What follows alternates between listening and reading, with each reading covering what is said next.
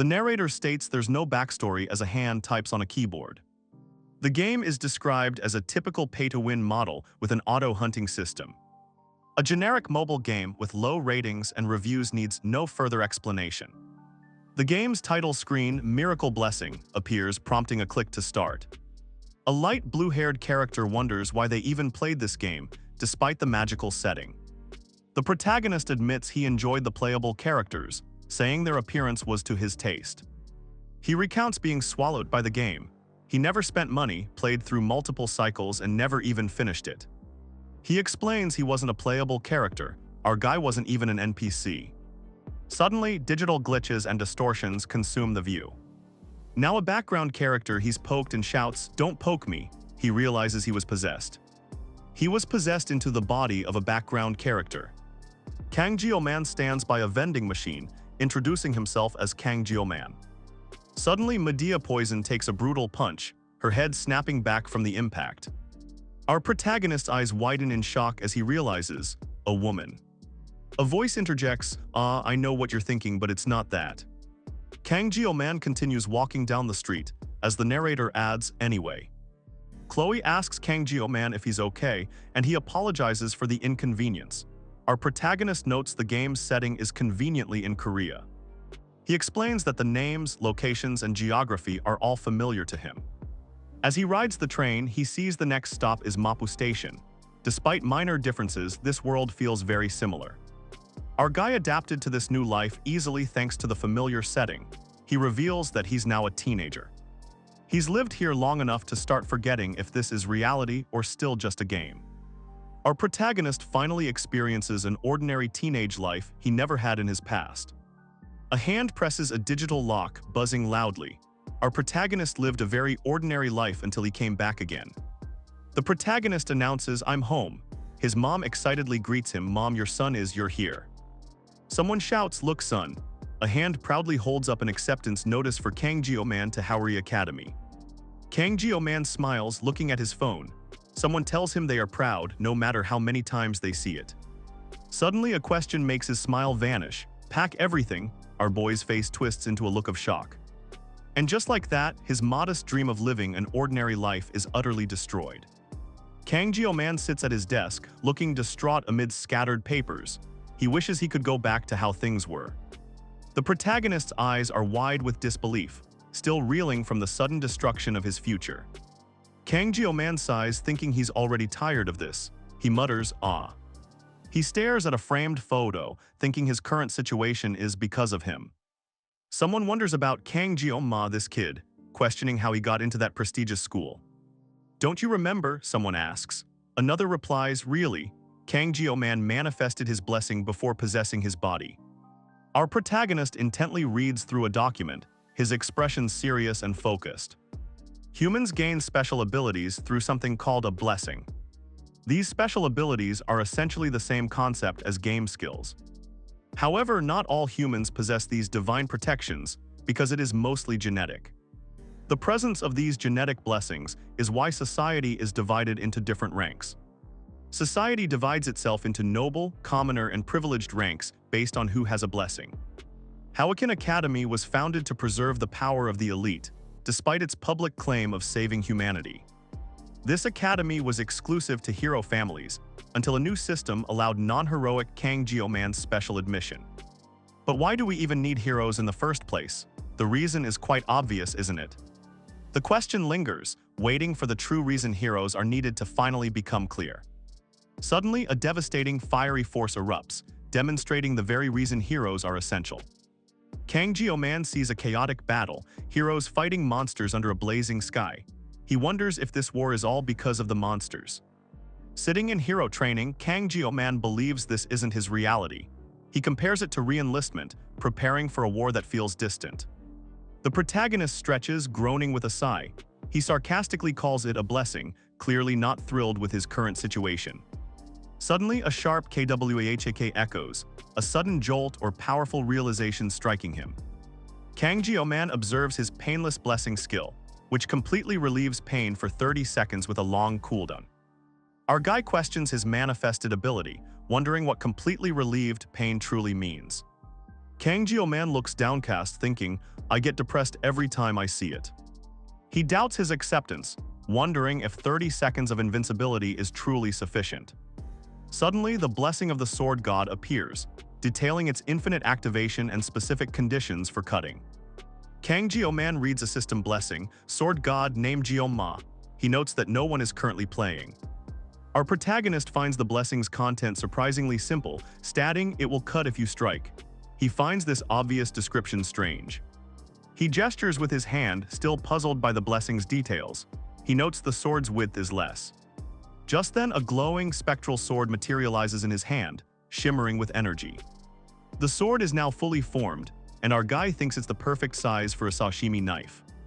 Our protagonist suddenly exclaims, so there's a fencing game here too. Our protagonist, Kang Jio-man, screams in frustration. He has nothing to protect himself, and life doesn't always go his way. Kang Jio-man finally finishes packing, letting out a tired phew as he slumps in his chair, utterly exhausted. Suddenly, Kang Jio-man's eyes widen as he remembers he completely forgot to pack his equipment.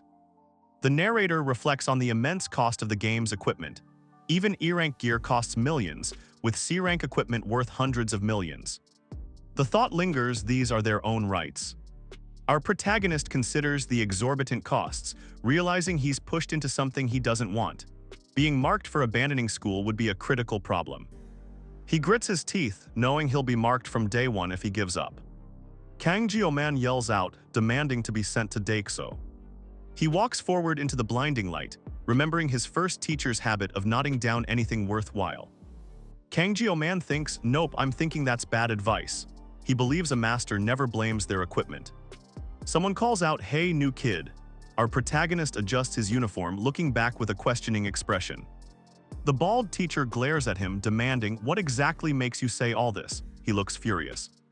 Kang Jio-man looks at a pile of envelopes, surprised by their presence. He questions this. On enrollment day, teachers wear formal clothes. The bald teacher stands at the counter, overseeing students like Kang Jio-man and Chloe. The bald teacher thinks about the annual pranks from upper-class children. He decides he needs to establish his authority from the very beginning. Suddenly, the bald teacher slams his fist down on the counter with a loud crack, sending a shockwave through the air. Kang Jio-man looks determined, stating he already has all the equipment he needs for class. The bald teacher stands firm, insisting that this specific equipment is his. The bald teacher's face contorts in anger, roaring student. Our protagonist addresses the instructor. The story notes that tuition alone is a massive burden for an ordinary family. Kang Jio-man's eye sharpens with a steely gaze, his resolve hardening. The narration continues, highlighting how the academy's tuition is a huge burden for students not from the upper class. The simple fabric of his uniform is shown, emphasizing his modest background. The bald teacher's face tightens in frustration, thinking, to think that someone affiliated with an institution meant to be. He continues speaking, his mouth open as he prepares to deliver a crucial point. Kang Jio-man's intense gaze carries a powerful blue glow. The bald teacher's eyes reflect two fierce red blades. The spectral blades seem to pierce the teacher's very vision, his eyes widening in shock and realization. He concludes his thought, realizing, a pubescent teen is certainly not someone to be taken lightly. Kang Jio-man looks on as a student shows unyielding spirit. Someone watching shouts, G-goat. The bald teacher exhales sharply, his face etched with astonishment at the display. The instructor accepts the special admission students, telling them to proceed. Our protagonist, Kang Jio-man, thanks him. Other students complain about Kang Jio-man, calling him a special admission student. They wonder how someone like him got into the academy. The bald teacher yells that students like our protagonist are a disgrace. Kang Jio-man reacts, surprised by the outburst. The bald teacher turns and walks away as other students confirm, yes, SIR. Kang Jio-man ponders what this means for their academy. Kang Jio-man lets out a heavy sigh. He thinks to himself, I need a break. A grand academy building stands, ready for new students. Kang Jio-man sits on a bench, feeling the weight of his situation. He thinks, experiencing it firsthand feels awful. Our protagonist grits his teeth, clearly troubled by his thoughts. He clenches his jaw, a determined look in his eyes. He declares, but I've come this far. The sprawling, futuristic hero training school campus dominates the landscape. The story begins at the prestigious Jokwin Academy. Our protagonist gazes at the imposing academy, reflecting on his journey here. He recalls the difficulty of getting into such a grand school from his small city. Kang Jio-man sits on a bench, deep in thought. He notes the fact that he studies at a school attended primarily by upper-class people. Suddenly, a notification appears, announcing a new student test soon and requiring assembly at the training hall by 3 p.m. Our guy looks up, absorbing the urgent information about the upcoming test. Our protagonist reaches into his bag, pulling out a hidden knife. He quickly retrieves the blade. Kang Jio-man now holds the knife firmly, his gaze sharp and determined. He seems ready for whatever comes next. He reflects that he hasn't used a knife once since he arrived here. There was truly nothing else he could do. Kang Jio-man recalls his teacher's lesson, never let go of your sword. He lived by this rule for 20 years. Kang Jio-man takes out a dagger and starts rubbing it, wanting to get a closer look. He flicks the blade, testing its quality, and a small smirk appears on his face. Our protagonist continues to flick the dagger, listening intently to the clear ping sound. Kang Jio-man declares the weapon not bad actually, and decides he might try using it. Suddenly, the dagger glows with intense blue energy and lightning, as the system confirms the equipment meets the conditions. The system declares the sword god blessing will be activated. Intense energy crackles, but a warning flashes. The user's physical body level is too low. Kang Jio-man holds a glowing blade, a red warning symbol flaring above him. He grits his teeth, struggling with the system's limitations. The system flashes another critical warning. The level of the equipment is too low. Strange energy glitches around the area. Suddenly, the system announces it's using suppression to synchronize the equipment with user. Kang Jio-man endures the intense process. Someone gasps as an ability begins to activate automatically. The system confirms Level 1, activation complete. A voice echoes, "May the blessings of the gods be with you." Our protagonist's eyes snap open, filled with an intense new energy. Kang Jio-man screams, a raw sound of pure agony. He cries out again as the pain overwhelms him. Grunts escape his lips as he struggles. He gasps, the pressure mounting. At this rate I might die, he thinks, surrounded by chaotic energy. The protagonist faces a critical moment. A sudden, sharp red energy tears through the air, striking with immense force. A massive energy blast erupts with a booming sound. Blue lightning crackles around the expanding explosion. Just then, a blinding golden flash bursts forth, signifying another powerful impact shaking the surroundings. Dark, spiky energy erupts around Kang Jio-man, forming an ominous structure. Our guy stands amidst the red power, seemingly surprised and confused. Kang Jio-man reacts with alarm, his eyes wide. He mutters, "Shit." A hand grasps a sword hilt. Energy surges around it as he thinks, this is what the hell.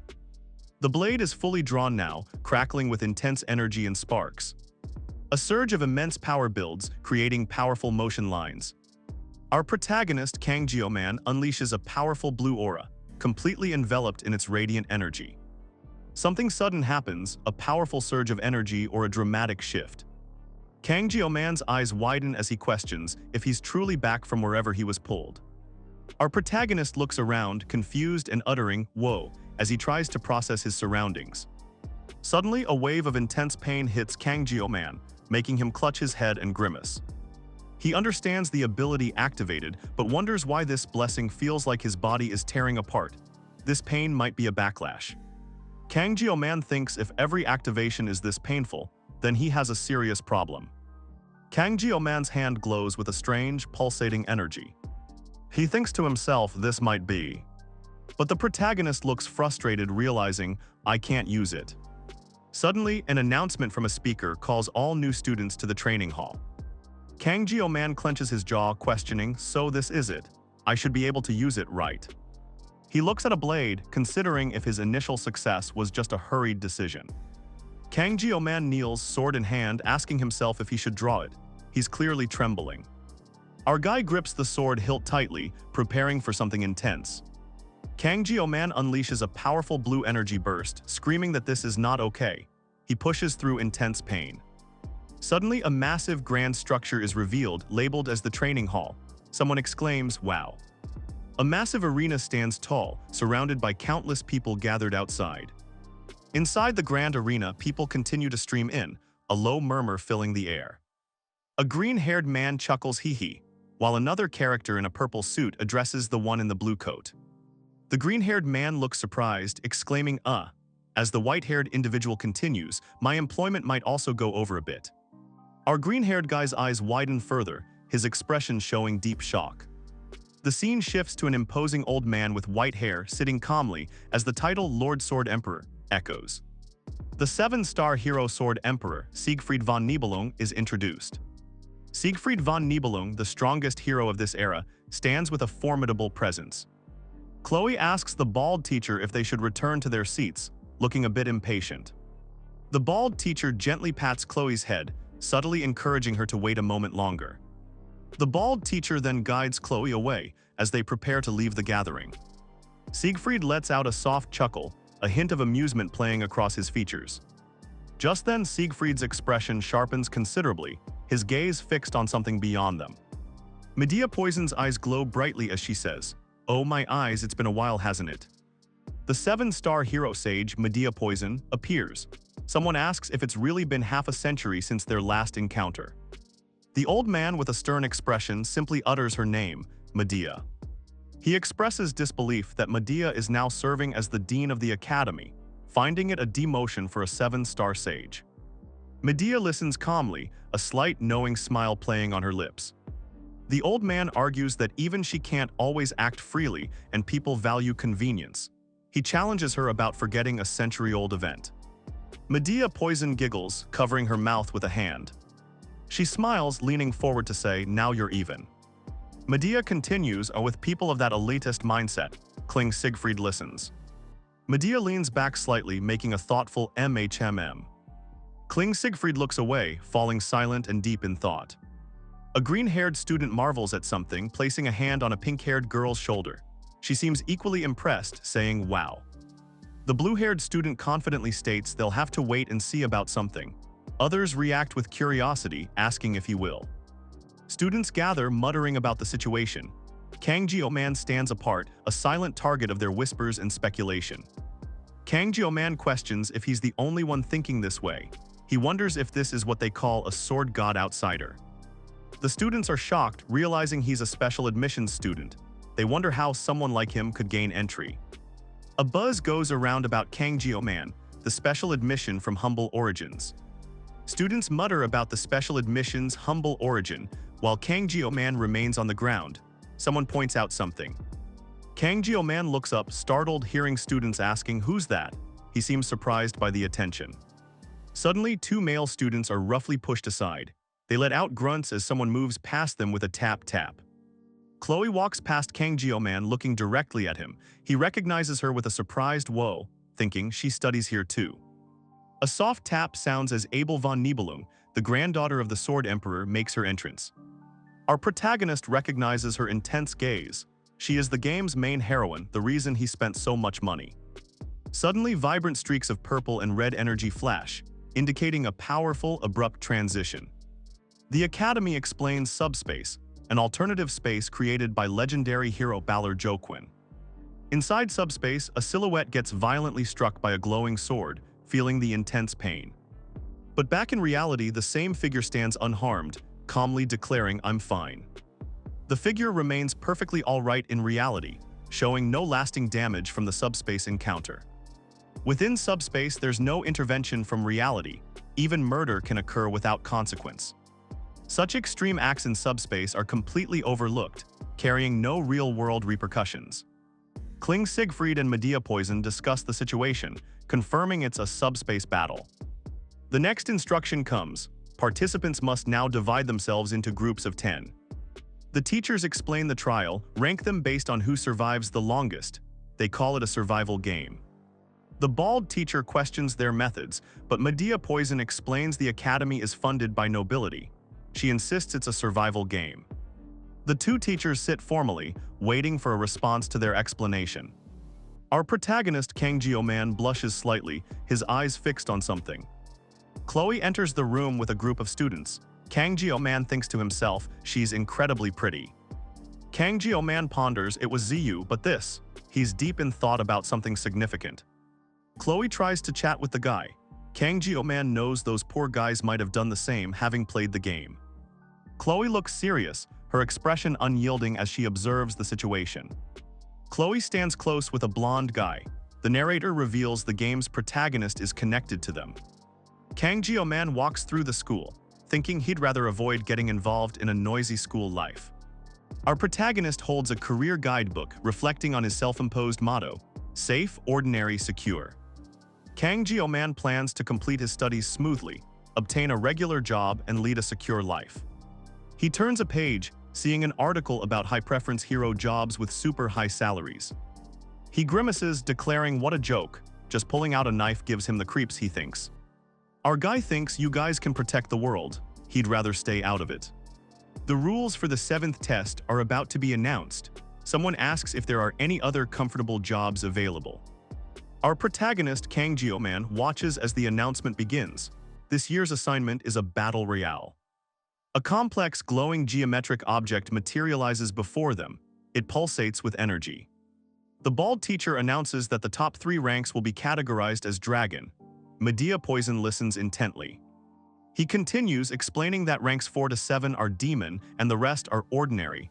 Abel and other students appear focused. The teacher then adds that these categories will be assigned randomly to the candidates. Leon and other students react. Kang Ji-man realizes this is just like a game. His goal is to finish quickly without drawing attention as an ordinary. A voice announces, activating the spatial occurrence device. The exam starts now. Blue energy surges around a group of students. The voice continues, blessing of the hero be with you. Our protagonist Kang Ji-man stands firm as purple energy crackles around him. Students fall to the ground, exhausted, as an announcement states the 24th group's review is complete. Rachel takes first place. The announcement continues, declaring Saki Ryojo in first place and Sarada in second. They're coming to Jeolgung. Medea Poison declares the results were predetermined. The bald teacher then notes an incredibly fast time of 7 minutes and 14 seconds on his screen. A data screen shows Abel von Nibelung, a high-level C-class weapon. The data states Abel demands a fair review for the claymore. The screen updates, showing a height of 172 cm and weight of 61 kg. It concludes that these young people are already impressive. The green-haired man points at a holographic display discussing performance. He notes it's not as good as Saig's record. The Swordmaster listens intently, his expression serious as he takes it all in. The Swordmaster stands over Medea, who remains seated and looks up at him. Medea looks up at the Swordmaster, asking about her legacy. Medea smiles faintly, telling the Swordmaster, "Yeah, see you in the afterlife, old man." Suddenly, the scene darkens dramatically, as if something powerful is about to unfold. Then blood splatters violently across the dark void, marking a grim end. Kling Siegfried looks down at the sprawling city below him. Chloe's expression turns serious, her eyes focused intently. A crowd gathers near the president's building, some looking up in anticipation. Kling Siegfried declares that's ridiculous, as Chloe glares, clearly frustrated. Many figures move across the open ground, dispersing quickly. The crowd continues to scatter, some running in panic. Kling Siegfried realizes there's no place near the president where I can feel the previous feeling. This is. A loud JT rings out as Kling Siegfried and Chloe observe the dramatic scene. Medea and the bald teacher react with wide eyes to the unfolding power. A powerful blue energy blade slices through the air as red, claw-like energy rips through the sky. The bald teacher watches intently as Medea Poison gasps in utter shock at the display. Suddenly, a dark, spiky energy form bursts outward, radiating with intense blue power. Strange particles drift down from the sky, landing near 2 massive structures. The bald teacher, Medea Poison, and another man observe the situation with grave expressions. Blue energy shards explode as a fierce battle rages, leaving a trail of destruction. People wonder if others fell from an alternative dimension space as a white explosion erupts. Suddenly, a blinding blue light bursts forth from the center, radiating intense energy waves. Our protagonist, Kang Ji-man, opens his eye, a sharp and intense look on his face. The night sky stretches above, showing faint streaks of distant light across its expanse. A powerful energy blade slams into the ground, causing a massive impact. Red energy erupts as a shadowy figure is hit. Swordmaster Kling Siegfried looks on in shock. Chloe shouts medical team and urgently commands check the vital signs. The glowing blade descends rapidly towards a fallen, shadowy figure. Someone yells, hurry up. The bright, glowing blade continues its powerful descent, radiating immense energy as it gets closer. The narrator declares the outcome was already decided, setting a grim tone for what's to come. Kang Jio-man screams in fury, his face contorted as he yells, that bastard. But unfortunately, our protagonist takes a hard hit and grunts, it's all by sheer bad luck. The impact sends him flying, a massive explosion of energy erupting around our boy as he takes a brutal blow. The scene shifts abruptly, signaling a sudden, intense turn of events. Our protagonist observes the chaos, realizing he's caught in a death match as bodies litter the ground. Mao Jun callously declares an opponent so weak, while Shun Mao urges him to do it again, relishing the brutality. Shun Mao's chilling expression suggests more violence is yet to come. The victim lets out a pained enduring the relentless assault. The narrator explains that despite their talent, the twins' brutal violence and duality are almost boundless. Kang Jio-man clenches his jaw, a furious expression on his face. He thinks, these bastards. An enemy stands over a defeated foe looking down. He wonders they didn't even notice. Chloe kneels beside the fallen bald teacher, checking on him anxiously. Are you dead? She asks. The bald teacher remains motionless on the ground, clearly defeated. Chloe looks on, her face filled with worry. Kang Jio-man watches the unfolding chaos intently, his expression grim and focused on the situation. An enemy delivers a brutal punch, striking the bald teacher's face. The teacher thinks, it hurts. Kang Jio-man's eyes widen in shock, his face contorting with sudden fury. He gasps, Kang Jio-man stands over a defeated enemy, finding the easy fight rather annoying. A guy points out that Kang Jio-man caught 4 enemies, to which our protagonist simply replies, sorry. Meanwhile, Chloe stands ready for battle, a determined look on her face as strange energy crackles around her. Kang Jio-man walks away, leaving the scene behind him. Kang Jio-man looks back, thinking he has been quietly observing from the corner. He observes that the others are panicking and lack the will to fight. Figures are scattered across the desolate terrain, some collapsing as the ground breaks apart. The bald teacher stares in shock, exclaiming, look at this. Medea looks on worriedly as the teacher yells that it's driving me crazy. The teacher glares intensely, stating, you're my young sibling. He breaks into a wide, maniacal grin as red energy bursts around him. Someone shouts, hey you fucking bastards. As 2 figures fight in a ruined area, one person is already down. Kang Jio-man screams, space, why are you this far, RUPSYCHOPATHS? He looks furious. The bald teacher stands with Kling Siegfried, who wears a smirk. The teacher seems to be explaining something. A close-up shows Kang Jio-man's uniform. Someone wonders, a special student, as they observe him. The bald teacher and Kling Siegfried both burst into laughter, clearly amused by the situation. Kang Jio-man's ally moves with incredible speed, a hand reaching out for a decisive strike. The ally declares head off as they deliver a powerful slicing attack towards the enemy. The strike connects with brutal force, sending a violent spray of blood across the dark space. The ally stands over the defeated foe, remembering the insult. Our protagonist hears someone confirm, got it. Kang Jio-man clenches his fists, thinking, damn it, what should I do now? He dismisses using a blessing, knowing it won't help him. A sharp, tearing sound echoes as Kang Jio-man's gaze intensely focuses on something unseen. Kang Jio-man stands over a fallen enemy, a wet thud marking the end of the fight. This is sashimi. But Kang Jio-man realizes wielding a blade could turn the sword god's blessing into a curse. His life won't be safe or ordinary. Kang Jio-man stares, his mouth agape, exclaiming what, as a sudden event catches him off guard.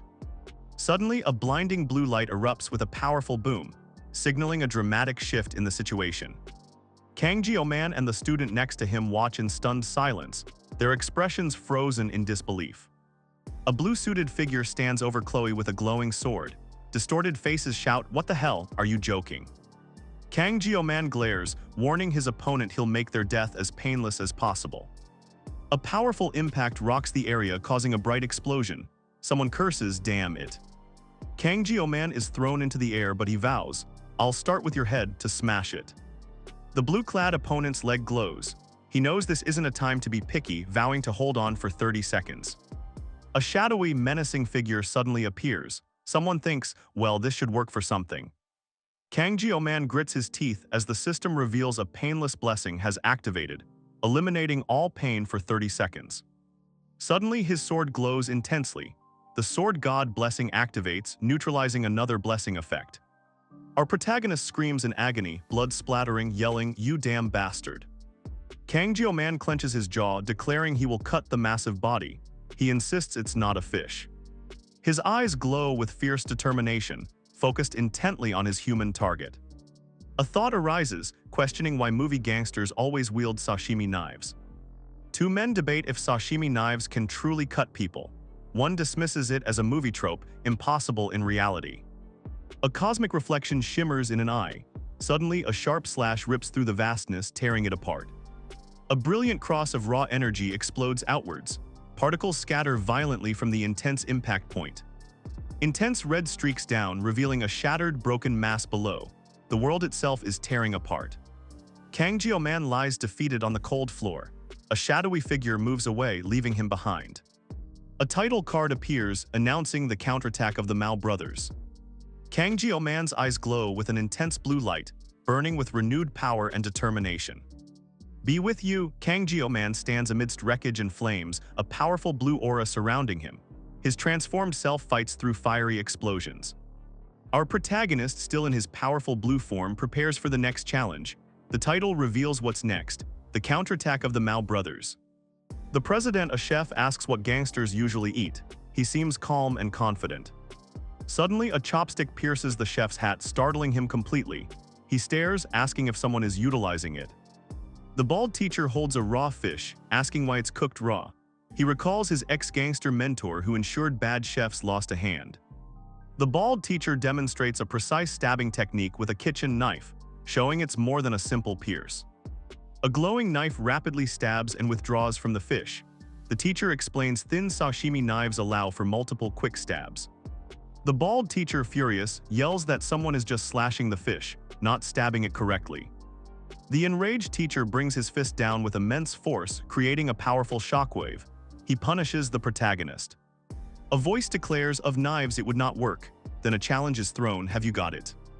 Kang Jio-man is pulled down by a powerful, swirling blue energy. A massive red claw-like structure descends with him. Our guy Kang Jio-man struggles against the force, his face contorted in a desperate gasp. The bald teacher watches the chaos unfold, his face etched with a grim, focused determination. Medea Poison, the blue-haired teacher, stares with wide eyes, a look of profound shock on her face. Kling Siegfried, the swordmaster, stands ready for battle. He grips his katana as a powerful energy crackles around him. A powerful purple energy slashes through the air. Someone screams in agony. A man yells, "Damn it!" And Chow, as he recoils, clutching his arm in pain, he shouts, "Nishable." The man's eye widens in horror. He screams, "My arm, my arm." Blood splatters as the man cries out, "It hurts." He stumbles and Kang Jio-man steps closer. The injured man looks up in terror, blood staining his clothes. He screams, "Don't get closer." A struggling figure lashes out, yelling, "Don't get closer." They seem desperate to push back an unseen threat. The figure falls to the ground, eyes glowing red. They desperately cry out, someone help me." A well-dressed man stares in shock, beads of sweat on his face. He finally calls out, "Brother, assist me." The man's eyes glow red as he screams in fury. He curses, "That bastard, the jerk." Kang Jio-man screams, "Hurry up!" A pained ack escaping his lips, he looks desperate. Our guy dodges a powerful blue energy blast that slams into the ground with a GF sound. The swordmaster Kling Siegfried stands shocked, exclaiming with a surprised, red energy crackles around him. Kang Jio-man's eyes widen in terror, sweat beading on his face. He looks utterly horrified by what he sees. Suddenly, blood splatters across a face. Someone screams in agony, clearly struck by a brutal attack. The man lets out a desperate, guttural scream, yelling "Shun, Shun," as the danger closes in. Kang Jio-man moves with incredible speed, his glowing blade cutting through the air as he takes action. Chloe reacts with wide eyes, clearly stunned by what just happened. Kang Jio-man clenches his jaw, sweat dripping as he thinks about the knife. Our protagonist stands over the fallen Shun, knife in hand. He wonders if Shun is truly gone and who the enemy actually is. The bald teacher breathes heavily, trembling. He questions if this unsettling event was merely a coincidence. Our guy grips the knife, certain of his next move. He knows he must be careful, believing Shun's loss was his own irresponsibility. A hand reaches out and then, a strange, powerful energy begins to flow. Our protagonist activates a powerful weapon, his augmented arm glowing with intense energy. This power grants two blessings, one for defense amplification and another for increased agility. A spiritual blessing also increases his fist power, making his strikes even more devastating. Our guy clenches his glowing red fist, as all three benefits manifest simultaneously. His hands radiate with intense red and blue energy, signifying his full power is ready for battle. A powerful strike impacts the barrier, causing it to crack. The attacker questions if these are hand barriers. Kling Siegfried blocks with his unique weapon. He boasts that even an S-rank weapon cannot pierce his defense. Kang Jio-man observes a critical countdown, the numbers quickly flashing down to 0. Kling Siegfried unleashes more power, questioning why his opponent stood around idly before. Someone taunts Kang Jio-man, asking if he's mumbling his will or something. Our protagonist stands ready, surrounded by crackling blue energy. The unseen foe suddenly declares, "I'll just smash your head." The enemy charges with a terrifying, glowing grin. Kang Jio-man's eye widens as he processes the horrifying scene before him. He can only think, what on earth, as the shock sets in. Bodies litter the ground, impaled by glowing blue blades and drenched in blood. A defeated face covered in blood stares lifelessly from the carnage. Our guy Kang Jio-man stands with a glowing short sword, ready for whatever comes next. A crimson blur flashes across the scene, hinting at a brutal impact. Kang Jio-man's intense blue eyes glow as a single drop of blood falls. He counts 1. A bloodshot eye strains open, veins prominent, a voice whispers, "Black." Our protagonist's face contorts with effort. The critical countdown reaches 0. A sudden system message appears. The effect of the blessing of immunity has ended. Jagged red energy erupts around Kang Jio-man and his opponent as the battle continues. The ground is stained with blood, broken items scattered around a fallen figure. Suddenly a sharp eye snaps open, filled with intensity. A soft, gentle voice murmurs, softly tilde from somewhere nearby. Our protagonist Kang Jio-man slowly looks up, a silent thought on his mind. Kang Jio-man wakes up, realizing he might be in a hospital. He wonders if this is where he ended up. Our protagonist sits up, looking confused as he takes in his surroundings and says, The bald teacher reacts, startled and adjusting his glasses at the sudden movement. The bald teacher quickly calls someone, announcing that the student, Kang Jio-man, has opened his eyes. Suddenly the door swings open as someone steps inside, their arrival announced by footsteps. Kang Jio-man stares intently, a serious expression on his face as he looks towards the figure entering the room. Kang Jio-man stares at the two powerful individuals before him. These were two of the 7-star heroes. The white-haired man, Kling Siegfried, is known as the strongest of humanity, the Swordmaster. The green-haired woman, Medea Poison, waves cheerfully, asking if he needs help. She is the academy director. Our protagonist, Kang Jio-man, looks stunned, wondering why these powerful individuals are even here. The bald teacher greets someone as Chloe introduces, the Jio-ma. The bald teacher cuts to the chase, declaring, "You are Jio-ma," his gaze intense. Kang Jio-man sits in a hospital bed as the bald teacher stands beside him, Chloe watching nearby. A brutal, bloody attack flashes in his mind, a sword piercing. He feels the sensation knowing it was him. Our protagonist's eyes burn with an intense, determined glare. Kang Jio-man ponders, his expression thoughtful. Our protagonist's gaze sharpens, a serious look on his face. Kling Siegfried looks up at the massive, glowing monster, its powerful aura crackling. He thinks there's nothing good to be gained from being targeted by that monster here. Kang Jio-man sits, his expression calm, listening intently to the Swordmaster. Kling Siegfried's eyes narrow, his face etched with a grim, serious concern. The bald teacher looks on with a focused expression. Medea Poison complains to Kang Jio-man, saying, You too." She continues even when he speaks like that, referring to someone. Medea explains that Kling Siegfried cleaned Kang Jio-man's clogged meridians while he was unconscious. Medea leans in, urging him, "At least look at me for my." Our guy pulls away from Medea, flustered as the bald teacher chuckles, "Don't be acting all." Chloe stares at Kang Jio-man's physique and exclaims, "Oh, look at those shoulders." She seems quite taken aback. Chloe explains to Kang Jio-man that he was unconscious. She adds, "We reviewed the video of what transpired with staff." Elsewhere, the bald teacher and Medea Poison sit in a meeting, reviewing documents with other staff members. Medea passionately recounts the event, saying, "To defend an unconscious female student, truly," she praises his actions. The bald teacher clears his throat, interrupting Medea's speech. He quietly says, "Ahem, Medea," trying to temper her enthusiasm. Our protagonist, Kang Jio-man, throws his hands up in frustration. He yells, all right, old man." Chloe stands over Kang Jio-man, advising him to keep his dignity.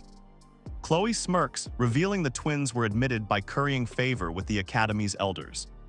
She leans in close to our protagonist. He acknowledges her words, saying, "I see." Kang Jio-man looks ahead, stating, "That's a relief. We won't have to share school life together." Our guy looks up in surprise as someone announces, "We are here to see Chloe." Chloe stands by Jio-man's hospital bed, informing him he's the top student. She congratulates our boy on his achievement. Jio-man looks utterly bewildered, questioning what and huh as the news sinks in. Our protagonist screams huh in disbelief. A thought then flashes, peaceful and safe. The Grand Academy building stands, an impressive structure. Chloe lets out a sigh, gazing out from a large window.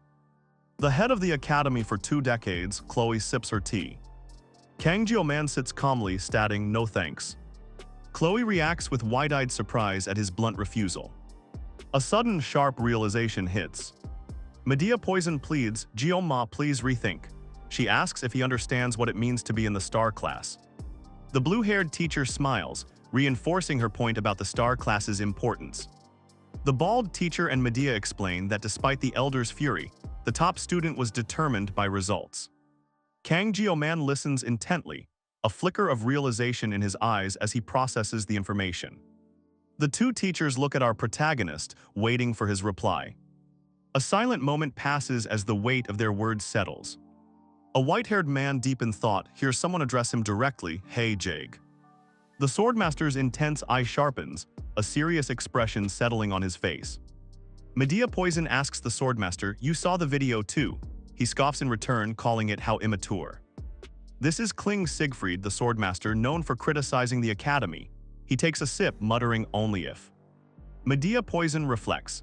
If his skills, physical abilities, or experience were better, his situation would be comprehensible. Kang Jio-man moves with incredible speed in the Crimson Void. The narration describes him as a male still in his teens.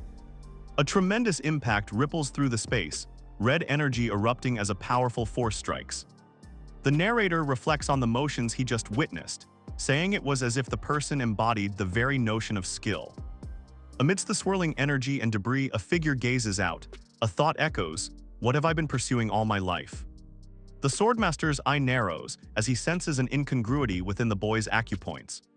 Our protagonist, Kang Jio-man, lies collapsed on the ground as Chloe and the teacher look on. The narration explains that his feeble body has not yet received any physical training. The swordmaster ponders, realizing something that shouldn't be stored is within the boy's body. A steaming cup of coffee sits on a saucer, marking a brief pause in the observation. The swordmaster feels a strong rivalry, especially towards a boy the same age as his granddaughter. Kling Siegfried maintains his intense, focused stare, a competitive glint burning in his eyes. Medea Poison relaxes on the couch, asking the swordmaster what he's thinking about. The swordmaster looks back at Medea, his expression unreadable as he simply says, Medea Poison leans back, posing coyly as she asks, "What do people call ladies like me?" A hand reaches out, a blur of motion, towards a teacup on the table. Medea Poison stares intently, a silent realization dawning on her. The blue-haired teacher's eyes narrow, another figure mutters in clear annoyance. Medea's face twists with raw fury, her anger radiating intensely. A cup of dark liquid violently shakes, spilling over, a frustrated PFF sound echoes. Kang Jio-man descends a flight of stairs, moving through the academy halls. He pauses as he walks past a door marked Wolf Class. Kang Jio-man clenches his jaw, thinking it was a final compromise. He speaks to the headmaster, stating, "I would desire to be Tiger Class." Someone retorts the top student can't be a tiger. They ask why a tiger can't value compromise. Medea Poison watches the discussion, a subtle smirk playing on her lips. Medea appears startled, reacting with visible surprise to the ongoing talk. The protagonist's plan was to complete basic combat training, gain battle sense, and then move to higher-level training.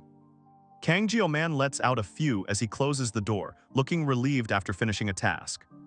Our protagonist reacts with wide eyes, surprised by something, but notes it's still within the predicted range. Kang Jio-man looks down from a high vantage point at a large classroom, where many students are slumped over asleep. The bald teacher shushes the class, trying to maintain order, while Chloe looks on with a bored expression. Our protagonist's uniform proudly displays his name tag, identifying him as Kang Jio-man from Class B5. The bald teacher laughs out loud, finding something amusing as another student looks at him with a serious expression. The bald teacher and the blue-haired teacher Medea Poison react to something on a screen with Medea exclaiming, "That is insane." Kang Jio-man sits alone, ignored by the other students who are laughing amongst themselves. He wonders if they're ignoring him, nodding their sneers even as they turn away. Our protagonist remains isolated at his desk, observing the scene unfold around him.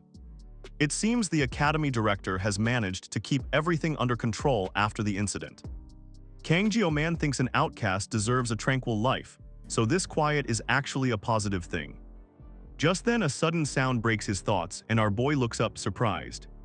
Chloe approaches Kang Jio-man's desk holding a plate and nervously says, "Excuse me regarding what occurred, thank you." Kang Jio-man stares, completely confused.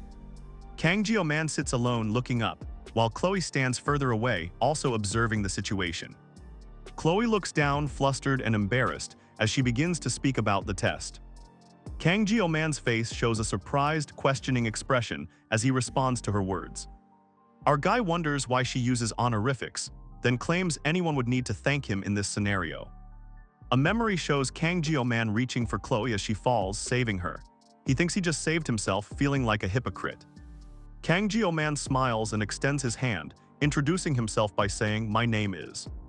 Chloe greets Kang Jio-man, saying it's nice to meet him and she didn't expect them to be in the same class. Kang Jio-man thinks about the difficulty of introducing new characters at this point in the story, feeling surprised. Our protagonist asks Chloe to keep the incident from the exam a secret. Chloe's expression shifts, a look of surprise crossing her face at his request. Kang Jio-man hesitates, asking if he can make a request. The bald teacher tells them to take their seats. Chloe and our protagonist sit down. Chloe tells Kang Jio-man they will talk later. He quietly agrees. A notebook with a strange red symbol sits on the desk in front of them. The bald teacher, Lee Won-bin, introduces himself as the Wolf class instructor. He tells them to embrace their pride. A text box clarifies that Lee Won-bin is the instructor of the Wolf class. Lee Won-bin's expression hardens as he prepares to explain the next exercise. The bald teacher gestures, presenting the training program. He declares it is simple. The teacher lists the tasks: 100 push-ups, 100 sit-ups, and 100 squats. Then they must go 10 laps around the training area. Kang Jio-man stares, wondering internally, is this exercise designed to make us bald? Kang Jio-man stands from his seat and responds to the teacher, "Yes, sir." Our protagonist forces a smile, thinking, "I am not feeling good about the intense workout." He resolves to himself, "I need to find a means to avoid this tedious training." Someone considers something, letting out a thoughtful Chloe grins at the teacher, promising to make him break a sweat. He asks about getting actual instruction on the first day. Kang Jio-man's hands clench, a dark aura flaring around him. He curses the wretched old woman in his thoughts. The bald teacher praises Kang Jio-man, calling him direct and outstanding. Our guy stands confidently, hearing the compliment. Kang Jio-man gasps for air, clearly struggling. He pushes himself, panting hard.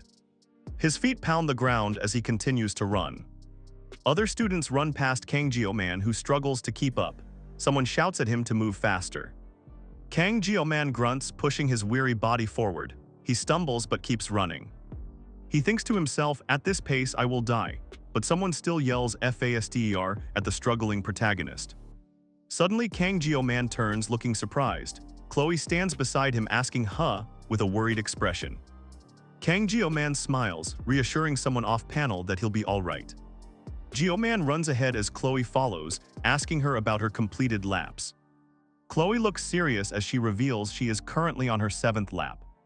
Our protagonist's eyes widen in surprise, questioning if she's already on her 9th lap. Chloe grins and gives a thumbs up, cheering him on and saying, "You've got this." The red-haired person dashes away. Kang Jio-man stands there silent, watching them go. Kang Jio-man gasps, "Damn," huff as he runs, clearly struggling through some kind of test. The story teases the next chapter, revealing a mysterious individual has entered the dormitory. School life has gotten incredibly twisted for our protagonist. The academy building stands under a bright sky as a strange creaking sound echoes. Inside a room, bottles lie scattered on the floor while the unsettling creaking continues. Empty bottles are strewn about, and the persistent creaking sound still fills the air. A hand reaches out, knocking something over with a loud, shattering crash. Kang Jio-man lies in bed groaning, "Fuck, I am famished." The creaking sound continues. 1 week into the academy, Kang Jio-man realizes he's already facing unexpected problems. The grand hall is set for a meal, students gathering under a massive chandelier. Students fill the elegant dining hall, walking towards the front where food is served. Kang Jio-man and his friends arrive, our protagonist declaring, "I'm crazy hungry."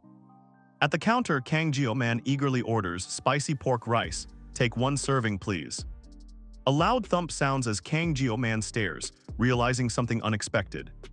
He notices a ticket machine, realizing with surprise, there is a ticket machine. Our protagonist stares, shocked at the sudden realization that the meal isn't free. Kang Jio-man looks up, a surprised "huh" escaping his lips. He seems taken aback by something. The menu displays various items like spicy pork rice and kimchi stew, all priced at a shocking 50,000. Our guy stands before a massive menu board, which features items like beef brisket doenjang stew for 55,000. He continues to scan the extensive menu, the exorbitant prices for both Korean and fusion dishes clearly visible. Kang Jio-man clutches his head, exclaiming, 50,000 won, seriously, the prices are clearly too much for him. Suddenly, a small luminous orb floats gently in the air, catching his attention. Our protagonist looks up, mouth agape, as the glowing orb descends towards him. Kang Jio-man jolts awake in bed, screaming in frustration. Our guy sits up, famished, complaining that 50,000 won for spicy pork rice is daylight robbery.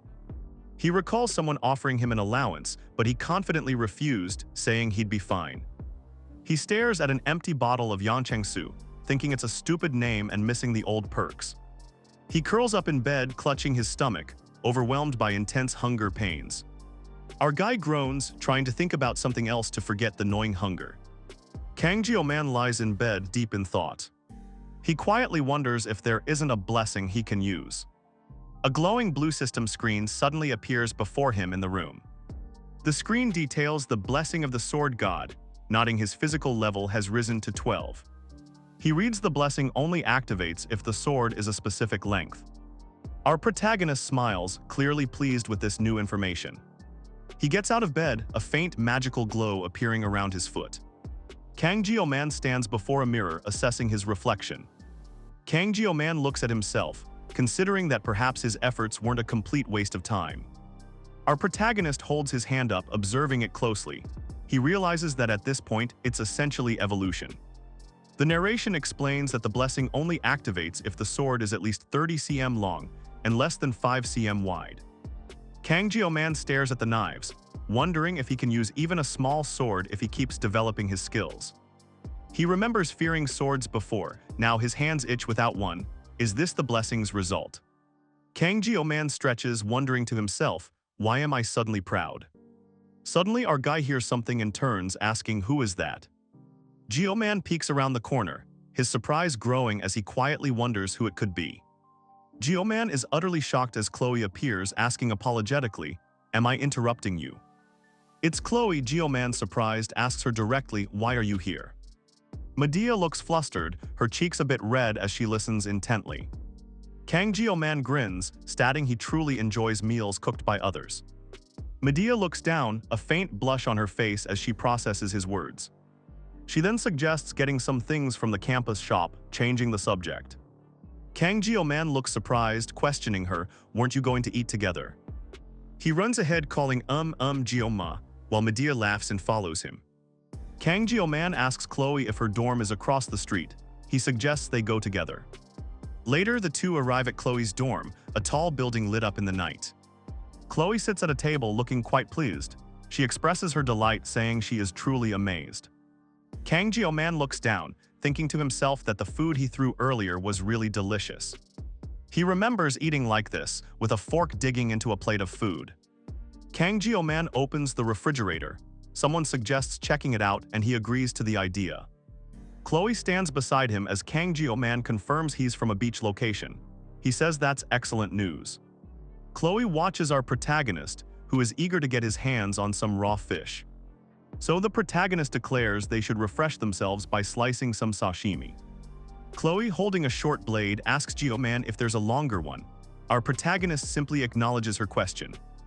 Jio-man looks intently, an exclamation escaping his lips as he considers her request. Chloe then presents a much longer, glowing sword, asking if this one will suffice. She holds it with a confident smirk. Jio-man stammers, looking a bit flustered. He decides he will just use his own knife instead. Kang Jio-man declares he'll finish this in 30 seconds, deciding he must utilize a special power. Suddenly, a system message appears, confirming the blessing of painlessness is now activated. Our protagonist's eyes glow with an intense blue light as his power surges. Kling Siegfried, the swordmaster, admits he was once called the strongest swordsman and finds this conceivable. Kang Jio-man shouts, "Sword God's blessing activate," as he prepares his ultimate move. A blinding red energy slash rips through the air, demonstrating immense power. A sharp slicing sound echoes as something is expertly cut, indicating a precise and quick action. Kang Jio-man proudly displays a perfectly filleted sea bream, revealing he finished the intricate task in a mere 21 seconds. Chloe stares, clearly amazed. Our protagonist looks confident, a smirk playing on his lips as he silently affirms, "I guess I've still got it." Chloe, wide-eyed and smiling, asks how he's so skillful, then mentions she formerly worked part-time herself. Sitting at the kitchen table, Kang Jio-man looks at Chloe with a serious expression, asking, "Seriously, you don't understand what my former job is?" Kang Jio-man offers a small, knowing smile. He thinks to himself, "I guess it's just a difference in social position." Chloe sits across from him, looking surprised, as Kang Jio-man watches her. Chloe beams brightly, exclaiming that he cooked for her. She declares, "So I'll wash the dishes," and heads off with a towel. Later, our protagonist lies back, gazing contentedly at the moonlit sky. He feels so relaxed he couldn't help but hum. Kang Jio-man looks wide-eyed and a bit scared, admitting, "That scared me." Chloe stutters, sorry. She mentions doing chores like this was normal when she was his age. Our protagonist spots a book on the table, and a small sound suggests he's just disturbed it. He looks closer at the open book, filled with handwritten notes and small, delicate butterfly drawings. Kang Jio-man looks stunned, his eyes wide as he takes in the contents of the book. He questions aloud, "A diary," realizing what he's stumbled upon. Kang Jio-man opens a notebook, filled with neat, rounded handwriting and cute stickers. He reads the entry, realizing he should put the notebook back where it belongs. The protagonist considers Chloe, acknowledging she's just a typical girl her age. More of Chloe's diary entries fill the pages, revealing her inner thoughts. He reads another entry, discovering it's about him and her desire to talk to him. Our protagonist looks up, a small smile forming as he thinks, "She's so cute." He understands now, this is the reason Chloe couldn't bring herself to talk to him. A mischievous grin spreads across his face as our boy thinks he should perhaps seek for more. Kang Jio-man pores over a page covered in repeated "I love you" messages. He focuses on the last part, "low." Suddenly, a glitchy red pattern covers Kang Jio-man's face, his eyes glowing intensely. He looks deeply disturbed as "I love you" repeats around him. Meanwhile, Chloe stands alone in a simple room, appearing thoughtful. She seems to be observing something, processing recent events. Kang Jio-man stands, looking at someone and asking, "Have you read my diary?" He reacts with an "you." A desperate Kang Jio-man grips his sword, eyes wide. He vows, "I need to stay alive." The chapter concludes here. Heroes increase their standing by defeating demonic beasts and gaining global reputation. However, within their ranks, factions abuse the weak. When the law fails, hero families take the lead, preferring to work in the shadows. The family name is Auditor of Sicily. They are a family that maintains order and carries out assassinations, working in the shadows while striving for light. The Auditor family ensures its members undergo mental retraining. This retraining process begins before they reach adolescence. The stark environment highlights the severity of their training. A rough, unyielding surface fills the view. A young girl is bound tightly to a wooden post, enduring intense training. Their emotions are restrained as they undergo severe training. Her wide eyes reflect the intense pressure of the ordeal. A male trainee looks beaten and exhausted from the harsh treatment. An older trainer watches with a stern, unforgiving expression. The young girl now holds a sword, standing with her mentor ready for her path. The world burns with a bloody intensity, defining a legacy of assassination machines. A young Chloe, just 15, grips a blood-stained sword, her eyes reflecting the horrors she has endured. The bald teacher addresses the young girl, declaring her full name, Chloe Auditor di Sicilia. Chloe hears these words, a name she knew even before self-awareness, and she accepts them as her own. This name, these words, she had heard them long before becoming fully conscious of herself. Chloe looks exhausted, a single tear tracing a path down her cheek. Unrelenting training distorted her nature, pushing her to her limits as she swings her sword fiercely. This intense training casts a gloomy shade deep within her heart. By the time her identity had worn down, leaving only traces of emotion, Chloe reached the age for the academy. This is Jokwin Academy, where students are placed in classes according to their aptitude. Many gather for enrollment. The Auditor family, thriving in shadows, decreed their members be assigned to the lowest class. Chloe smiles, outwardly accepting her family's decision. This was a strict, binding agreement established between the powerful Auditor family and the academy. Chloe's expression turns serious, a heavy weight visible in her eyes as the bald teacher stands nearby. Even throughout her childhood, the family's influence was absolute. Young Chloe looks down, sadness apparent. The Auditor family ruthlessly eliminated every individual's liberty, controlling their members from a young age. Chloe accepted her inescapable fate as an assassin without protest, her gaze holding a quiet resolve. Ultimately, she believed nothing would ever alter her preordained path, or so she thought. Up until this point, her path was set, but then she encountered a boy who changed everything. A large man confronts the unseen aggressors, shouting, "Hey, thou bastards," while a small girl hides behind him. Kangji Man glares, screaming, "Are you picking a fight, bastards?" He fiercely warns them to keep your hands off of her. The scene shifts abruptly, signaling a crucial turning point with a single word, "but." Chloe looks troubled, wondering if there's yet another enemy. There was one more of them, she questions. Chloe quietly faced death and her predestined fate she had. A grinning enemy declares, "First, I'll kill you and come back." Chloe was trained to do it, had always acted in. She was trained to do it, she had always acted in such manner. Ultimately, nothing will alter. After all, it's fate, of course. Chloe's eyes are wide, a sudden intensity in her gaze. It feels like the sun breaking through ominous clouds. Our protagonist, Kang Man, swings his glowing sword. Red energy erupts as he fights in self-defense. The bald teacher looks furious, gritting his teeth. Chloe watches as the lad brandishes his sword in her honor. The girl recalls a children's fairy tale. It was a story she read aloud in secret, hidden under her pillow. Her hands gently turn the worn pages of the secret book. The girl's eyes sparkle with a hopeful, wide-eyed look. This is the tale of an imprisoned princess trapped within a castle. Suddenly, a prince appears, charging through destructive flames. Our boy the prince wields a powerful, glowing blue sword. This is the narrative where a figure always shows up to save the girl. Chloe's chest tingles and her cheeks become crimson. An unidentifiable, vague feeling surges through her. Chloe stands alone in the dark, pondering her emotions deeply. Suddenly, stark text appears, declaring this is the. The dark space holds a moment of quiet suspense. Chloe stands firm again, surrounded by swirling shadows. Finally, the glowing words "love" appears in the void. Kang Man forces a shaky smile, sweat beading on his face. He senses immense trouble is approaching. Suddenly, Chloe appears, engulfed in a terrifying red aura. Her eyes glow ominously, radiating pure fury. Our guy lets out a nervous "ahaha." trying desperately to play off the intense situation. Chloe stands across the room, fixating her intense gaze on Kang Jio-man. The silent tension is palpable.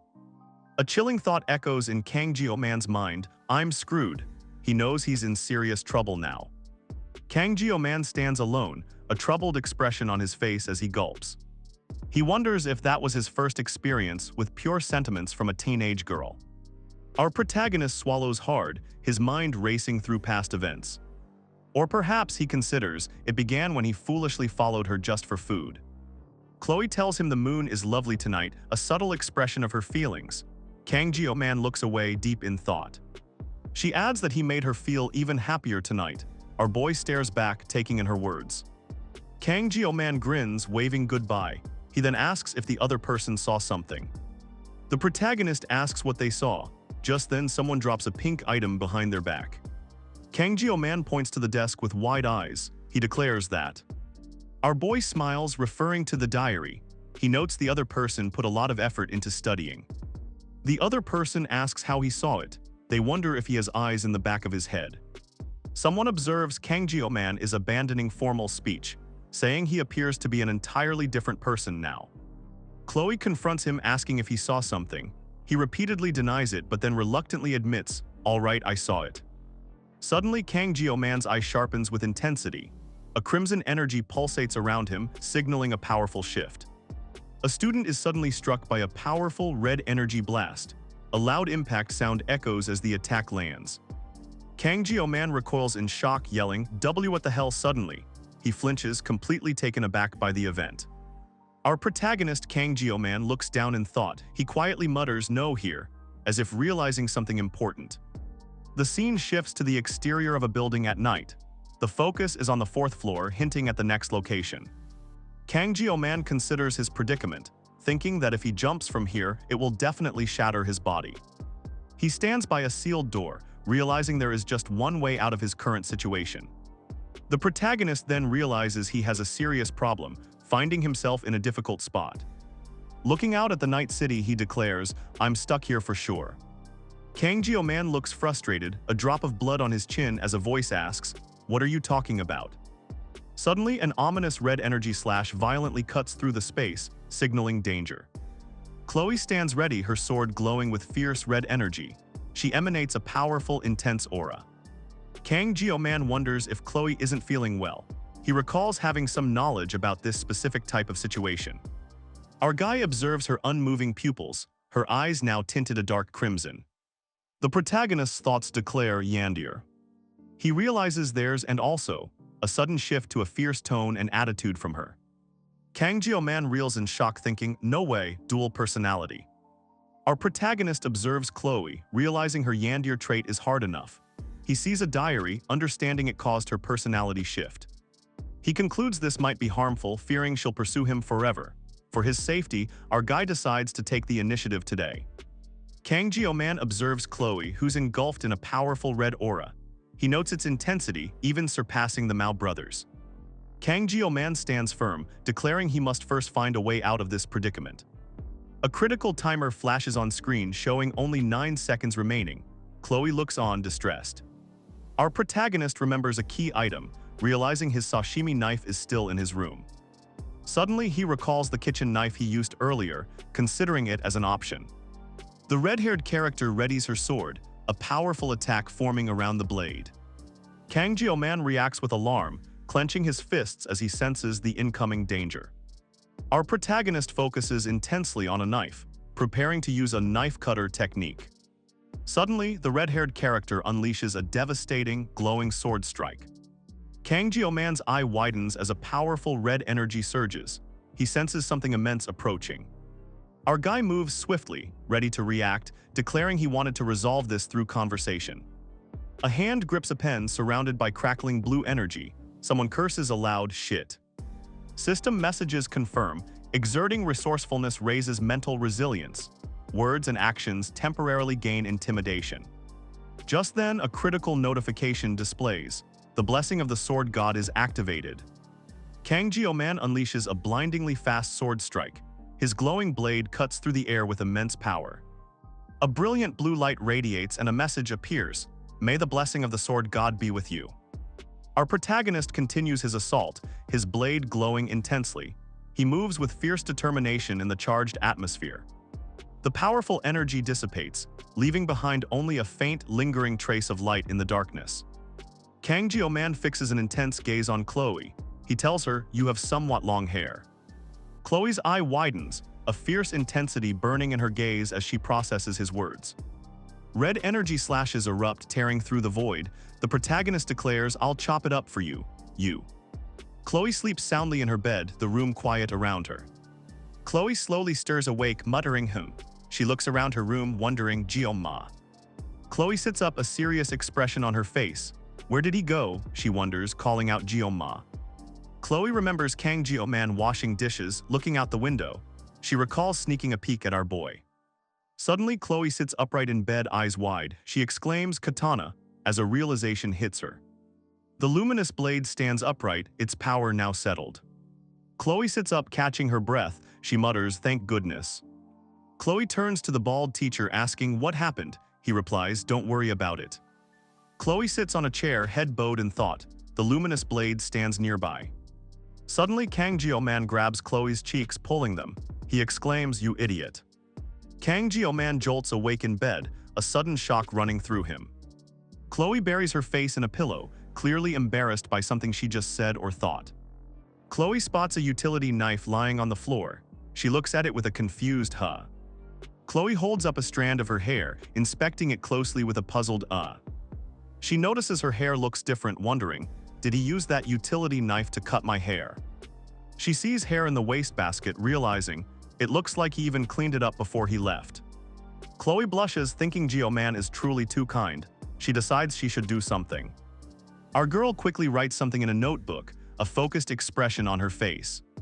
The page reveals a message, "I love you, Jio-ma," complete with a heart.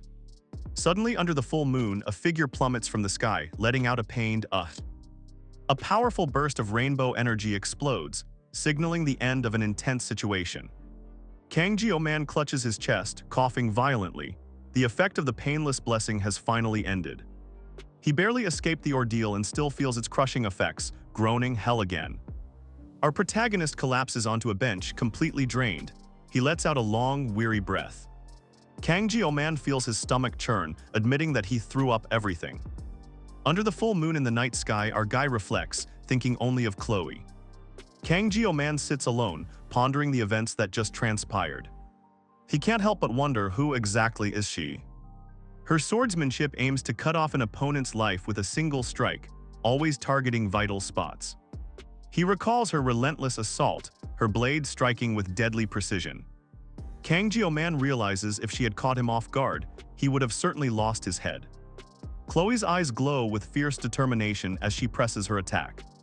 Feeling his life was truly being threatened, our protagonist knew he had to react.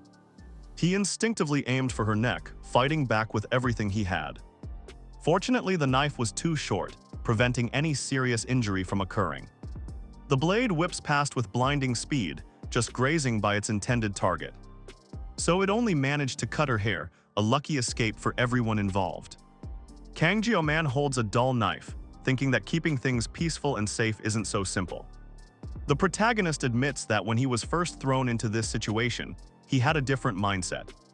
Our boy reflects, stating it wasn't that he lacked ambition when he initially started. Kang Jio-man stands ready, a sashimi knife glowing in his hand, having reached the zenith of his skill. Now our guy sits alone, looking quiet and contemplative, a stark contrast to his past self. He acknowledges it wasn't an easy decision to give up a man's romantic dreams. The story explains that all people nevertheless have a part to perform.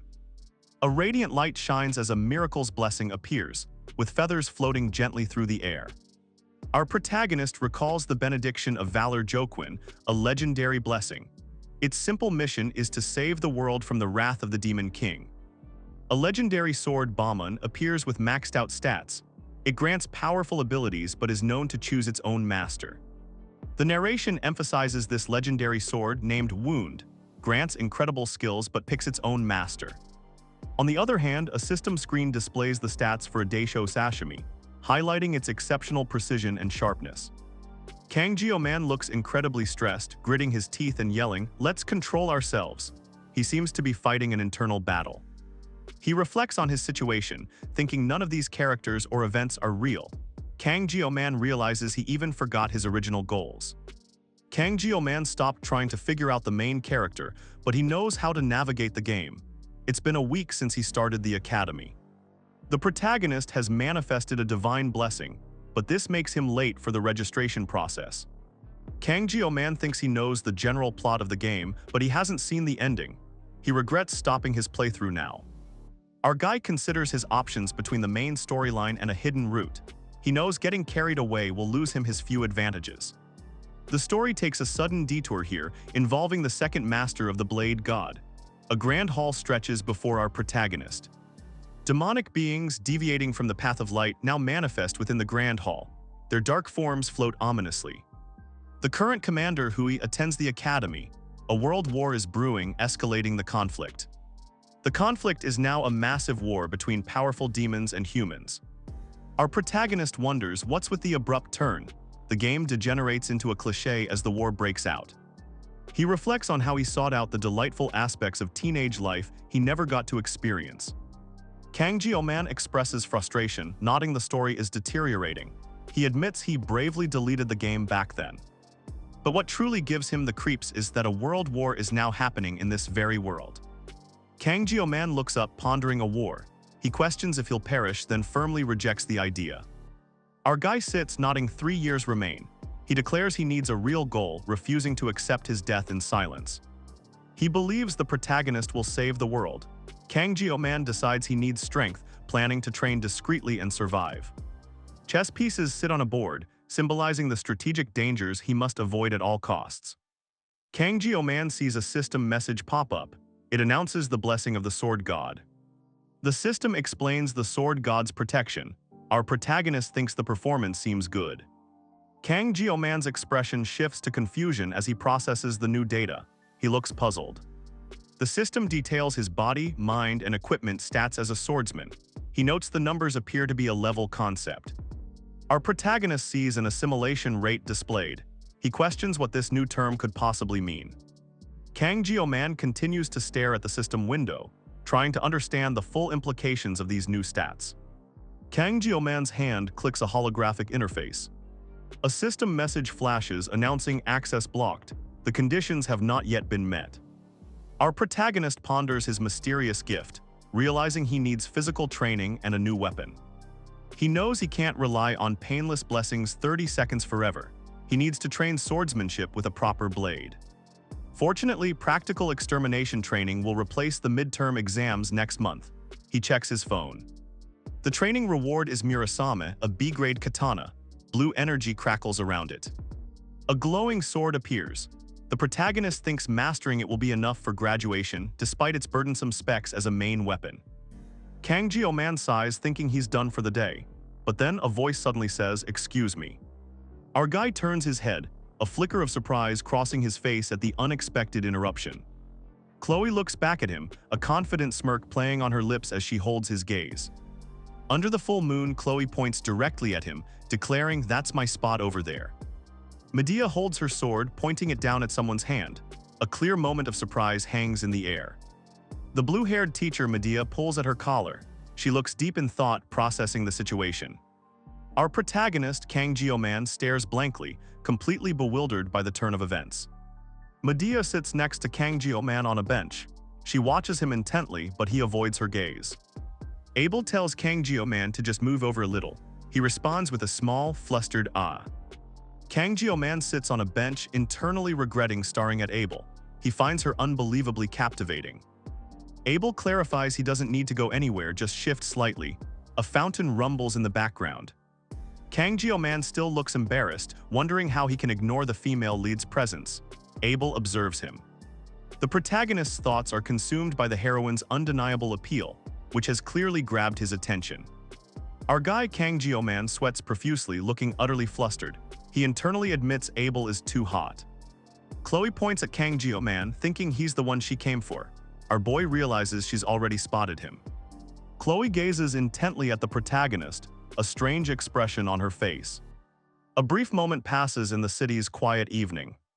Kang Jio-man wonders if she is truly the legendary swordmaster's granddaughter. He reflects on how he might appear to her. Chloe then asks the protagonist if his weapon is a sword. Our guy responds with a surprised huh. Chloe's eyes narrow intensely as she begins to say something her grandfather told her. Chloe gives a knowing smirk, hinting that swordsmen possess many different weapons in their arsenal. Kang Jio-man sweats nervously, his expression showing a mix of surprise and apprehension. Chloe offers a finely crafted sword to our protagonist, simply saying, "Here." Chloe holds out the sword, asking him with a confident smile, "Do you want to try?" Kang Jio-man hesitates, then realizes the sword doesn't threaten him. He looks more determined. Later, Chloe rests with her head down while Kang Jio-man sits beside her, concerned and wondering if she is fine. Chloe tells Kang Jio-man he isn't acting like the person she knows. Our protagonist looks at her, surprised. Chloe leans in, asking Kang Jio-man directly, "Do you know who I am?" He looks back at her intently. Suddenly, Kling Siegfried appears, looking determined. The swordmaster seems ready for action as the story continues. Abel looks directly at Kang Jio-man and asks, "You know me, right?" Our protagonist appears slightly taken aback by her question.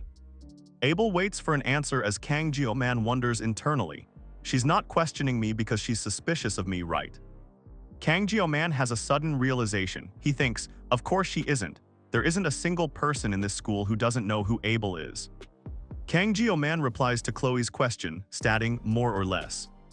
As they sit together, our protagonist wonders about her true intentions, thinking, what's her point? Chloe looks at him, a subtle, knowing smile on her face. Chloe questions if she needs to give her name to a stranger. Our boy replies, "One can never know," as she suggests he could be a spy. Medea Poison speaks, wondering if there's any reason to train so late at night. Kang Jio-man stares, caught off guard and speechless by her question. Medea Poison presses him, asking why he's out here if there's no reason to train. Kang Jio-man sits on a bench, explaining he was also exercising.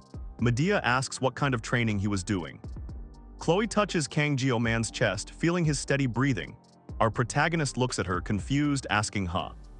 Chloe's hand hovers near his chest as Kang Jio-man remembers the promise. He looks lost in thought. Suddenly, Chloe gasps with a surprised exclamation, faint energy crackling around her.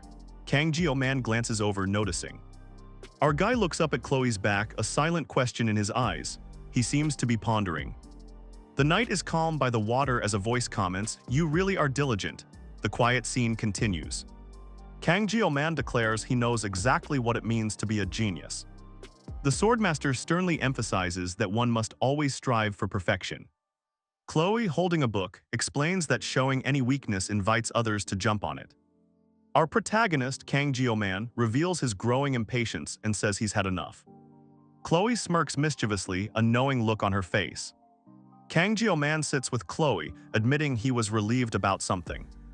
But the protagonist's expression hardens. He wants to know who defeated him to crush them next time. His eyes widen with fierce determination as a surge of green energy briefly pulses around him.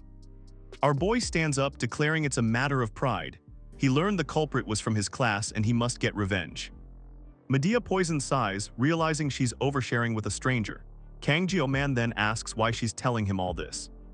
Medea looks at Kang Jio-man with a questioning gaze. Our guy seems confused by her sudden pause. Medea smirks, revealing she shared her thoughts because Kang Jio-man seemed weak. Medea explains that all her classmates are weak and lack freedom. Kang Jio-man listens, a thoughtful expression on his face. Chloe yawns and stretches, saying she's going inside for the night. Our protagonist remains distant as she bids him goodbye. Chloe pauses, her expression thoughtful, as she continues to look at the protagonist in silence. As our guy walks away, Chloe asks if he'll explain his name. He just replies, "Don't wanna," making her yell, "Hey." The academy's lecture hall is full of students, starting their new life at the institution. Kang Jio-man sits at his desk, finding academy life much calmer than he expected. Chloe quickly befriends everyone and blends in with the class. Meanwhile, Kang Jio-man struggles to avoid her. Chloe's new friends give her icy stares, but she couldn't care less. She is a special admission student after all. The protagonist wasn't the only special student in Tiger class. Other students are also present in the large classroom. Our guy Kang Jio-man thinks it's a good thing he isn't in the upper class, considering everything. The MC observes the Star and Dragon classes forming political factions. He thinks back to how chaotic it felt, even just playing. Jio-man eats his meal, feeling content for now. He ponders what he should eat next, his mind on the simple things. The scene shifts, the environment growing dark as something new approaches. Medea Poison suddenly appears, holding a card and a smirk. She says, "Sorry for the wait." Our protagonist holds up a new faculty member card. He feels immense gratitude, thinking bowing 3 times a day isn't enough. Suddenly, a new realization hits him.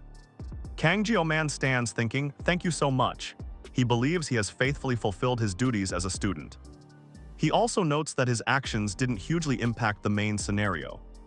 Our protagonist smiles subtly. He knows he can achieve the future he's imagined. Suddenly, the scene shifts to a grand city. This was 700 years ago. Hero Joaquin Baylor, who felt the need to cultivate the next generation, established this academy with his 7 disciples. The bald teacher explains that Joaquin Baylor left his knowledge behind for the academy to access. Kang Jio-man looks bored at his desk, thinking it's stuff he doesn't know anymore. The narration introduces the founding hero, Joaquin Baylor, who fought for 20 years. He fought against the commander of the First Corps, a long and brutal struggle. His fight continued against the commander of the First Army, a powerful and fearsome foe. The story reveals Lycan, the Demon King's right hand, fought with incredible power. He battles fiercely against his foe and ultimately emerges victorious from the struggle. However, a bright streak of light suddenly pierces through the dark night sky. Joaquin loses an arm in the struggle, unable to continue participating in the battle. The whole place is filled with screams. It's a war soaked in blood with no clear victor. Shadowy, winged figures press forward across the ravaged land, continuing the relentless conflict. The hero Joaquin established the Joaquin Academy. It stands as a grand institution to nurture future generations.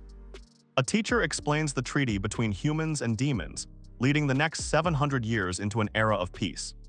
Students whisper about a possible war in their generation. One dismisses it, more concerned about a party. Kang Jio-man knows he's the only one aware that the long era of peace is about to crumble. Medea Poison listens thoughtfully, unaware of the heavy secret our protagonist holds. Our protagonist hesitates, deep in thought, pondering the weight of his knowledge. Medea Poison looks at our guy, asking if they should make him the new dean. Medea Poison's eyes blaze with fury, refusing to let any accident unfold due to Fox Lord. The blue-haired teacher clenches her jaw, utterly determined to protect the students. She was also the first of the 7 heroes, the one who stepped up to protect the students.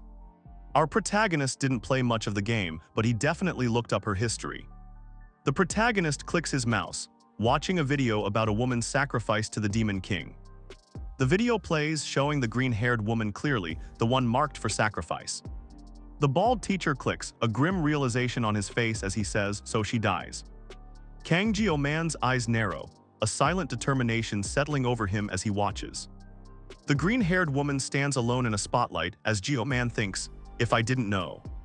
The speaker finishes his presentation to a large audience. Someone confirms it's over as the event concludes. People react with awe, exclaiming, "Whoa, awesome." Others murmur questions like, "Is this real?" as they move up the stairs. Leon stands up abruptly, turning to our protagonist. He asks, "What is it? What's going on?" Kang Jio-man's eyes widen in surprise as he realizes something important. He thinks, "Is it him?"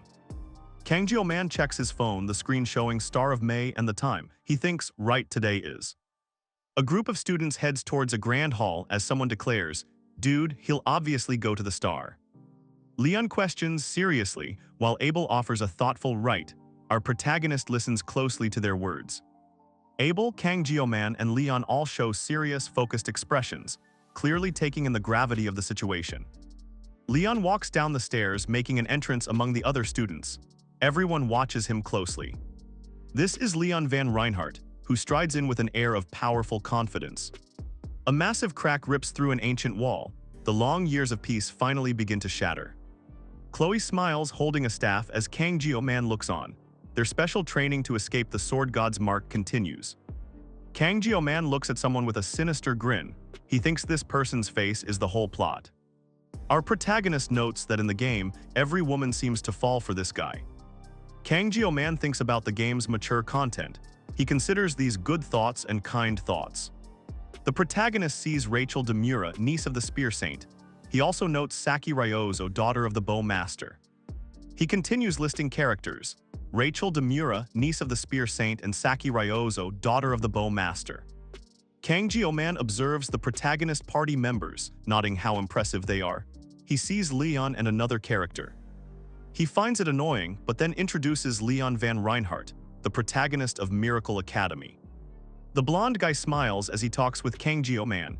This group will soon be among the first drafted. Kang Jio-man looks grim, remembering the mandatory enlistment. He thinks this would be his second time. A shadow figure flies as a thought wonders about the Demon King's strength. Even Baylor Joquin only sealed the first. The narration continues, stating Baylor Joquin only managed to seal the first Legion commander. A pixelated warrior is defeated as a game over screen flashes. The blonde guy smiles broadly, looking at someone with apparent confidence. His smile falters slightly, his eyes now showing a serious, focused gaze. Kang Jio-man reacts with a jolt of surprise. Chloe and another friend look on with concern. Swordmaster Kling Siegfried smirks confidently, a knowing look in his eyes. Kang Jio-man stands still, his expression serious and determined. The other students walk away, but the narrator assures us the protagonist will handle things, one way or another. Our boy thinks to himself, his face is almost inspirational. It convinced me before I knew it. Suddenly Kang Jio-man looks surprised, muttering "huh" in confusion. The scene transitions, revealing the location, the training grounds. The Grand Academy building stands illuminated under the night sky. Inside, Kang Jio-man intensely practices swinging a staff, hitting with powerful force. An instructor reacts, letting out a hue as Jio-man's powerful swing connects. Jio-man pauses, a thoughtful expression on his face. Chloe timidly asks our guy, "Did I do something?" He looks surprised. Our protagonist forces a strained smile, clearly uncomfortable with the situation. Kang Jio-man reassures Chloe that it's nothing, responding with a simple "yeah" to her question. Chloe sighs in relief, mumbling that it's good news, but then wonders aloud, but also who? Chloe's sword pulses with sorrow, as if pleading for salvation, yet a terrifying killing intent radiates from the blade. Chloe nervously asks the protagonist, "If it's all right, could I treat you to dinner tonight?" She looks up at him, her face flushed, and insists, "I really want to treat you." Kang Jio-man looks intense, musing to himself, "Dinner, huh?" The protagonist stands composed, his uniform sharp. Chloe's eyes widen with hope, silently pleading for a yes. Kang Jio-man gives a slight laugh, thinking he feels bad for refusing, but he might wake up. He then calls out Chloe, his expression now serious. The two stand facing each other in a large, elegant room. Chloe looks up at him expectantly, asking, "What is it?" Jio-man stands confidently in his suit, a slight smirk on his face. Our guy holds a staff with focus. He thinks this is a pretty good excuse to act. He checks his glowing phone. Ever since that day, he's watched Surviving a Yandir, and it's helped him. Chloe arrives holding a sword and surrounded by hearts. Jio-man thinks, Chloe. Chloe's eyes widen with intrigue, asking about the time. Chloe giggles softly, while our protagonist looks a little flustered. Kang Jio-man looks away, deep in thought, processing something. Chloe asks if she looks weird, quickly adding that she doesn't. Our protagonist observes Chloe's solid muscles, realizing why she's so strong. Kang Jio-man smiles, declaring this a rare chance, and offers her a practice sword. Chloe holds her wooden staff, looking hesitant before their practice begins. She suggests to Kang Jio-man, "We should just use wooden swords to avoid getting hurt, no?" Kang Jio-man looks surprised, thinking to himself, "You're so nice." Chloe grips her staff firmly, her focus now entirely on the upcoming spar. Just then, Chloe charges forward with her staff, catching our boy completely off guard. Kang Jio-man reacts, staff in hand, as a voice declares, "And lastly." Kang Jio-man examines his system screen, nodding the sword god's blessing restrictions and activation conditions. He tells himself he should check one more time. Kang Jio-man questions if the blessing is usually like this. He knows it's not uncommon for a blessing to upgrade with experience. The system screen updates, showing unlock conditions not met and a 99% sync rate. The blessing activates only with a specific sword size. Kang Man continues to review the blessing of the sword god details. Behind him, Chloe looks on with a surprised expression. Chloe reacts with wide eyes and an open mouth, clearly shocked by what she's seeing on the system display. Our guy turns his head slightly, beginning to speak. He says, "Looks like only." Chloe grins, holding her wooden bat. Kang Man looks back at her a little unsure as she says, okay. Hands tightly grip the wooden bat, a firm hold as they prepare for action. Our protagonist, Kang Man, stands ready, holding his bat with a confident smirk. Chloe and Kang Man face off in the hall. Our boy asks, "Can we start?" as silence falls between them. Kang Man's gaze sharpens. He thinks about his past lives where everything he learned came from hands-on experience. To truly master anything, he believes, requires sacrificing your entire being, not just a small part. The protagonist reflects on why he adapted so quickly to the enemy. He thinks it's all because of his intense training. Chloe moves with fierce intensity, swinging her weapon. Our guy realizes her skill comes from training since a young age. Kang Man closes his eyes, deep in thought about his past. He remembers when he couldn't even stand properly. He remembers his own intense training, far from normal. He realizes his opponent's skills are surprisingly similar. Chloe lunges forward, staff blazing, as Kang Man blocks with his stick. He's stunned by her raw power. Chloe swings a wooden bat at Kang Man, who barely reacts in time.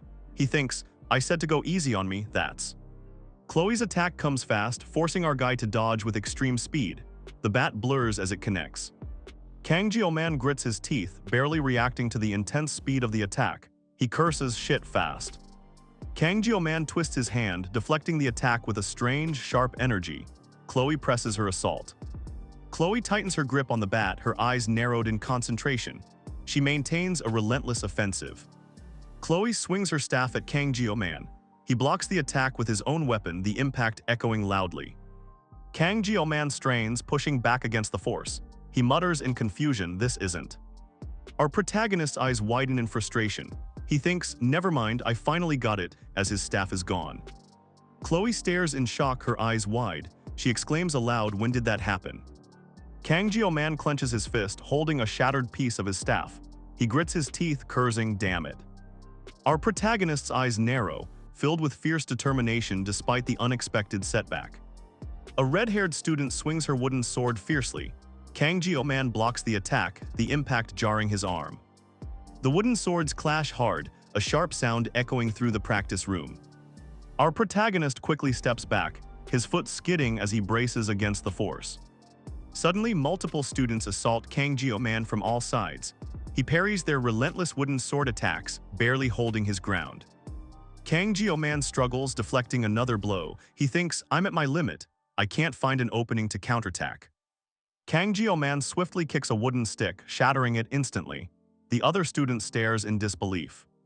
The student apologizes profusely. "I'm so sorry." Man internally notes he was trying to go as gently as possible. Medea Poison watches the broken stick pieces fly past her, calling out, "Geoma."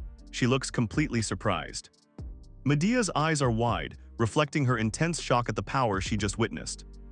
A system notification appears, confirming that the weapon conditions have been met. Kang Man gains the Divine Blessing skill as supreme power activates for him. The powerful title, the Sword God's Divine Blessing, appears dramatically.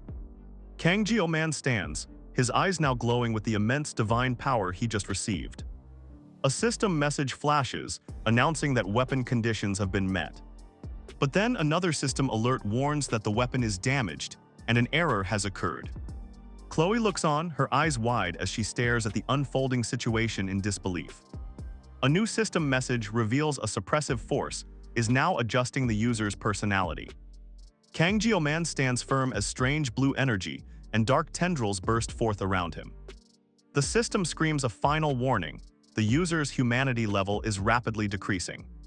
Our protagonist's eye glows an intense blue, his expression now cold and menacing. Kang Man stands alone under a bright spotlight. He looks around thinking, this place is. Our boy recognizes the kitchen, wondering, "Have I been dreaming until now?" He remembers his task, right, I was cleaning the fish. Various knives appear, he decides, "It's been a while, so let's try the Chinese cleaver today." An error message flashes declaring cannot be selected. He questions what's this. He points to a different blade. I should do it with this knife then. Kang Jio-man sees a sword but thinks this isn't it either. He wonders who this person is. A voice reassures him to continue what he's doing. Our protagonist is still confused, asking who is this. Only the sashimi knife remains. A voice tells him to hold it, but the protagonist believes it will hurt him. He holds the sashimi knife, surprised to find he feels completely fine. In fact, he feels refreshed. A voice confirms, yes, that's it. He is instructed to simply let things go. A figure held by red puppet strings clutches a knife. A message appears, okay then, I'll do my best today too. Kang Jio-man appears, surrounded by a blue, crackling aura, his blade drawn. Yuzu reveals, I've translated the name maligned from Hanya. Chloe looks at Jio-man with concern, asking if he's alright. Jio-man stands amidst the dust, appearing somewhat dazed. Our protagonist remains still, an unspoken question lingering. Suddenly, a powerful blue energy bursts forth from the ground. The intense blue energy swirls and expands rapidly, radiating immense power. Kang Jio-man's blade clashes violently with his opponent's weapon, sending sparks flying everywhere. The red-haired woman cries out, Jio-ma, wait, her eyes wide with shock and fear. Our boy moves with incredible speed, a small object flying past as he shouts, just a sec. Kang Jio-man turns his back, gathering immense power for his next action. Energy erupts around Kang Jio-man, the ground cracking as he focuses his incredible power. A powerful strike lands, sending shockwaves through the air. Someone takes a direct, brutal hit. Chloe is launched backward through the air, sent flying by the impact. She sails across the room. Chloe screams in agony, her eyes wide with shock and pain from the devastating blow. Red energy erupts around her. Kang Jio-man observes the scene with a fierce expression. He thinks to himself, he feels different. A powerful jump leads to a swift, impactful sword strike. Chloe stumbles, staff in hand, letting out a pained irk. Our protagonist, Kang Jio-man, powers up, his eyes glowing intensely with blue energy. The staff impacts the ground heavily. Chloe struggles, thinking, I can't move. Chloe stumbles, clutching her staff. She wonders how Jio-man became this way, admitting she doesn't know. Chloe cries out Jio-man's name, her face filled with anguish and a desperate plea. Jio-man lunges forward, his eyes wild and dark as he reaches out with a menacing grip. Jio-man's hand extends towards Chloe. She realizes she can't avoid him and whispers his name. Chloe looks up in despair, pleading with Jio-man, calling out his full name. An intense beam of light slams into the ground, causing a violent impact. The powerful light dissipates, leaving behind a dark, smoking crater. Kang Jio-man clutches his chest, gasping in pain as the shockwave hits him. The impact rings out with a resounding "na," emphasizing the sheer force. Kang Jio-man looks up, deep in thought, wondering why this is happening. A figure in white prepares a fish, thinking it's avoiding him unlike any he's had before. The figure continues cutting the fish as Kang Jio-man calls out, Jio-ma. Kang Jio-man thinks the fish is loud and decides he better quiet it down quickly. Our protagonist looks puzzled, repeating a name as if trying to recall it, Jio-ma. Blue energy crackles around Kang Jio-man as he shouts, Jio-ma. Our protagonist, still glowing with energy, yells out Jio-ma once more. Kang Jio-man's eyes widen as he has a sudden realization, exclaiming, right, I'm. A powerful glowing red text fills the space, dramatically revealing the name Jio-ma. Kang Jio-man stands with a knife, an intense red energy swirling around him as the Jio-ma power manifests. Our protagonist stares wide-eyed as he realizes, then this is Jio-ma. Chloe desperately yells, Jio-ma, get a hold of yourself. Just then someone shouts her name, Chloe. A powerful declaration echoes through the air, I am. Suddenly, a massive impact explodes outward, sending debris flying with a loud quang. Kang Jio-man shields Chloe tightly, as the surrounding structure shatters with a ch-werururuk sound. Chloe stares, tears welling in her eyes, utterly speechless by the sudden destruction. Chloe struggles, her face tear-streaked and flushed from the intense training. Kang Jio-man steps in, holding Chloe's arm, saying, let's stop here for today. She looks up, surprised. Chloe looks at our protagonist, still dazed, and asks, are you okay, Jio-man? Kang Jio-man waves goodbye, thanking Chloe for the training. He tells her he'll get going first. Chloe glances back at Kang Jio-man, a thoughtful expression on her face. She seems to be pondering something deeply. The academy building stands under the night sky, bathed in a dim glow. Chloe walks with soft steps deep in thought. She's had a feeling ever since Our girl concludes her thought. Kang Jio-man's Jio-ma capabilities were more peculiar than strong. This isn't a technique but pure raw instinct. A powerful force manifests with swirling red energy. Even with his divine blessing, she was no match for him. She swings her blade with all her might. He used only a halved wooden sword against her. The broken blade is all that remains. Chloe knew he was strong. She observes him and comments, "You look quite content." Our protagonist's eyes glow with intensity. He reacts with a sharp, surprised expression. Chloe calls out to Kang Jio-man. He stands still as a sign nearby reads Tiger Class, Second Year Nox Editor. The area is marked by a clear sign, indicating Tiger Class, Second Year Nox Editor. Chloe looks visibly startled, her expression concerned as she calls out to him, "Oppa." Kang Jio-man looks stern, shushing her. He says, "I didn't know the guy was still hanging out with you." Chloe looks down, clearly uncomfortable. She quietly protests, "Don't refer to Jio-man like that." The red-haired man asks if his name is Jio-ma. Chloe warns him that if he keeps loitering, Jio-ma will erase the boy. Chloe just watches, a silent thought hanging in the air. Chloe insists that even if everyone else comes, there'll be no match for Jio-ma. The red-haired man turns and walks away, his footsteps echoing. Kang Jio-man stares, his expression serious. He has something important to clarify. The protagonist holds his sword, explaining his power is a curse.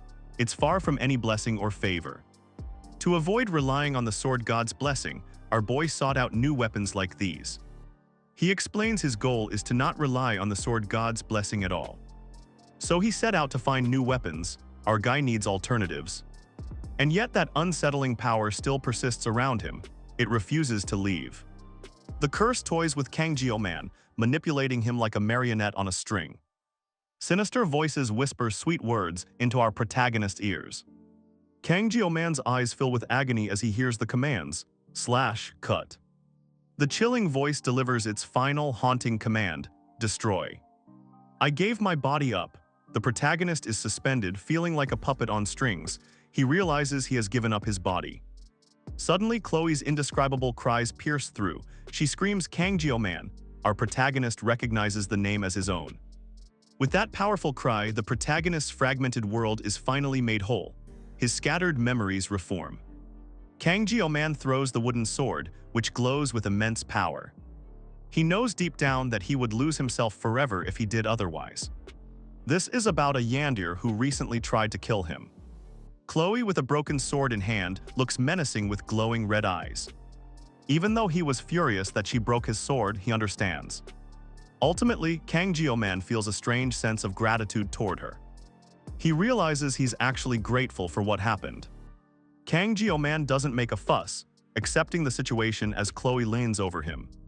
That's why he didn't argue or cause any more trouble. He wonders if he can truly prevent the sword god's blessing from activating again. A glowing title appears declaring God's blessing. The words God's blessing shine brightly, emphasizing this dramatic turning point. Kang Jio-man looks grim. He reflects that this gift is a curse demanding his life and he just wanted to live normally. Lightning flashes around a building. As the protagonist admits, he thought he could handle challenges as they came. Kang Jio-man walks up the steps, a faint growl echoing in his mind. Strange purple energy swirls around him. Our protagonist now realizes there's something deep inside him. His eyes show a growing concern. This inner presence feels like a gaping maw, threatening to devour his sense of reason. He knows this is no blessing. Kang Jio-man sees the monstrous truth.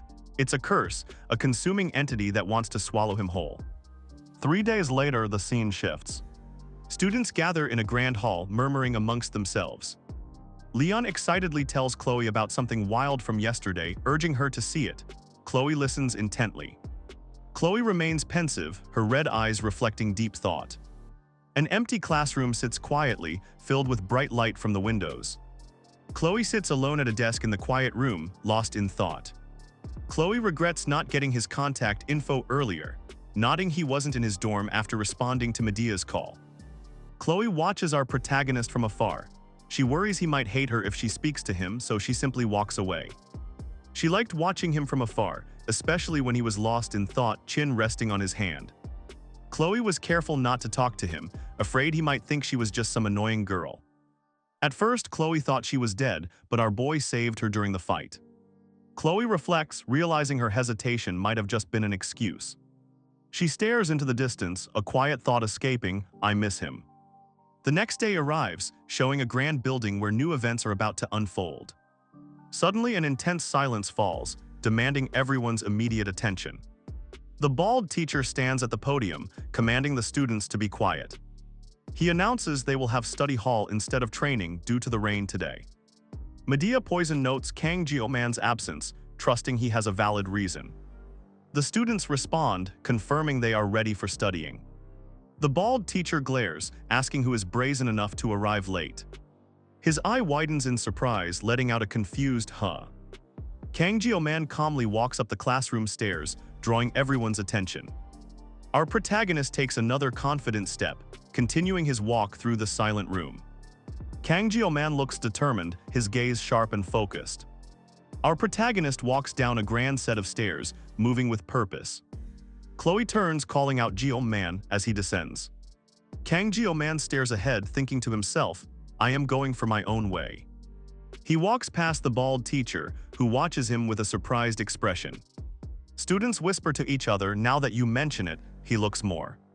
Kang Jio-man enters a large, tiered classroom filled with other students. The story moves indoors, setting a new scene. Kang Jio-man stands in a lecture hall, his focused gaze sweeps across the room. Chloe enthusiastically yells, let's eat, hungry, as other students gather. Kang Jio-man turns to her. Chloe looks up, calling out, Jio-ma. Kang Jio-man replies, yeah, Chloe. Chloe looks deeply concerned, clutching her hands. She thinks back, just then anxiety was high. Chloe maintains her worried expression, asking our protagonist, was it because of that duel by any chance? Kang Jio-man looks down, lost in thought. Our protagonist stands confidently, seemingly recovered. Chloe looks at him with wide, worried eyes. Chloe confronts him, saying, that's as he listens intently. She recounts going through extreme withdrawal symptoms until she was mentally exhausted.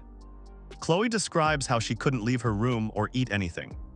She explains burying herself in bed, praying for the convulsions to go away. Chloe concludes, stating she suffered through pain far worse than before. The protagonist explains this is the price for holding and using that broken weapon. He adds that wasn't the only thing that happened. Our guy's expression is sunken, and some of his hair is even turning white. Kang Jio-man realizes this was a penalty from that god. He notices Chloe, thinking she seems guilty. Our protagonist considers that it makes sense, given how she last saw him at the training grounds. Chloe stammers, looking flustered, and our guy decides he's gotta let it go. Kang Jio-man asks Chloe if she'd like to have dinner with him today. Chloe looks up, surprised by the sudden invitation. Chloe's face flushes red as she shouts, dinner. She seems completely flustered by the unexpected question. Of course, Kang Jio-man replies as Chloe jumps with joy. She exclaims she'll do her best and is so excited.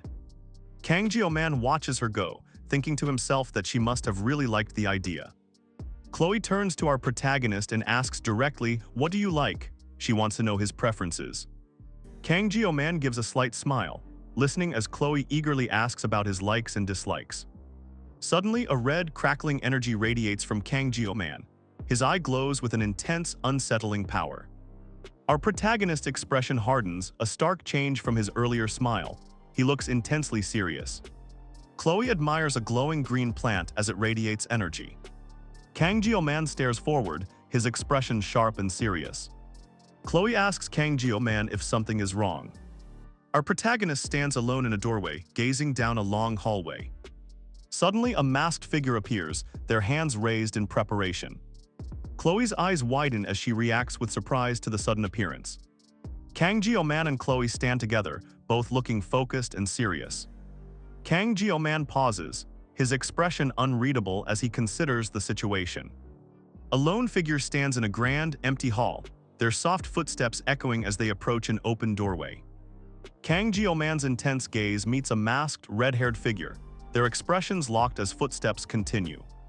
Geo-man faces the red-haired student who looks up at him, urging him to speak. Just say it. The red-haired student's eyes glow a piercing red from behind their mask, an unsettling intensity. Someone asks what's up with his eyes. The red-haired student dismisses them. Don't concern yourself with this person. The red-haired student confronts Geo-man directly, demanding, just why are you here? A dark red energy swirls upwards, hinting at an impending, dramatic reveal. The masked red-haired man stares down, accusing Chloe of truly breaking Editor's rules.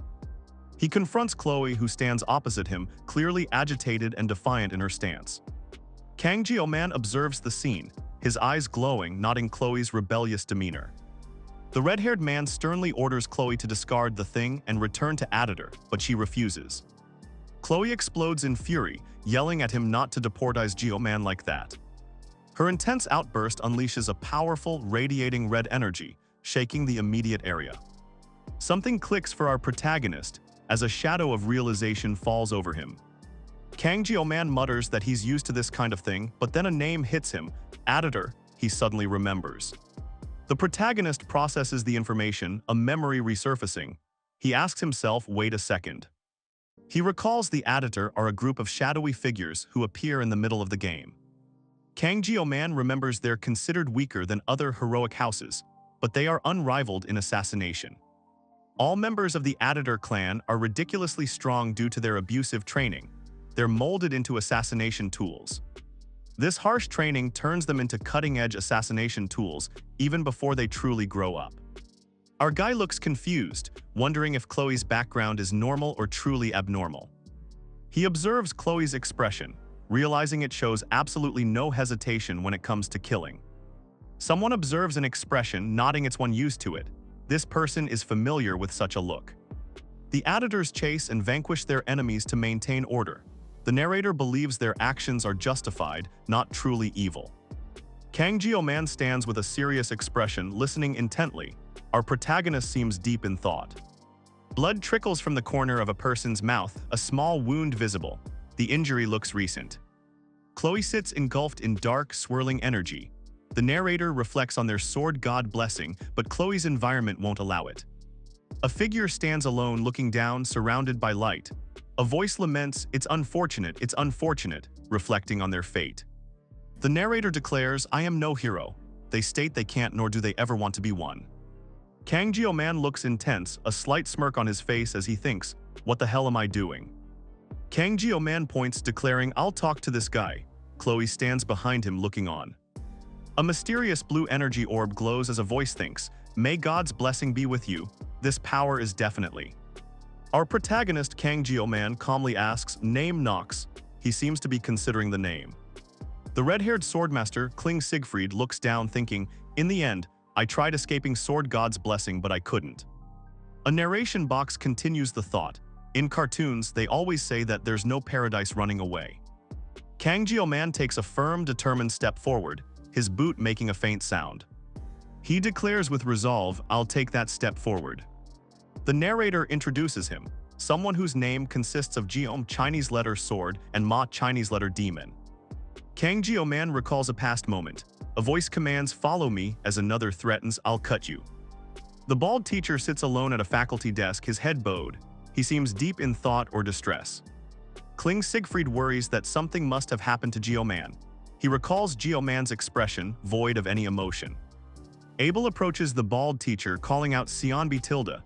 The teacher looks up, surprised. The bald teacher covers his mouth, muttering, hee, I'm sorry, Tilda. He looks deeply regretful. The bald teacher pulls out an earbud, revealing his completely bald head. Abel thinks to herself, so he was bald. The bald teacher shouts into the phone, demanding to know about the subspace in which Cadet requested it. He asks who the opponent is. The voice on the phone reveals Cadet Kang Geo-man made the request, and his opponent is Naz Autumn. The teacher yells, what the, in disbelief. The story transitions to Kang Geo-man's origin, setting up the next chapter. Our protagonist stands ready, blades drawn. A bright light shines from an open doorway, hinting at what lies beyond.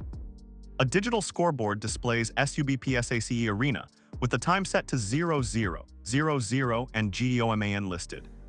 Kang Geo-man sits alone, thinking 15 minutes left until the battle in subspace. He thought the process would be different. Medea Poison tells Geoman that if he has to do this, he should at least take care of himself. Geoman reassures himself this isn't reality, so physical injuries are unlikely, but he worries about potential mental ones. Our protagonist hears all the noise from the waiting room. He's surprised by the buzz, thinking, "I didn't expect this much buzz." Chloe cries, struggling to speak Kang Geoman's name. Our protagonist looks at her with concern. Kang Geoman realizes Chloe is probably blaming herself for something. He stares intently.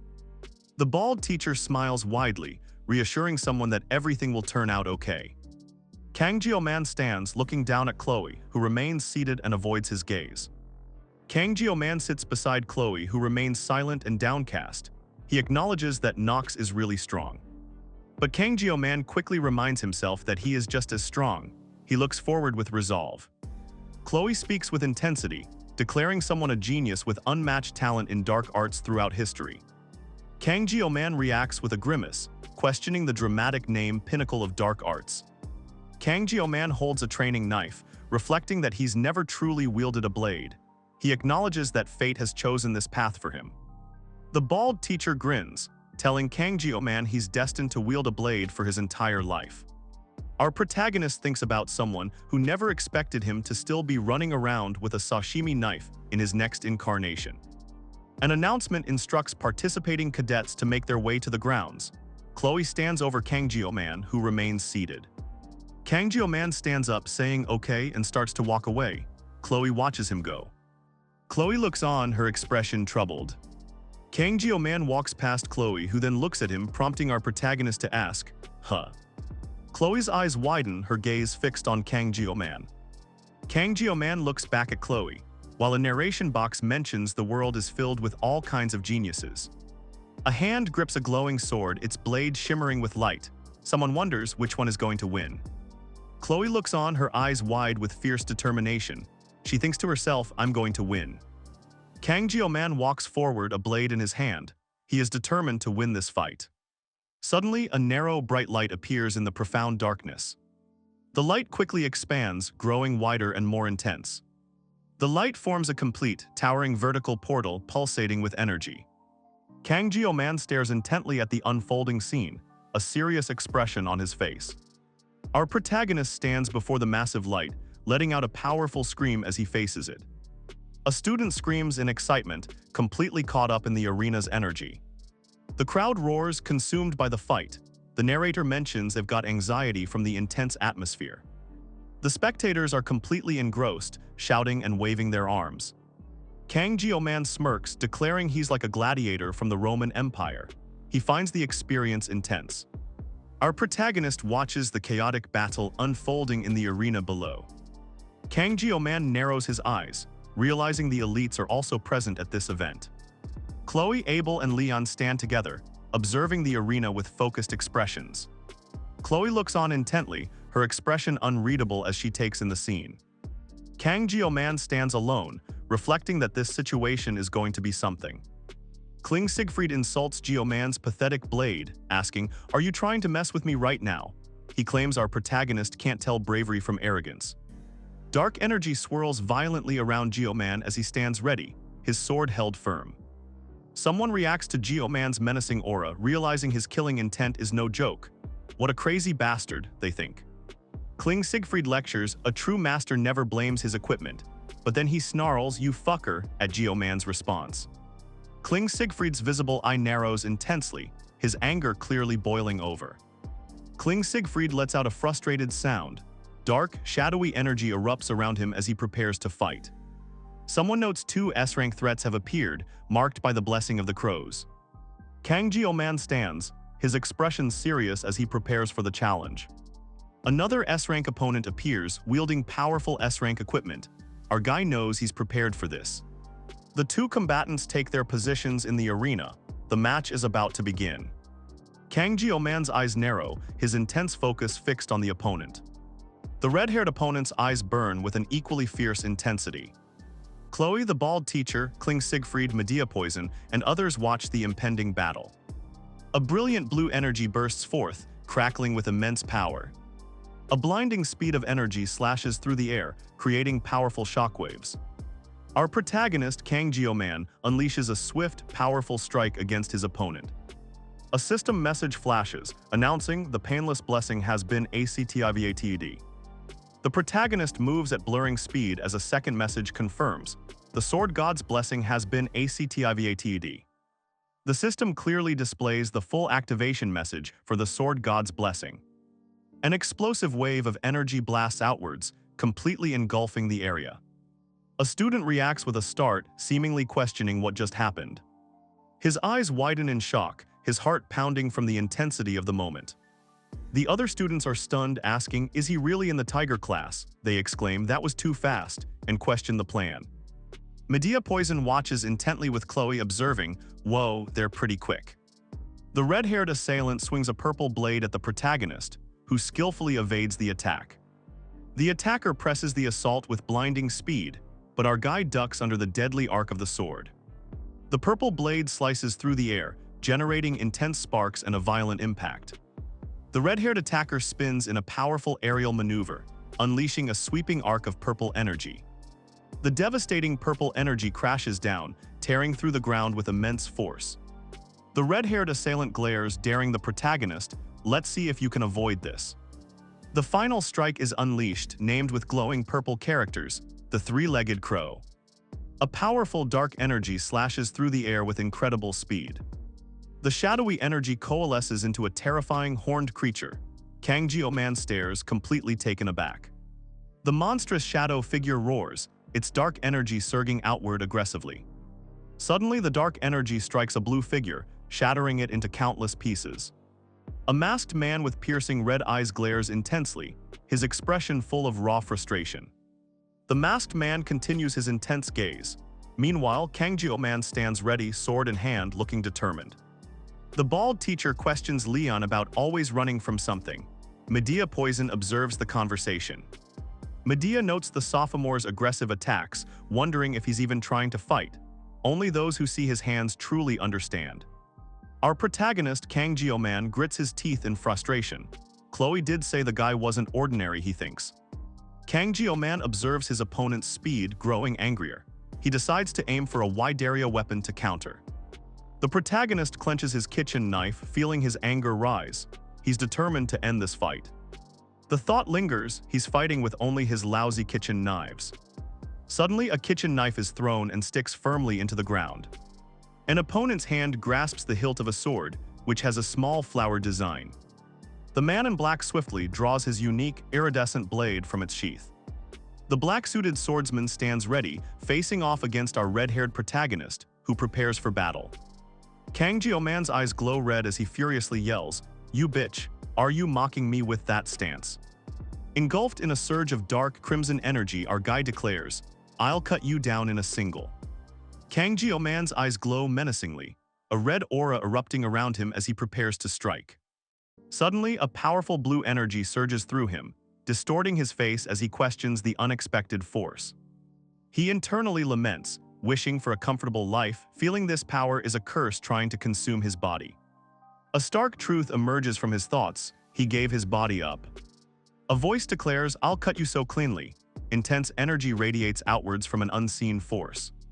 The protagonist leaps into the air, a glowing blade in hand. He moves with incredible speed, ready to strike. Our boy's eyes widen with fierce determination. He grits his teeth, pushing past his limits in the heat of battle. A massive surge of energy explodes outwards, leaving a trail of powerful force. The air crackles with residual power. A warrior in glowing blue armor wields a powerful sword, energy crackling around him with a powerful whoosh. Two students watch the scene unfold, their expressions a mix of shock and apprehension. Leon observes intently, his eyes narrowed and sharp, focused on the unfolding events. Our protagonist's gaze is unwavering as a voice declares, regardless if it's a blessing or a curse. A thought crosses his mind, echoing, "To my peaceful future." The weight of a decision hangs. Kang Jio-man stands ready, facing a formidable red-haired opponent in a stark confrontation. Chloe appears burdened by the thought, crushed under the disaster I brought upon myself. A sharp clang echoes as blades meet with incredible force, the impact reverberating through the air.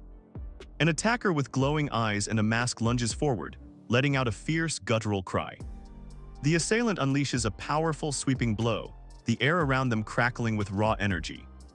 A harsh, grating sound fills the air as something strains and grinds under the intense impact. A magic circle on the ground glows brightly as raw energy erupts from its center, disrupting its symmetry. A group of onlookers watches in stunned silence, one of them swallowing hard in fear. Kang Jio-man stands victorious, his sword ready, as the defeated attacker groans on the ground. Kang Jio-man grips something tightly, a faint blue light pulses from his hands. Chloe and Medea Poison watch with focused expressions, both seemingly surprised by the unfolding events.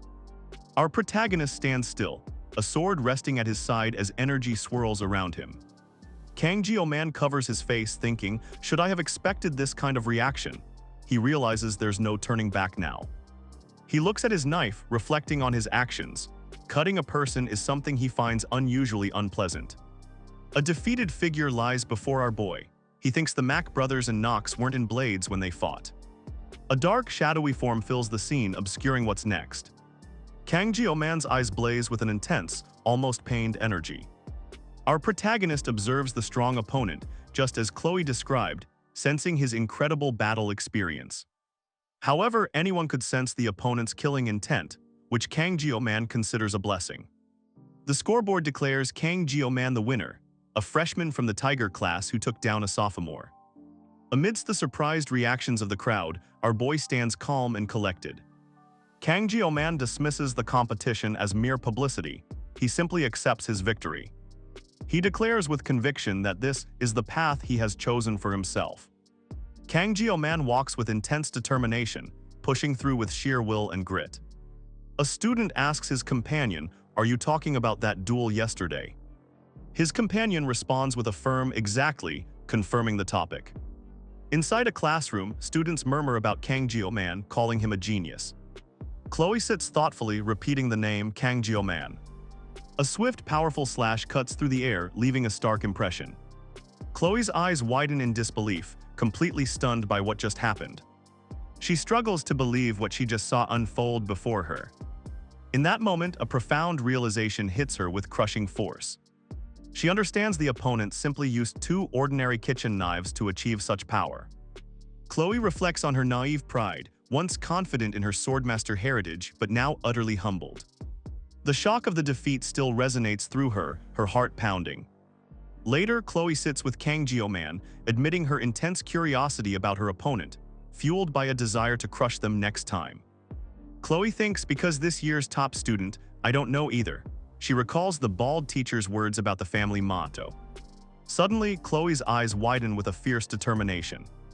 Chloe sits at a desk, gripping her hand tightly. She's sure about what happened, but it's frustrating her. She lightly slams her fist on the desk, still deep in thought. Abel leans forward asking Chloe, "Hey, what's going on?" Chloe turns her head away, letting out a thoughtful, Abel presses her, asking, "Sure." Abel stands up, confronting Chloe directly. "What do you mean?" she demands. Chloe turns her face away, stating, "I'm not." Abel looks surprised by her denial. Chloe looks at the blonde girl, who simply says no. Chloe repeats no, clearly confused, while the blonde girl smirks back at her. Chloe glares, asking if she ever said she would let the other girl do something. Chloe crosses her arms, looking annoyed, as the blonde girl laughs at her reaction. Chloe turns away with a huff. The blonde girl bursts into loud laughter, finding it hilarious. The blonde girl laughs hysterically. Chloe groans in frustration, insisting it's not what the other girl thinks. The blonde girl chuckles as Chloe looks away, wondering who the lucky man is. The scene shifts, focusing on a closed door as the conversation fades. Kang Jio-man observes Leon, a strange feeling nagging at him. He wonders how Leon could be involved in this. Medea Poison stands firm, delivering a blunt nope to something she clearly disagrees with. Abel turns, a slight smile on her face, and simply says, "Then." Medea lies defeated on the ground as Abel stands over her, perhaps recalling an event from yesterday. Abel grins triumphantly, declaring bingo, and boasting about how good she is at this. Abel suddenly grabs Medea's arm, pulling her upright and yelling, "Let's go."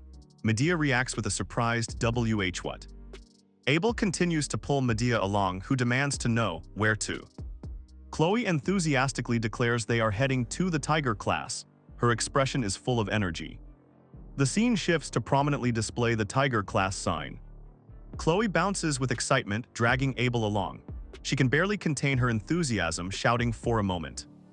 Other students, including our protagonist Kang Jio-man and Leon, react with surprise as the girls rush past. They utter gasps and woe. Chloe continues her energetic bounce down the stairs, Abel following closely. She happily exclaims, "Ooh, I got it, Tilda." Abel mentions a title, the Sun Princess. She looks quite pleased. Kang Jio-man considers Abel's words deep in thought. He quietly hums to himself. Abel winks and makes a peace sign playfully. Our guy blushes, thinking she's pretty powerful. Chloe sighs in frustration as other students gossip about her. They wonder what's wrong with her. Suddenly, Abel looks shocked. She realizes something important, thinking, "I found him." Kang Jio-man leans over a desk, looking at Chloe. A thought appears. Is that his girlfriend? Abel grabs her head in frustration. She thinks, not like it matters, it's actually better this way.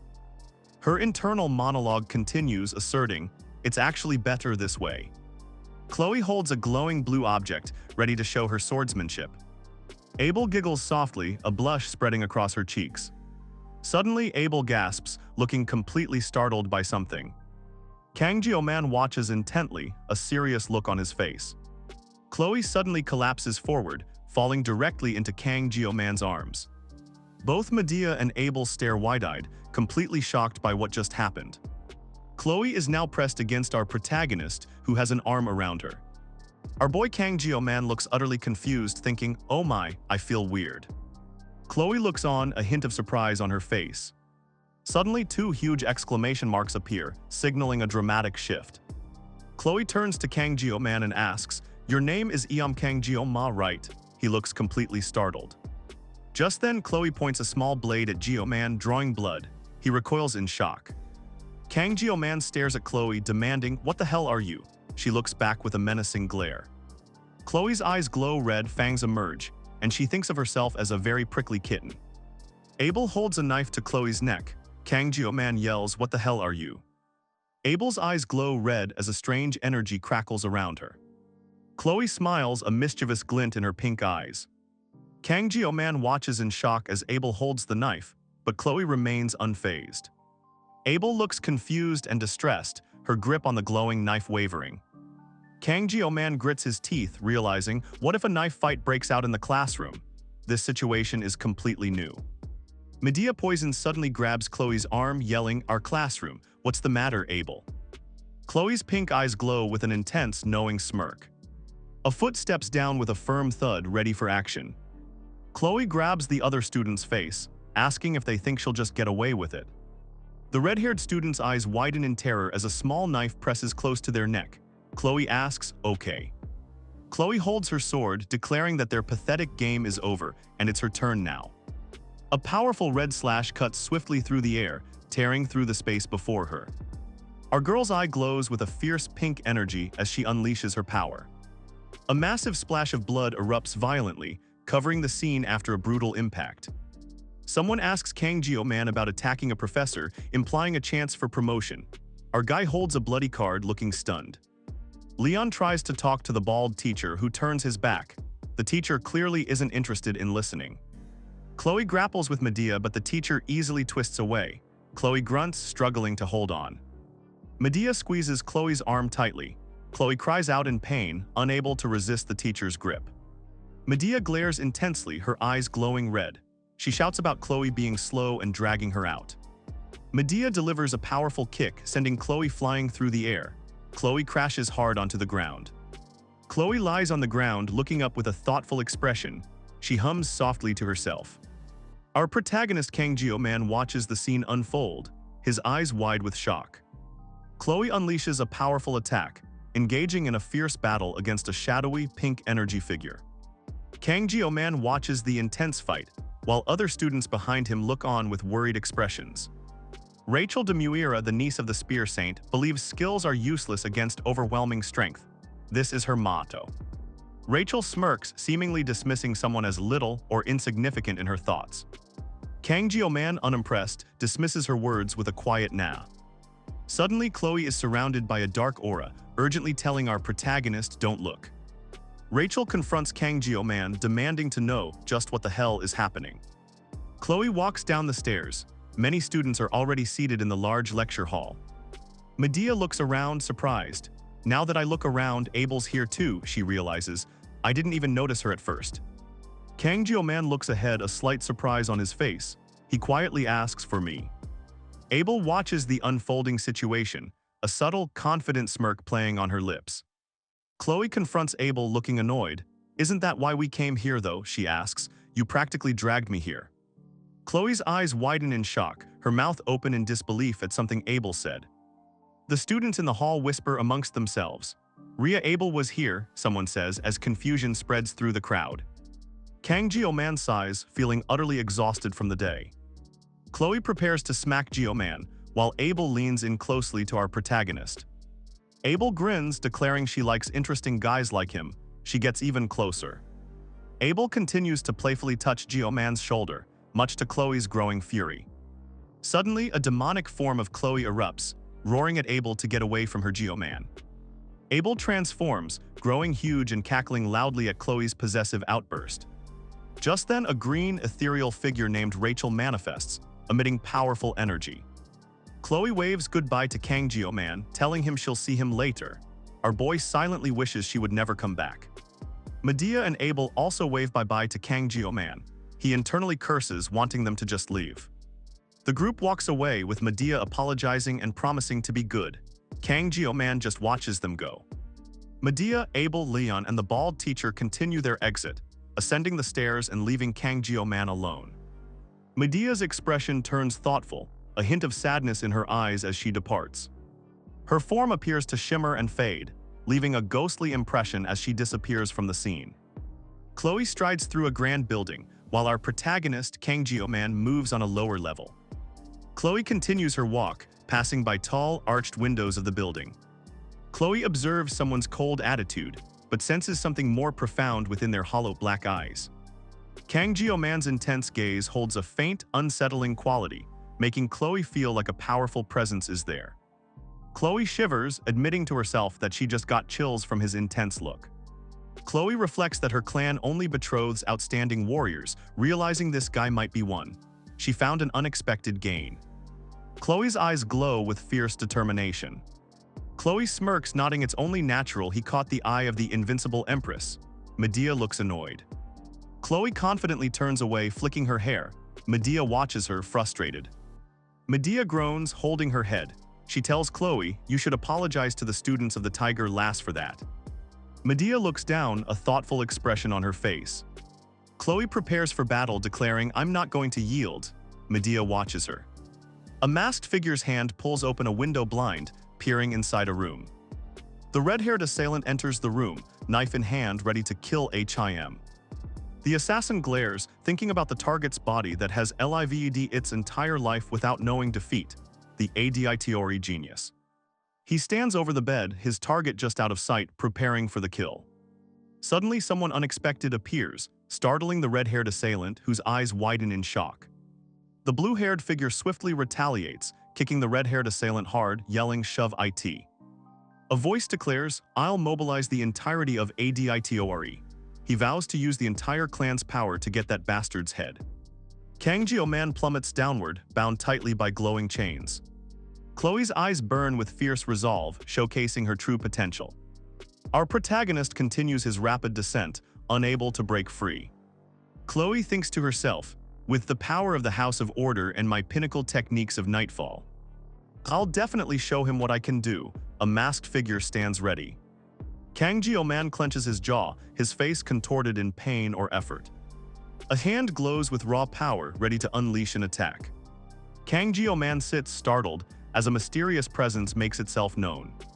A warrior charges, sword raised high, as a new challenge called Midterms approaches. Chloe sits at a table, looking annoyed and pinching her chin. Kang Jio-man observes Chloe, nodding. She seems upset after she pulled out the blade. Chloe makes a frustrated sound, pressing her fingers to her head. Her eyes widen slightly, showing a mix of surprise and irritation. She looks at our protagonist, who asks, do you need anything, Jio-ma? Kang Jio-man looks away thoughtfully, then quietly asks, how is Nox doing? Our guy repeats his question, looking more serious, how is Nox doing? Chloe pauses, her expression thoughtful as she processes his question. She responds, "The medical ward, you don't actually get injured in subspace." Chloe's eyes burn with fierce intensity, her anger clear. She declares with conviction that she will make him pay. Kang Jio-man considers that while he sliced the teacher, he doubts the man is truly traumatized. Our protagonist pats Chloe on the head, thinking this is how to handle yandere types. The masked figure stares in shock at Jio-man, sputtering, "Why you?" Jio-man holds up a red fruit and asks Chloe what it is. The masked guy yells in frustration, "You're already eating it." Kang Jio-man looks around the lavish room. He wonders, a room like this for one person, is this real? Chloe looks at him in disbelief, asking, "Jay, just how did you get?" The protagonist cuts her off, raising a finger. He gives her a serious look. Our guy holds a sharp knife, poised to expertly slice something with precision. Kang Jio-man sits calmly, holding a drink. Chloe watches him, still bewildered by his actions. A persimmon is expertly peeled, its skin coming off in a long, continuous spiral. Chloe stares, her eyes wide with absolute astonishment at what she just witnessed. Kang Jio-man proudly presents a perfectly peeled persimmon and a smooth flan to Chloe. The masked figure tells the protagonist to digest regular food and eat some fruit. Our guy seems to be listening intently. The masked figure holds a small knife, pressing it against some kind of document. His gaze is sharp and menacing. A pair of boots firmly step onto a metallic platform. The tension in the air is palpable. The masked figure faces our protagonist, who reacts with a sudden awe. Something unexpected just happened. Kang Jio-man stares ahead, his expression resolute. A text box emphasizes the entirety, hinting at his grand goal. The masked figure's eyes blaze crimson, his face contorted in a furious snarl. Raw energy crackles around him. A powerful clang rips through the air. The force of the impact sends vibrations everywhere. A searing red blur flashes across the dark space. Something powerful is unleashed in an instant. A strange, glowing egg-like object sits on a pedestal, emitting a soft sound.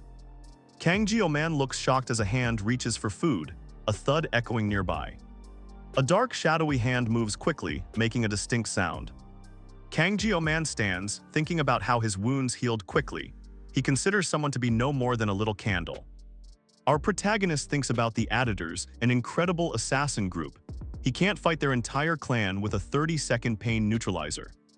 He calculates 10 people are doable in 30 seconds as a worst case. Our boy decides to avoid killing whenever possible. The glowing egg-like object continues to pulse with a soft light. Kang Jio-man stands still, deep in thought. He feels like he's standing in the eye of a peculiar storm. Medea Poison, Kling Siegfried, and another figure appear, surrounded by chaotic energy.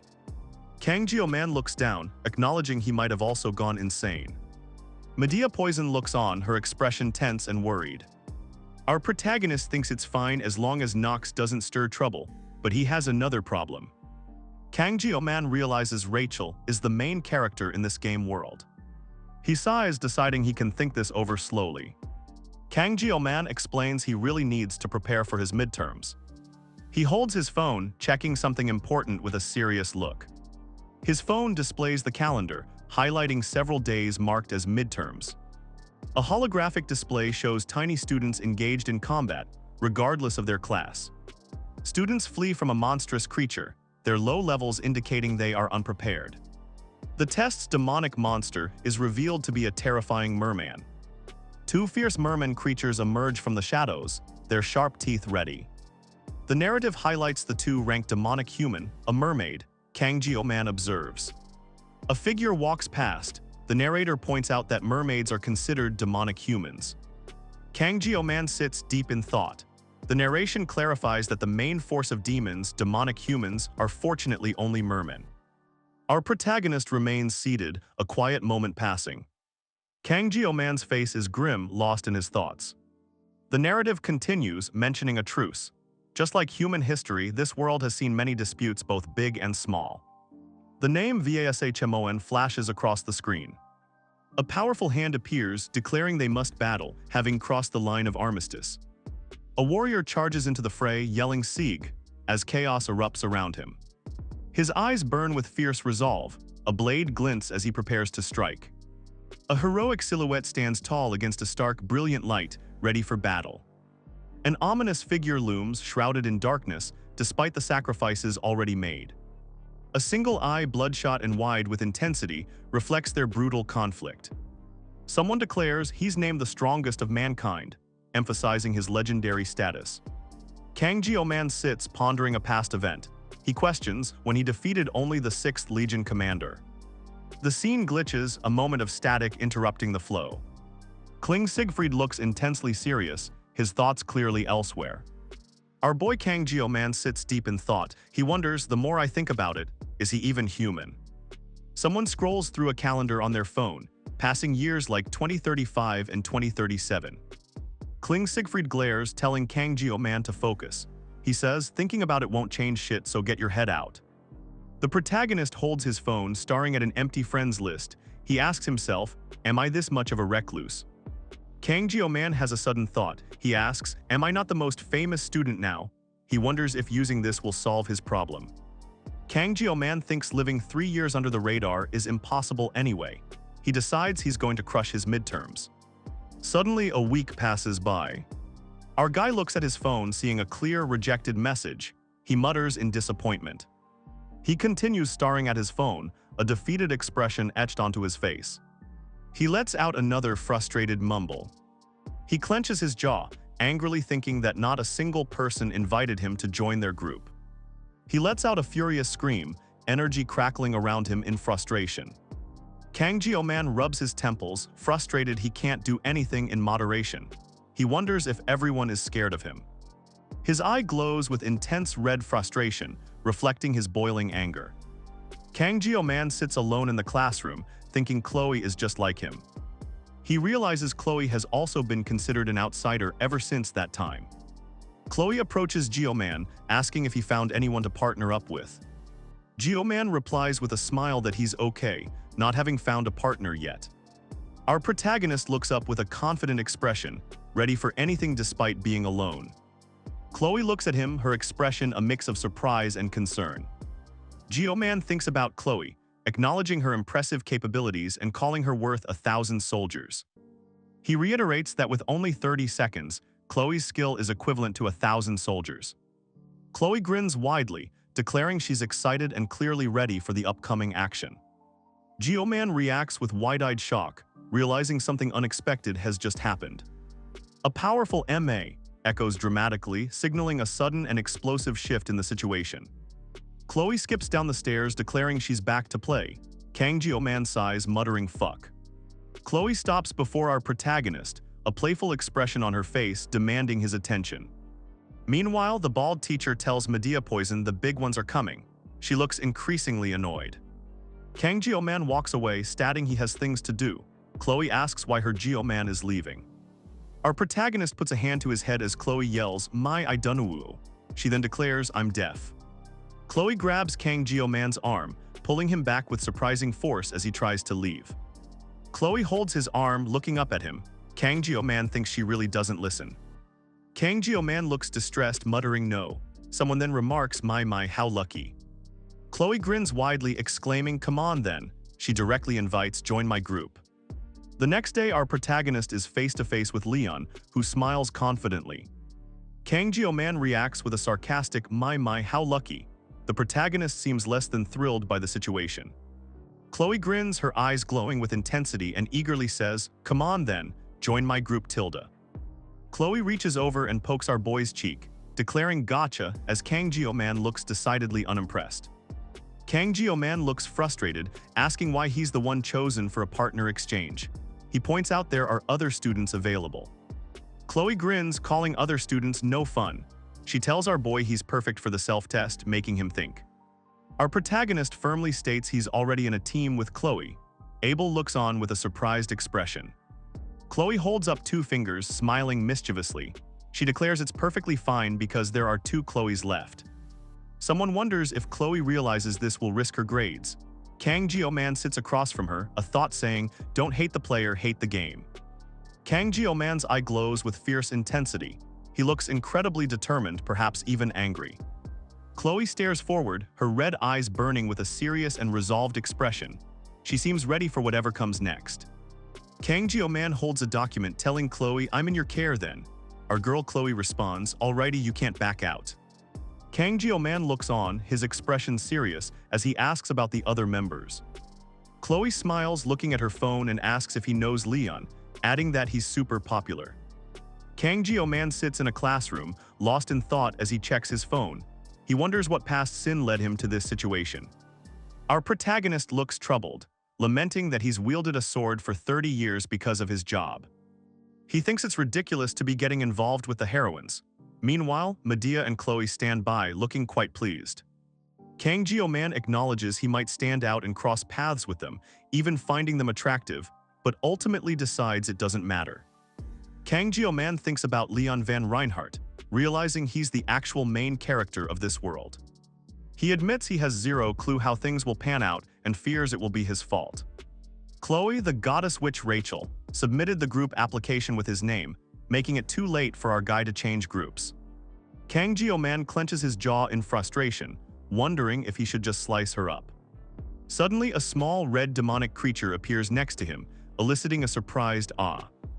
Chloe smiles, telling Jio-man he hasn't looked well since that blonde person left. Jio-man admits it was overwhelming knowing he's taking the exam with star-class cadets. Chloe listens intently. Chloe confidently tells Jio-man there's nobody stronger than him in the star class. Our guy, surprised, thanks her.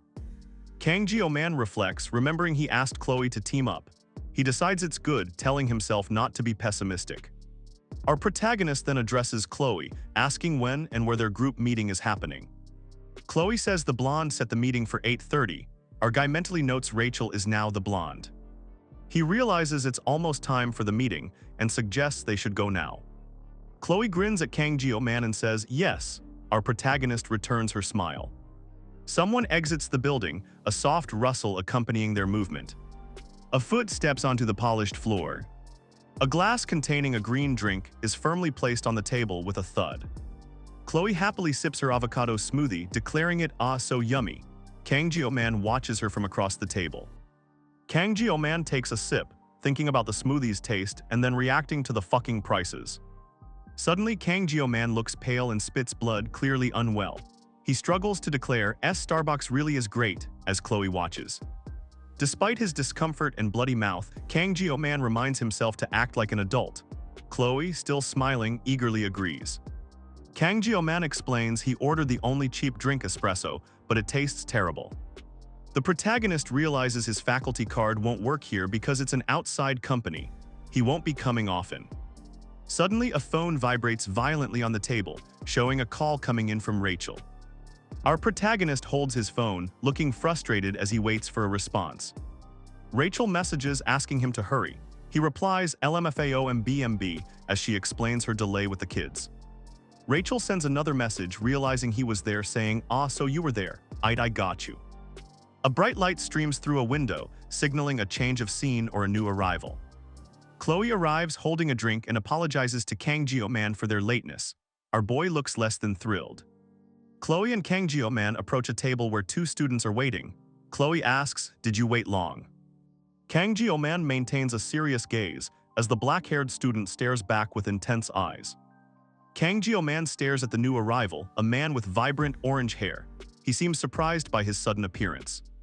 The orange-haired man casually looks around the room. Our protagonist wonders who this mysterious guy could be. Kang Jio-man's thoughts swirl as he considers the man. He wonders, a delinquent. The orange-haired man extends his hand, offering a greeting. "It's nice to meet you," he says, but Kang Jio-man hesitates. Kang Jio-man introduces himself, stating his name clearly. Leon tells Kang Jio-man he was impressed by his subspace performance. He is assured having the protagonist as his exam group member. Leon emphasizes his impression of Kang Jio-man's earlier subspace display. Two hands hold iced drinks resting on a table. Kang Jio-man agrees to the introductions, saying, "Indeed we shall." The group sits ready at the table.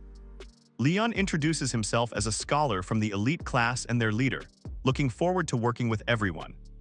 Kang Jio-man stares at Leon, thinking, "Holy shit, that face." He silently rejects Leon's idea of equality. The red-haired guy elbows Abel, who lets out a startled hen. He yells "next" to continue the introductions. The star-class student known as Speedweapon sits with a confident, almost arrogant expression. He reveals a prominent hero tattoo on his neck declaring, "I like heroes." Kang Jio-man looks unimpressed, thinking the name Speed Weapon needs a serious explanation. This breaks his stereotypes of hero lovers. Chloe formally introduces herself as being from the Wolf class and states she is here. Medea Poison smiles mischievously, repeatedly thanking Jeom-kun with glowing eyes. Chloe's eyes glow red as she clenches her teeth, clearly showing her irritation. Chloe sighs, then smoothly transitions to a polite formal greeting, welcoming everyone. Leon, Abel, and the bald teacher observe, commenting on Chloe's patience and well-spoken introduction. Kang Jio-man is introduced, nodding he's in the same class as Chloe. The teacher says, "Well then," as students offer polite applause and a simple intro. Our protagonist feels it's just awkward. Someone looks at a laptop screen in disbelief, speaking their thoughts aloud. "I can't believe I'm seeing this."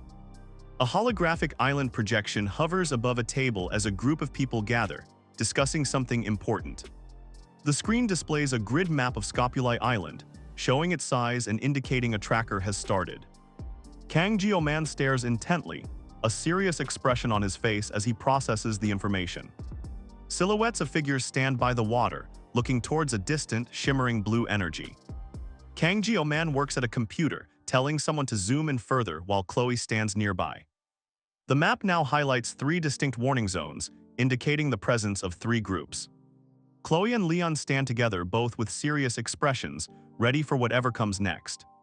Kang Jio-man stands alongside Medea Poison, both looking stern as they face the situation. The bald teacher addresses the room, asking the students any questions. Chloe raises her hand, ready to speak. Medea reassures everyone, stating, "There's no need to worry. The instructors have prepared everything." Chloe then asks, "Can groups of the same squad compete against each other for battle?" Our protagonist, Kang Jio-man, listens intently as the discussion continues. Kang Jio-man looks directly ahead, asking if that answers the question. Chloe stands beside our protagonist, her expression somewhat downcast. The teacher dismisses them for midterms. Kang Jio-man declares it's over, urging Weapon to eat. Chloe complains he's stretching her clothes. Our protagonist adjusts his tie with a quick, confident gesture. Kang Jio-man thinks about the awkwardness, wishing he could just get up and leave. Our protagonist looks down, a subtle SS sound effect marking his quiet movement. Kang Jio-man's eyes narrow, his intense focus clear as he says, "Excuse me."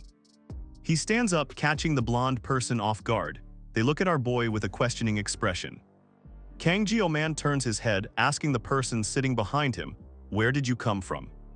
The seated figure continues, directly addressing our protagonist, Kang Jio-ma. Suddenly, Abel prepares her weapon alongside Leon, ready for action. This is the setup for the next chapter. Leon leans in close, addressing Kang Jio-man directly. Our protagonist looks up, listening to him. Leon stares intently at Kang Jio-man, his expression serious. He waits for a response. Kang Jio-man's eyes narrow slightly, processing Leon's words. He seems to be in deep thought. Leon asks, "Where did you come from?" Kang Jio-man thinks he's heard a similar question before, but not exactly like this. Leon's gaze is piercing, his blue eyes fixed on Kang Jio-man. He expects an answer. Kang Jio-man tries to read Leon's intentions. He wonders if this is a literal question about his origin. No, that isn't it, Kang Jio-man realizes. Leon could have asked this earlier during their introductions. Our protagonist concludes Leon must have a specific reason for asking after everyone else left. Kang Jio-man listens intently, a thoughtful expression on his face. The blonde guy stares at Kang Jio-man, declaring that he finds him similar to himself. Kang Jio-man looks surprised, questioning the blonde guy similar. The blonde guy explains that while Korean is the official language, other cultures still exist, and he's clearly Korean. The blonde character then directly asks Kang Jio-man if he's from Korea, challenging him not to pretend otherwise. The blonde guy gives Kang Jio-man a final look, then declares he'll be getting going. Kang Jio-man grabs Leon by the collar, pulling him close. Our protagonist demands, "Just where did you come from?" Leon looks taken aback by the sudden confrontation. Kang Jio-man curses internally, realizing he grabbed the other guy without thinking it through. Kang Jio-man releases his grip, and Leon replies with a simple "Germany."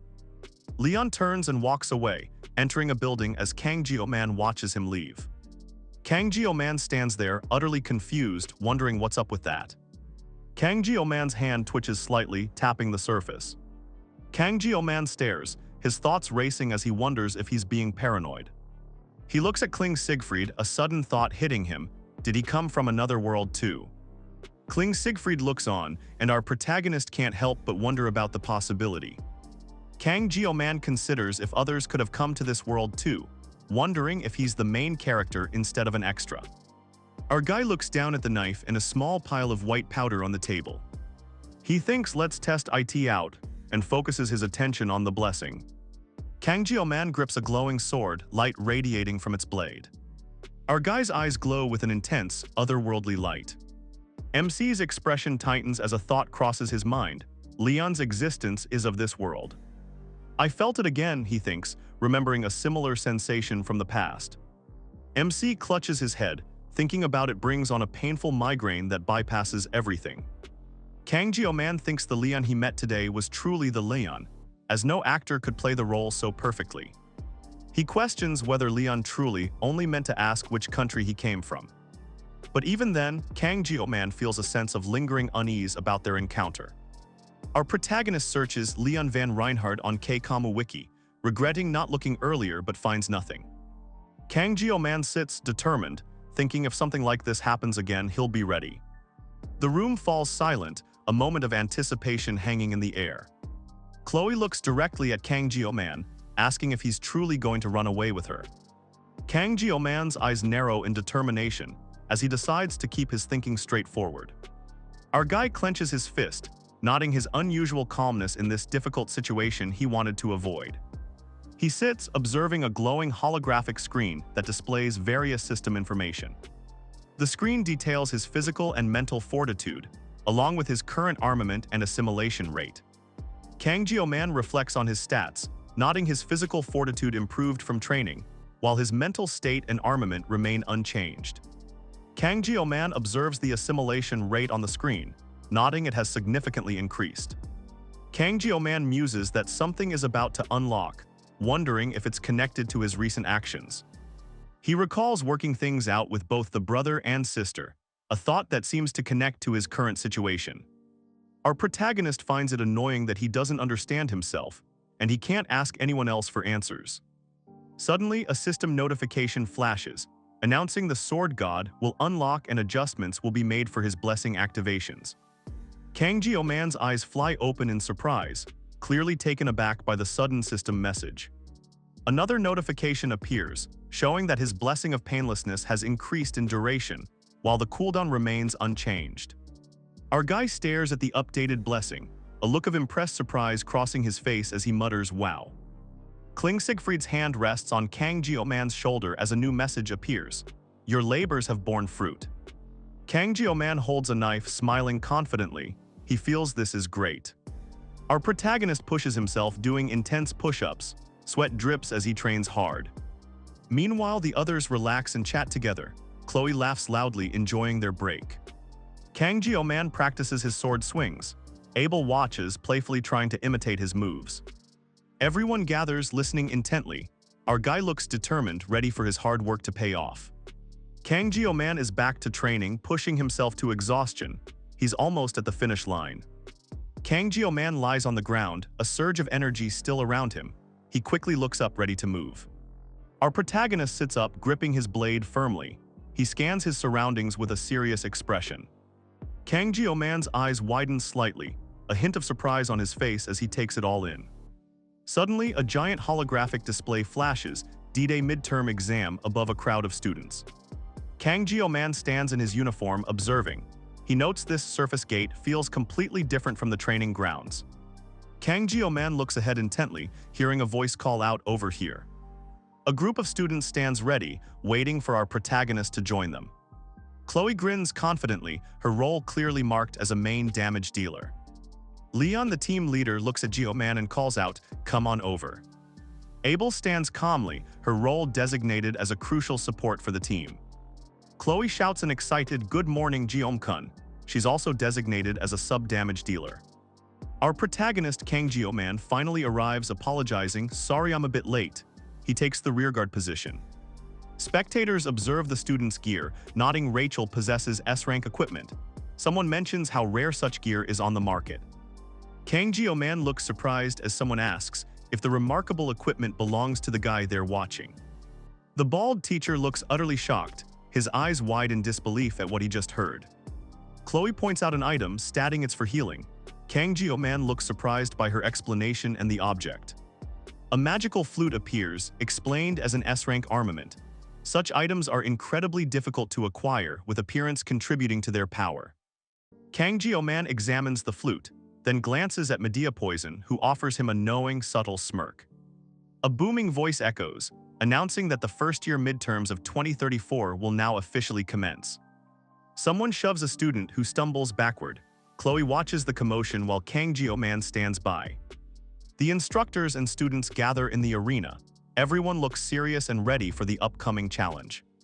The bald teacher addresses the crowd, his expression stern as he delivers important instructions. The teacher warns the students not to risk their necks for extra credit. A massive crowd fills the arena. He continues his warning, emphasizing the dangers of pushing too hard for additional points. The students listen intently. Kling Siegfried adjusts his tie, a smirk on his face. He remarks that things are getting less and less brief. Chloe, Abel, Kang Jio-man, and Leon stand ready. The teacher's voice carries, reminding them about injuries and needing help. Kang Jio-man looks ahead, his expression determined and focused on the challenge before him. Two sets of feet stand side by side, ready to move. The tension in the arena is palpable. Kang Jio-man reassures Chloe, telling her there's no need to worry. Chloe listens as the narrator explains mermaids were often sighted in Sicily and caused much damage. The narration continues, detailing how mermaids caused significant damage despite a truce with demonic beings. The bald teacher loudly instructs everyone to step inside, gesturing them forward. Leon and Abel stand by. Kang Jio-man places a comforting hand on Chloe's head. Our girl looks up, acknowledging him with an "ah, yes." A group of students faces an unseen threat as a pained yell echoes through the air. Chloe stands amid strange energy, hearing Jio-man's desperate voice call her name. She wonders what's happening. Kang Jio-man urgently calls out to Chloe. She stands ready, holding her sword. Our protagonist's eyes widen in alarm. He questions if he suddenly lost focus. The bald teacher questions the instructor in charge. Medea Poison explains they are in a cave with no connection. Suddenly, a glowing symbol appears. Dark energy swirls as a massive, colorful column erupts from the water. The group gathers as a powerful red energy column pulses before them. Our protagonist, Kang Jio-man, observes the spectacle. The red energy column stretches high, illuminating the diverse group of characters. Medea Poison stands ready, facing the strange power. Kang Jio-man grips his glowing blue blade, eyes sharp with resolve. He declares, "If you slice, it will be cut." Our protagonist holds his weapon firm, the declaration echoing, "If you slice, it will be cut." The story moves to Exorcism Island, a beautiful tropical beach. Someone is clearly feeling sick from the journey. Kang Jio-man stands firm while Chloe and the bald teacher are both down, suffering from motion sickness. Leon comments that our protagonist seems unaffected. He says he usually doesn't get motion sickness himself. Suddenly, a strange, small fish-like creature with tiny limbs emerges from the dense forest. Our protagonist stares, wide-eyed and utterly confused by the creature's unexpected appearance. The bizarre creature scurries off quickly. Kang Jio-man notes it's much smaller than he expected. Our boy reflects, feeling a bit foolish for taking the situation so seriously. Our protagonist Kang Jio-man holds his blade, thinking about his role as rearguard. The bald teacher talks to Kang Jio-man, discussing the one they need to find. Chloe scouts ahead by the lake. Someone decides they should head in her direction. Kang Jio-man, the bald teacher, and Chloe move through the forest. Suddenly, our boy Kang Jio-man senses something and looks surprised. Kang Jio-man's eyes are wide, clearly shocked by what he perceives. A red energy blast streaks past the group, narrowly missing them. More energy attacks rain down, forcing the group to dodge quickly. Kang Jio-man swiftly evades a pink energy blast from an unseen attacker. Chloe asks Kang Jio-man if he plans to abandon her immediately after their mission. Swordmaster Kling Siegfried smiles slightly, addressing the group with a confident look. Chloe's eyes widen, her expression showing sudden alarm or surprise. A narration box announces a cave 500 meters ahead as the group approaches the entrance. Someone asks, "Here." Inside the cave, numerous glowing eyes peer out from the darkness, hinting at many creatures lurking within. Countless merman eyes glow in the darkness, making a clap sound as they surround a central light source. Kang Jio-man stands with Leon and Abel, appearing thoughtful as he assesses their surroundings. Our protagonist, Kang Jio-man, looks on with a serious and determined expression. A narration explains that defeating so many mermen guarantees first place, but safety is a major concern due to a lack of internet contact. Kang Jio-man thinks that Leon, their group leader, will be the one to decide. A hand reaches out and moves a knight chess piece across the board. The bald teacher glares at someone, exclaiming, "This little, don't you?" Kang Jio-man simply watches the teacher, his expression calm and unbothered. Leon smiles mysteriously at Jio-man, who returns his gaze. A thought bubble reads, "Fuck you, EAU." The bald teacher looks down at the chessboard, then mutters, "Of course." Jio-man looks towards Abel, who stares back at him with a shocked expression. Abel looks at Jio-man with a confused expression as our boy gives a knowing smirk. Kang Jio-man's eyes flare with an intense blue light. He makes his decision, a determined look on his face. Abel lies on the ground, seemingly struck down. Golden energy crackles and wraps around a clenched hand. Abel springs into action, moving with incredible speed. A massive golden energy orb erupts, devastating the area. A powerful blast erupts, making the fish-like monsters flinch with a loud glap and glub. The strange fish creatures watch from the dark water, one looking confused as they bubble glub glub. One of the fish monsters stares with wide, startled eyes, clearly taken by surprise. Chloe moves swiftly, her body coiled in a powerful, dynamic kick or strike. A massive impact ripples through the water, sending the fish monsters reeling with a FFFFF sound. Chloe's eyes narrow with determination as her hand reaches out, poised for action. She strikes again, her attack connecting with a fish monster with a decisive "Qua." Two more fish monsters are sent flying backward, dazed from the force of her assault. Kang Jio-man points a finger with a confident smirk. He declares, "Destroy." Chloe stands ready, gripping her weapon. She's prepared for battle, saying, "Even she out of course." Hands grip a flute-like instrument as green energy crackles around it. A strange sound begins. An orange-haired individual plays the flute notes and green light swirling around them. A powerful bless resonates. Suddenly, monstrous fish-like creatures emerge from the murky depths, their glowing eyes fixed on something. They make gurgling sounds. An unseen force strikes the massive creature. It takes several hits, numbers appearing with each impact. More blows rain down on the massive monster, tallying up significant damage. Chloe readies her attack, her weapon flashing as she moves swiftly and gracefully. Chloe's eyes widen with fierce determination, her resolve clear as she pushes forward. Kang Jio-man watches, surprised, saying that weapon is the legendary Sword of Blessing. Leon looks on, also impressed. The Sword of Blessing glows with a potent, ethereal energy, pulsating brightly with power. The sword's energy extends rapidly, forming multiple glowing lines of concentrated power. Chloe stands firm, holding the radiant sword, now surrounded by its intense, flowing power. Chloe strikes down with powerful red energy, a loud impact echoing. Kling Siegfried watches intently, his red eyes glowing with focus. Chloe lands, immediately surrounded by snarling monsters, but she's ready with her blade. She slashes through the creatures with swift, precise movements, red energy trailing her blade.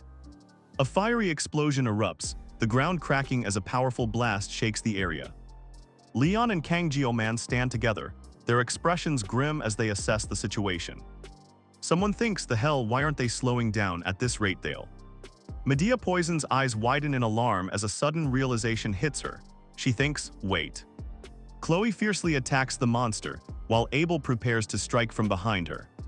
Chloe and Abel stand ready, their expressions determined for the fight ahead.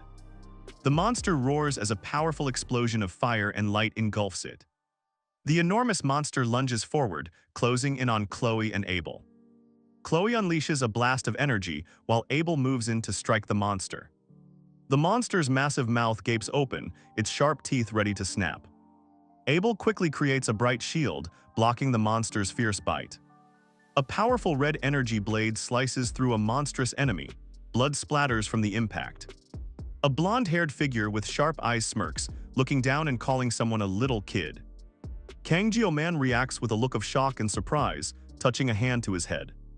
Suddenly, a blonde student unleashes a bright blue energy blade, cutting through the air as Kang Jio-man watches. The blonde student Leon stands with his sword drawn, looking at our protagonist. He simply says, "Well." Deep inside a cavern, numerous small dark creatures with glowing eyes emerge from the walls. Students gather at the edge of the dark water where shadowy creatures swim. Our boy Kang Jio-man stands among them. Kang Jio-man looks surprised, but Leon calmly responds, "Yeah." Leon leans in closer, telling our protagonist he'll be looking forward to seeing his performance. Kang Jio-man's eyes sharpen with resolve as blue energy begins to crackle around him. The blue energy engulfs our boy, and he thinks he can just take a better look after this is done. Suddenly, Kang Jio-man plunges off the cliff, diving headfirst into the darkness below. Kang Jio-man stands tense, his hand clenched as a strange red energy crackles around him. Chloe, the bald teacher, and another student stare in utter shock as a sudden event unfolds before them. Kang Jio-man's eye narrows, reflecting a mix of shock and intense focus on the unfolding situation. Blue energy ripples around Kang Jio-man as he reacts sharply, sensing a powerful presence nearby.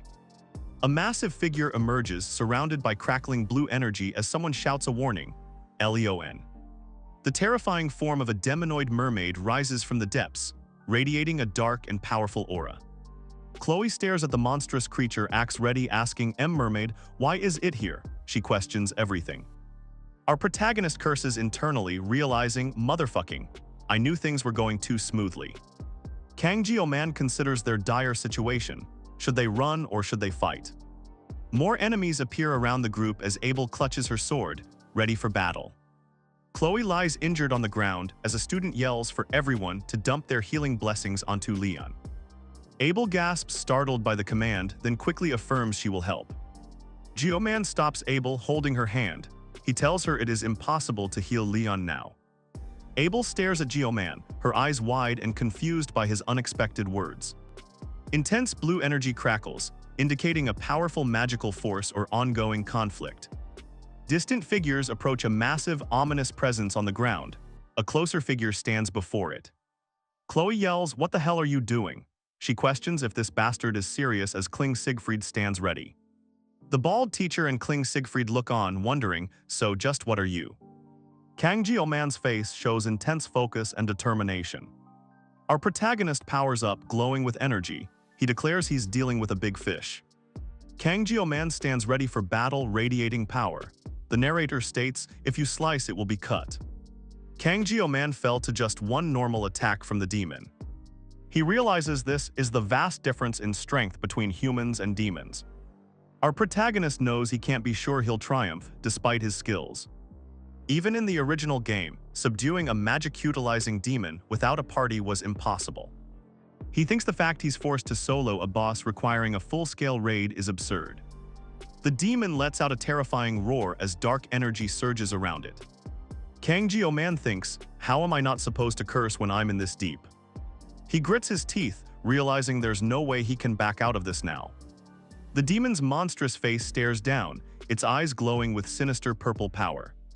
Kang Jio-man stands ready to fight, knowing he needs to cut down the demon in 60 seconds. The Blade God's blessing activates, enhancing mental fortitude and authority. Restrictions apply to adjust the blessing to the user's current level. Kang Jio-man smirks, his eyes glowing with a newfound power. He looks confident and ready. Chloe unleashes a powerful sword swing, a bright, fiery aura erupting around her. She moves with incredible speed. A monstrous creature screams in pain, its massive mouth wide open, sharp teeth bared. It recoils from the attack. Despite Chloe's fierce attack, the monster lunges, its massive jaws closing in. She lets out a pained irk. Kang Jio-man screams, unleashing a powerful strike against the shadowy monster. Chloe gathers brilliant energy, preparing to release her own power. The monstrous shadow creature recoils, its form distorted by the impact. Chloe breathes heavily, her energy visibly depleted after the attack. Leon reports to the bald teacher, explaining the situation. Leon states that his healing power is already overwhelming enough. He adds that while the wound is deep, it is gradually recovering. The bald teacher swallows hard, his concern evident. He knows Kang Jio-man is absurdly strong from their subspace duel. Meanwhile, a dark swirling energy pulses with an unknown power. Kang Jio-man stands firm as sharp, purple energy blades erupt around him. The bald teacher recoils, clutching his chest. He feels his bones splinter just from witnessing the power. Medea Poison stares intently, purple energy crackling around her as she murmurs Kang Jio-man's name. The blue-haired teacher's form ignites with a powerful purple aura, her eyes glowing with raw energy. Our protagonist slides rapidly across the ground, propelled by powerful forces and leaving streaks of energy. Kang Jio-man's eyes narrow, his expression grim and utterly focused on the unfolding chaos. A sharp, glowing purple projectile streaks through the air with immense speed. Kang Jio-man swiftly slashes his sword, unleashing a powerful blue energy wave. The attack cuts through the air with incredible speed. The opponent quickly leaps back, narrowly avoiding the piercing energy slash. A voice commands dive in. The glowing blue figure charges forward, attacking the purple enemy with fierce determination. Another voice urges and cut. Kang Jio-man brings his blade down in a devastating strike, generating a massive blue and purple energy burst. He's putting everything into it. Our protagonist continues his relentless assault, barraging the purple enemy with swirling blue energy. The impact causes a powerful red explosion. Kang Jio-man looks on, a strange, dark energy beginning to coalesce around him.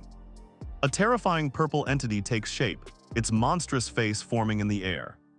The creature lets out a deafening, guttural scream as it fully manifests. The entity lunges, but our protagonist slices through the air with a powerful blue energy wave. Kang Jio-man moves with incredible speed, his blade flashing as he delivers a swift strike. An impact shatters the ground, sending fragments flying from the force of the blow.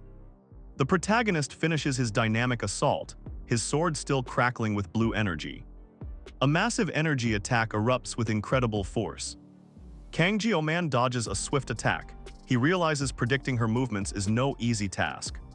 Kang Jio-man wonders if she deliberately targeted the injured. He then calls out, hey. Kang Jio-man looks over at Leon and Chloe, who are standing nearby. Leon remains focused, ready for action. Our guy Kang Jio-man looks intently towards the battle. Leon looks surprised and answers, yeah, I'm fine. Kang Jio-man leaps into action thinking, I'm relying on you, hero. Chloe watches as Kang Jio-man confronts the enemy, who is wreathed in dark energy. Kang Jio-man stares with a focused intensity, a single thought echoing, hero. The bald teacher speaks passionately about justice and bravery, about sacrificing oneself for the sake of others. Medea Poison tells the protagonist she hasn't seen anyone who possesses those qualities. Medea points to her group, including Chloe, adding that she's in this group with Rachel. The bald teacher laughs, finding amusement in the situation. Our protagonist Kang Jio-man simply states he's right. The bald teacher continues, saying even if he was, he would refuse it. Medea Poison glares, muttering about Kang Jio-man, that bastard. The demonic entity gathers dark energy, conjuring multiple shadowy, fish-like projectiles. The shadowy projectiles multiply and swarm, crackling with dark magic. The swarm of shadowy fish-like projectiles hurtles towards Kang Jio-man, who moves swiftly to evade them. Kang Jio-man twists in the air, narrowly dodging a direct hit from the incoming shadowy attack. Our protagonist lands, surrounded by the crackling projectiles, and prepares to counterattack with his blade. Kang Jio-man's eyes glow with fierce determination as he faces the magical onslaught. The shadowy, purple-skinned figure lets out a fierce cry, launching a powerful clawed attack. Blue energy slashes rip through the air, heading straight for the enemy. The blue energy strikes with force, completely shattering the purple constructs into tiny pieces. But then pink energy slashes cut through the air, forcing the shadowy figure to recoil. The shadowy figure stretches a clawed hand forward, ready to strike back. Its eyes glow with fury as it prepares for the next move. Suddenly, another attack lands and the figure screams out, "Kyaagh." Chloe gasps, her eyes wide with shock. The bald teacher lies on the ground, seemingly struck by a powerful weapon. Suddenly, a massive, shadowy demonoid materializes, radiating powerful, dark purple energy. This is the demonoid everyone feared. The demonoid launches multiple powerful pink energy blasts, all targeting our protagonist. He braces for the impact. Kang Jio-man's eyes blaze with an intense blue light. Our guy grits his teeth, ready to fight back against the threat. A powerful figure unleashes a surge of purple energy, yelling KIE. The woman fires a massive purple blast, creating a huge impact with a THAK sound. The devastating energy beam strikes a distant mountain, causing a massive explosion. She continues to channel immense power, her face strained with the effort. Another explosive purple wave erupts, slamming into the ground with overwhelming force. Medea Poison looks on in disbelief, muttering, "Geez." Kling Siegfried watches calmly. Chloe reacts to a loud roar and a flash of light. Medea turns, sensing something amiss. Both Chloe and Medea show clear alarm, their eyes wide with concern. Medea urgently tells Chloe to move quickly. Medea's expression hardens, anticipating what's to come. The massive cracked structure collapses and sinks rapidly into the turbulent water. Meanwhile, Kang Jio-man and the bald teacher stand ready, aware of the growing disturbance. Suddenly, several sharp-toothed Piliaskins erupt from the water, eyes fixed on their prey. Chloe watches, spear in hand, as the enemies retreat. She questions their sudden move. Kang Jio-man unleashes a powerful attack, sending multiple enemies flying from the impact. Kang Jio-man curses, realizing his concern for Leon might have prevented a fatal blow. He also considers the mermaid's survival. A massive, violent surge of purple energy explodes from the ground, tearing it apart. Our protagonist's eyes widen as he realizes the mermaid isn't dead after all. A monstrous, shadowy figure with purple energy slowly rises from the dark sludge. Chloe and Leon are pulled through the air. Leon shouts out Rachel in desperation. Chloe confirms she's ready, holding her weapon as the bald teacher looks on. The teacher can't believe Kang Jio-man is facing the demon directly. He realizes he's witnessing a legend, not just a madman. Kang Jio-man holds his blade, declaring he has 10 seconds to make up for lost time. He looks determined. The demon lets out a terrifying roar, its eyes glowing purple with raw power. It's ready to strike. Kang Jio-man charges forward, a trail of energy following him. He challenges the demon, bring it on. Our protagonist's eyes burn with fierce determination, completely focused on the impending battle. He's ready to fight. Kang Jio-man readies his glowing blade, eyes set with fierce determination. He declares, "I'll cut everything down." A powerful blurring slash rips through the scene. A voice states, "If you slice, it will be cut." Chloe sprints through the dense forest, a shadowy figure close behind her. Kang Jio-man grunts, pushing himself. He must go faster and faster still. Chloe pushes through the dense foliage, internally declaring she mustn't stop now. Suddenly, Chloe is engulfed by a surge of crackling purple energy, struggling to move. Chloe grits her teeth, her legs screaming. She's ready to use her blessing to run, hopping for even a sliver of help. Our girl remains resolute, her determined eye reflecting an unwavering will to survive. Chloe continues her desperate run, deciding to contact the instructors for assistance. Our protagonist, Kang Jio-man, stands tall. Someone believes he is the strongest person they've ever met. Despite his immense strength, our boy always found fighting arduous and difficult. Chloe thinks back, remembering that Jio-man avoided drawing his blade whenever possible. Suddenly, Jio-man stands in a powerful light holding his blade. He faces another choice now. Chloe also believed Jio-man made the best decision, however, a shadowy figure looms. It's the mermaid. Chloe hears mentions of a blast, her face showing deep concern. She grips her sword, preparing for the worst. A single tear rolls down her cheek as she whispers Jio-man's name, begging him to be alive. Just then, Chloe is violently thrown into the air, her body twisting as a loud snap echoes. She plummets rapidly through the air, her body helpless and unable to control the fall. Our girl crashes hard against an unseen force, the impact creating a shower of debris.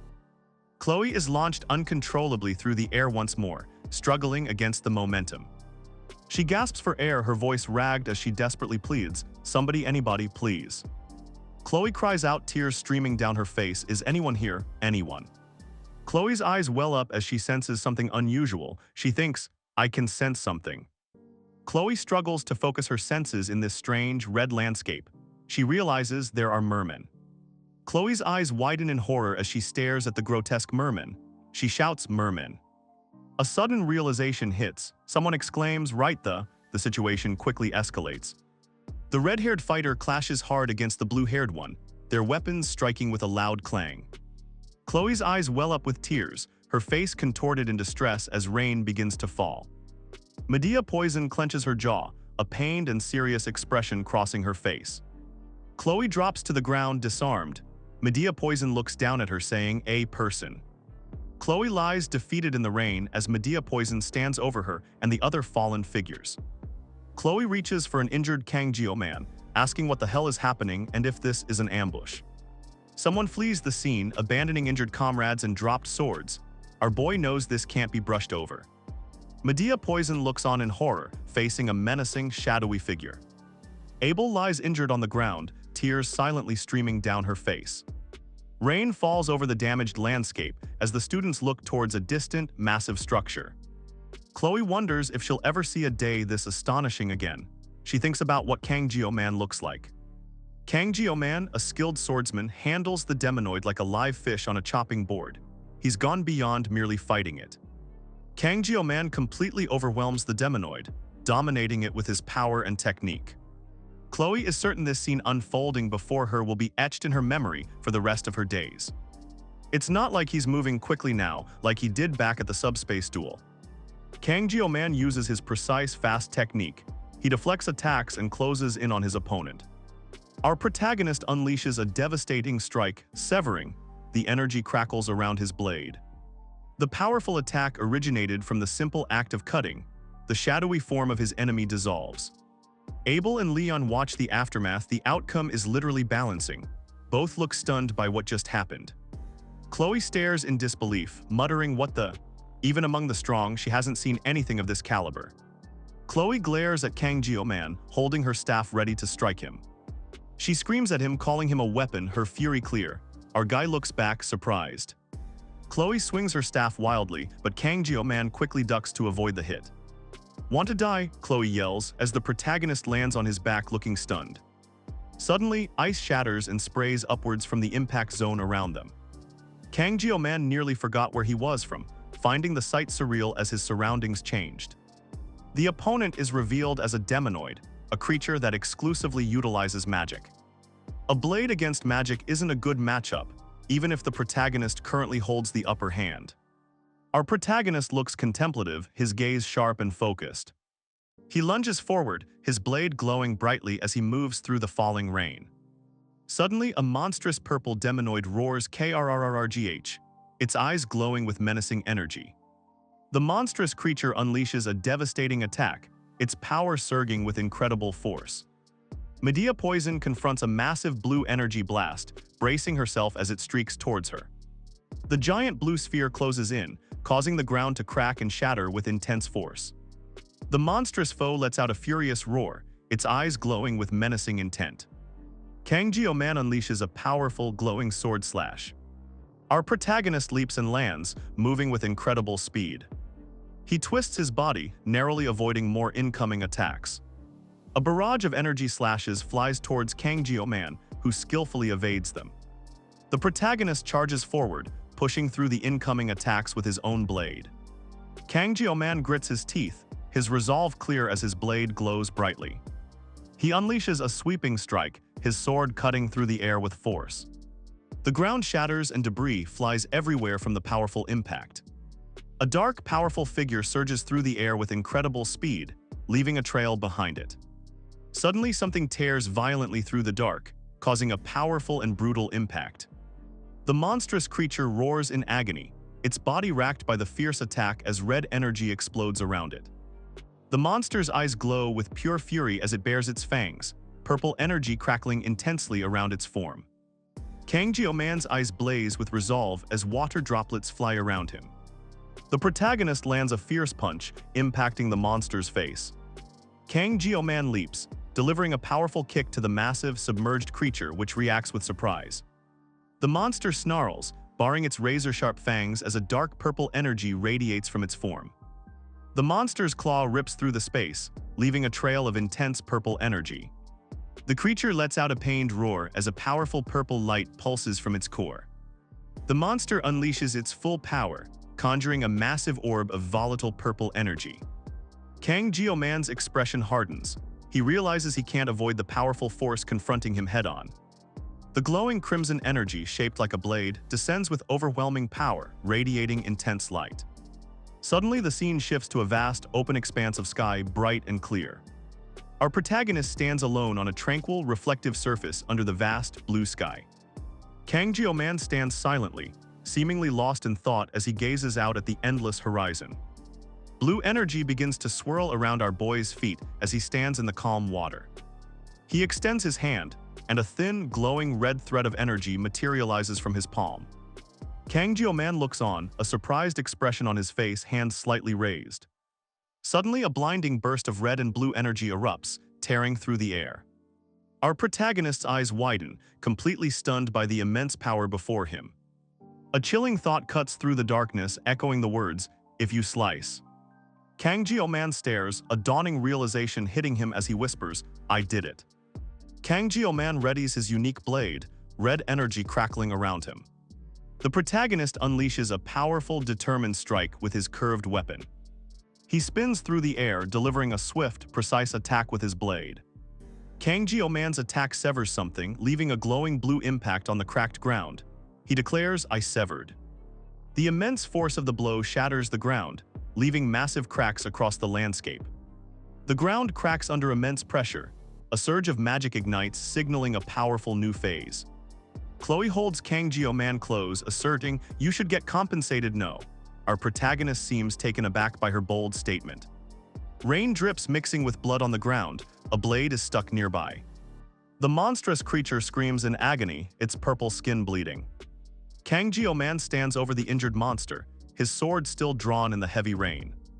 Our guy Jio-man looks on with a determined expression as rain streaks his face. The defeated creature groans weakly, struggling to move on the blood-soaked ground. Meanwhile, Abel and Leon stand ready, their expressions grim after the battle. Something shadowy disintegrates with a loud crash, vanishing completely. Kang Jio-man stands at the edge of a cliff, looking down into the darkness. Chloe watches intently, her eyes wide as sweat drips down her face. Kang Jio-man stands alone in the pouring rain. He won, the narrator states. A weakling like our protagonist defeated a swordmaster, and he did it alone. Chloe and Abel stare in disbelief, Chloe still tense and sweating. Suddenly, blood splatters violently across the ground with a wet sound. Kang Jio-man collapses, blood pouring from his mouth as he hits the ground. Jio-man lies on the ground amidst fallen figures as someone calls out his name. Leon descends to the scene, relieved that Jio-man is fine. Jio-man looks up, a surprised expression crossing his face.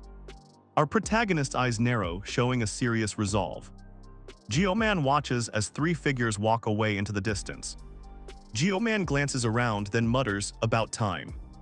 Medea, Chloe, and the bald teacher arrive, with Medea exclaiming, "What the hell is that?" Amidst the chaos and rain, a student lies injured as someone calls out, "I-19 that, a mermaid." Chloe supports Kang Jio-man against an icy wall.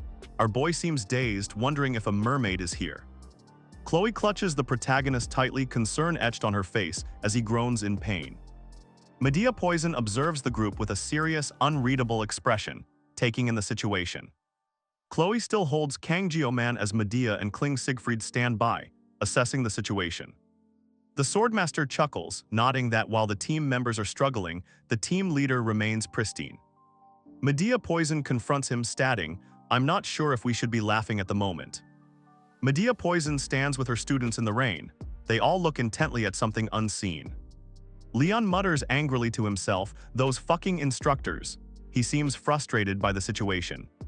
Medea Poison cuts him off, demanding, "We get it, now explain." She wants direct answers. Leon turns to Medea, about to speak. He asks her why she always perceives things in a certain way. Leon lets out a small heh, a confident smirk playing on his lips. He's got a plan. He grins confidently, pointing a finger as he prepares to explain his strategy to Medea. Chloe begins, "So you're saying that?" She questions if Jio-ma defeated it alone. Leon listens intently, processing the information. He recalls his grandfather's tales from when he was younger were more realistic than this. As ridiculous as the story sounds, it seems to actually be the truth. The question hangs in the air, why would they lie about something like this? Chloe reveals she's a descendant of hero Baylor Joaquin and Aaron Nicholas. These roots granted her a special class since birth. The thought concludes, in other words. Chloe stands amidst fiery chaos and shadowy figures, her expression resolute. Her intense eyes glow yellow, reflecting the fierce battle ahead. Chloe stands poised under a bright light, embodying the legend of Kang Jeoma. She looks upward, a subtle mix of resolve and contemplation on her face. Kang Jeoma looks up at Chloe and Medea. When Chloe asks something, he confidently replies, "Sure." A demonoid attacks Kang Jeoma as Medea watches. The narration explains how he, though tattered, always emerges victorious. Chloe looks concerned, letting out a soft "who." The bald teacher turns to Chloe, asking, "Right?" Chloe asks why, wondering if they didn't scout the island beforehand. The bald teacher acknowledges Chloe's point with an "ah, yeah." The bald teacher ponders how a demonoid could pop up unnoticed by cadets on such a large island. Chloe's eyes narrow as she processes the strange situation. Kang Jeoma stands over the unconscious Medea, who lies on the ground. Kang Jeoma stands in the rain, blood staining his shirt, deep in thought. He mutters, "There's something someone needs to think about." The bald teacher, Chloe, and Medea Poison look on silently, a shared understanding passing between them. The bald teacher appears visibly worried, a troubled expression on his face. The narrator explains that the current situation isn't something cadets can easily miss. The narrator states that if not for Kang Jeoma, Leon's group would have been torn apart by the demonoid. Conflicts, both large and small, definitely occurred during the 700-year truce.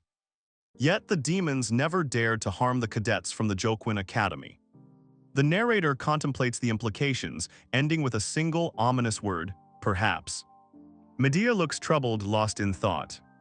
Leon grabs Medea's shoulder, his expression urgent as he addresses her.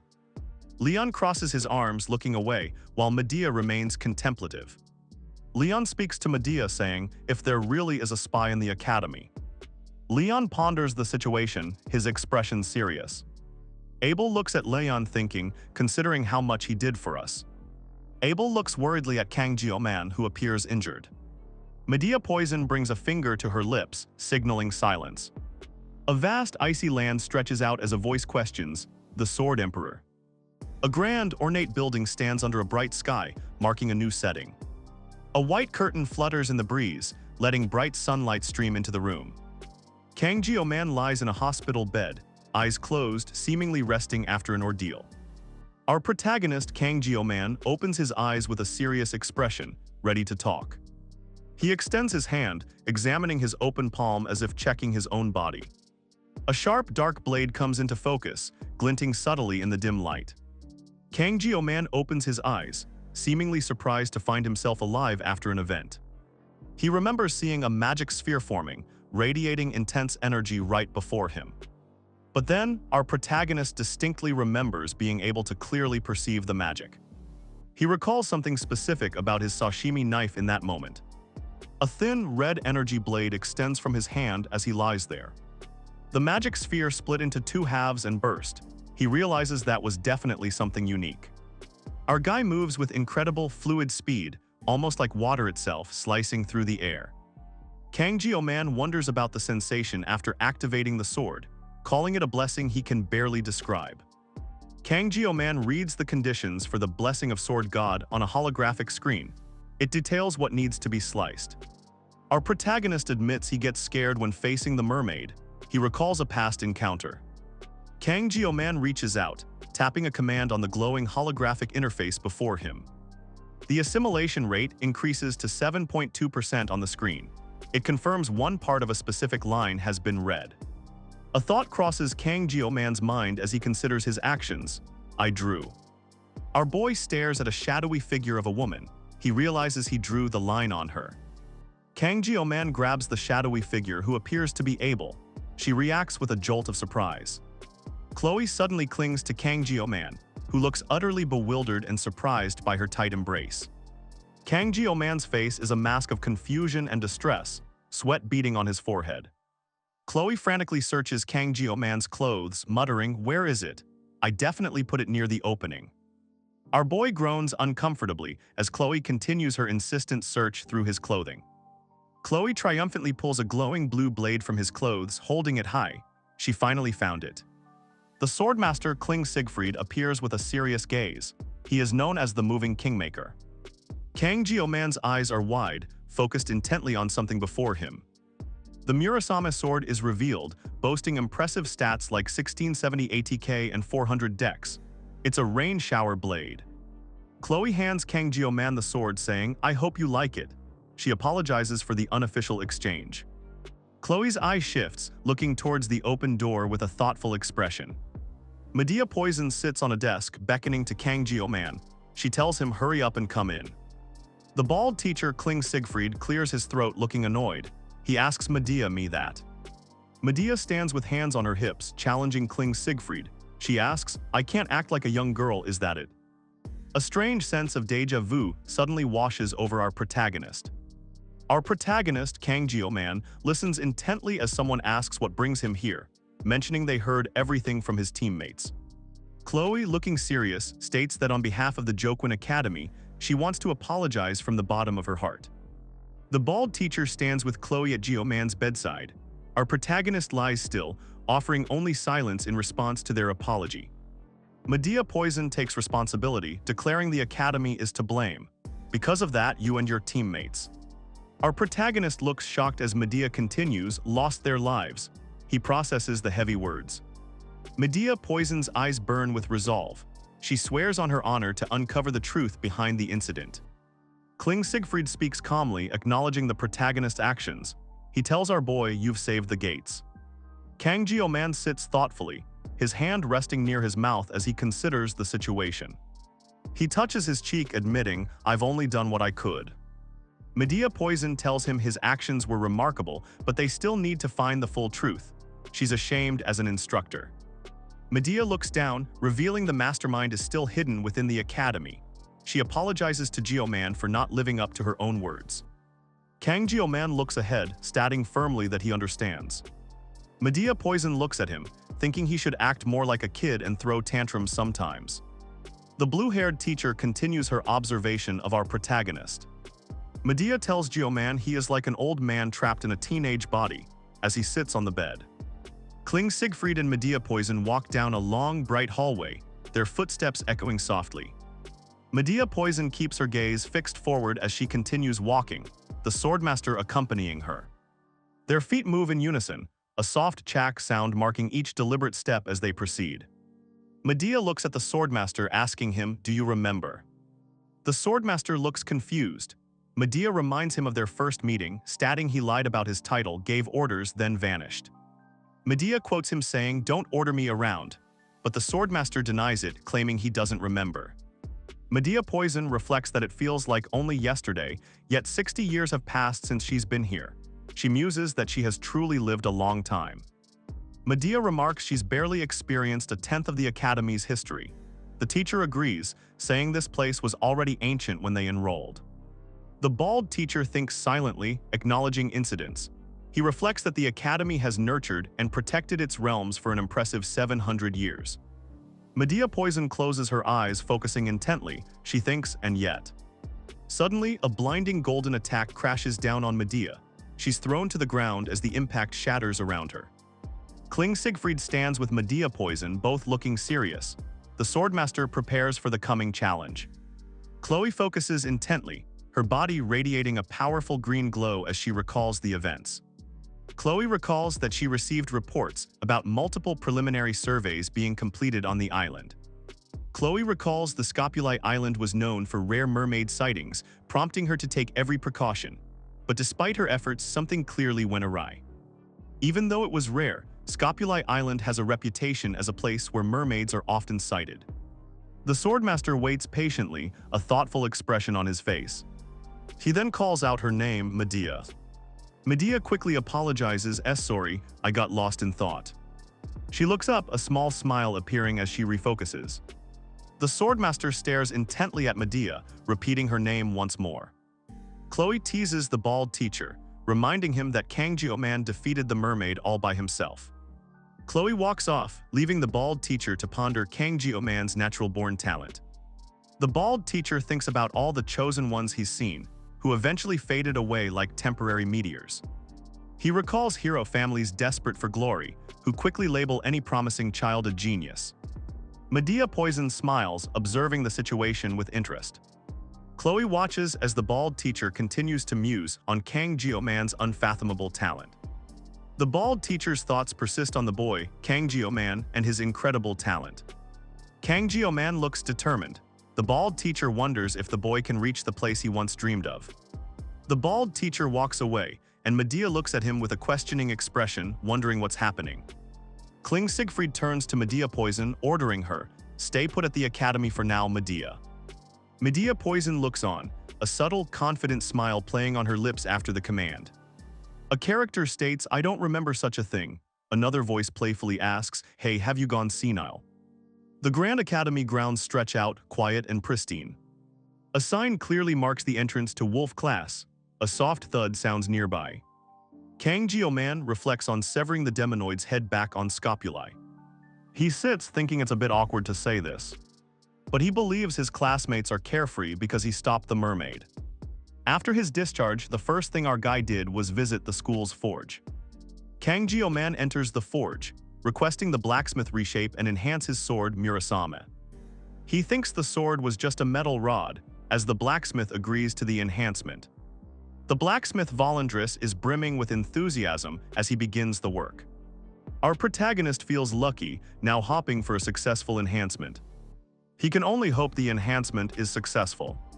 Suddenly someone calls out Jeom-kun, and our protagonist looks up surprised. Chloe descends the stairs on a crutch.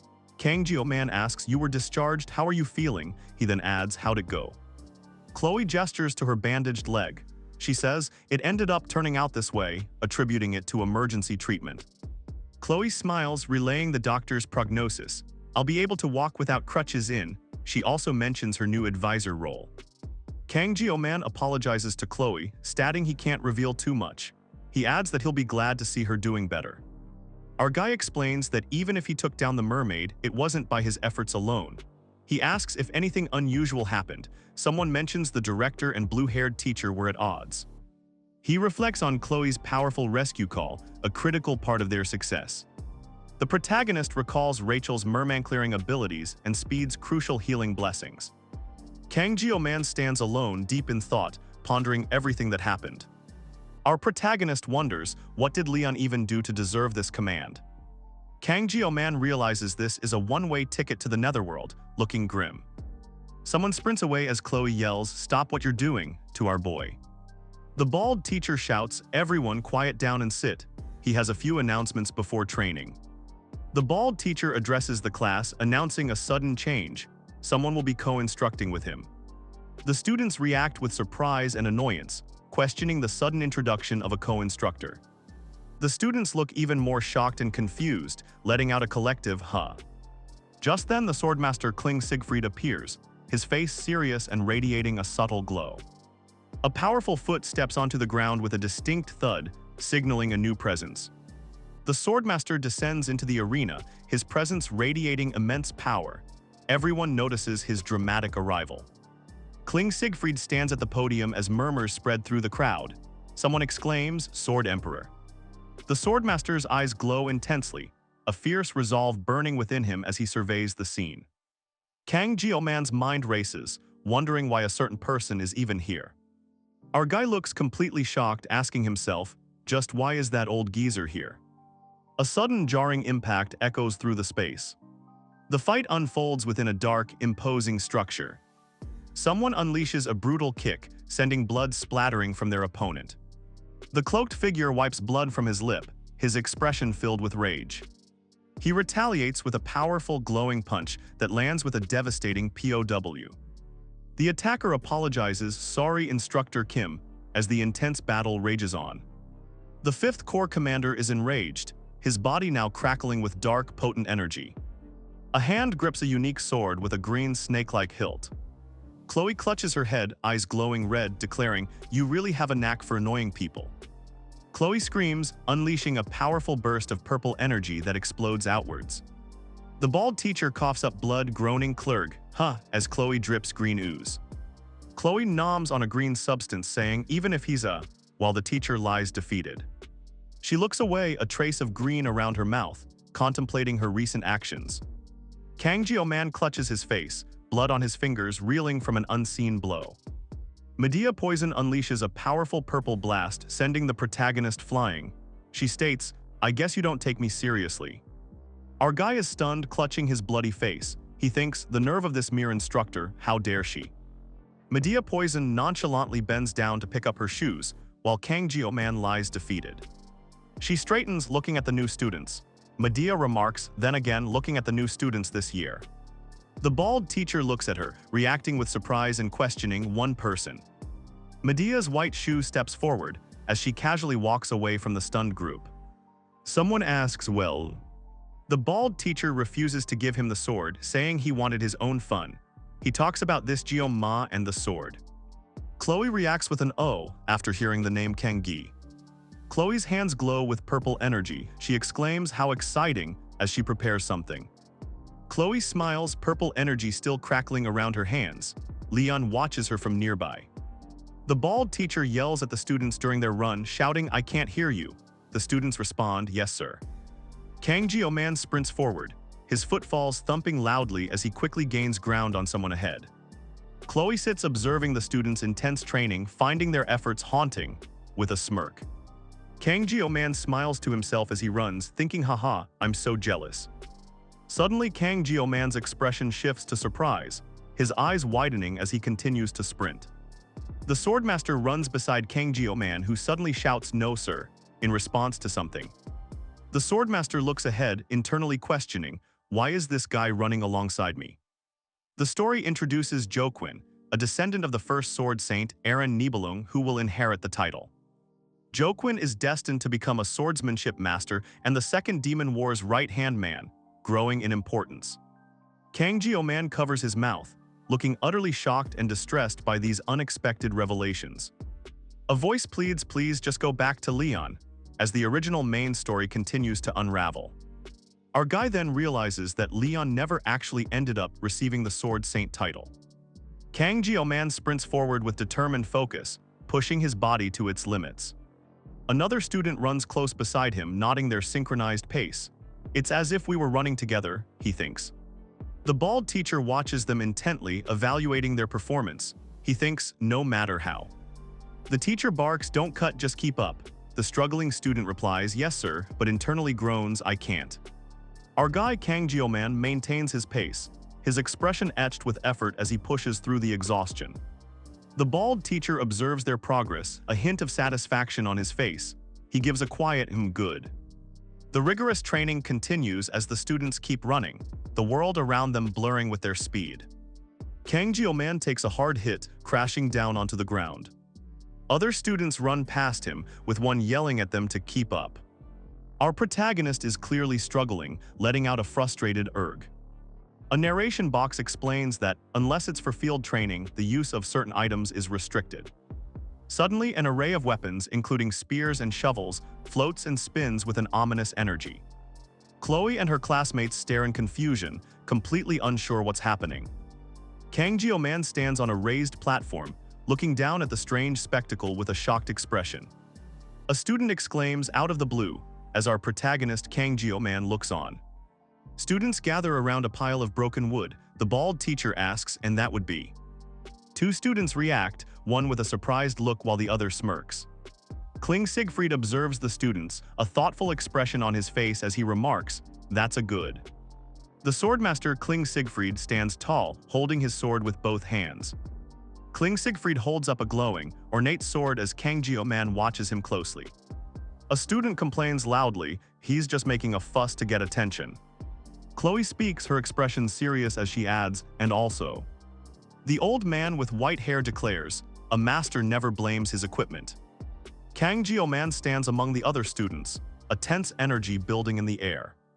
Our protagonist nods in agreement, stating, "Exactly, that's 100% true." A blade strikes the ground with incredible force, sending a shockwave outward. The bald teacher, Kling Siegfried, explains that cadets who can skillfully wield any weapon will truly excel.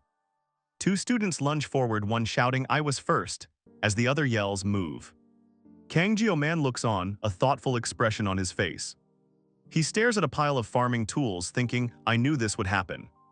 Chloe prepares to grab a tool, while the Swordmaster watches with a knowing smirk.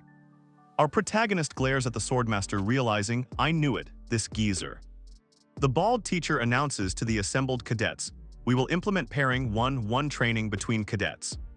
Two cadets react with visible shock and surprise to the new training method.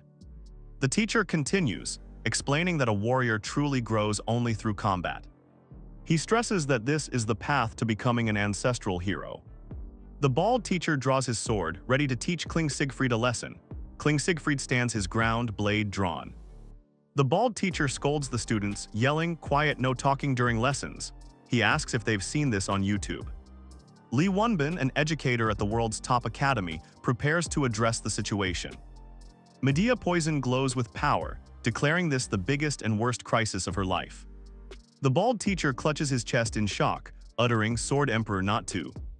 The bald teacher looks up, startled, as someone calls out, "Cadet Kang Jio-man." Kang Jio-man stands firm, facing a group of opponents who surround him.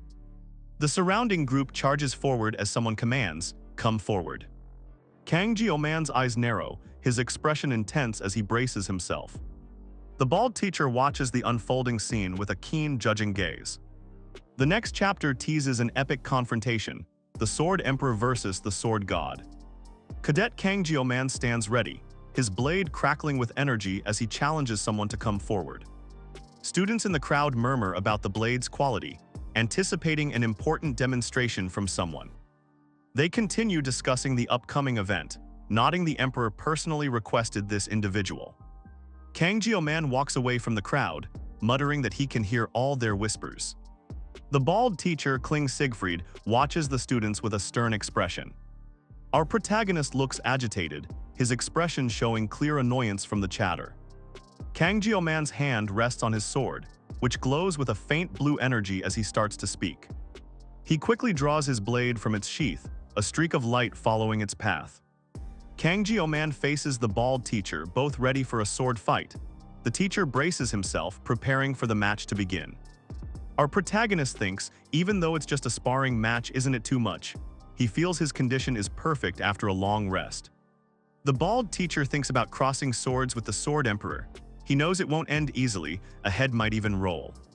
Strange, rippling energy lines appear, hinting at the immense power involved. It's a visual representation of the intense situation.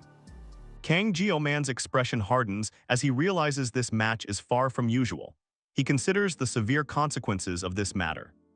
Our protagonist and the bald teacher stand ready, swords drawn. The tense silence hangs heavy as they prepare to clash. Kang Jio-man's eyes narrow intensely, a serious expression on his face. Kling Siegfried challenges him, asking how long he can live while hiding his power. The word pride resonates within Kang Jio-man as he remembers his past. He recalls engraving pride into his heart after claiming the title of the greatest swordsman. He realizes that pride is the very reason he has never put down his sword. Kling Siegfried's provocation is a test, and Kang Jio-man knows he'll regret falling for it. But still, our protagonist firmly grips the hilt of his blade. The bald teacher rushes towards Kling Siegfried, shouting a warning. Kling Siegfried observes, realizing someone has already made up their mind. The bald teacher and Medea Poison watch, looking shocked at the turn of events. Kang Jio-man stands firm as the blessing of the sword god begins to manifest around him. Suddenly, a shadowy clawed hand reaches up from the darkness. A sudden blur streaks across the darkness, setting a mysterious tone. The world blurs, rushing past in a vertical dash, building anticipation. Kang Jio-man strides forward with a casual air, ready for whatever comes next. Even at 70 years old, Kling Siegfried remembers that pivotal moment, which still vividly comes to mind. A younger hand firmly grips a sword hilt, its blade gleaming in the light. He recalls a time when he was not mature yet, the vivid memory of a wandering knight. The young knight looks on with intense eyes, his blade poised and ready for action. His eyes widen dramatically, reflecting a sudden, profound realization as the memory takes hold. The Swordmaster unleashes a powerful attack, a surge of energy surrounding him. This raw power, he realizes, is undoubtedly at the level of that realm. Our protagonist, Kang Jio-man, stands ready, his gaze sharp and focused on the challenge ahead. Someone thinks about the boy they've been keeping an eye on since the allocation test, recalling a past encounter. They identify him clearly, Kang Jio-man. The protagonist holds his sword ready to face whatever comes. Kang Jio-man pushes past his limits, his sword crackling with power as he reaches that realm. Kling Siegfried moves with incredible speed, his blade leaving a shimmering blue trail as he strikes. His eye glows with intense yellow energy, his focus absolute as the blue aura surrounds him. The Swordmaster continues his rapid assault, the air crackling around him with powerful energy. Kang Jio-man stands ready, his own blade firmly in hand, prepared for the next move. Our protagonist grips his blade tighter, his gaze sharp and determined as he prepares to defend. Suddenly, an explosive clash of energy erupts, blades meeting with immense force and blinding speed. Kang Jio-man narrows his eyes, focusing intently as he senses the flow of mana around him. Kling Siegfried brings his sword down hard, but our protagonist blocks it with a loud clang. The Swordmaster spins his body, initiating another swift horizontal strike. Kang Jio-man prepares to meet it. Their blades clash violently once more, sending powerful vibrations through the air between them. However, Kling Siegfried stands completely unfazed, his gaze sharp and unwavering in the face of the assault. The Swordmaster raises his blade, declaring "My sword." As it glows with intense golden mana, Kang Jio-man watches. A powerful light beam strikes, reflecting off someone's face as intense energy crackles around the area. One student expresses his confusion, stating directly, "I don't understand." Another student doubts our boy's skills, believing he just got lucky with the matchup during the last sparring. She thinks he was only decent. A different student questions, why does the Sword Emperor care so much about that special student? The group of students watches two figures in the distance, as someone remarks that it's time for a proper lesson. Yes. A large number of students stand in organized rows on the field, silently awaiting further instructions. Kang Jio-man and his opponent stand motionless, their swords held, prompting confusion from onlookers. Both combatants remain perfectly still, an eerie silence falling over their intense standoff. From a distance, someone asks aloud, why are they both just standing still? The Swordmaster Kling Siegfried corrects them, stating, they're not just standing still. Kling Siegfried admits he doubted the Sword Emperor's words, but now he understands. He expresses surprise, Kang Jio-man, I really didn't expect him to be at this level.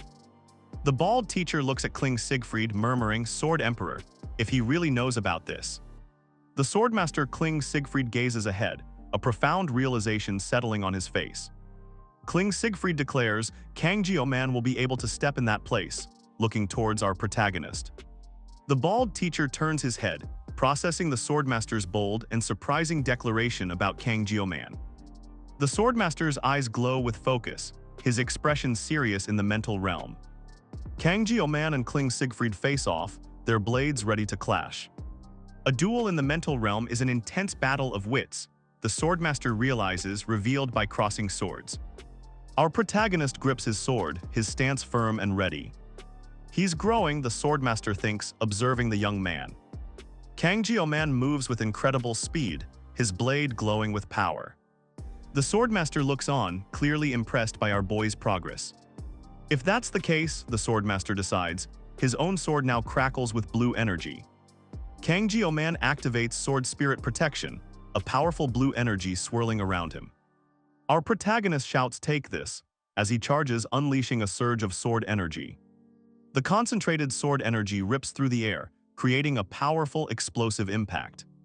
The powerful energy blast sweeps across the training grounds, leaving the watching students utterly stunned. The bald teacher stares in disbelief, his eyes wide and jaw dropped at the display of power. Other students recoil in shock and fear, completely overwhelmed by what just happened. The older man, Kling Siegfried, grips his glowing sword hilt, his face set with grim determination. He prepares for battle. Meanwhile, Kang Jio-man levels his own blade, moving with swift precision. Our protagonist charges forward, ready to engage. The bald teacher races towards them, yelling, this is nothing like what you said, Sword Emperor. He cries out, please stop. The teacher stretches out a desperate hand, his face contorted in a scream. He yells again, Sword Emperor. Medea Poison unleashes a powerful electrical attack, striking the ground with immense force. Exclamation marks appear, signaling a sudden, alarming event. Medea Poison's eyes glow red as she screams, what are you doing to your student? She demands, have you lost your mind? A glowing hand reaches out amidst shattered fragments. The narration reads, "I hope it reaches you," signaling the next chapter. Chloe apologizes as the light streams in from a large window. She tries to explain, but the bald teacher cuts her off, stating, "No, that's not right." Chloe desperately denies it again, yelling, "No, no." Her expression hardens and Chloe's eyes narrow with intense frustration. Chloe confronts the teacher, shouting about how she busted her ass for a student's spot.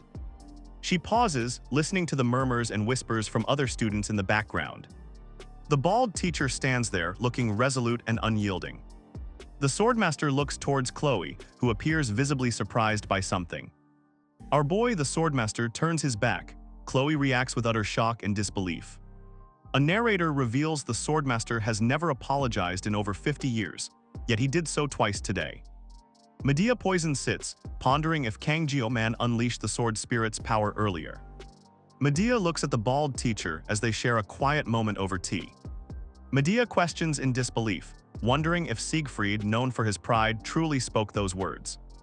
Medea acknowledges Kang Jio-man's innate talent, but she knows Siegfried's true strength better than anyone.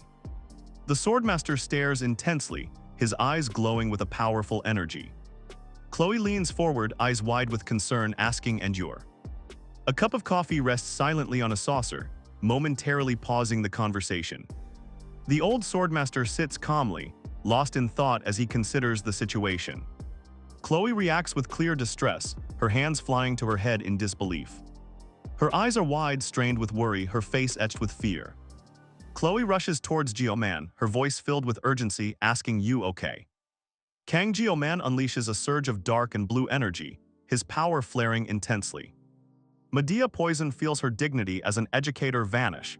The emotion she feels towards Jio-man is intense.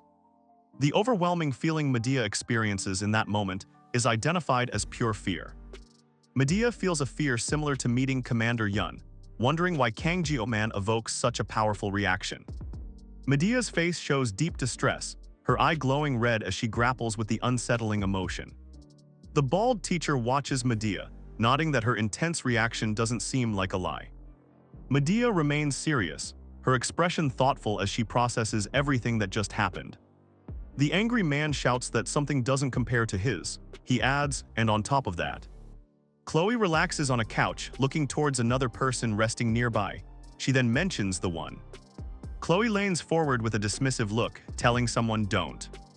A character's eye burns with fierce intensity, a red aura radiating around them. Suddenly, a window violently shatters with a loud caw as the sword spirit's power surges. Powerful energy explodes across a vibrant landscape. Swordmaster Kling Siegfried glows with intense power, his face stern. Our protagonist, Kang Jio-man, also radiates a strong, focused energy. A concentrated beam of blue energy surges forward from our guy. Suddenly, Kang Jio-man jolts awake in his bed, drenched in sweat.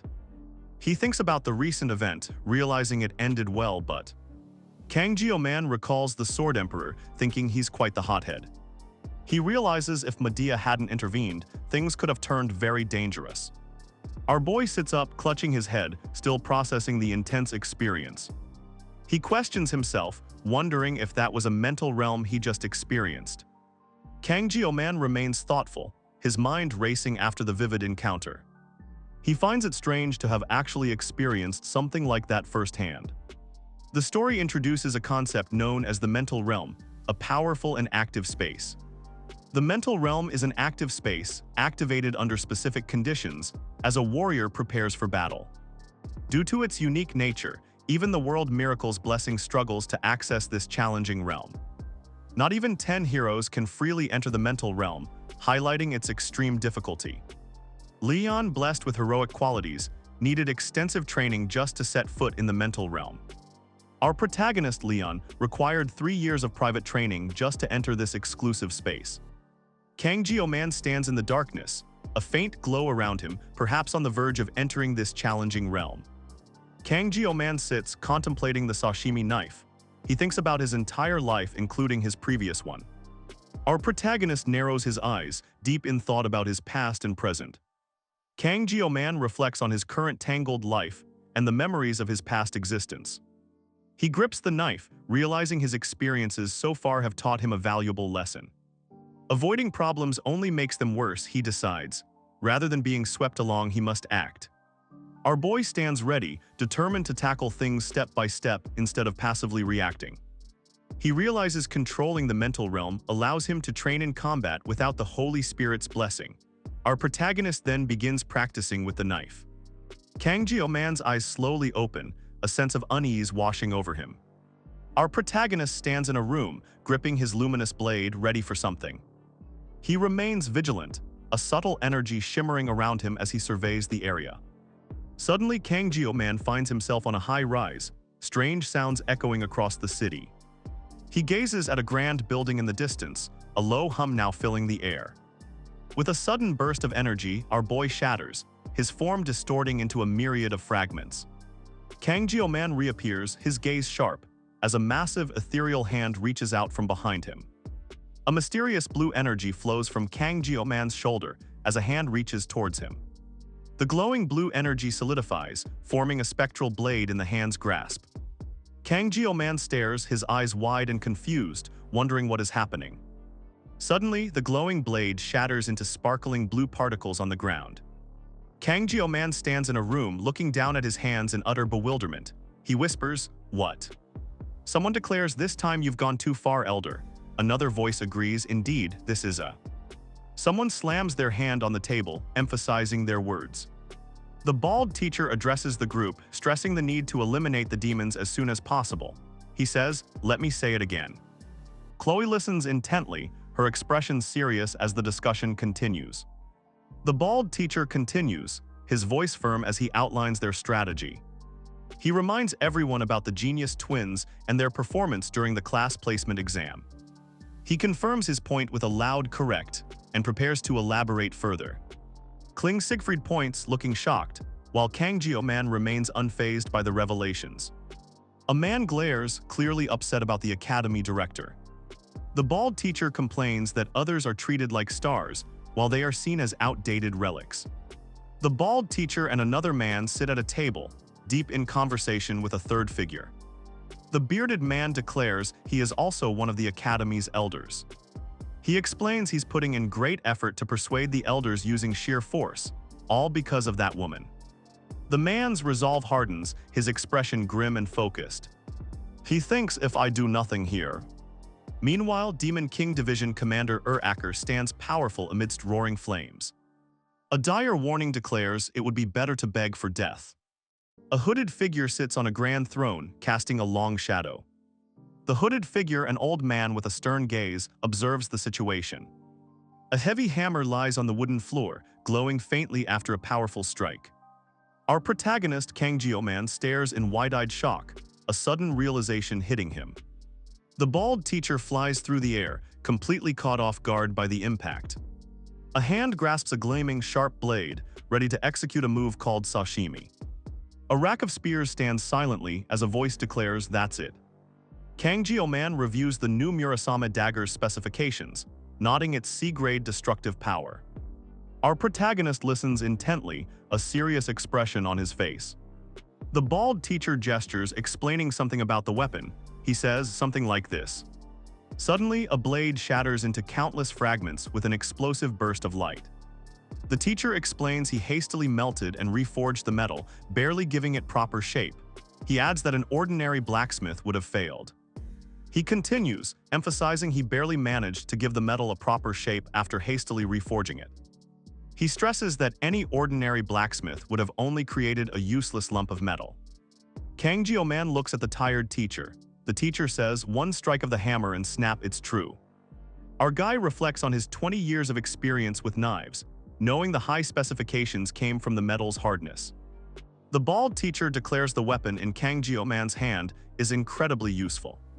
Kang Jio-man worries the weapon might break again, but the teacher takes it, promising to fix it. The teacher examines the weapon, realizing it's made from an E-rank core and a rank demonic beast material. The narrator explains that such powerful materials are only found in A-rank or higher demonic beasts. Kang Jio-man notes A-rank demonic beasts are as strong as E-rank demonoids. He dreads fighting another mermaid for materials. A narration box pops up expressing the financial pain, "My wallet's crying." Our guy looks at a pop-up ad for a $149 Wallet Warrior package, which screams, "Don't buy it." The bald teacher presents something to Kang Jio-man. Our protagonist agrees, saying he'll take it. Suddenly, the bald teacher looks shocked, asking what. Kang Jio-man calmly states 10 million. The bald teacher throws his hands up, explaining he followed orders exactly. He even said he would. Kang Jio-man tightly grips the hilt of a glowing, ethereal sword. Strange energy pulses from the blade. The bald teacher stares in utter disbelief, his face contorted in shock and confusion. Our protagonist crouches, ready to strike with the luminous blade. A massive red question mark appears next to him. The bald teacher screams in distress, his voice cracking as he stammered out F5. Kang Jio-man's gaze sharpens, his focused expression intense and unwavering as he prepares. The bald teacher gasps, clutching his chest as panic and fear overwhelm him. A hand firmly grips the hilt of a shimmering, almost spectral blade. The bald teacher's face is slick with sweat, his eyes wide with profound terror. Kang Jio-man's eyes glow with intense power as he clutches the blade, demanding, "Hand it over." The bald teacher sits on the floor, utterly defeated and resigned, whispering, "Fine." Kang Jio-man reviews his system's status, nodding his current armament and pain reduction stats. Our guy sits thinking about how his armament increased after getting a new weapon, opening up more options. He realizes his armament is being reduced and declares he needs to level it up, no matter the cost. Kang Jio-man clutches a knife, enduring immense pain, but knows this pain reduction allows him to fight more effectively. The system confirms armament increases by obtaining or enhancing weapons, and his armament has just leveled up. With midterms finished, the protagonist decides to prioritize weapon enhancement above all else. He looks ahead confidently, thinking about his rapid growth and affirming his path. Jio-man considers the power he's been given, feeling he might finally understand it. He eats his meal thinking about this world, nodding the anchovy is salty. Chloe suddenly appears, offering something small to Jio-man, who looks surprised. Chloe sits beside Jio-man, who asks her what she's doing here. Chloe uses a crutch, her leg injured, as she sits beside him. Chloe screams in frustration about her broken bones, upset by her injury. Jio-man looks shocked, realizing her injury isn't just muscle, it's something more serious. Chloe places her hands on Kang Jio-man, a vibrant pink energy pulsing around them. Kang Jio-man holds a tiny glowing object, questioning if it's a rice grain. Chloe blushes deeply, clearly embarrassed by the situation. Suddenly, Chloe trips and falls, landing awkwardly on the ground with a cry. Kang Jio-man helps Chloe to her feet as she admits, "Ah, yes, I tripped." Chloe points to something on the ground, asking Kang Jio-man, "What's that?" Kang Jio-man holds up a small glowing dagger as Chloe smiles, and he responds, Yeah." Chloe holds up a small glowing bottle, admiring it and saying it's pretty.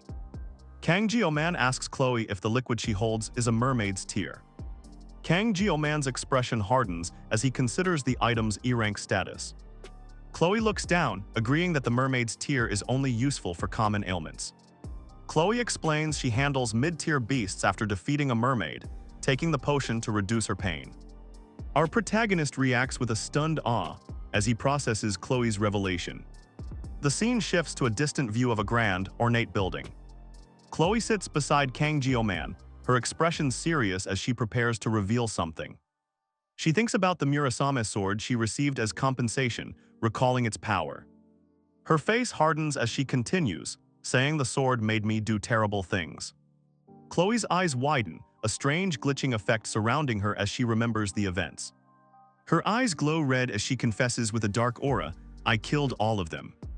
Kang Jio-man pulls Chloe into a hug, comforting her and softly whispering, "Sorry."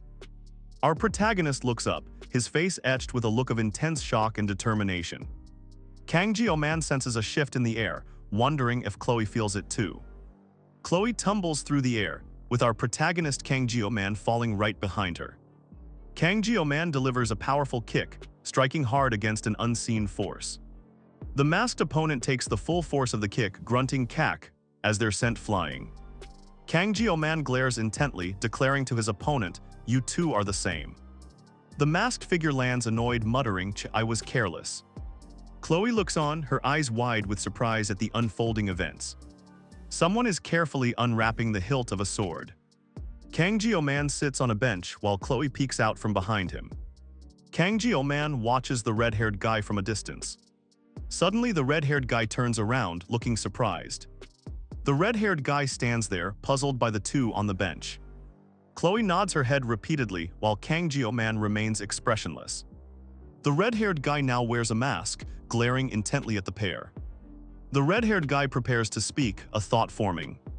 Kang Jio-man sits on a bench with another student, both looking down in thought. Our guy Kang Jio-man peeks from behind someone, showing off his new cat ears. Kang Jio-man's serious expression hints at trouble, his cat ear visible.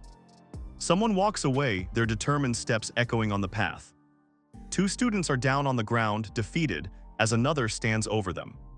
Kang Jio-man looks shocked, realizing the shadowy figures are the Academy's immensely powerful elders.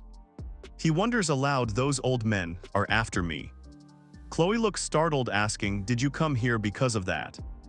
Kang Jio-man's eyes glow red, fixed on something unseen. Chloe fiercely grips her sword, ready for battle. She knows she has to act. Kang Jio-man quickly pushes Chloe behind him. Hurry, get behind me quick, he urges. Our protagonist shields Chloe, standing firm as they face an unseen threat together. The bald teacher considers the secret request. It bypassed the academy head, he notes. Medea Poison says eliminating a student goes against principles, but it's a direct order from the elders, hard to ignore. Later, Kang Jio-man and Chloe sit peacefully on a bench, the immediate crisis resolved. Our protagonist looks down, a thoughtful expression on his face. He watches Chloe from afar, a small smile appearing on her face. Another student sits calmly on a bench, observing the surroundings. But in the end, Kang Jio-man finds himself worried about Chloe.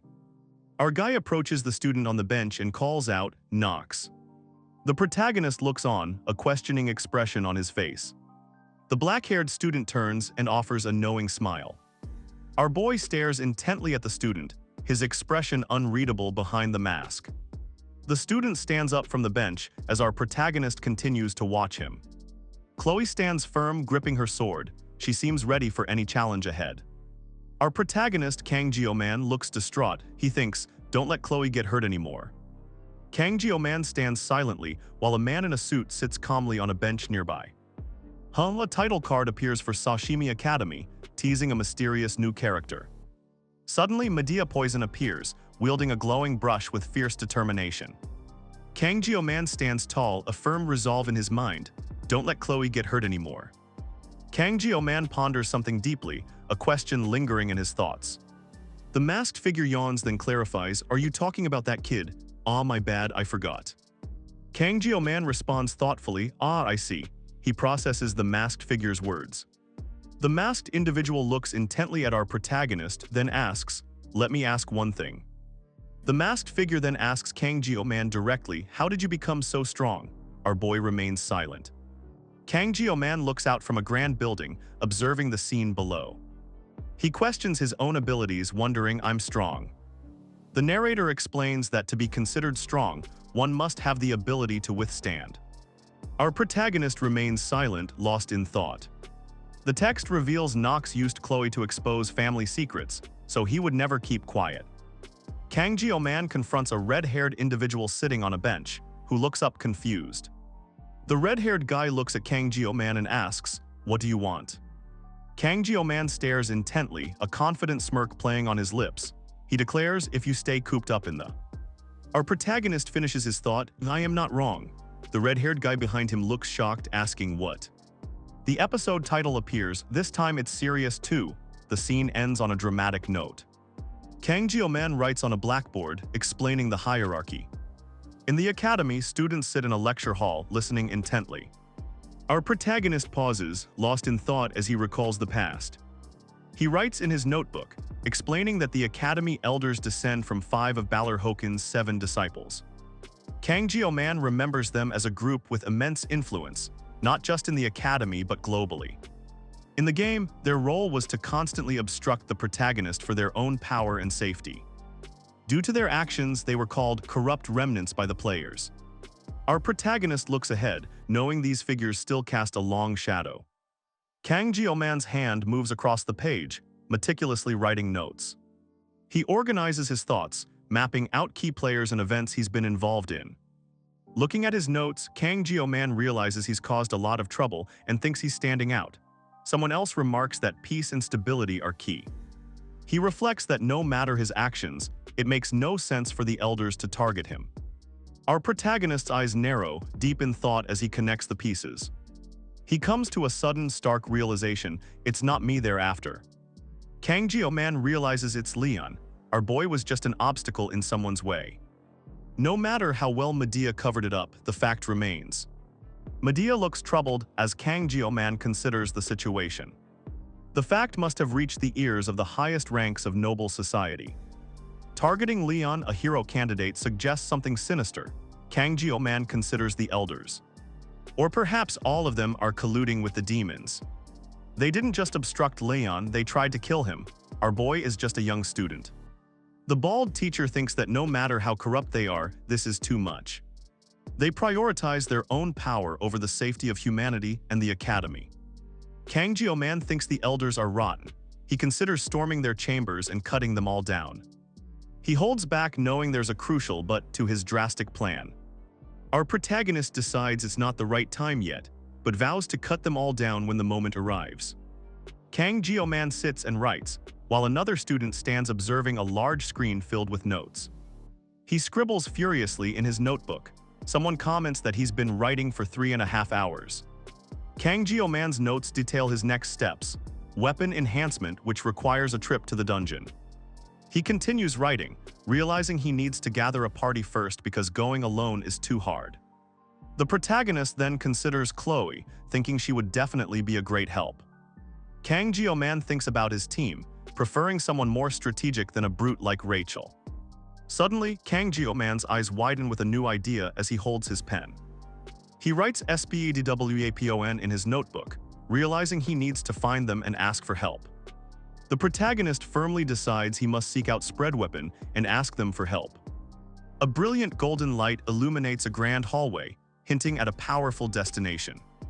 The bald teacher angrily confronts Kang Jio-man, yelling that this isn't a place for lowlifes. He then calls our protagonist a special student. Kang Jio-man glares back, internally scoffing, "What the hell, this third-rate extra?" He muses about his 20 years in the food industry, finding this teenage lump incredibly annoying to deal with. Kang Jio-man coldly tells the teacher, "Don't bother me, before I cut off your jaw," then casually walks away, leaving the teacher stunned. Enraged, the bald teacher lunges forward, yelling, "This bastard," at our protagonist. Kang Jio-man's eyes narrow intently as he observes something, thinking to himself, "Slow." Suddenly, his eyes snap open wide with surprise and a flash of realization. Our protagonist moves with incredible speed, dodging a fierce attack from a monstrous red creature. Meanwhile, Chloe and Medea Poison murmur to each other, wondering what is happening. The bald teacher crashes down, clutching his jaw and groaning, "Ouch, that hurts." Kang Jio-man wonders why the guy's jaw is so hard. Chloe asks if he came to see her, then suggests, "Should we talk outside?" She sets a can down on the table with a soft tap. Chloe explains he needs a party member and offers her help, saying, "In exchange." Our protagonist listens intently, wondering why she needs a partner so badly. The orange-haired student dismisses Jio-man's efforts, stating a self-taught lesson doesn't count for academy rules. Jio-man looks irritated and tells the student not to use the dungeon alone. The orange-haired student retorts, calling Jio-man's humility annoying. Our boy then pauses, a contemplative look on his face. The student observes Jio-man looks better, who thanks him for the treatment. Kling Siegfried takes a refreshing drink from his can, a confident smirk on his face. The swordmaster tells Kang Jio-man he'll take his silence as a yes, adding no offense to him. Kang Jio-man quietly responds with a simple thanks, accepting the swordmaster's terms for the dungeon selection. Kling Siegfried asks if Kang Jio-man has any specific dungeons in mind. Our protagonist names the C-rank Buffalo Dungeon in Cheolwang. The swordmaster calls the Buffalo Dungeon a bit of a classic, then pauses, deep in thought. Kling Siegfried then asks if Kang Jio-man has any preferences for the boss monster. The scene continues, showing the grand architecture of the building where the conversation takes place. Kang Jio-man suggests he'd prefer it not be Rachel or Leon. Chloe laughs, saying they won't come anyway. Rachel is busy working on the academy grounds. Meanwhile, Leon prepares for upper-grade dungeon raids with second-year students. Chloe takes a thoughtful sip from her drink, considering who might be available. Chloe has an idea, naming one person who comes to mind. Our protagonist anticipates, saying they're probably already there. Geo-man looks up, surprised by the thought. He wonders if this person is sleeping at such an hour. Someone suggests, let's go to the cafeteria first, I need to buy something. A voice calls out, excuse me Tilda, as a hand reaches towards a traditional building under the moonlight. The pathway to the building buzzes with a faint energy in the night. Kang Geo-man walks, reflecting that even playing Miracle's Blessing M never brought him to a place like this. He continues his thoughts, recalling he was a Japanese cuisine chef in his past life but never went to Japan. Kang Geo-man looks out from a traditional Japanese-style building. He thinks about how he always wanted to visit Japan, finding vicarious satisfaction in this moment. Kang Geo-man stands outside, observing an archery range and a nearby figure. Chloe walks past our protagonist, heading towards a building, and he seems to notice something important. Kang Geo-man approaches a sleeping figure while Leon stands nearby, observing the scene. He tries to wake up Medea Poison, calling out to her, but she remains unresponsive. Not working, he thinks. Kang Geo-man comforts a tearful Chloe, telling her he bought it. Chloe sits dejected while a red-haired student looks on.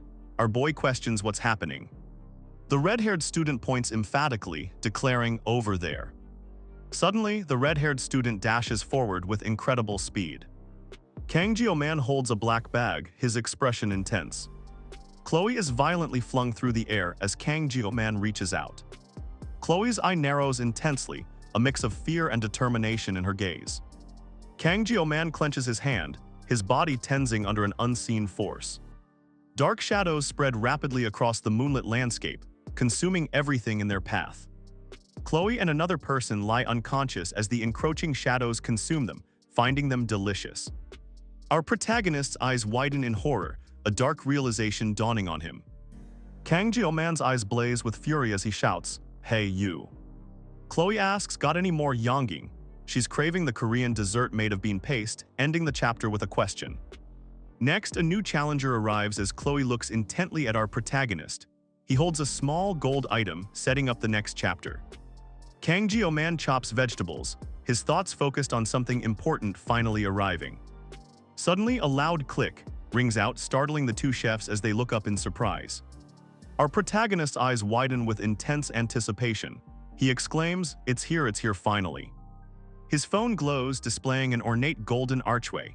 He reflects that only diligent hard work was his salvation. The phone screen flashes with the words, Miracle's Blessing. He recalls how in both game and real life, he barely endured among others, thinking, at last. Kang Geo-man sits on the toilet, phone in hand, laughing as he thinks, you've finally come to me, right after I spent money. A character from a game or advertisement asks, do you have yonging? The card displays the name Saki Ryozo. Leon stares at his phone, a look of dismay on his face. He mutters, I got scammed. The narrative of Miracle's Blessing centers around the protagonist, Leon, featuring numerous heroines. Among them, Abel von Nibelung is officially designated as the main heroine by the game developers. Though each heroine flaunted unique charm and abilities, Rachel exclaims, Abel, you're finally here. Abel and Leon stand ready, a powerful light emanating between them. Abel apologizes, sorry we're late. The game's story depicts Abel and Leon overcoming various hardships together. Abel screams, her face contorted in distress. The story now focuses on the blossoming of their love. The narrator admits even they were captivated by Abel's charm, opening their wallet as if under a spell. Someone screams mahhhh while holding a phone, unable to resist something on the screen.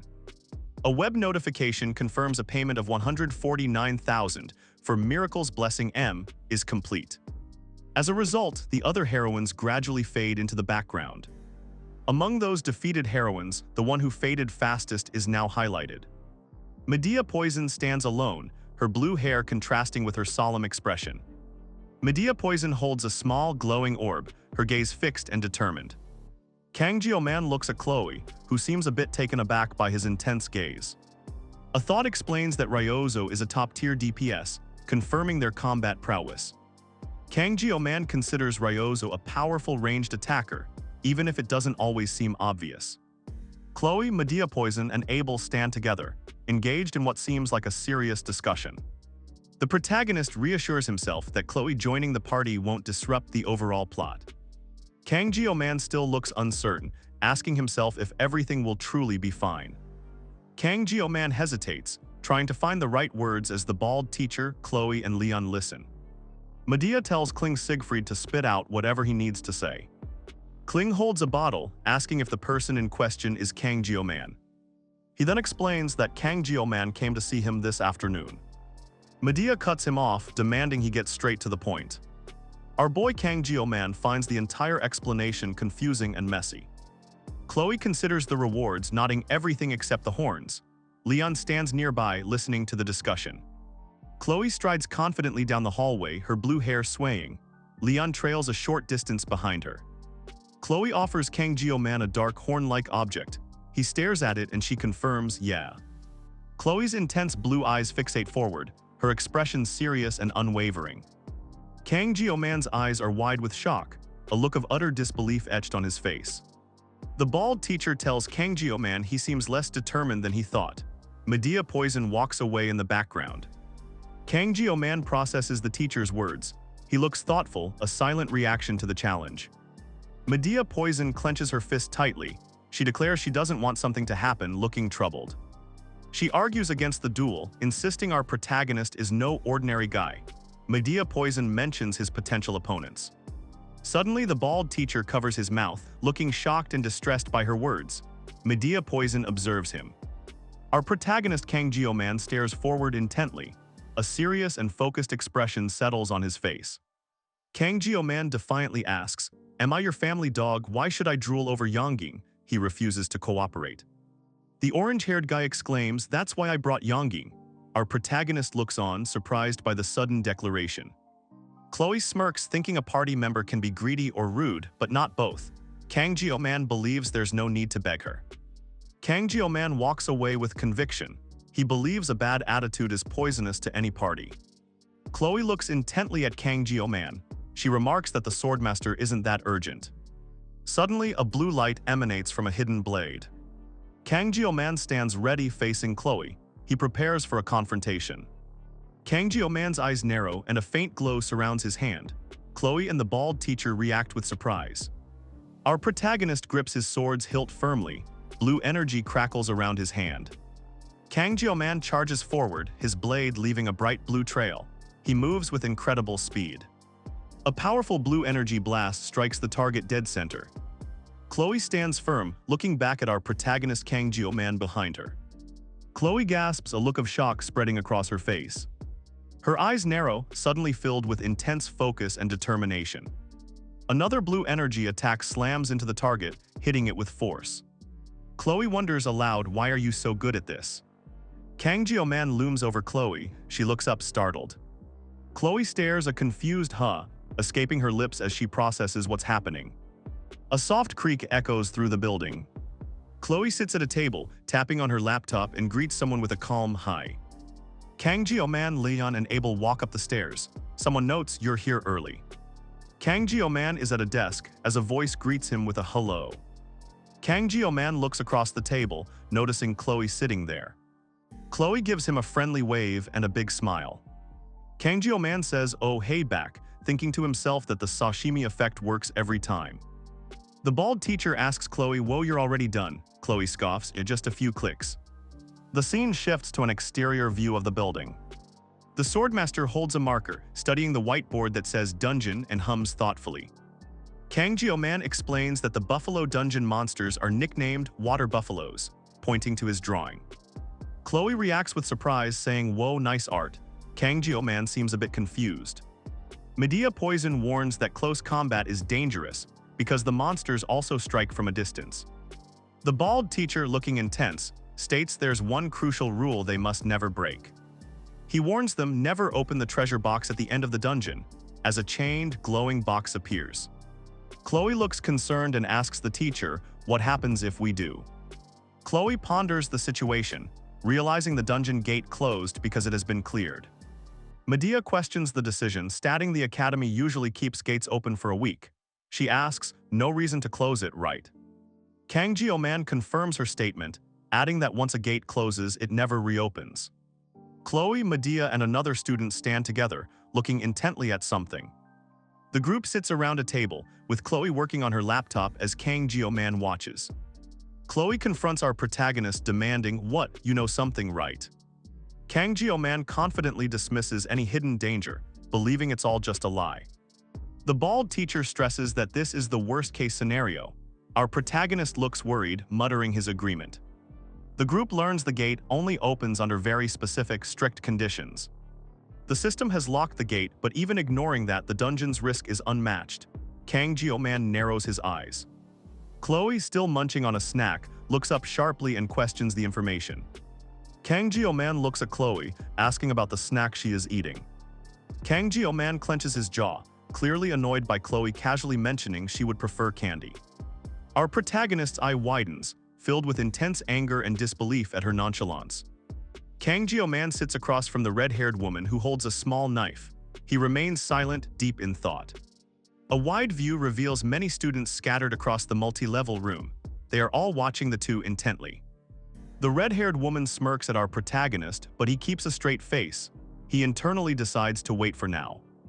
Kang Jio-man's eyes narrow with resolve. He knows his true opponents will appear when the time is right. A bus travels down a winding road, approaching a shimmering, almost invisible barrier. Inside the bus, Kang Jio-man sits quietly, his expression serious as he gazes out the window. He recalls a past oath. "When I was discharged from the army, I swore I would never go back to that city again, not even to pee in it." Jio-man touches his face, thinking, "I never thought I'd come back like this." The bus comes to a stop, its wheels motionless at the border. A voice asks, "Ah, you're from Hawakan." Jio-man remains silent. Outside, guards are busy setting up yellow and black striped barriers, restricting movement. Jio-man observes the scene, thinking about the civilian restrictions. He concludes, security's tight. Kang Jio-man glances back at the other students on the bus. He realizes the elders are still watching their every move. A fellow student offers Kang Jio-man some eggs, calling them a national staple. Our protagonist politely declines the offer. The student with orange hair reacts to the refusal, while Kang Jio-man simply looks straight ahead. The student with orange hair continues to hold the offered eggs, looking at Kang Jio-man. Medea, Poison, and Chloe are both fast asleep, catching some rest during the long bus ride. Suddenly, Medea Poison's eyes snap open, her expression shifting to one of surprise or concern. The orange-haired student tries offering an egg to Kang Jio-man again, but our guy firmly rejects it.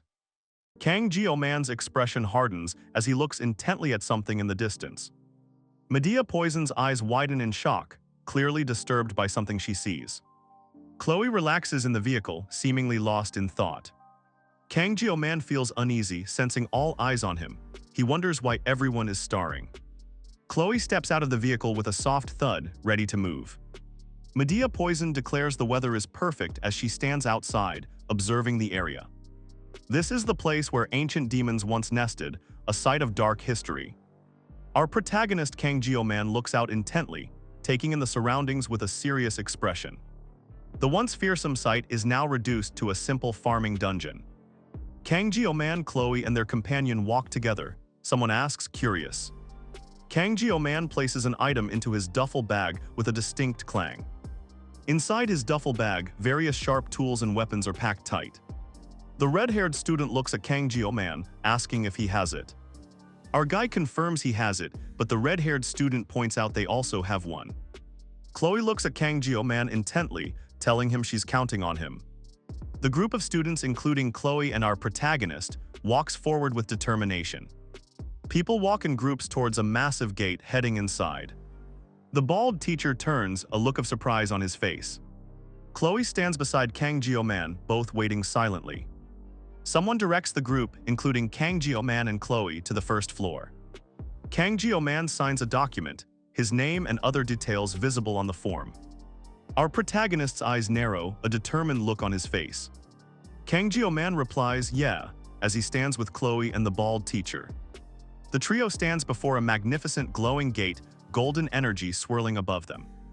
Kang Jio-man recoils from a terrible stench, muttering about the foul air around him. Chloe looks back at Kang Jio-man as they walk, warning him to watch his step through the treacherous path. His eyes waver for a moment, revealing a flicker of doubt in his usual composure. Kang Jio-man walks towards a glowing exit, trying to reassure himself that everything will be fine.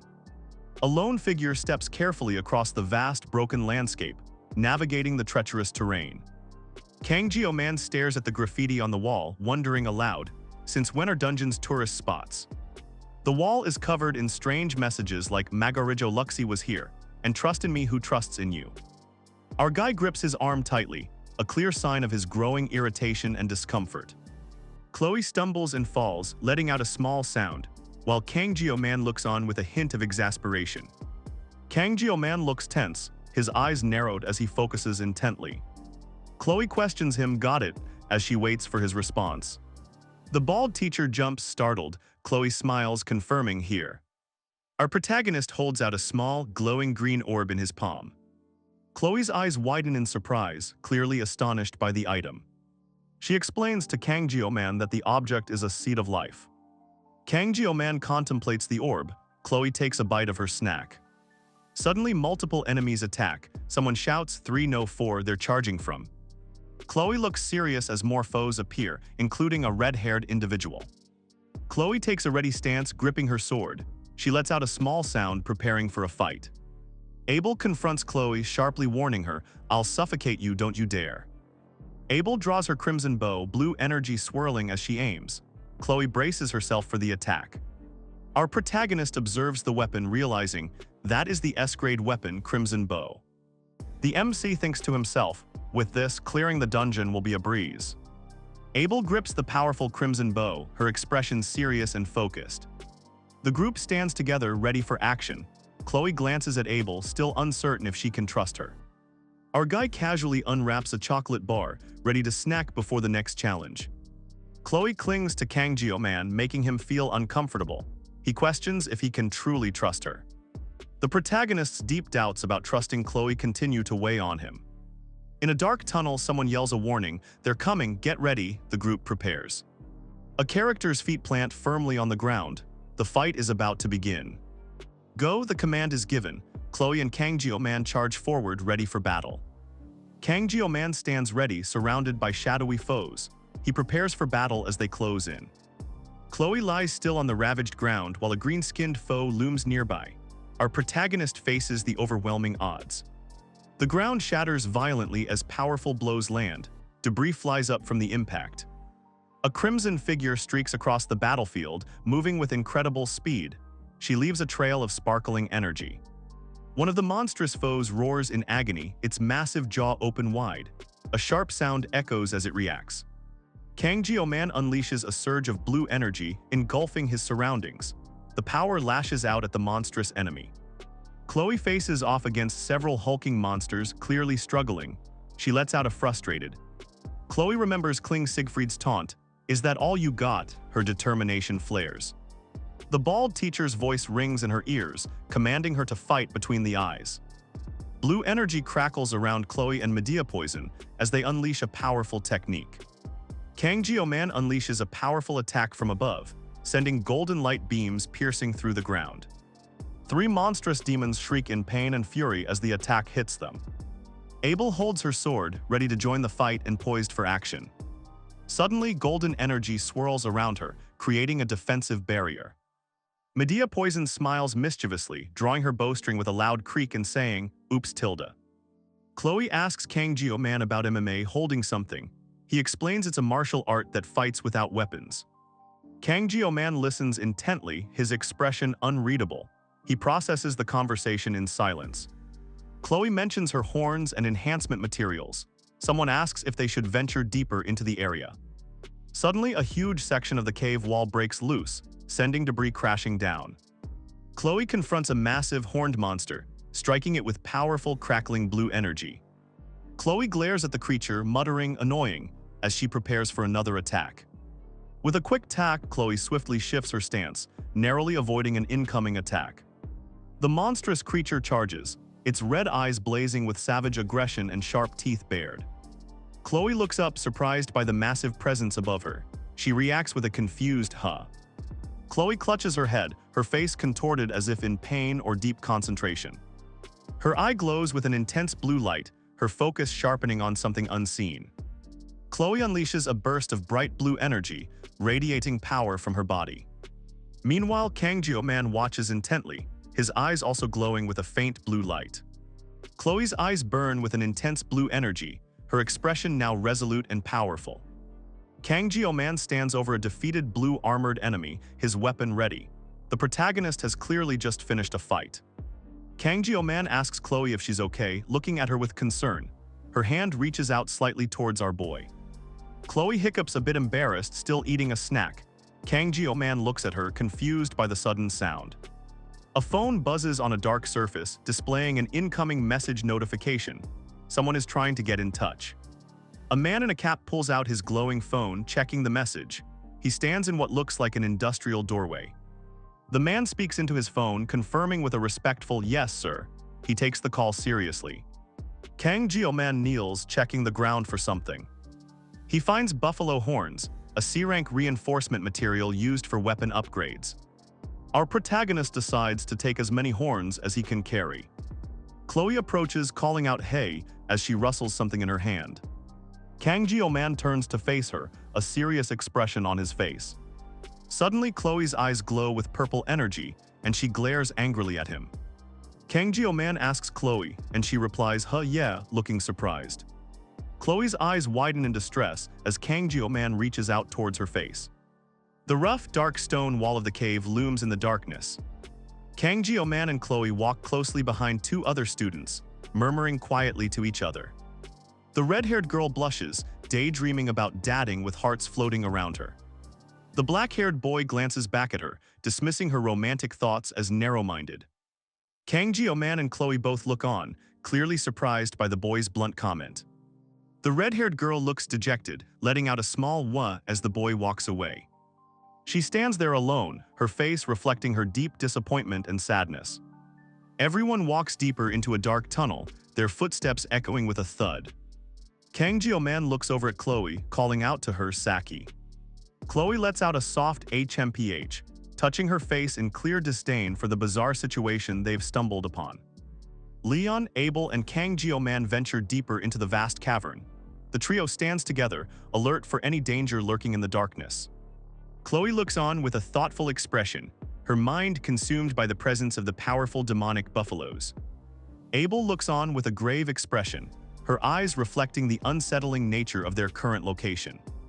Our protagonist, Kang Jio-man, looks on, shocked to see someone using a demonic buffalo for farming. He wonders what's wrong with these people. Kang Jio-man takes in the rough cave ceiling, dismissing the bizarre sights around him. "Yeah, whatever," he mutters. Our protagonist, Kang Jio-man, looks ahead. He processes the bizarre situation, ready to move on. Chloe slings her arm around Speed Weapon, loudly declaring he only got second on written exams. She mentions he bragged about it for weeks. Chloe proudly makes a peace sign gesture, beaming as she makes sure everyone knows her own ranking. She shares that she came in third place.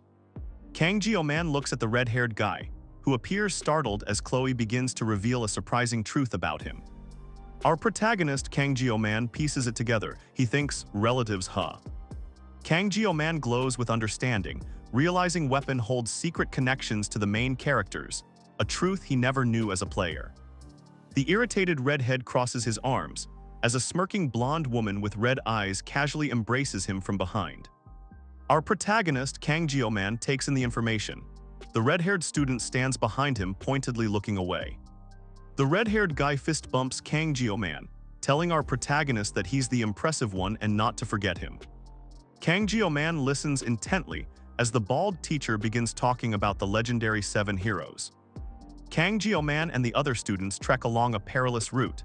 A voice mentions they could even join the 7 heroes, and one student eagerly agrees.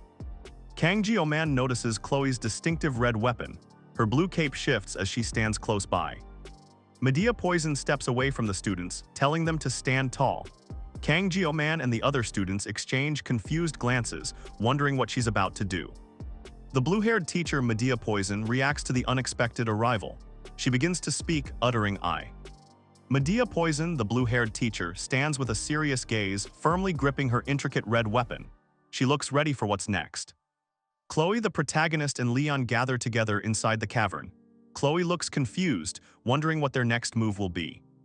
Chloe looks intently at Kang Jio-man, who reacts with a jolt of surprise. An exclamation mark appears above our protagonist's head. As Chloe asks if they need 20 kills to clear, several purple energy slashes streak across the dark rock surface. Kang Jio-man turns and walks away from the scene, with Chloe following closely behind him. They move deeper into the rocky cavern. The purple energy shards now lie on the broken ground, their vibrant power slowly dissipating. The man in the cap asks if everything is set up as instructed. He listens intently through his earpiece, awaiting a response from the other end. The guy replies, "Easy for you to say," then asks if there's anything else to do. The man descends the ramp, moving past the striped warning barriers into the area. Meanwhile, Chloe holds her head, a look of frustration on her face. A hand grips a smartphone, its screen remaining dark and inactive. A beep sound comes from his phone, and the man looks surprised at the device. The man lowers his head, a thoughtful expression on his face as he processes the situation. A massive glowing blue dungeon gate radiating dark energy has been violently forced open. This perilous entrance awaits. The bald teacher reveals he forced open the mystical gate. He expresses grim concern, believing their chances of surviving the dungeon are zero. After forcing the gate open, the teacher grimly declares that the students' chances of surviving this dungeon are absolutely zero. The bald teacher, momentarily contemplative, thinks about a penetrating gaze. He feels like those eyes seem to see through everything. The bald teacher approaches the massive gate, declaring, "Let's check inside." He steps forward, moving into the area. As our protagonist steps through the forced open gate, the world around him warps into a disorienting, blurry haze. The entrance to the mysterious dungeon unfolds into a rough, dark cavern.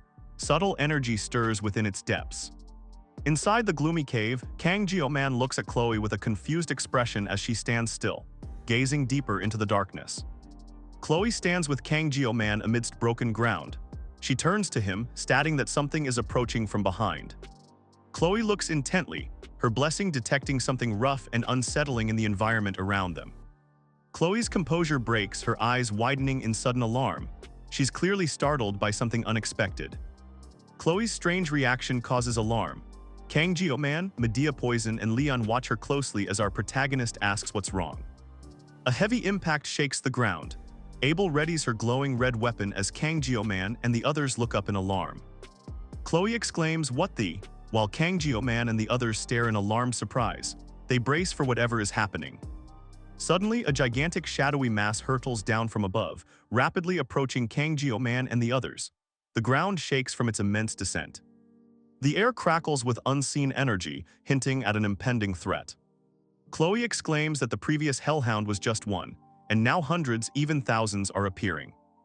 A monstrous hellhound roars, its glowing red eyes burning with malevolence. Suddenly, a terrifying horde of hellhounds charges forward, their sheer numbers overwhelming. Leon angrily confronts Kang Jio-man, reminding him he promised to protect them. Our protagonist remains silent. Kang Jio-man observes the approaching horde, nodding. It feels like a stampede of buffaloes. Our protagonist's eyes widen as a grim thought crosses his mind. Sashimi not enough. The chef tells Kang Jio-man, "You can't use a chicken knife to kill an ox." The bald teacher watches Kang Jio-man's work with a knowing expression.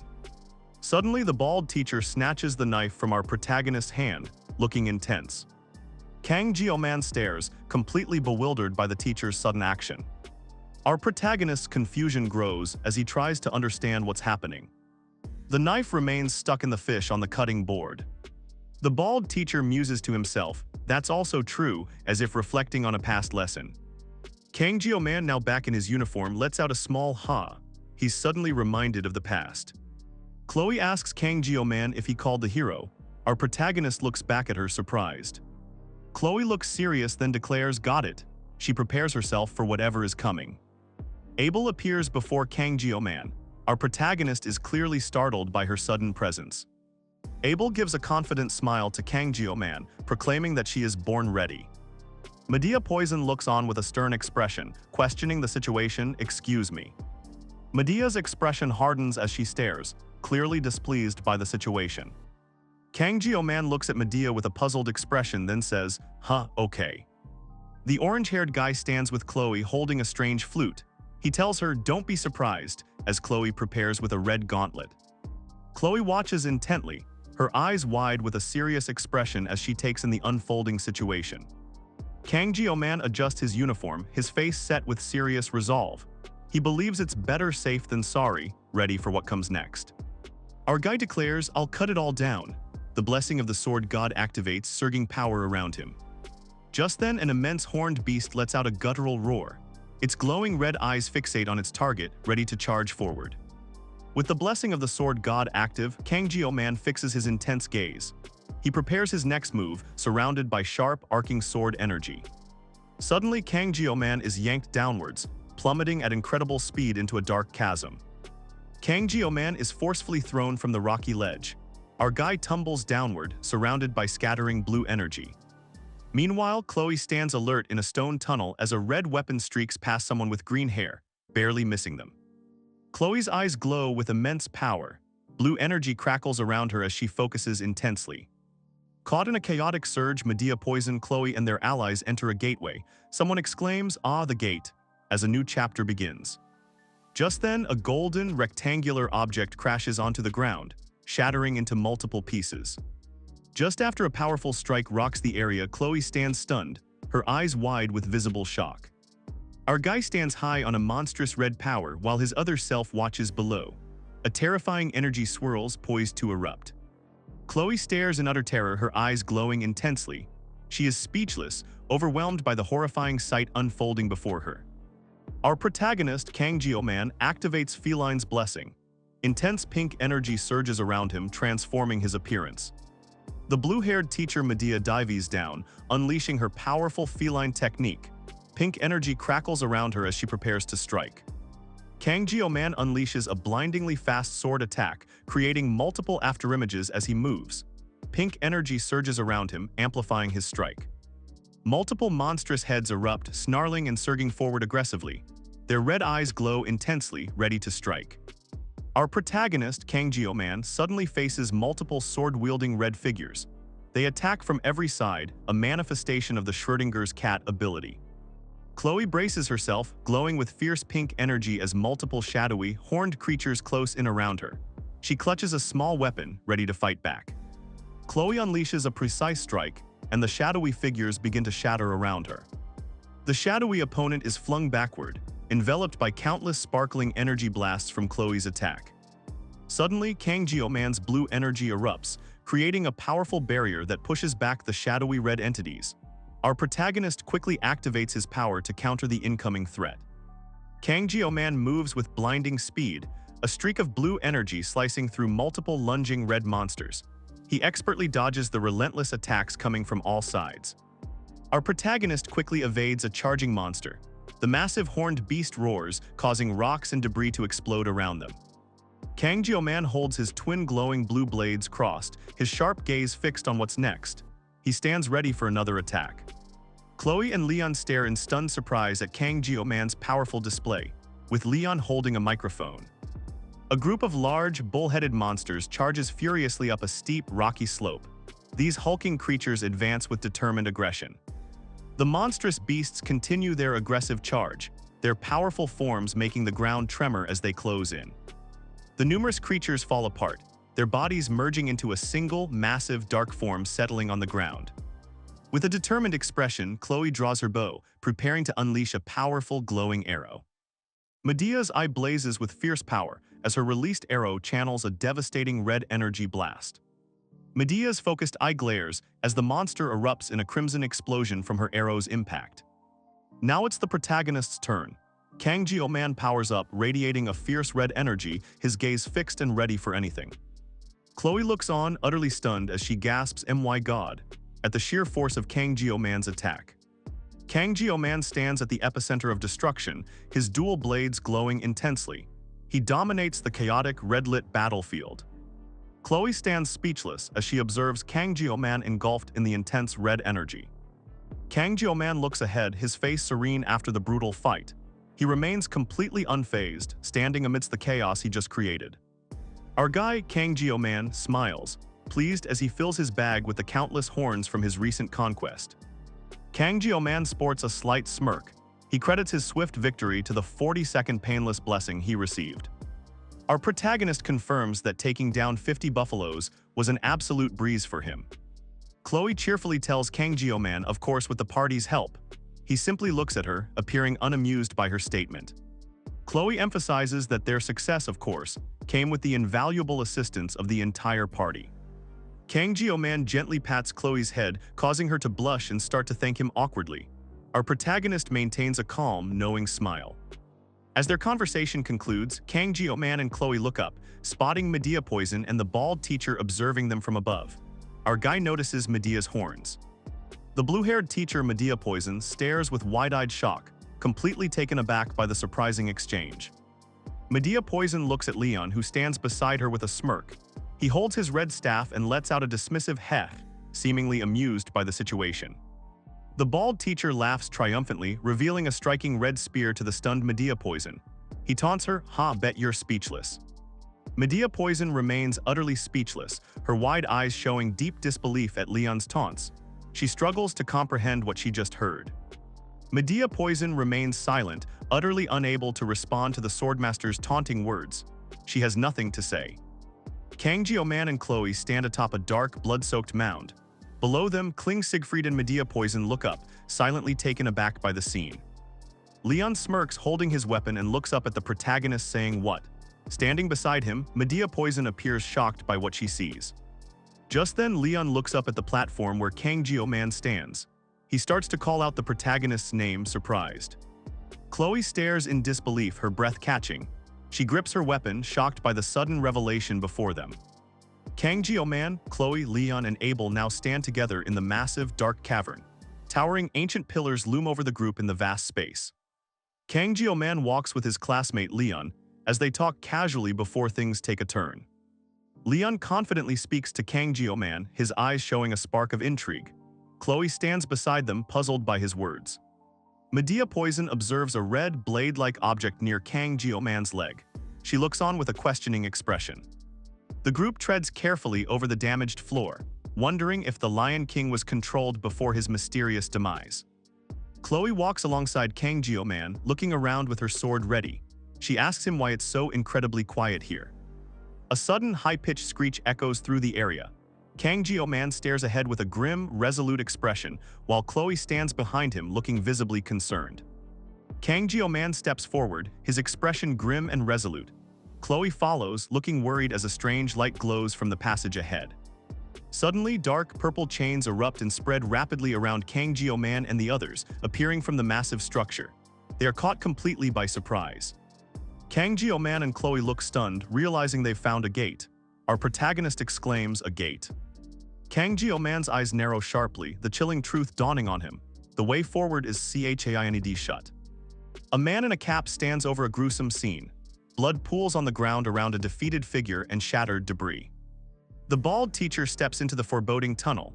An ominous feeling immediately washes over him, a clear warning. The bald teacher stares ahead with wide, terrified eyes, clearly swallowing his fear as he prepares for whatever lies deeper within the cavern. The bald teacher stands there, utterly speechless, with sweat dripping. He struggles to process the gravity of the situation. Medea Poison listens carefully, a serious expression on her face as the grim situation unfolds around them. Chloe faces Kang Jio-man, who is utterly shocked by something she's done.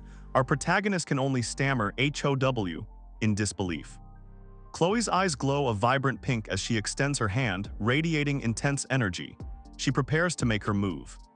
Chloe looks on intently, a confident smirk playing on her face after she reveals her power. Our guy Kang Jio-man finds himself holding the strange, glowing pink crystal that Chloe just manifested. He stares at it, completely bewildered. Chloe smirks, her hand glowing with purple energy. She declares she'll just act herself, disliking risky bets. Kang Jio-man quickly grabs Chloe's hands, trying to stop her as she holds the glowing pink energy. He yells, "And no." The bald teacher now holds the glowing orb, a sinister grin spreading across his face. Chloe smirks, calling him sharp for a debt-ridden fool. The masked man reveals his true colors, grinning sinisterly as purple energy crackles in his hands. He clearly relishes setting his trap. Now the bald teacher, wearing a cap and mask, quietly observes the unfolding situation. His silent contemplation suggests he's watching as his plan takes effect. The swordmaster, Kling Siegfried, shows a sharp smirk. His cunning expression hints at his true intentions behind the unfolding events. The bald teacher walks away, fuming about worthless brats and his 20 billion. He confirms the stone gate is open, dooming them. The massive, ancient stone gate finally appears before them. Kang Jio-man instantly recognizes it, a chilling realization dawning on him. Chloe, Leon, Abel, and Kang Jio-man find themselves in a vast, silent chamber. They just walked into this new, unsettling area. Kang Jio-man's expression darkens as he stares at the ancient gate. A chilling realization dawns on our protagonist about their predicament. The protagonist finally realizes everything felt too easy. They walked right into a trap. Kang Jio-man realizes his bad premonition was correct. A shadowy presence looms as a giant purple crystal pulsates with energy. Kang Jio-man realizes this gate requires a giant's demon stone, a crucial mid-game item. He deduces earlier fragments were Gigant's mana stone. Surprised, the door is open. Kang Jio-man understands the fragments were Gigant's mana stone, meant to open this gate. He is surprised it's already open. Our protagonist Kang Jio-man focuses intently. He knows the immense reward is now within grasp since the gate opened. The protagonist knows the reward awaits him, but he reminds himself that survival is the top priority right now. The grand chained gate finally stands open. A vibrant, otherworldly light spills out from within, and our protagonist declares, "I can see it." Our guy notices a red line on the indestructible stone gate. His system reveals the truth, it's S-line. Kang Jio-man has already used all 40 seconds of his painless blessing. He just needs Muramasa to hold out a little longer. A powerful blast of dark energy erupts, shattering the ground. The indestructible gate takes a direct hit as Kang Jio-man prepares for the impact. Kang Jio-man, Chloe, and their classmates suddenly face an alarming situation. They stand together, looking ahead with expressions of shock. Chloe looks up, her eyes wide with worry and her sword resting on her back. Behind her, another student also shows clear alarm. A colossal, axe-wielding figure looms over them. Red energy pulses from its powerful form, signaling a grave threat. Kang Jio-man, Chloe, Abel, and Leon take up their positions. A sudden, powerful shock hits the group, bracing them for the fight ahead. Kang Jio-man's eyes flare with white energy as he pushes himself in the intense battle. A determined, fierce look crosses his face. Following their arduous victory, a definitive message flashes across their vision. The clear reward is now being announced. The clear reward is a blessing of transition, a single-use item designed to transfer and amplify the owner's blessing to a chosen target. The final reward arrives, the A-grade demon Minotauros, also known as the Demon King. This colossal horned demon now descends, ready to battle. Immediately after the grade demon Minotaurus, a formidable new rank is introduced. Medea Poison scrolls on a phone, but there's no preview available. Abel, slumped over, lets out a tired sigh, clearly exhausted. Chloe abruptly stands up, clenching her fists and yelling back at Medea. She faces the blue-haired teacher with a furious expression. Medea Poison stands with Chloe and another woman. She makes an important announcement. She is taking a 1-week break to ensure work quality. Abel stands inside the building, turning her head to look right. She seems surprised, taking in the recent announcement about the break. The red-haired girl gives a playful wink and a wave. She confidently states, "I'll be back," teasing her return as the story continues. The grand stone hall appears momentarily still, but a rush of air hints at fast approaching danger. A hulking horned demon suddenly appears in the corridor, its red eyes glowing. Another shadowy figure begins to manifest beside it. The powerful horned creature continues its swift advance, leaping past the fiery braziers with tremendous speed. 2 horned figures guard a shadowy figure on a throne. Suddenly, a swarm of smaller enemies charges down the corridor toward our protagonists. 2 powerful demons take their places, establishing a left and right wing tactical formation for the advancing forces. A powerful crimson force slams into the stone gate, making the entire structure tremble violently. Kang Jio-man, Chloe, and Abel stand before the menacing gate. Our protagonist questions the presence of a demonic beast sealed inside. Kang Jio-man understands that even if they break through the gate, once the creature fully awakens, escaping unscathed will be impossible. Kang Jio-man weighs their difficult options. He realizes that even slashing open the gate won't guarantee a simple escape. The protagonist's expression hardens as he processes the grim reality of their predicament. Kang Jio-man takes a ready stance, acknowledging that while he has fought minotaurs before, this mermaid presents an entirely new challenge. Kang Jio-man acknowledges his unfamiliarity with the mermaid, but he's certainly battled minotaurs in the past. Our guy realizes he could take on 3 minotaurs alone at full strength. However, his 40 seconds of painless blessing are now depleted. Kang Jio-man thinks, I need to act strategically. Our protagonist knows his limited power demands a careful plan, while Chloe reacts with visible alarm. Kang Jio-man inserts a glowing card into a device on his uniform. A bright light pulses as he activates something before showing it to the other students. Our guy Kang Jio-man grins confidently at Leon, who can only manage a surprised, yeah. The redhead student looks ahead, a surprised expression on his face as he processes Kang Jio-man's statement. Kang Jio-man continues his confident smirk as he hints at the consequences of any mistake to cling. After hearing Kang Jio-man's warning, Leon attempts a forced smile. A bead of sweat drips as he tries to play off his unease. Kang Jio-man stands with his striking red sword, a confident smirk on his face. Chloe and another student look on as he readies himself. With the blue-haired teacher giving instructions, Kang Jio-man confidently watches the situation unfold, ready for his turn. Medea Poison's eyes widen, her expression filled with shock at the sudden turn of events. Kang Jio-man and Abel look on, stunned, as huge monster shadows suddenly loom behind them. Abel shouts, THEF***K. The giant red beast unleashes a furious roar, its sharp fangs ready to strike. As the monstrous threat appears, Kang Jio-man activates a powerful ability. He wields his glowing blade, calling upon the blessing of the sword god. Kang Jio-man's entire body surges with brilliant blue lightning, crackling with intense energy. The protagonist's eyes glow as he grips his sword, powering up. The protagonist endures the overwhelming energy. Blood spills from his mouth as the power surges through his body, pushing him to his limits. Kang Jio-man, pushing past his limits, grips his sword hilt with immense force. Blue energy crackles intensely around the blade. Meanwhile, Leon bites down on a small pipe, looking intensely focused as green energy pulses around him. Despite spitting blood, Kang Jio-man's resolve hardens. Gripping his glowing knife, he declares, I can do this, pushing himself to move. Just as Jio-man commits to action, a monstrous red creature with horns surges ahead, crackling with power. Kang Jio-man stands alone on the vast, striped platform. He focuses intently, gathering his power for the fight ahead. Our protagonist, Kang Jio-man, grits his teeth, blood staining his mouth. A surge of raw power erupts around him as he goes wild. 2 large pillars, crowned with fiery braziers, light up the cavernous space for the upcoming challenge.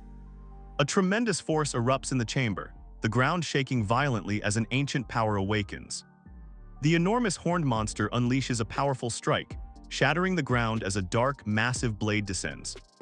Kang Jio-man closes in on the monstrous enemy. He moves with incredible speed, his glowing blade poised to strike. Despite taking a blow that draws blood, Kang Jio-man's eyes burn with a fierce, unwavering determination in the heat of battle. Despite his injuries, Kang Jio-man stands his ground. He swiftly swings his sword, aiming a powerful strike at the enraged demon. The giant demon's weapon crashes into the ground, shattering it. Our protagonist, still in his blue form, deftly slides beneath the massive strike, closing the distance. Kang Jio-man lands a powerful blow, striking the monstrous demon with a burst of blue energy. The creature stumbles back, visibly impacted by the attack. Blood violently splatters across the ground as the fierce clash between them continues. Kang Jio-man stands firm, his sword still drawn and blood on his lip. The monster is defeated, but he remains vigilant. Kang Jio-man readies his knife, squaring off against the imposing chain demon. The massive creature raises its axe, preparing to unleash a devastating attack on our guy. But instead of waiting for the demon's next move, our protagonist makes his own. Instead, the massive horned creature brings its colossal blade crashing down. Kang Jio-man quickly leaps away, barely evading the destructive attack. Our protagonist's swift attack slices violently across the monster's horned head, causing its eye to glow fiercely. The monster's massive axe slams down with brutal force, violently splitting the ground. The demon reels from the powerful blow. Red energy particles erupt around its head as it glares with glowing eyes. A devastating, glowing red attack rushes towards Kang Jio-man, who braces for the massive impact. Kang Jio-man skillfully evades a powerful energy strike that slices through the air where he just was. The monstrous opponent attacks relentlessly. The monstrous opponent brings its massive weapon down with incredible force. Kang Jio-man quickly slides away, narrowly dodging the powerful strike. The monstrous creature glows fiercely, its red eyes burning with rage as it roars, unleashing immense power. Kang Jio-man charges into the fray, his face set with fierce resolve as power radiates from him. The monstrous figure slams into something with immense force, causing a fiery explosion of raw power. The creature's devastating attack sends a colossal wave of smoke and debris billowing across the battlefield. After the fiery attack, the monstrous creature stands firm within the dissipating smoke. It grounds itself, ready to continue the fight. The monstrous creature reveals its fanged grin, its glowing red eyes fixated amidst the destructive clash. Suddenly, a chaotic and overwhelming force explodes, catching everyone off guard with its intensity. Kang Jio-man suddenly takes a dynamic stance atop something, glowing with blue energy. This surprising moment demands everyone's full attention. Chloe's eyes widen in shock, clearly taken aback by whatever just transpired. She seems utterly surprised. Chloe dashes through the air with incredible speed, deftly evading the monster's pursuit as she draws her bow. Chloe expertly ducks under the monster's wide spear swing, her body low to the ground as she holds her bow ready for a counterattack. She exhibits a combat sense, expertly breaking her opponent's center of gravity with minimal movement. Chloe swiftly releases another arrow, executing her precise combat style. She moves with minimal effort, unleashing a powerful shot. The protagonist reflects that theory and reality stand worlds apart, especially when facing overwhelming evil. Despite theoretical understanding, the harsh reality shows a monstrous creature bleeding from a nasty head wound. Medea Poison faces down the charging monster. The blue-haired teacher maintains unshakable focus, attacking with her glowing red weapon against the deadly threat. As the deadly fight intensifies, a memory sparks in Kang Jio-man's mind. Chloe aims her glowing arrow with intense focus, preparing to unleash a powerful shot during the desperate battle against the monster. The blue-haired teacher, Medea Poison, plunges downwards with her bow, leaving a bright trail of energy behind her. Chloe's attack connects, sending Kang Jio-man violently slamming into the debris as bright yellow energy engulfs him. A formidable name is revealed, Siegfried the Sword Emperor. This is the guy Medea is shocked about, known for using his aura on students. Medea Poison stares, shocked, questioning, "No way." She recalls the rumor that Siegfried, the Sword Emperor, used his aura against a special admission student. Siegfried's immense power begins to surge, an intense red light glowing from his dark form. The powerful energy leaves everyone speechless. Siegfried unleashes a devastating red energy attack, completely engulfing the protagonist in its blinding, swirling power. Kang Jio-man is caught within the overwhelming aura. Suddenly, Kang Jio-man drops into a low crouch, gripping his blade. Powerful blue and purple energy explodes outwards from our protagonist. Siegfried unleashes an overwhelming wave of power. A violent explosion of red and yellow energy blasts across the area. Kang Jio-man unleashes immense power, standing amidst a blinding flash of energy as a colossal, shadowy form appears above him. Blue electrical surges erupt from his body. Kang Jio-man grimaces, blood staining his face as powerful purple energy engulfs him. He endures the pain, pushing his limits. The monstrous entity takes a direct hit, blood exploding outward as blue energy rips through its body. It howls in pure agony. The massive monster roars in pain, blood erupting as Kang Jio-man stands firm. Our protagonist just landed a devastating blow. The green monster lashes out with an explosive strike, its arm engulfed in crackling red energy. A massive green monster lunges forward as Chloe moves swiftly through the air. Nearby, Leon plays a strange flute, channeling his power into the fight. Leon starts playing his instrument with intense focus. Meanwhile, Abel moves through a red haze, clutching her sword, clearly in the midst of fierce combat. The large green monster lies defeated on the ground, bleeding from numerous wounds. Abel stands over it, her sword still drawn. The blue-haired teacher Medea, blood staining her face, covers her mouth, recognizing how close the fight was. She admits, "I am still inexperienced." The grim truth is, the more human-like an enemy appears, the deadlier it becomes. Chloe stands, a shadowy horned figure observing her. Blood drips from Chloe's face as her eyes blaze red. A demonic presence awakens within her, shifting her human facade. A thought lingers, a demon's behavior can vary, but what if one acts human to this extreme? A colossal demon now faces Kang Jio-man, ready for battle. Chloe watches, stunned and afraid, calling out the protagonist's name. The colossal demon, radiating ominous red power, rushes forward, its massive axe held ready for a devastating strike. The massive horned creature glares with glowing red eyes and a sharp-toothed grin. Its enormous fist pulses with raw power. The monstrous demon raises its massive, glowing axe high above its head. Raw energy crackles around the weapon, preparing for a devastating strike. Suddenly, a colossal burst of energy explodes across the area, radiating an immense and overwhelming force. A sudden threat leaves Chloe stunned, gripping her weapon, as Medea, Poison, and Leon also react with clear alarm. Suddenly, a monstrous fleshy red arm bursts forth from the dark, horned creature below. It reaches out with terrifying power. Chloe stares, her eyes wide with shock and a hint of fear, as she processes the immense heat now burning before them. Chloe and Abel grit their teeth, drawing their weapons and taking defensive stances. Leon stands behind them as danger intensifies. Medea, Poison's hand descends, her fingers brushing against the sharp, red constructs emerging from the surface. Abel looks up, realizing the monstrous demon is Geo-MMA. The creature burns with an ominous power as it advances. Leon holds his recorder to his lips, blood dripping from his mouth. Abel stands injured nearby, gripping her sword as they face the intense battle. The green-haired student bites down hard on his finger, drawing blood. He fixes his gaze, declaring, "I believe." A massive, glowing red axe slams down with incredible force. Kang Jio-man faces the overwhelming power of the shadowy figure wielding it. The protagonist, Kang Jio-man, spits out blood, his eyes glowing with an intense light as he withstands the crushing force. Blinding white energy collides with a torrent of aggressive red power. The overwhelming force of the attack rips through everything. Kang Jio-man stands with his back to us, a glowing blue blade clutched in his hand as bright energy surges around him. Production faces a delay. A recent hurricane affected their French editor, disrupting contact and causing payment complications. Medea, Poison offers a sly smile, seemingly reminding everyone that good things are impossible to resist once tasted. A new chapter now begins. The monstrous foe unleashes a devastating red energy attack. Kang Jio-man narrowly avoids the powerful strike. Fish blood spills from the protagonist's mouth. Despite the injury, his eyes glow intensely. Suddenly, a fierce green energy erupts, clashing violently with red power. A massive explosion rips through the ground. Our guy stands firm, facing a blinding white light. He moves forward, leaving the chaos behind him. Kang Jio-man plants his feet, clutching his glowing sword tightly. The ground beneath him shatters and disperses with intense energy. Kang Jio-man grimaces, blood dripping from his mouth as he forcefully pushes his blade forward. Our protagonist puts his full power into the strike.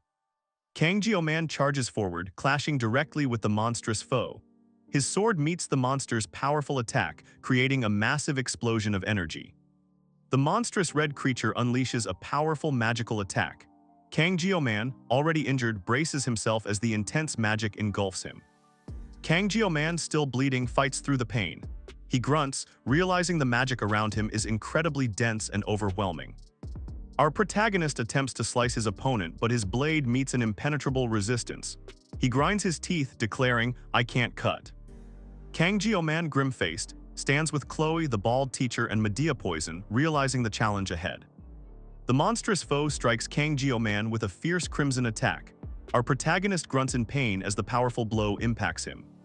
After failing to cut the entity, Kang Jio-man slams his foot down, bracing for the powerful attack rushing towards him.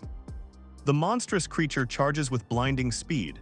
Its red eyes radiate power as it opens its massive mouth, ready to strike. Chloe steps up, facing the monstrous red beast head-on.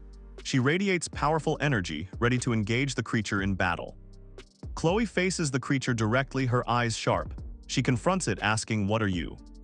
A voice urgently barks a command, waiting for "Slice it," pushing our guy Kang Jio-man to make his move. Our guy wastes no time, charging directly at the colossal horned monster and its massive axe with his blade.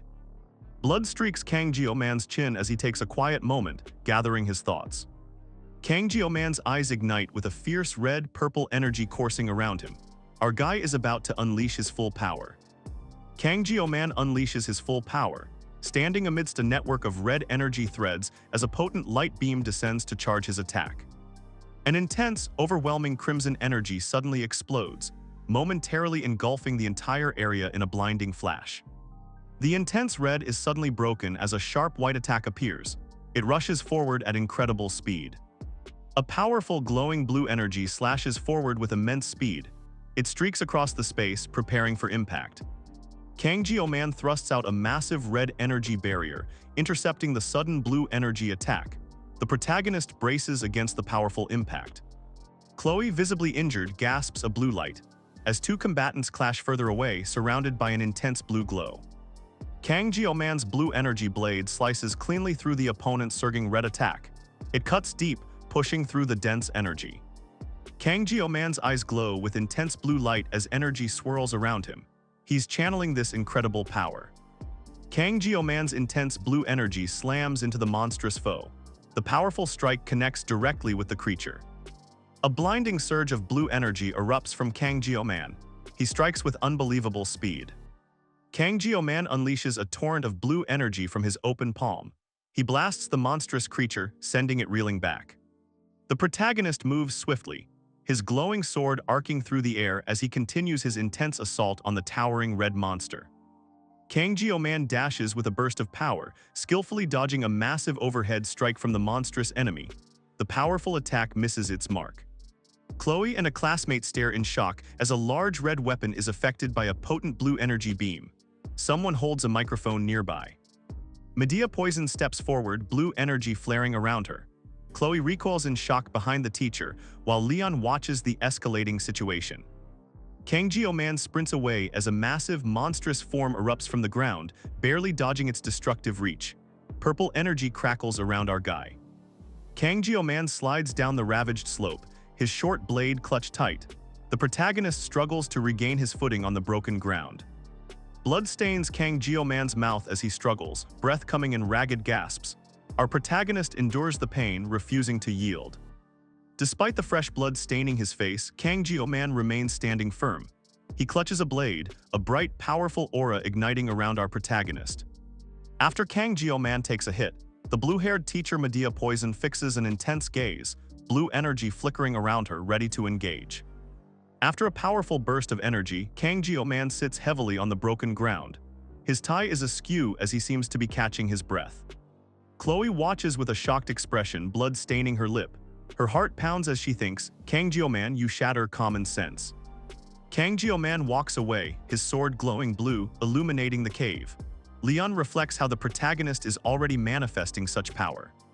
Chloe suddenly grabs Leon's shoulder, startling him. She reacts with a strong exclamation, clearly trying to get his attention. Chloe watches the orange-haired guy who sweats nervously and clutches his neck. She gives him a subtle, knowing smile. Chloe playfully asks Kang Jio-man if he understands what she meant earlier, referring to a legendary something, while our protagonist looks on curiously. Chloe looks away with a smug expression, declaring to Kang Jio-man that she now understands his reasons for following that legendary individual. Chloe kneels on the ground, her previous arrogance gone, while Leon sits casually and replies with a dismissive whatever. The red-haired guy stares in disbelief at Chloe, questioning if she's hit her head or been possessed by a demon. Chloe holds his gaze with a sharp, piercing look. She remains completely unfazed by his outburst.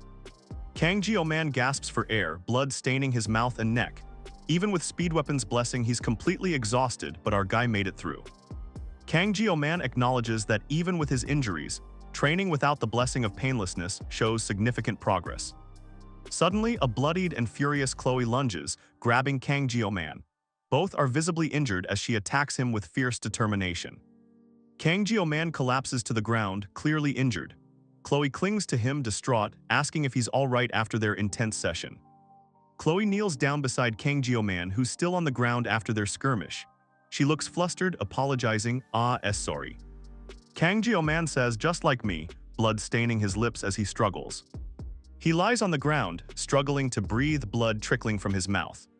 Suddenly, a system notification appears. CONGRATULATONS, you have acquired a new blessing. The screen explains this blessing. Originally, this should have been Leon's, surprising our guy. It's also spirit rank, the rarest in this world. The notification continues. This blessing only reveals its full potential when combined with another, the message states. The system reveals the blessing of transition, allowing him to transfer blessings to others via physical contact. It's an essential blessing for controlling the dual-natured Bameng, the screen clarifies. Kang Jio-man stands head bowed, still bleeding, as he absorbs this new power. A swift dark blur streaks past, hinting at immediate danger. Chloe points intently, telling our injured protagonist about the place he asked for. With blood on her face, Chloe screams yes, her eyes are wide with urgent fear. Leon opens the door, peering into the room and asking, "What's up?" Suddenly, the Swordmaster's eye sharpens, a clear sign of impending danger. A violent surge of red and purple energy explodes outwards, transforming the surroundings. A sharp blade plunges into someone's leg, and blood violently splatters from the wound. Chloe stands over the kneeling man, a bloody sword in her hand, telling him to stay still. He screams in agony. Kang Jio-man stands, splattered with blood, asking what's happening. Medea and Leon watch from behind him. The bald teacher, terrified, points and yells, "Why you bad GUIS?" He frantically asks, "Why me? What did I do?" Kang Jio-man looks down, blood still on his cheek, as he processes the teacher's desperate pleas. Someone shouts in utter shock, demanding to know if the rampaging buffalo horde and the open stone gate are truly all because of this one guy. Medea Poison reacts with surprise, clutching her head as she processes the accusation. She starts to say, "THERE weren't." Medea faces Leon, who looks completely stunned by the situation. The bald teacher stands behind them, listening intently to the exchange. The man in the cap, possibly the one responsible, remains silent as the blame for the infiltration and the open gate falls heavily upon him. He clenches his teeth, unable to respond. Chloe crosses her arms, a stern look on her face as Kang Jio-man stands behind her, blood on his mouth. They stand ready. A sword stabs into the bald teacher's side, causing blood to spurt out from the wound. The bald teacher slumps back, his face etched with shock and disbelief after the sudden attack. He can only manage a silent gasp. Kang Jio-man has blood on his shirt and mouth as he stands beside Medea Poison. Both look serious, silent after the sudden incident. Someone just stabbed the bald teacher. Kang Jio-man's eyes blaze with an intense blue glow, reacting to the sudden attack. The bald teacher recoils in shock, his eyes glowing red as he reacts to Kang Jio-man's intense gaze. The injured bald teacher rests against the wall, while Kang Jio-man, Medea, Chloe, and Leon stand by, listening to him speak. Chloe, absolutely furious, confronts the bald teacher, accusing him of handing over students for gambling debt. Our protagonist and Medea Poison observe the intense scene. The bald teacher sits impaled, a glowing sword piercing his thigh, blood staining his leg. He cries out in pain, I refused AT first. Wounded, the man tries to explain himself, but Kang Jio-man is furious, shouting and gesturing wildly. Chloe stands beside him, observing the scene intently. The injured man in the cap looks on in fear, his gaze fixed on a powerful white-haired woman. Her red eyes glow brightly as she stands there.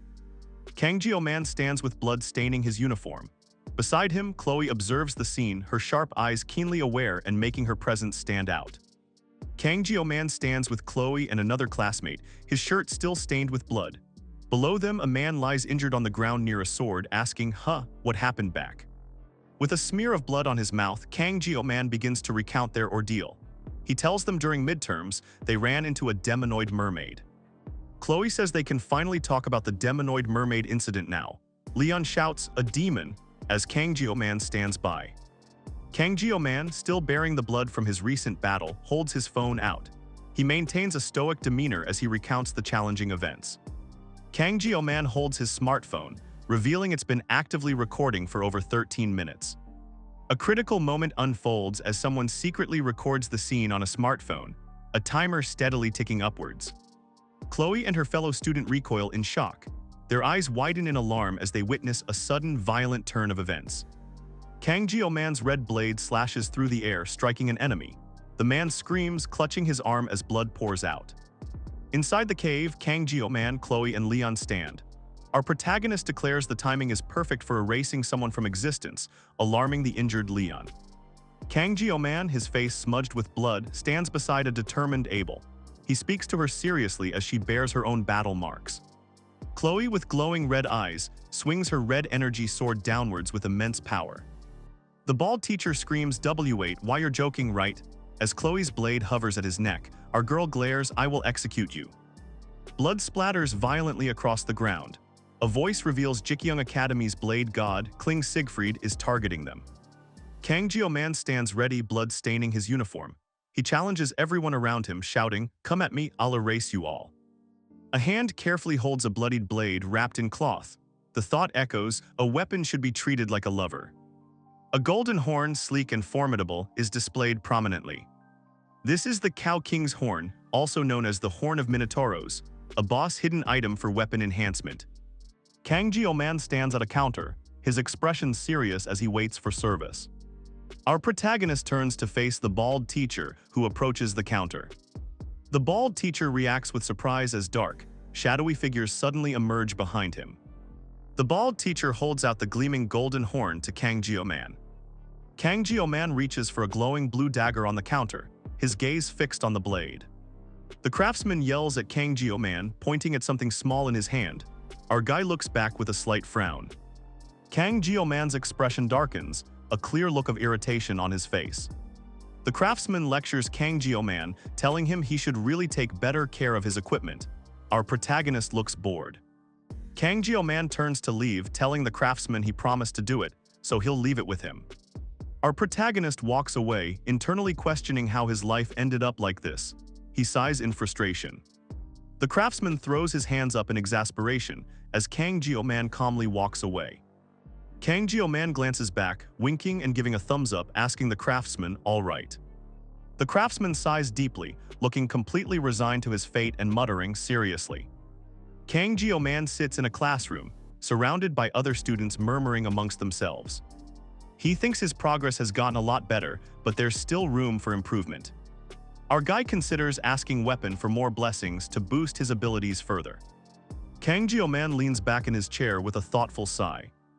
A glowing blue status screen materializes before him, displaying detailed information and changed terms. The most noticeable change is his assimilation rate, now at 12.7%, which surprises him. He realizes this particular stat jumps drastically after every major battle, unlike his other stats. Kang Jio-man concludes that clearing another dungeon will probably raise his assimilation rate again.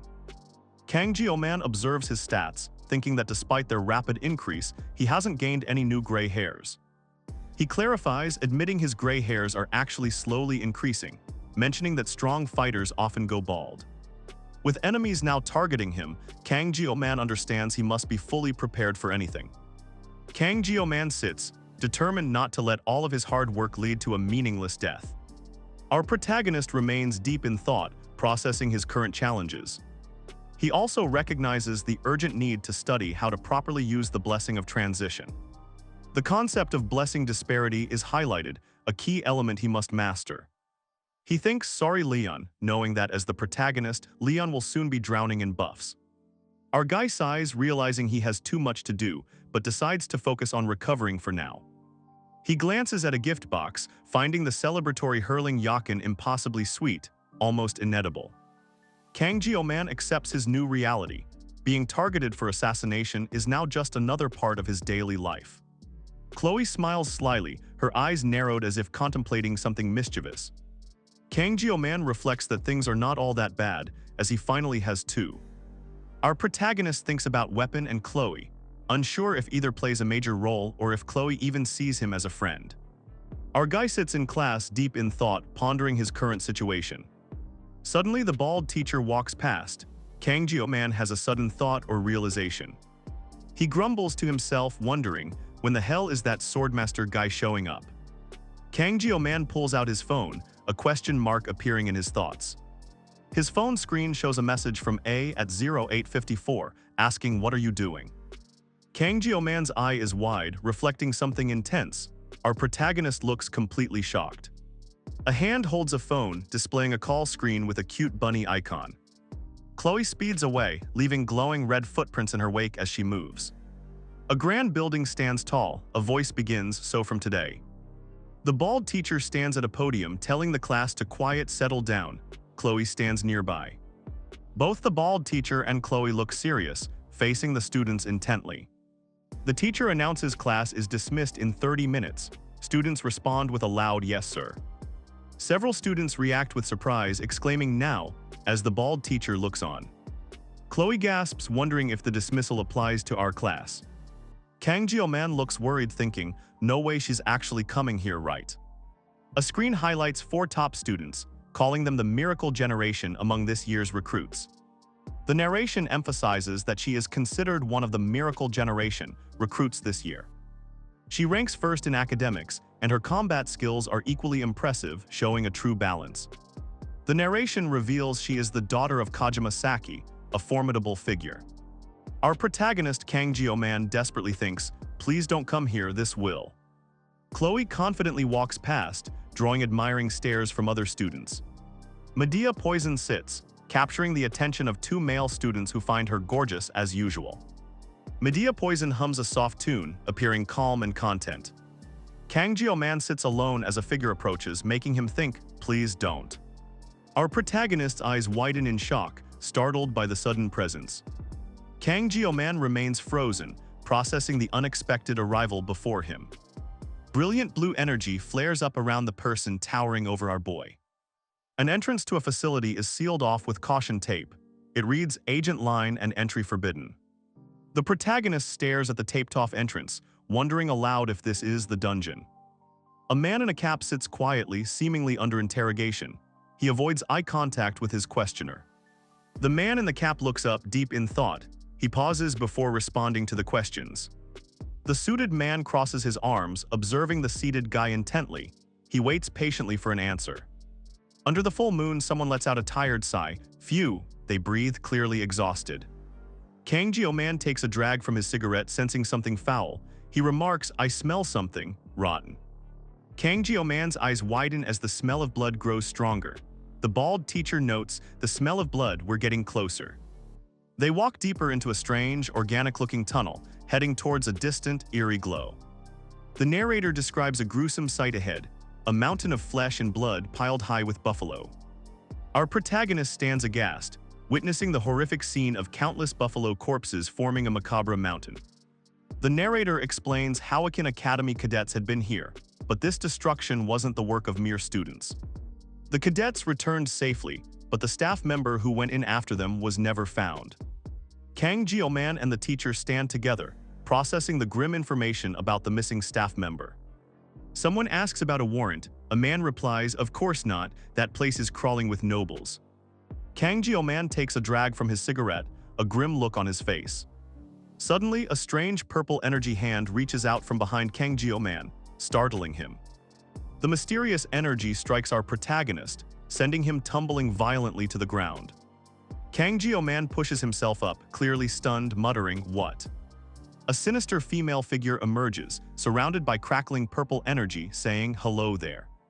Our guy's eyes widen in absolute shock as he stares at the newcomer. Kang Jio-man's face contorts in disbelief, reeling from the sudden ambush. A powerful blade with a purple glow swings down.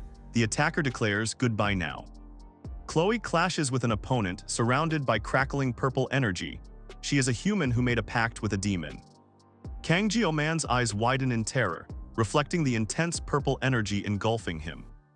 Chloe stands over the fallen protagonist, radiating dark energy. She asks, we are both half human, half demons, aren't we? Chloe's eyes glow with a sinister purple light as she coldly states, you're all just annoying. Medea Poison, looking frustrated, sarcastically says, good night, Aju-sama, as the current chapter comes to a close. The scanlation group, Philia Scans, encourages readers to visit their website for additional chapters and exclusive content. The story begins with an introductory title for the chapter. Chloe takes a quick sip from a small packet, her eyes sharp. Chloe savors her drink while whispers erupt from the surrounding students. Kang Jio-man glances at her, looking displeased. Kang Jio-man turns to Chloe, his expression serious, and quietly says, hey. Chloe offers the small packet to Kang Jio-man, who looks at it with a hint of confusion. Chloe leans closer, her eyes wide as she asks, really? Chloe watches our guy, who seems to ignore her, a slight frown on his face. Chloe gives him a thoughtful look as Kang Jio-man continues to gaze off, lost in thought. Chloe asks Kang Jio-man why he transferred to their class, looking at him expectantly. Our protagonist remains silent, looking down as Chloe watches him, growing impatient. Chloe points a finger at him, clearly annoyed, but Kang Jio-man simply replies, "Nope." He turns away again, ignoring her completely. Chloe fumes, steam practically rising from her head. Her face contorts into a silent snarl of pure frustration and rage. Kang Jio-man finally addresses her, explaining that in his country, close friends use first names. Chloe smiles, pulling her mask away from her face. She tells Kang Jio-man to have fun. Kang Jio-man watches her, a slight smirk on his face. He offers no verbal response. Someone's arm pushes through a doorway. Footsteps echo near the building entrance. Kling Siegfried stretches, complaining that it's noisy today. Medea Poison stands nearby. Chloe looks at Abel with a surprised expression, asking, "Huh, really?" Abel grins slyly, clearly amused by the situation.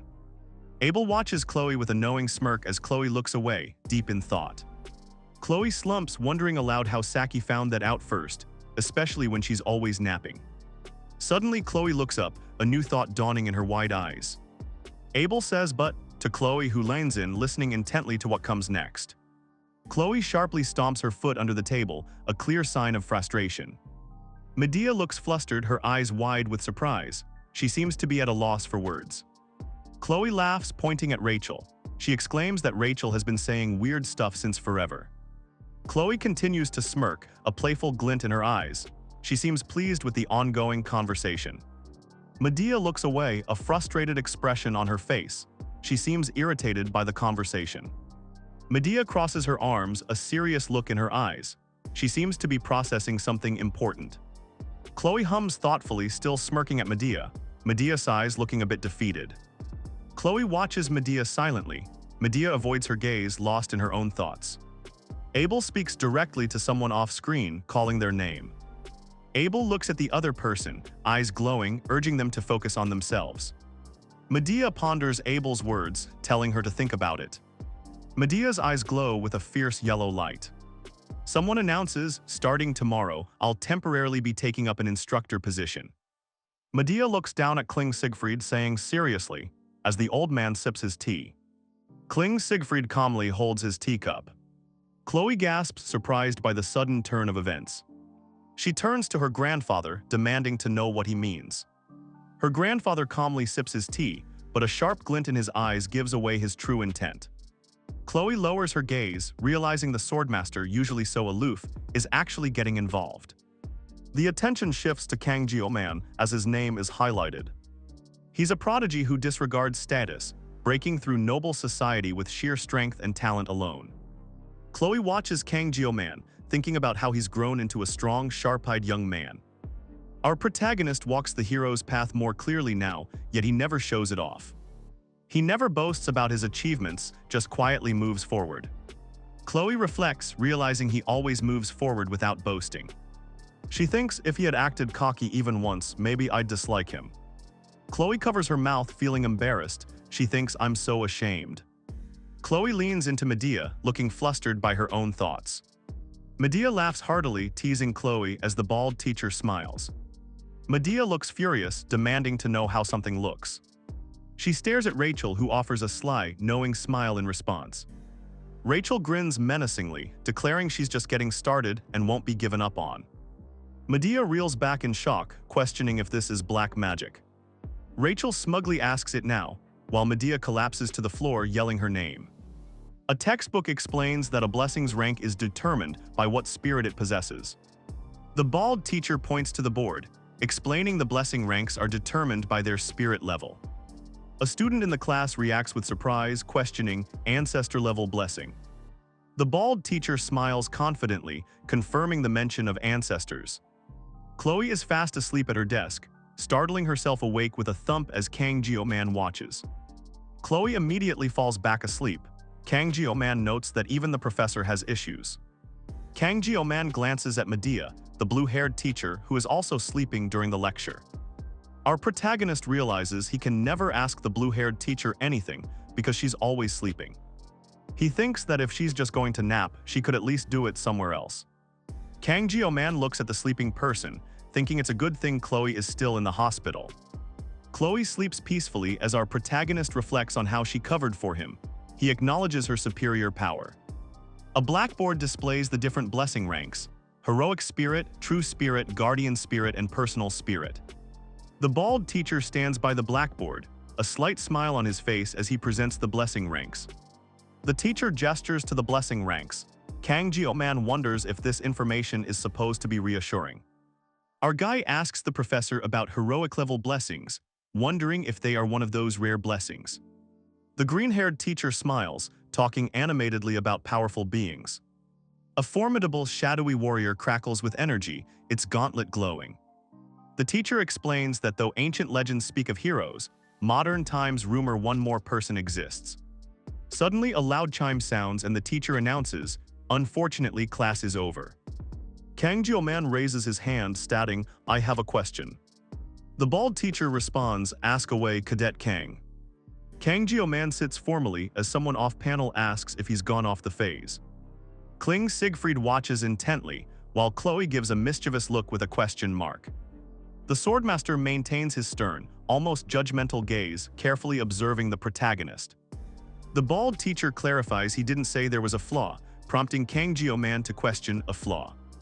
Kling Siegfried looks down at our boy, saying he still admires his thirst for knowledge. The bald teacher walks away, leaving Kang Jio-man to ponder as Medea Poison observes. Kang Jio-man reacts with surprise as Chloe laughs mischievously, clearly enjoying the situation. Kang Jio-man asks Chloe, who appears sleepy, if she's finally done sleeping. Kang Jio-man looks apologetic as he states he can't hear anything. He hunches over, looking distressed, repeating, "I can't hear you." His eye widens slightly in the sudden quiet. A silent shock washes over him. Suddenly, his eye snaps wide open with extreme shock and he gasps. A massive blue sphere materializes, displaying a clear message: "CMO requests a conversation with you." Suddenly, the environment shatters into a chaotic mess of broken ships and city fragments floating through space. The protagonists form glitches and fragments as a voice demands, "Do you get it?" A figure drifts in a dark, starless expanse. The story continues in the next chapter, where the last star reaches. A question appears, asking if readers know about additional chapters available on the website. A glowing sign advertises Philia, promoting smooth speed and quality services. A system message appears, "AM requests a conversation with you." It references Destic from the last. Massive futuristic structures and ships drift silently through the dark expanse of space. The system then presents a clear prompt: "Do you accept YN?" Kang Jio-man stands, glasses reflecting the light, a silent, hanging over him. A digital message appears in the void, stating that GM requests a conversation. The message continues, explaining GM is actively interfering with the Worldline via code. Our protagonist Kang Jio-man looks around confused, saying, "Worldline, this whole thing makes no sense." Jio-man's thoughts echo his confusion, "This whole thing makes no sense." His eye widens in alarm as a critical error or warning flashes with a red exclamation mark. Jio-man plummets through a chaotic, glitching digital realm as his surroundings distort wildly. He lands gently in a new, dark digital space, and a soft, quiet sound echoes around him. Kang Jio-man stands in a strange, glitching space, looking thoughtful. The protagonist's expression hardens as he surveys the surreal environment. A glowing blue prompt asks, "Do you still wish to proceed? YN?" Our boy stands below it. Kang Jio-man realizes this doesn't feel like a dream. He understands the gravity of this moment. The system confirms Kang Jio-man's decision, initiating a reverse connection within this strange, starry void. A Worldline code appears, announcing full adjustment and transformation has been initiated around our guy. Intense energy crackles around the floating code as the transformation process continues to unfold. Suddenly, the entire space shatters into sharp fragments, revealing a crimson web beneath. Kang Jio-man feels this familiar sensation, realizing it's just like when he first awakened the Blade God system. The protagonist repeats this feeling as he drifts through the shattered, shifting reality. Kang Jio-man's eyes narrow as he recognizes something familiar. He thinks, "Right, that thing again." Our protagonist extends his hand into the chaotic red energy. He knows he needs to see clearly what it is, no matter what. The thought echoes in his mind, he must clearly identify this mystery.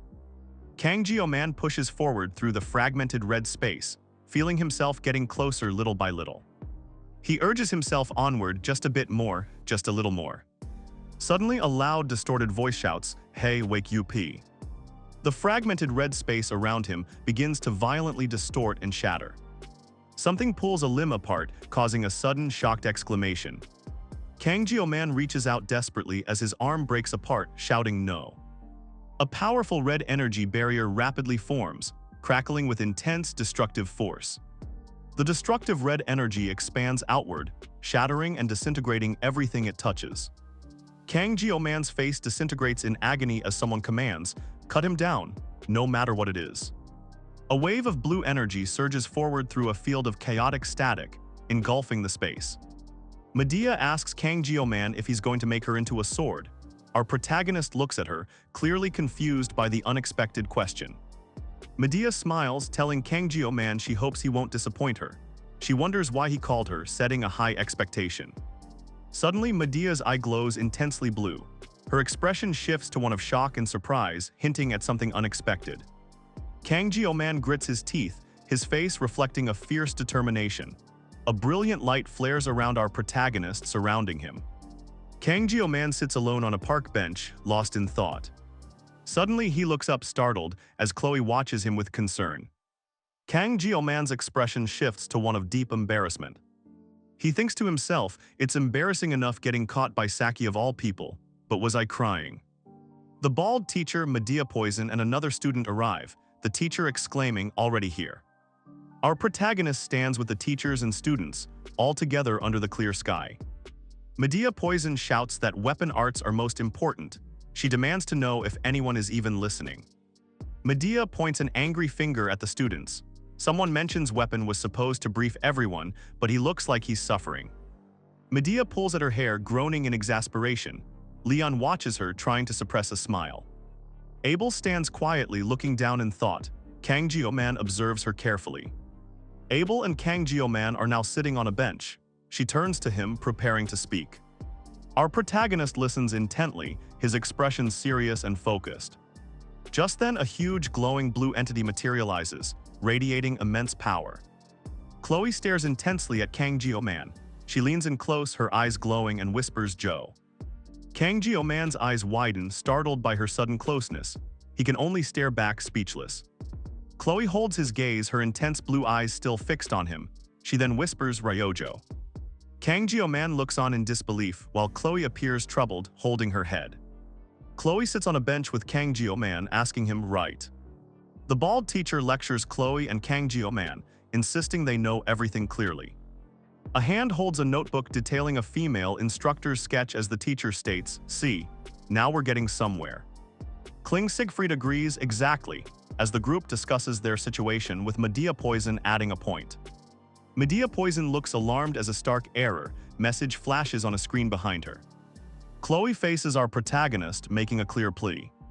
Chloe sits with Leon, asking if he truly thought she was just a sleepyhead. Our protagonist looks at his phone, surprised Chloe has somehow gotten his number. Leon tells the protagonist they haven't found anything yet and can't just march forward. Leon agrees with the assessment as he rises from the bench. Leon raises a finger, proposing they form their own club. Kang Jio-man looks surprised, questioning the idea of a club. Chloe explains that clubs are a main feature in Miracle Blessing MI. Chloe continues, describing a club as your own private space. Chloe boasts about Jubilee's club, claiming it has the best furniture and is exclusive. Chloe smiles, nodding how convenient this club system is. The game's club system was a key feature from Miracle Blessing. This academy-based game mechanic allowed players to decorate personal spaces with furniture. Players could invite characters to boost affection, which emptied the wallets of hardcore fans. A red glow emanates from a distant window, hinting at something. Kang Jio-man reflects on his past, admitting he wasn't really interested in things because he didn't have much time. Chloe asks about making a club while sitting with Kang Jio-man and another student outdoors. Kang Jio-man observes the group, realizing they are one person short for their club. The orange-haired girl turns her head, listening intently as our protagonist speaks to her. The orange-haired girl smiles at Kang Jio-man, her expression friendly. The orange-haired girl exclaims, reminding Kang Jio-man that he once saved her in the dungeon. Chloe smiles slyly, watching the interaction between the two students. A narration box reflects on how human relationships tend to become more calculating as people get older. Our protagonist reflects on how people trust and support him, despite barely knowing each other in this status-obsessed world. A voice says, "Thanks everyone," before Chloe suggests they exchange names to keep up their momentum. Chloe, masked and holding a glowing object, looks troubled as memories of adventure flash through her mind. Kang Jio-man sits with Leon and the bald teacher. Someone pauses, deep in thought, as the discussion continues. Chloe, now with blue hair, animatedly explains something while Leon listens intently beside her. Our guy Kang Jio-man considers the situation, thinking to himself, maybe I am. Kang Jio-man suggests they could clear dungeons. Our protagonist maintains a serious expression. Chloe agrees, saying she's good with it, while Leon and Abel quickly chime in that it sounds fine. Kang Jio-man asks if a travel club is really the best choice. Chloe looks intently as she mentions advisors. Abel questions if they mean the professor from Blessing Studies, nodding he's popular and kind. Kang Jio-man expresses his doubt that the bald teacher would ever agree to such a thing. Chloe sits on a bench, calmly taking a sip from her drink as the conversation unfolds. Chloe pauses, a thoughtful expression crossing her face as she processes the information. Kang Jio-man asks if the person they are discussing is professor level or even higher. Chloe nods, confirming his query with a simple right as Leon listens in. Meanwhile, someone holds a smartphone, its screen displaying some kind of digital information. The students look up, startled by something. Chloe and the orange-haired guy share confused expressions. The door swings open as our protagonist steps inside. He enters the room, ready for whatever awaits him. A message appears, reminding everyone there are more chapters available online. It asks if you know about the extra content. The story continues within the Academy's impressive facilities, setting the stage for club applications. A crucial rule is laid out. The club president must apply in person to create a club. Kang Jio-man stands ready, his expression serious as he awaits the next step. A blonde-haired Academy employee sits behind a desk, seemingly unimpressed by the protagonist. Kang Jio-man reacts with surprise as the employee thinks, "Is this guy seriously an Academy employee?" He's openly looking down on me just because of my status. The Academy employee continues to ponder internally. Our protagonist stares intently, his expression hardening as he gauges the situation. The scene continues, focusing on the interaction between the two individuals. The blonde employee informs our guy, first-year student, "You need a faculty advisor to start a club." A narration box adds more context. Chloe asks Kang Jio-man if he's not himself, a sly expression on her face. A green sign for JOMMA stands prominently. Our protagonist thinks about how people never change, his goodwill for the place quickly disappearing. He longs to solve things his familiar way. After 20 years in service, our protagonist knows to keep quiet. Yet he admits, "I really want to break this guy." Kang Jio-man sits at a desk, answering a phone call. He simply says, "Hello." Kang Jio-man's expression darkens on the call. Chloe looks stunned as he reacts with a shocked, "Wow, seriously?" Kang Jio-man remains on the phone, calmly saying, "Yes, I'll." He tells a blonde woman at a desk to just follow the procedure, but she snaps back, "WH what?" The woman glares at Kang Jio-man, yelling, "Who the hell do you think you are, acting so rudely?" She continues to shout, demanding to know whose backing he has. The woman leans over the desk, still yelling at the calm protagonist. Kang Jio-man looks directly at her, and suddenly her voice catches in her throat. Chloe yells furiously at Kang Jio-man, calling him a little punk. She looks completely enraged by his actions. Kang Jio-man smirks back, thinking this is Chloe's true face finally being honest. He seems amused by her anger. Our protagonist kicks a small dog statue across the office. The object flies through the air with a surprised yelp. Two office workers, Medea and another woman, look on in confusion and surprise. They wonder what just happened. Chloe stares in shock, her eyes wide. She can't believe what just transpired before her. A woman's high-heeled foot steps into view. She seems to be walking purposefully towards the scene. Someone instructs everyone to pay their respects, announcing that she is here. Destic strides forward confidently, musing if mommy or granny has arrived. She doesn't seem to care. The green-haired woman smiles at Kang Jio-man, starting to apologize for the inconvenience she knows he's feeling. The bald teacher reacts with surprise, asking if that's the name of this year's top freshman. Medea points to Kang Jio-man, confirming something to the bald teacher, who then says, "Ah, right." Medea crosses her legs, making a distinct sound. Medea sits back, looking at Kang Jio-man as the bald teacher shows his irritation. The bald teacher sweats nervously, trying to explain it was a misunderstanding and muttering, "Ah, crap."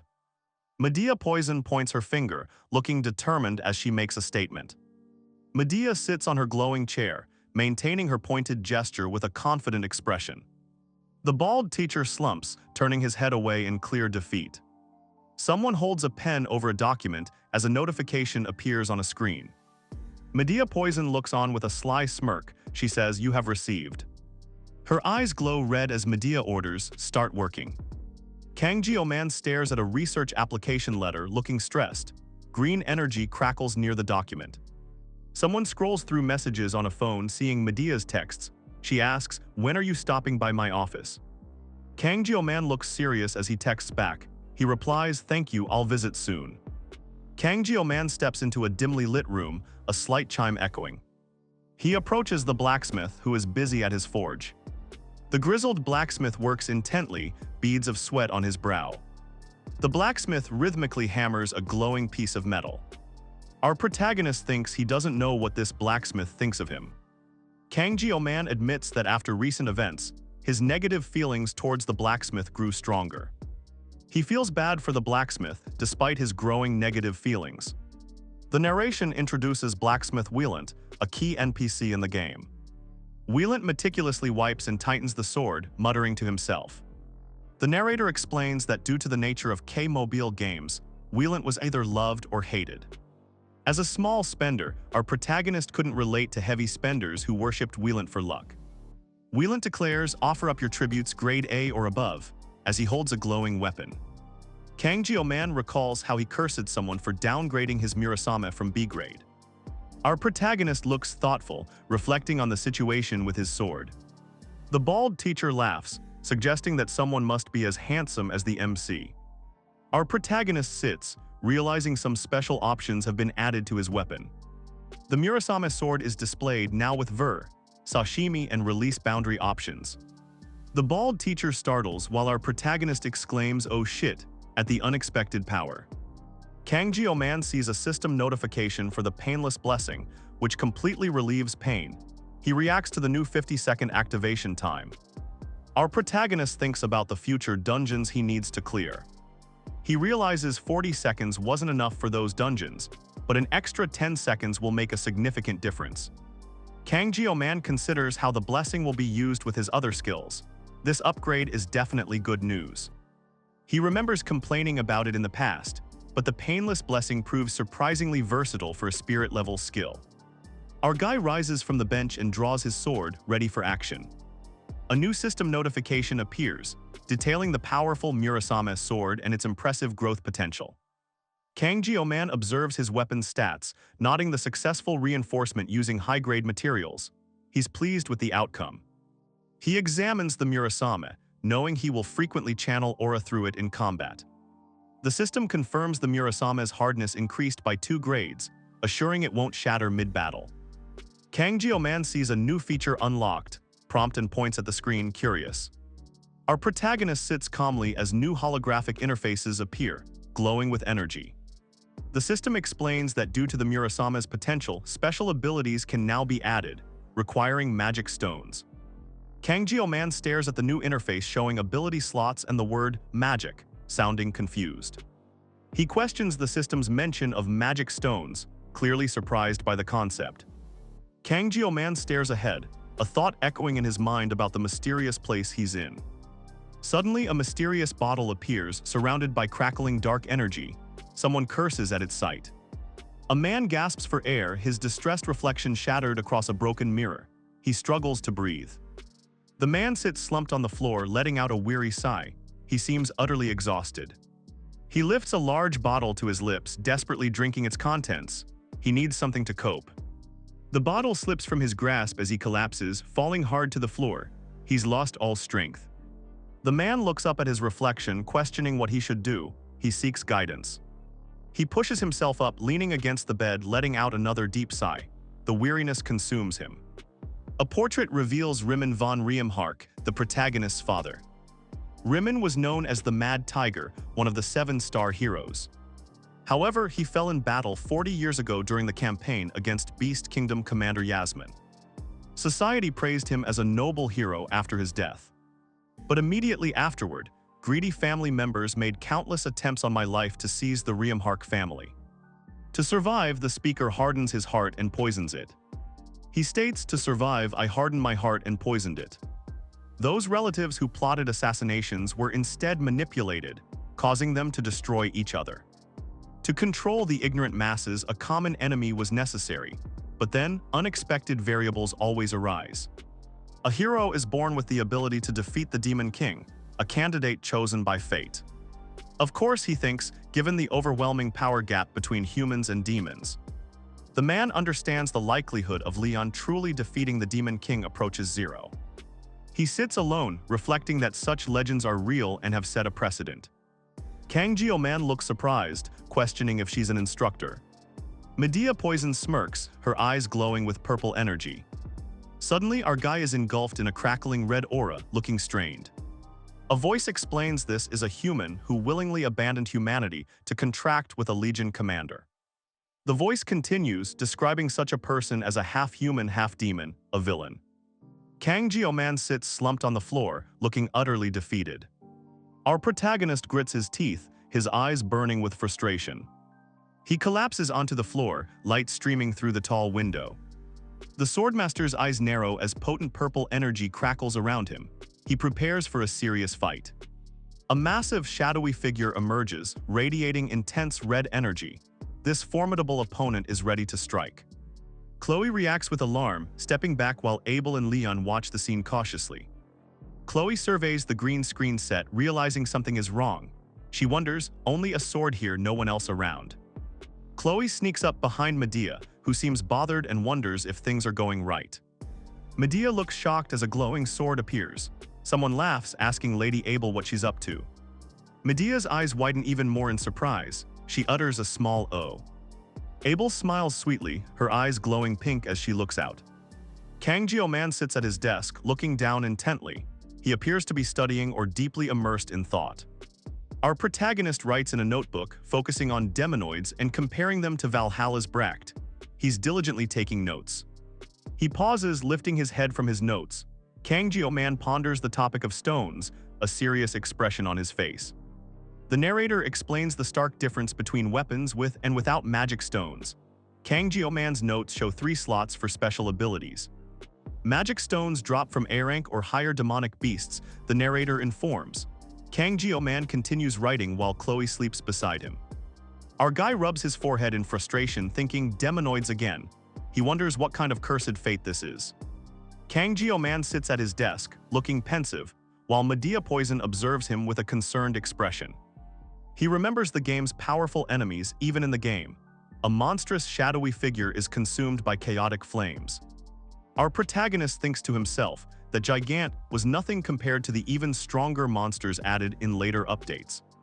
He recalls the names of these formidable foes: Basilisk of Corruption, Calamity Beast Manticore, and Lick Dullahan. Back at his desk, Kang Jio-man contemplates if risking his life is truly worth it just to put abilities into his weapon. Kang Jio-man reflects on new threats, entities that didn't exist in the game, relentlessly targeting him. He feels the plot is distorting, refusing to leave him alone. He notes that a month has already passed since he enrolled at the academy, the time flying by. The bald teacher greets everyone, including Kang Jio-man and Chloe. He announces the truth about the Second World War will soon be revealed. Our protagonist realizes strengthening himself and enhancing his weapon are no longer options, but absolute necessities for what's to come. He worries that at this rate, he can't guarantee the war's outcome, even considering powerful entities like the mermaid. Kang Jio-man considers the need for any basic attack to be a decisive one-shot blow for the future hero. Suddenly, Kang Jio-man reacts with a wide-eyed shout, looking completely flustered and agitated. Leon stands beside him, grumbling, then asks Kang Jio-man, "When did you get here?" The headmaster discusses something important with our protagonist, Kang Jio-man. He then asks if Jio-man heard the news about Leon going on a rampage lately. Kang Jio-man looks thoughtful and says he takes back what he said earlier. Meanwhile, Medea Poison extends something towards the protagonist, her expression serious. The headmaster asks Medea if she's stalking Leon, given her unusual level of information. Medea intensely glares at him, remaining silent as our guy observes the scene. Kang Jio-man sits deep in thought, a new resolve forming within him. He declares not anymore. Kang Jio-man observes Leon's growth, realizing he will obtain Bameng during the upcoming Survival Island training. He considers his own survival, nodding that lasting this long with just a sashimi knife is borderline miraculous. Kang Jio-man hypothesizes his existence might be acting as a shield, diverting dangers originally meant for Leon. This thought doesn't sit well with our protagonist. He feels a strong aversion to it. He clenches his fist, resolving to swing his blade without hesitation if it's for his own survival. Kang Jio-man has no desire to play the role of a flawless hero. He sits resolute in his own path. Medea declares that she will cut anything, no matter what it is. Kang Jio-man looks on, somewhat bewildered. The swordmaster, still sprawled, asks Medea if she's into anime. Kang Jio-man denies it, then the swordmaster questions where the line came from. The story transitions to episode 33, titled Fleeting Respite 2. Chloe, Kang Jio-man's Leon and Abel walk down a wide hallway together. Leon speaks to Kang Jio-man, a smug look on his face. Leon continues, telling Kang Jio-man he's so uptight. Leon finishes speaking, looking at Kang Jio-man expectantly. This guy laughs heartily, clearly amused by the situation as he says, "Haha, well." Two subordinates stand ready, confirming their orders with a sharp yes sir. The leader watches as someone moves away, perhaps having given a final instruction. The powerful Undertaker Syndicate reveals its key members, Deputy Jang Tipung Parry and their leader Ray Shen. Chloe pauses, considering something intently. The bald teacher slams his glass down, demanding they give them the money. Chloe holds a tablet, reviewing information on a student. Medea asks Chloe what the problem is with him. Chloe explains he's a ticking time bomb. They discuss the terms for training, with 100 million up front as previously agreed. Chloe makes her decision, stating simply dump him. The Grand Academy Hall stands quiet, ready for the important day ahead. Today marks the highly anticipated written exam day for all the Academy students. Kang Jio-man studies intently, reading about blessings manifesting centuries ago. He recalls acing the pre-exam. Our protagonist admits he'd usually half-ass it. Meanwhile, Abel and Leon also immerse themselves in their studies. Kang Jio-man declares his strategy. If he doesn't know an answer, he'll just pick option 3. Kang Jio-man sits at his desk, and his phone buzzes loudly next to him. His phone shows the time is 7:58 a.m. He receives a message from Ryojo asking about breakfast and the exam. Ryojo's message asks if he ate breakfast before the exam. Kang Jio-man replies simply, ate a sandwich. Chloe sends a message about needing sugar before tests, explaining how Yonggin boosts metabolism and provides anti-cancer properties. Kang Jio-man texts back, agreeing that's why he's always snacking on sugar. Chloe replies about her country's traditional exam sweets, then looks up and says, "Oh, Kaldeep tilde." Chloe looks surprised and quickly types a reply asking, "Really? What about?" Suddenly, a blunt message appears from Kang Jio-man, "Eat shit." Chloe sees the crude message and looks up. She texts back asking, "You eating that or what? And hey, Kang Jio-ma." Our protagonist holds his phone as Chloe's angry message, "Kang Jio-mma," comes through. Kang Jio-man looks shocked, thinking he can't let this Yonggin maniac get away. A title card for insomnia appears, signaling a transition. Jio-man stares at Chloe, demanding to know how her answer relates to the first question. Our protagonist asks Chloe how her exam went, but she seems hesitant to answer. Chloe admits she guessed all 3 essay questions, surprising Jio-man. Chloe pouts, calling Jio-man mean, but insists she still scored better. Chloe and Jio-man stand in awkward silence after their exchange. Chloe talks on the phone asking what is the current situation. She seems to be reporting. Chloe tells Kang Jio-man it's 7 p.m., complaining she's been pulling all-nighters studying. Editor member's contact info is classified, making Chloe the protagonist's only intel source. He thinks siblings should get along better. A male student yells in frustration, pulling at his hair, "Ag, I can't even sleep without sleep." Medea Poison smiles slyly at someone off-panel, asking, "You just admit it now." Kang Jio-man looks over his shoulder in surprise. Chloe watches the unexpected interaction nearby. Chloe sits on the floor, asking Jio-man what he and the other person are whispering about. The red-haired girl playfully teases Jio-man, asking if he's dating someone. Jio-man looks uncomfortable, thinking he might have accidentally revealed a secret. The girl leans in close. Chloe looks intently at Jio-man, directly asking him, "Really?" Jio-man turns his head away, clearly annoyed. Chloe silently observes his reaction. Our guy Jio-man looks utterly shocked, his eyes wide and mouth slightly open. Kang Jio-man's eyes blaze with intense resolve as a powerful red aura surrounds him. Chloe and another figure clash amidst crackling purple energy. The air around them surges with power. Chloe's eyes glow crimson, meeting Medea's icy blue stare. Both women are locked in a silent, fiery challenge. A hand clenches a knife tightly, a dark thought echoing, "If I can't have him." Chloe's eyes blaze red as raw purple energy erupts from her. Kang Jio-man and Medea Poison are startled. What is this? Kang Jio-man looks away, a subtle frown on his face. Leon asks Kang Jio-man what's going on, as our protagonist still seems bothered. Medea Poison leans in close to Kang Jio-man, who tells her to just back off a little. Medea Poison smiles mischievously at our protagonist, clearly having an idea. Kang Jio-man grits his teeth, clearly at his limit with the situation. He thinks about how she didn't even give him her phone number. Chloe's intense gaze falls on Kang Jio-man. She begins her declaration, "Chloe, that's because you're..." Kang Jio-man listens silently, his expression serious. Her red eyes blaze with passion as she finishes, "That you'd be my one and only prince." Later, Chloe clings to Kang Jio-man, pressing close to him on a bench. He looks clearly uncomfortable. She makes a playful Nyan tilde de sound at him, trying to get his attention. Our boy simply tries to ignore her. The blue-haired character attacks, yelling, "Can't you even grasp the situation right now?" The orange-haired guy stumbles back.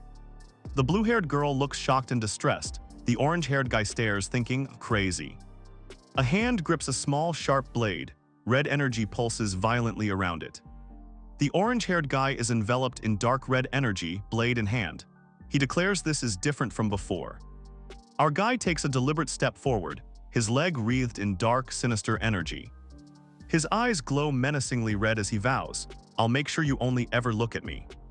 Kang Jio-man gives a serious look, telling Chloe to get the guy out. Our protagonist makes a firm command. The red-haired fighter clashes violently with his blue-glowing opponent. Someone calls out, "Jio-ma-kun." Leon shouts Kang Jio-ma, in alarm while Chloe watches the intense fight, simply saying, "Wow." The thought lingers in the air, contemplating the recurring situation, "Jio-ma-kun always." The red-haired fighter struggles against the blue opponent, thinking, "Always makes me so sad." He feels overwhelmed. The red-haired girl screams, "Other girls instead of just me." A fight breaks out as the blue-haired girl watches, startled. Kang Jio-man unleashes a powerful attack while the red-haired girl stands nearby, gripping her small blade with a worried expression. The blue-haired girl gasps, "Oh," her eyes wide as she observes the intense combat unfolding before her. The red-haired girl cries out, "I always do my best for you." She calls out Jio-man-kun's name, clearly distressed. A loud bang echoes, startling Kang Jio-man. Chloe looks on, a bit annoyed by the sudden noise. Kang Jio-man forcefully pins someone to the table, saying, "Let's talk this through, Chloe." The red-haired person struggles, shouting, Let go of me." Kang Jio-man's hand grasps their wrist tightly as they grunt. Kang Jio-man stares, surprised by the outburst. He tells the struggling person to calm down and listen. Chloe screams in frustration, demanding to know why he wants to talk with her now. Kang Jio-man looks down, explaining he wanted to talk, but she refused him before. Chloe looks up from her prone position, surprised by his words about talking privately.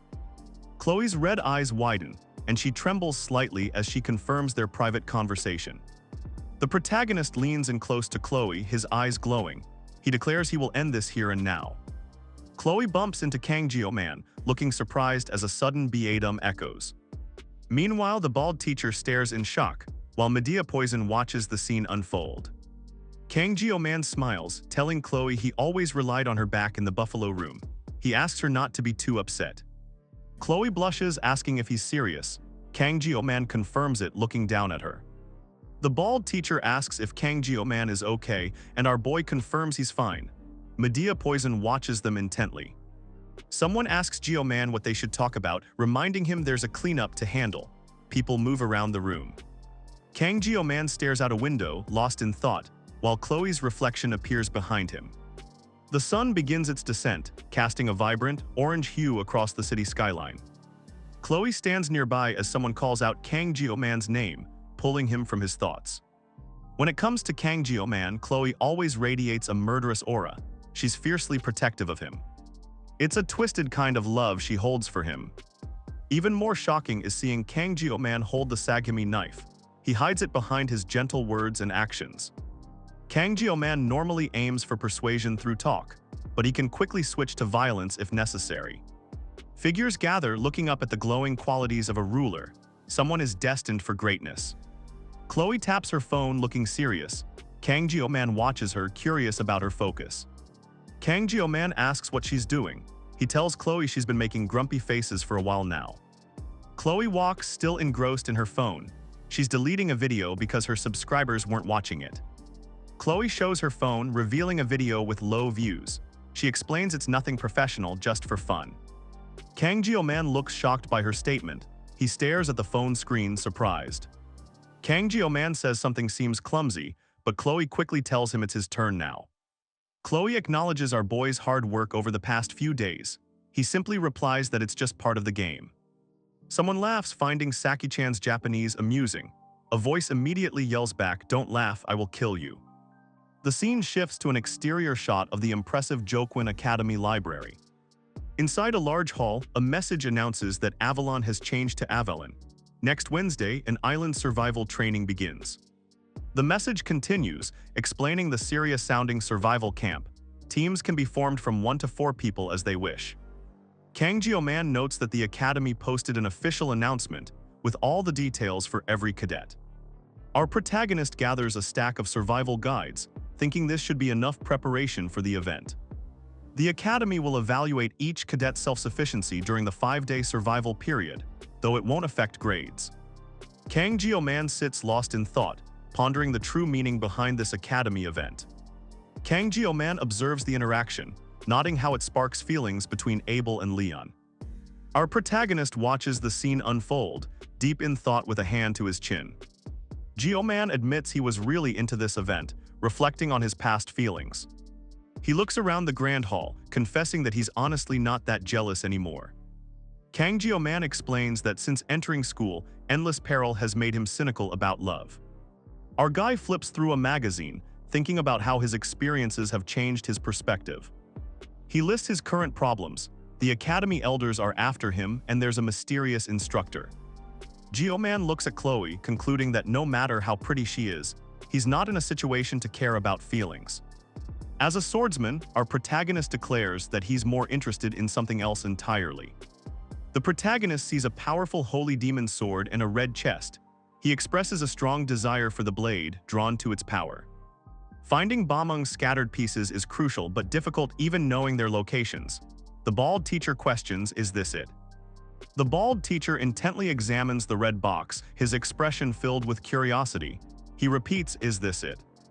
A narration box explains the strict condition to obtain Bamung, a legendary sword that chooses its own master. A glowing blue sphere asks, "O sacred one, can you prove thy worthiness?" A clear choice of yes or no is presented. Our protagonist stands ready with a unique weapon as a voice urges, "Please save the world from Demon King." The protagonist's weapon is exclusively designed for him. Another character laments his sashimi knife, feeling completely outmatched. Kang Jio-man reaches towards swirling blue energy. He thinks about focusing on learning instead of longing for the impossible. Our protagonist's hand reaches for a star-filled map of Avalon. The island is described as uninhabited. Kang Jio-man listens to the teachers. Apparently, the director requested a strong hero to guide first-year students on a camping trip. Kang Jio-man walks through the library, examining books on the shelves. He taps one deep in thought. Our guy pulls a book from the shelf with a determined look. He's clearly searching for specific information. Kang Jio-man sits at a table, immersed in books. He states he's not just here for basic survival knowledge. Kang Jio-man confirms he is also searching for specific information regarding Avalon Island. Kang Jio-man walks through the Grand Library, a place bustling with students and towering bookshelves. Kang Jio-man listens to the explanation about a massive library located beyond the Academy's magical wall. Our protagonist's eyes narrow as he thinks, realizing he already knew this information. Kang Jio-man sits, frustrated, wondering if he has to search the entire massive library for what he needs. Suddenly, Kang Jio-man looks up, sensing a presence or hearing something unexpected. A powerful energy glows around him as an unseen voice greets, "It's been a while, Kang Jio-man." A blonde man in a suit stands over a student, placing a hand on his shoulder. The student looks up, seemingly intimidated. Suddenly, two giant exclamation marks appear, emphasizing a moment of shock or surprise. Something significant has just happened. Abel grins widely, her purple eyes glowing intensely as she declares, "A big heart, a narrow mind, Rachel game start." Kang Jio-man reacts with surprise in the library as two other figures stand nearby. Leon, the blonde-haired man, looks on with a serious and focused expression. Leon offers our protagonist a book titled Introduction to Magic. Someone thinks our protagonist shouldn't be in the library learning magic, even after the midterms. Kang Jio-man looks at Leon, stating he can't really trust this setup. Leon explains their training on Avalon Island is scheduled for next week. Kang Jio-man listens at the table. Kang Jio-man looks up, a question in his eyes. The protagonist sits at a desk reviewing papers, while the blonde-haired guy observes him. Kang Jio-man reflects on his incredibly busy life, full of training and studying magic. He knows he must prepare for the future. Our guy considers this, acknowledging, "Well, I do need to." Someone observes, "Look out for yourself, huh?" and adds that Jio-man is truly different from them. Kang Jio-man looks away, a somber expression on his face. There's a hint of sadness on his face, and also something about his troubled attitude. The bald teacher sits at his desk while Kang Jio-man stands nearby, lost in thought. Our protagonist is deep in thought, perhaps feeling the weight of being a hero and humanity's fate. Our hero walks away, feeling both light and darkness pressing down on his shoulders like heavy weights. Our boy continues walking, a heavy escaping his thoughts. The day for the grueling deserted island survival training has finally arrived. Students gather at the impressive training grounds, ready for the upcoming challenge. Abel confronts Medea Poison with a smirk, greeting her, "Oh, long time no see, kiddo tilde." Medea Poison then turns her gaze to Chloe, who stands quietly beside her. The narrative officially transitions to Chapter 40, focusing on the first part of the survival training. Medea asks Chloe if she's still undecided, but Chloe prefers to stick with her current path. Medea gives a direct, serious look. Chloe looks away, lost in thought. Chloe walks through the academy with other students, including our protagonist. A voice insists everything happened properly and by the rules. Medea looks serious while Chloe flashes a wide, almost menacing smile. A younger Chloe, brimming with enthusiasm, pulls other students into various club activities. Medea and Abel stand together, Medea looking ahead as Abel glances at her. Chloe reacts with surprise, her mouth slightly open. She seems taken aback by something. The students gather, and someone asks if no one here is officially teamed up with Jio-man. Medea Poison and the red-haired student observe, wondering what's happening this time. Chloe's eyes glow with pink heart shapes, indicating an intense thought or feeling. Chloe declares that's why, then proposes a fair and square game, calling it the Rachel game. Chloe, Kang Jio-man, and Medea Poison stand together, ready for their next task. Abel watches as blue energy bursts erupt in the distance, changing the landscape around them. Abel points up, demanding someone get to the point of the current situation. Chloe listens intently. Abel holds up 3 fingers, explaining the rules. Whoever finds him first wins. The remaining 3 must give up. Chloe, Kang Jio-man, and Medea Poison all react with shock and surprise to the sudden announcement. Students are ready to start, told to interfere with each other.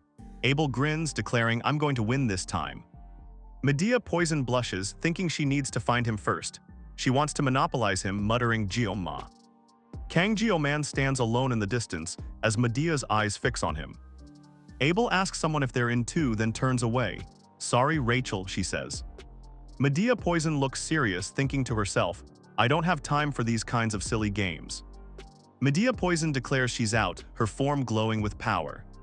Chloe reacts with surprise, asking if it will just be them. Medea simply looks on.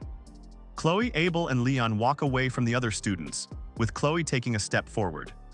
Kang Jio-man yawns widely, stretching his arm as he expresses how tired he is. Kang Jio-man walks, recalling his dislike for group activities. He's prepared with 24 sashimi knives and a secret weapon. Kang Jio-man checks his phone, reading messages about packing medicine and at least 3 changes of clothes. The messages reiterate the need to pack medicine and clothes for the upcoming trip. Our protagonist smirks to himself, amused by the thought of packing even his underwear. Chloe looks back at Kang Jio-man, telling him it's about time to leave. Kang Jio-man observes the tall, purple-haired female instructor, wondering if this deserted island training is her big opportunity. He considers how she might use the island's mysterious nature to instantly change her strength and power. Kang Jio-man knows the same applies to him, vowing not to die despite his discomfort with the knife. Kang Jio-man listens intently, processing the instructions as someone says, "Think of it." A sketch detailing a female instructor's unique traits is shown as students whisper. Someone wonders how they're supposed to find her. Kang Jio-man looks up, a sudden realization about the instructor dawning on him. Kang Jio-man stares in shock as he recognizes the approaching man, exclaiming, "Sword Emperor." The Swordmaster smiles at Kang Jio-man, aware of his potential. Great talent combined with genius multiplies rather than just adding. The bald teacher reminds Kang Jio-man about important advice for his upcoming training. Our protagonist listens, holding his bag. The bald teacher turns away, clearing his throat. He thanks our protagonist, sounding a little emotional. The teacher announces he's leaving, clearing his throat loudly again. He walks away, seemingly embarrassed. Kang Jio-man watches the teacher leave with a small smile. He thinks to himself, he's so hip. Kang Jio-man turns to Abel, who stands quietly nearby. He questions her with a look, noticing her subdued expression. Abel turns her head away, avoiding Kang Jio-man's gaze. Our protagonist silently observes her sudden shift in demeanor. Kang Jio-man gently places a hand on Abel's head. He smiles warmly and tells her, "Cheer up, Abel." Kang Jio-man's eyes intensely focus forward, and a surge of blue energy flares around him. Chloe is suddenly hit, her face contorted in shock as pink energy bursts around her. Chloe stumbles back in surprise. Our protagonist casually admits, "I felt someone sneaking up, so I hit it without thinking, sorry." Chloe throws her hands up in frustration, yelling, "Come on," at our protagonist. Chloe turns her back, still clearly upset by the unexpected hit, while our protagonist watches calmly. Kang Jio-man reveals he can't sleep much these days, because Chloe is always hanging around him. He explains that if he doesn't react, Chloe gets even more restless and paces around like crazy. Kang Jio-man ponders Ryoko's interest in him, nodding she's still technically a heroine. He seems wary of the situation. Our protagonist declares he doesn't want to get any closer to her than necessary. A message appears over a shimmering portal, telling everyone to be careful and have an enjoyable time. Kang Jio-man steps forward, approaching the brightly glowing portal.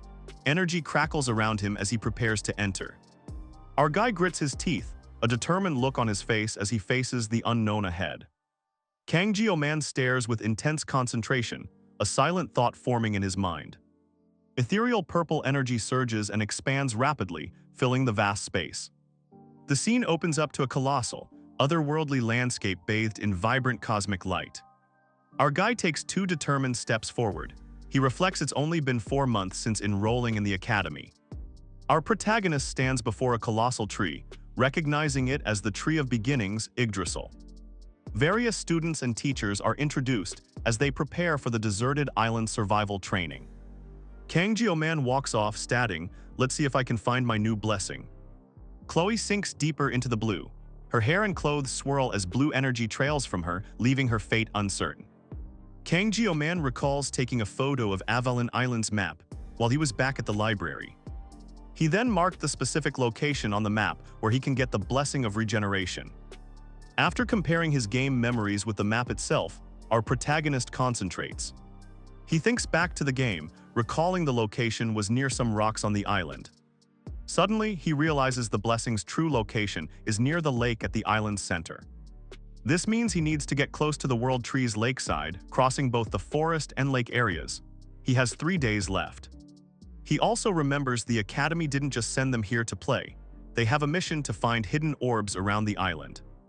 Kang Jio-man explains this mission is like a treasure hunt for orbs. Finding more improves grades, and they can also be used as enhancement materials. So first, our protagonist Kang Jio-man rummages through his bag. He says it's time to check on his survival items.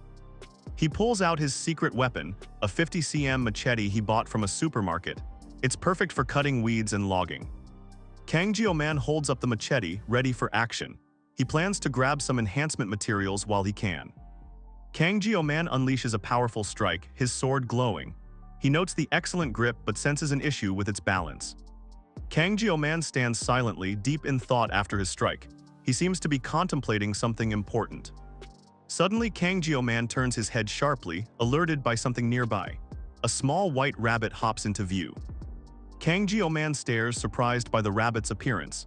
He asks it, "Why did you get up? You're supposed to be sleeping, right?" Our guy approaches the massive white rabbit, which stares back. Kang Jio-man is utterly confused by this bizarre sight. Kang Jio-man smiles, declaring this world a fantasy. He looks ready for anything. A foot steps forward, activating a shimmering blue-dimensional portal. Someone is preparing to return. Kang Jio-man extends his hand, surrounded by crackling blue energy. He quickly adds, "Nah, just joking." A small white cat stares with wide, surprised eyes, clearly confused by the situation. The cat's pupil reflects a distinct figure, revealing a clear glimpse of Medea Poison in its depths. Medea Poison looks utterly confused, escaping her lips as question marks float around her. Chloe spots a rabbit on the deserted island. She greets it, wondering if it's food. The girl smiles, thinking the rabbit is cute as she reaches out her hand. Suddenly, the rabbit bites Chloe's finger, drawing blood. She yelps, "Ouch," in surprise. The rabbit transforms into a giant, aggressive beast, glaring at Chloe. It declares, "How dare you come here?" Chloe quickly flees from the monstrous rabbit, thinking she was supposed to be looking for Kang Jio-man. Chloe stops, a fierce determination crossing her face. She decides this is a chance to test her special training results. A swift, red-bladed attack descends, catching Chloe off guard as she reacts with alarm. The white-haired attacker smirks, confident in their strike. Chloe holds her weapon, intensely asking if the opponent's power just got weaker. Chloe moves swiftly, green energy swirling around her as the narration mentions a heavenly sword. She lunges, green energy radiating, declaring, "Got you. I'm the heavenly sword's granddaughter." Chloe lands a powerful blow, sending shockwaves that violently crack the ground. Chloe looks around, surprised, as the terrain rapidly changes beneath her. Intense light erupts from below, reaching towards the sky as energy crackles. Abel declares herself the Sword Emperor's granddaughter, heir to the Nibelung bloodline, floating calmly in the water. Medea Poison stares in disbelief, asking, "What is that?" Her eyes glow intensely. A small white rabbit surfaces in the water, creating ripples that spread across the surface. A dark ring sinks into the depths, pulling the water into a swirling vortex. Kang Jio-man falls through a dark, ethereal space, surrounded by glowing energy. He seems to be in a strange state. Suddenly, the scene shifts to a peaceful sky as a bird flies past. Kang Jio-man crashes down with immense force, creating a powerful impact. Energy explodes outwards. The protagonist kneels, panting heavily from the exertion. He thinks, "I thought I was a lot fitter." Our boy gasps for breath, utterly spent. He struggles to halt his overwhelming exhaustion.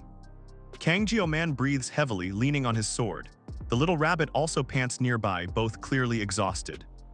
Our protagonist looks at the rabbit and tells it, "I'll let you go, just leave." The small rabbit stares back, its eyes narrowed with an intense, unwavering gaze. The rabbit's defiant and clear thought rings out, responding to the offer, "Trash."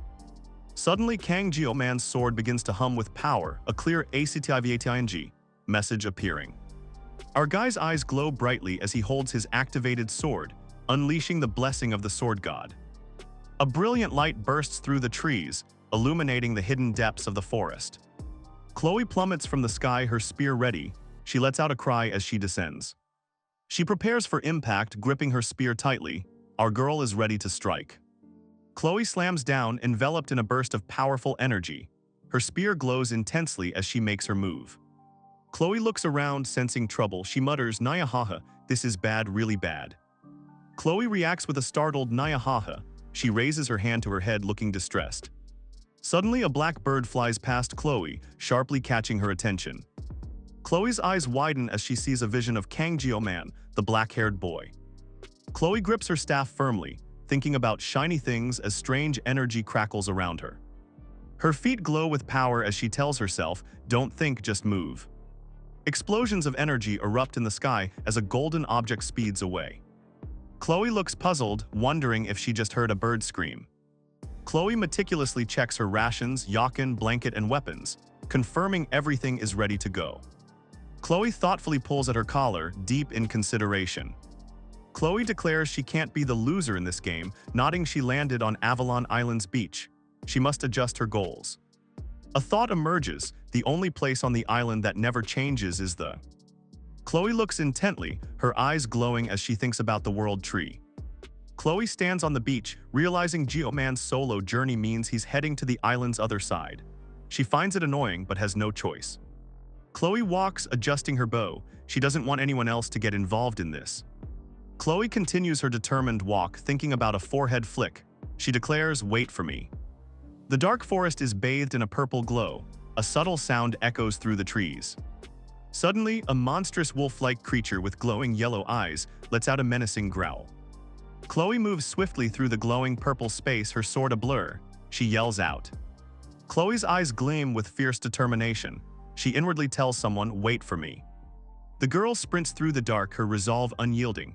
She declares, "I'll win, I'll find you before anyone else." Suddenly, Chloe looks startled, her hand rising as if reacting to something unseen. Chloe charges forward again, yelling "Jio Ma-kun" as she heads towards a bright light. A thought surfaces, expressing a deep relief. I won't have to worry about food anymore.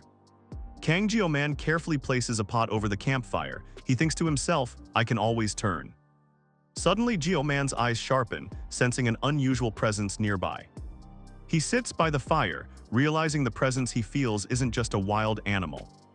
Kang Jio-man moves cautiously through the forest, preparing to confront the presence. He's saved his blessing 100. His eyes widen, locked onto a target in the darkness. With a surge of blue energy, our protagonist prepares his attack. Here they come. The bright blue energy flares, indicating a powerful skill unleashed into the night. Chloe cries out a name, her face contorted with anger and surprise. Abel reacts in shock, questioning what she sees. Her eyes are wide with disbelief.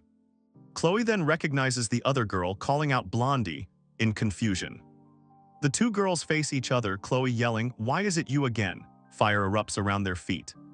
Kang Jio-man holds Chloe, her body crackling with strange energy, and he questions what's happening. Our protagonist's eyes widen in surprise as he tries to understand the situation. Chloe blushes deeply, stammering as her body trembles. Kang Jio-man releases Chloe, who nervously tries to explain I was. A glowing red object lies nearby. Chloe proudly raises her hand in victory, having just landed on the island. Kang Jio-man watches her while tending a small campfire. Chloe thinks to herself about needing a warm fur. She also imagines plenty of jerky, enough to avoid hunger for a while. Even here, she muses, these comforts are necessary. Chloe sits alone, lost in thought as she gazes around the empty room. She thinks to herself, I lost to Kang Jio-man again. Chloe shivers, feeling the cold seep into her bones. She laments, it's cold. Suddenly, Chloe looks up, her eyes widening in surprise at an unseen presence. Leon gently drapes a warm fur over Chloe, who looks up at him with a surprised "huh." Chloe looks at Kang Jio-man, her cheeks flushed as he stands by the fire. Chloe feels the warmth from the fire, thinking it's warm. She thanks our guy, who kneels beside her. Suddenly, Chloe's bare foot presses down on Kang Jio-man's foot with a slight stomp.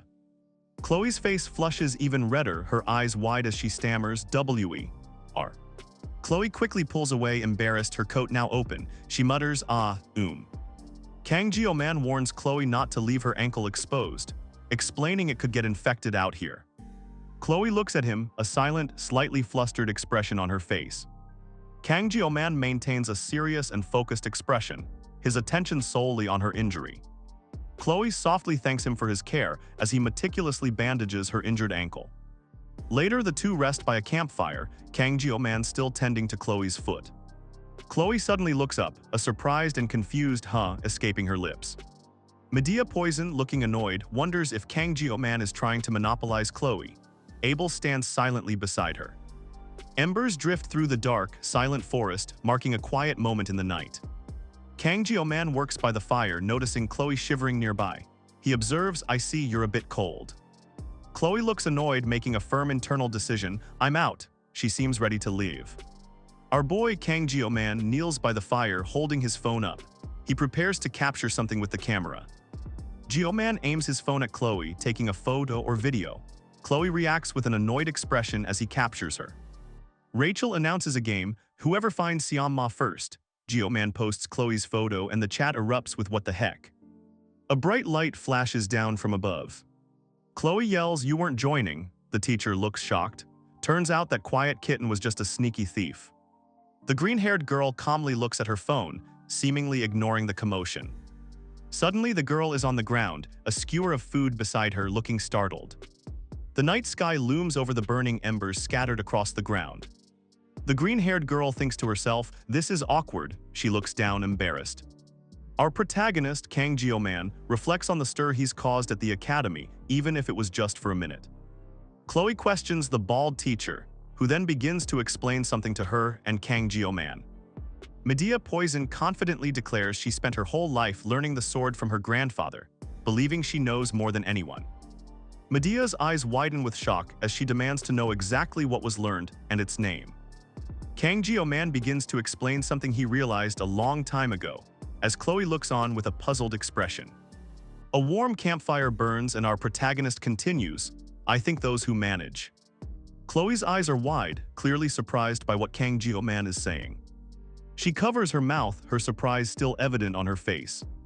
Chloe laughs out loud, prompting Kang Jio-man to react with a soft, "Hey." She sits, reflecting that this conversation reminds her of when they talked on the bench before.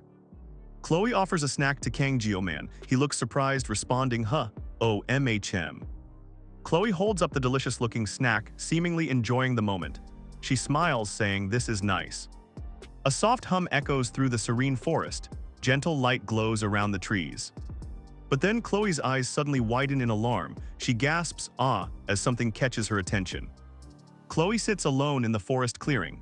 A strange, dark web-like structure materializes near her. Chloe sits alone, a somber expression on her face. A voice narrates that he left everything behind without a word. Chloe is held in a comforting embrace by a woman while another looks on. A soft, pink glow surrounds them. Chloe clenches her hand around a small book or paper. Her fingers are tight, conveying deep emotion.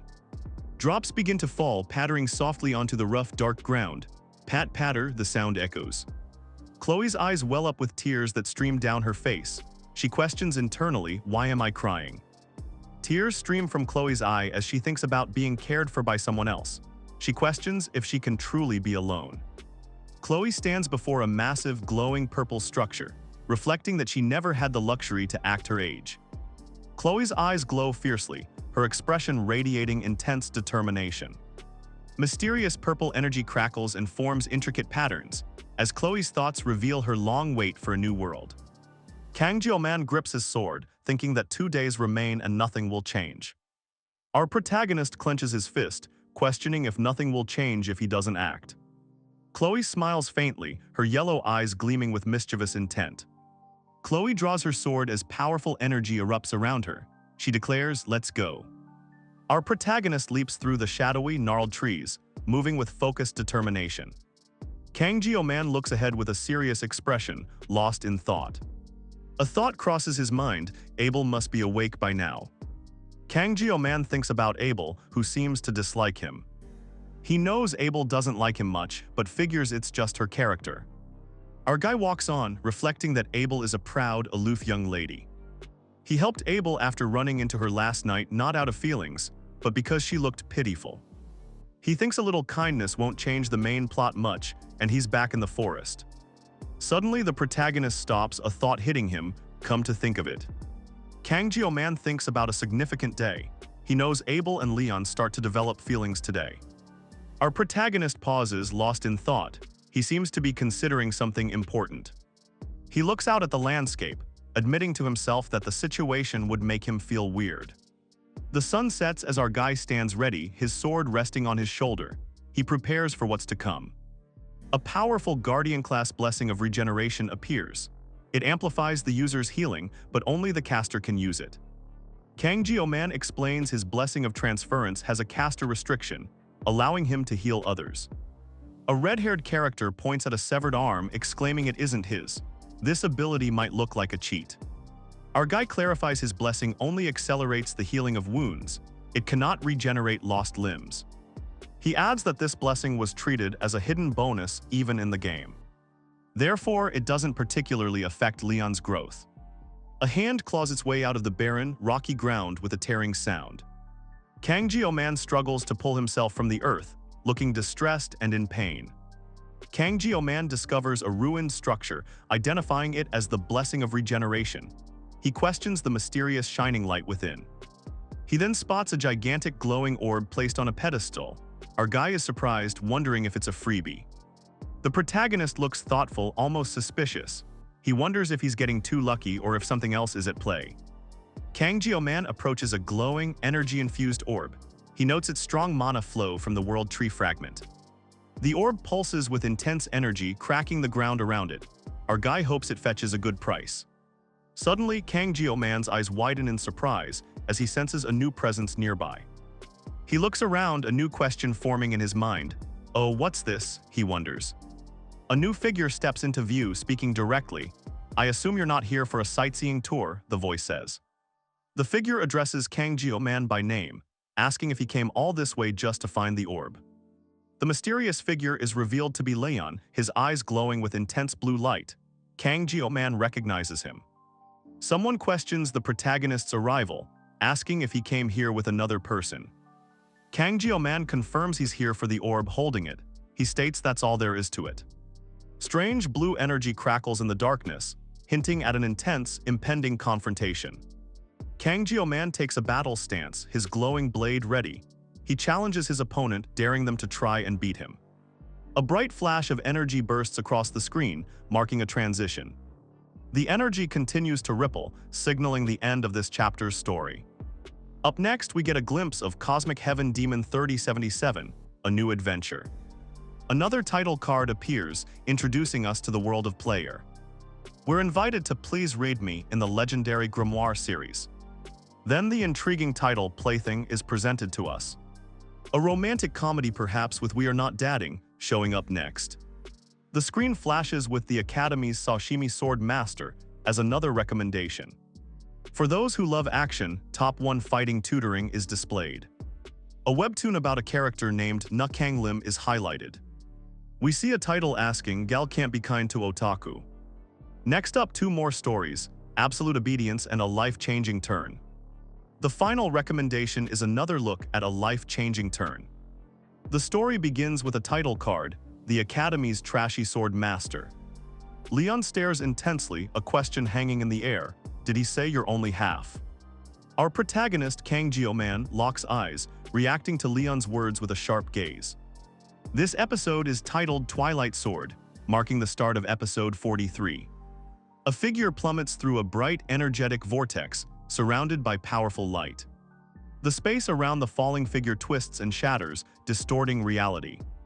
Kang-Jio-man questions, what's wrong with him now? He thinks the protagonist should be with Abel for a crucial story point. Our boy realizes today should be an important turning point in the story, but something is amiss. Medea wonders if she accidentally stole their event, asking if nothing happened between them because of her presence. Kang-Jio-man looks back, spotting a faint figure in the distance. He tries to understand the changes. A sudden burst of power erupts, signaling an intense moment. Kling Siegfried stands ready, his purple blade crackling with immense energy. The Swordmaster's eyes glow with fierce determination as he prepares his next move. Our protagonist Kang-Jio-man watches with wide, concerned eyes as the power builds. Kang-Jio-man realizes, so he found Duke, it's on my command. This is Bameng, the world's most sinister demon sword. The ether gem grants it holy power to neutralize its magic. Kang-Jio-man realizes Bameng itself is based on magic power. Even when neutralized with an ether gem, the sword is affected by the user's character. That's why Bameng could become a demon or holy sword depending on the player's choices. Our protagonist takes a step, a realization dawning about Leon. He wonders if Leon is truly trying to use mental realm, thinking, is he nuts? Leon stands glowing with intense energy, ready for a fight. Our boy holds his shining sword, declaring with defiance, I'm not good at dying. Kang Jio-man walks cautiously across the broken stone ground, taking careful steps. Our protagonist realizes this guy is trying to use him as a stepping stone to grow stronger after getting Bameng. Kang Jio-man thinks he can understand Leon's motivations for this, but he knows it's only a guess. Leon stares intently, his expression cold and focused, preparing for something. Suddenly, Leon lunges forward with incredible speed, creating a blur of motion. Medea Poison screams out, her eyes wide with shock at the sudden attack. Kang Jio-man dramatically asks Chloe why she suddenly started talking like that. She thinks he's annoying, always bragging, and calls him a poor weapon. Chloe turns away from our boy, complaining, well, who told you to have no sense of direction? She adds that he's always bragging while following her. Chloe looks at Kang Jio-man, asking, and why are you asking for me, Jio-man? He looks surprised as she directly confronts him. Chloe turns her head slightly, her serious expression unchanged. She asks him pointedly, why would you think that? Kang Jio-man confronts Medea, reminding her she always hated doing anything complicated or tedious. Our guy turns his back on Medea, walking away as if the conversation is over. Kang Jio-man pauses in the eerie purple forest, while Medea remains silent behind him, letting out a soft "gah." Kang Jio-man turns back, pinching his nose in frustration, then calls out to Medea, hey, weapon. Medea remains still, her face obscured by her hair as she seemingly considers his words. Medea Poison flashes a knowing smirk, her eyes sharp, as she subtly fidgets with her hand. The bald teacher asks Medea Poison if she's seriously trying to resist his mind control, but she just stares him down. Medea Poison yells shut up, and lands a powerful punch directly on the bald teacher's face, making him cry out. Meanwhile, Kang Jio-man and Chloe walk through the forest, stopping as they hear a loud thud sound behind them. Medea Poison holds the bald teacher by his collar, who thinks the sensation is like an earthquake but realizes it's different.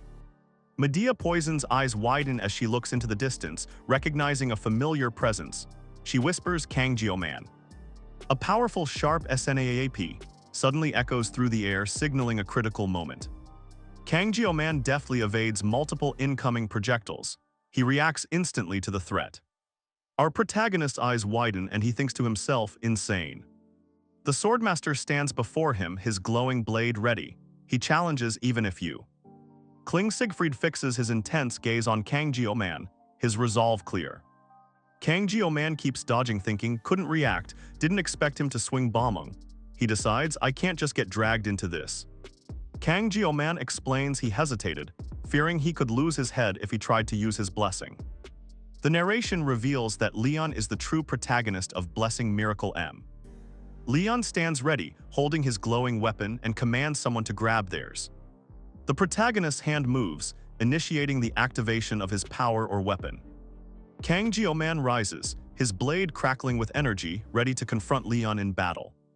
Kang Jio-man unleashes the blessing of the sword god, his eyes burning with power. The energy surges around him. Our guy Kang Jio-man focuses intently. Blue energy crackles around him as his power builds. Suddenly, a massive explosion of brilliant energy erupts, tearing through the surroundings. The power is immense. Kang Jio-man lunges forward, a glowing blade of energy striking his opponent. The impact sends the guy reeling back.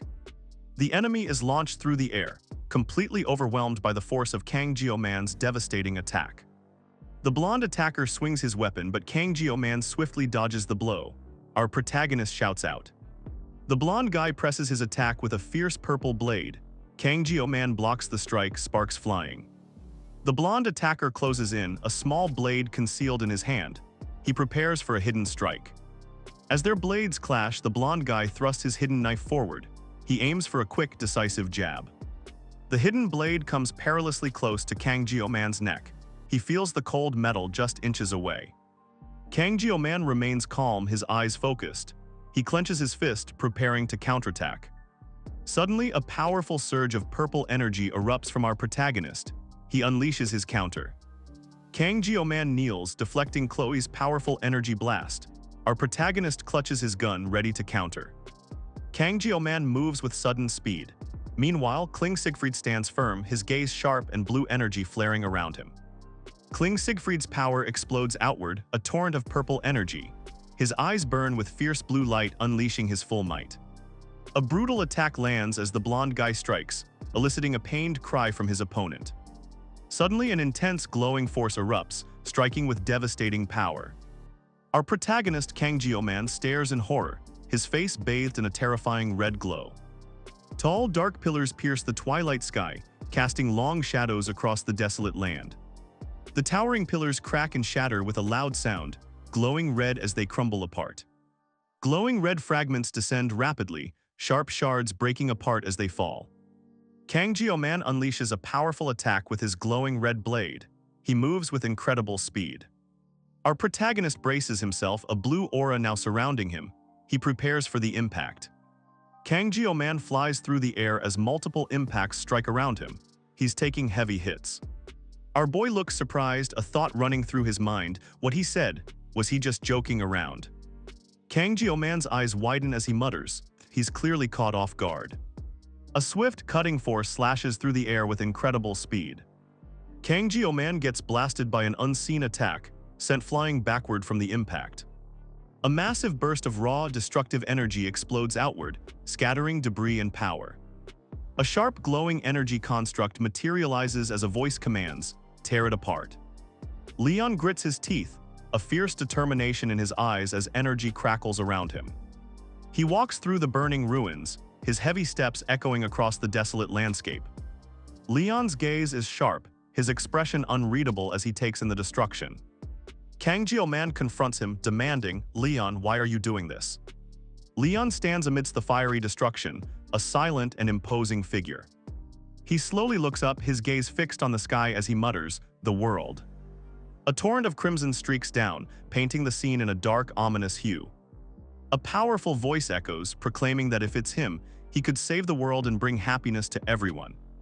Kang Jio-man looks up, a slight smirk on his face as he lets out a quiet "ha-ha."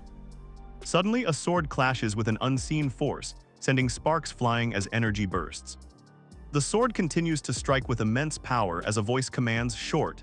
Now you need to understand." Kang Jio-man raises his glowing sword, energy crackling around him. He declares with this. Our protagonist stands tense, preparing for the impending action. A moment of silence stretches. A colossal pillar of radiant light erupts from the ground, illuminating the entire area. Someone wonders who. Kang Jio-man's face is bathed in the brilliant golden energy, his eyes wide. He questions, "Who?" The golden light surges, completely engulfing our protagonist in its overwhelming, blinding power. Leon clashes fiercely with his opponent, powerful energy bursting between them. Our boy blocks a devastating blow with a glowing blue barrier, the force nearly overwhelming him. But the barrier shatters under the relentless assault. A voice whispers, "I believe." Leon collapses to one knee, defeated as the attacker looms. The voice concludes, "In you, Leon." Suddenly, a magnificent blue sword descends from the heavens, piercing the ground before him. Kang Jio-man looks up, a pensive expression on his face.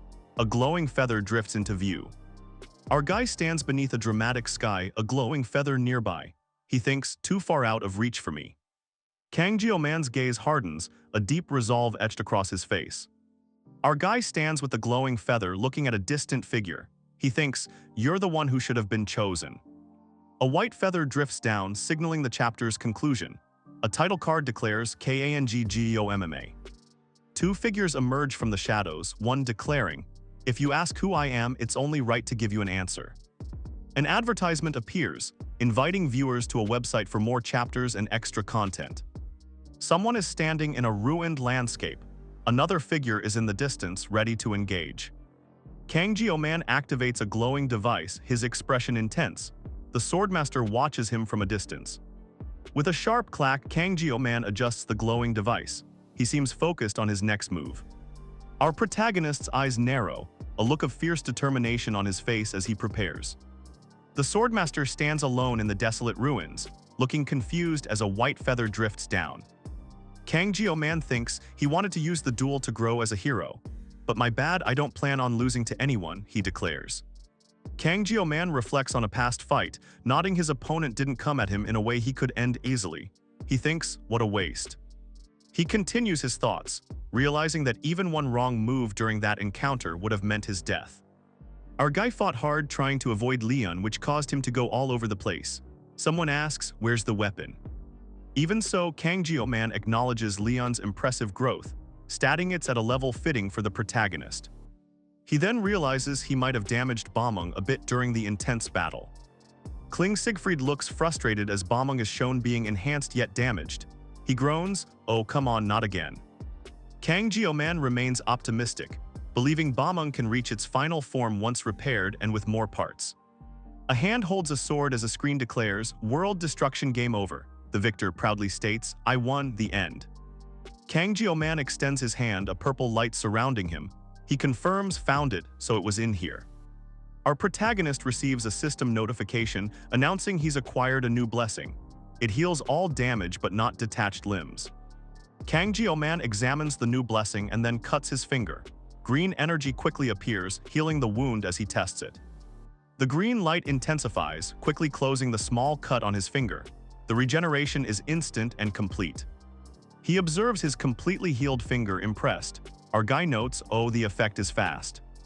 Kang Jio-man looks ahead, thinking he's still glad he got what he wanted despite everything. The dark, jagged mountains stand stark against the mysterious purple night sky. Our guy sits by a small campfire in a desolate landscape, deep in thought. Kang Jio-man's expression is serious as he recalls past events. A memory flashes of a figure ascending stairs with a glowing sword. A voice thinks this was inevitable. The protagonist admits things got so tense he couldn't even question what was happening.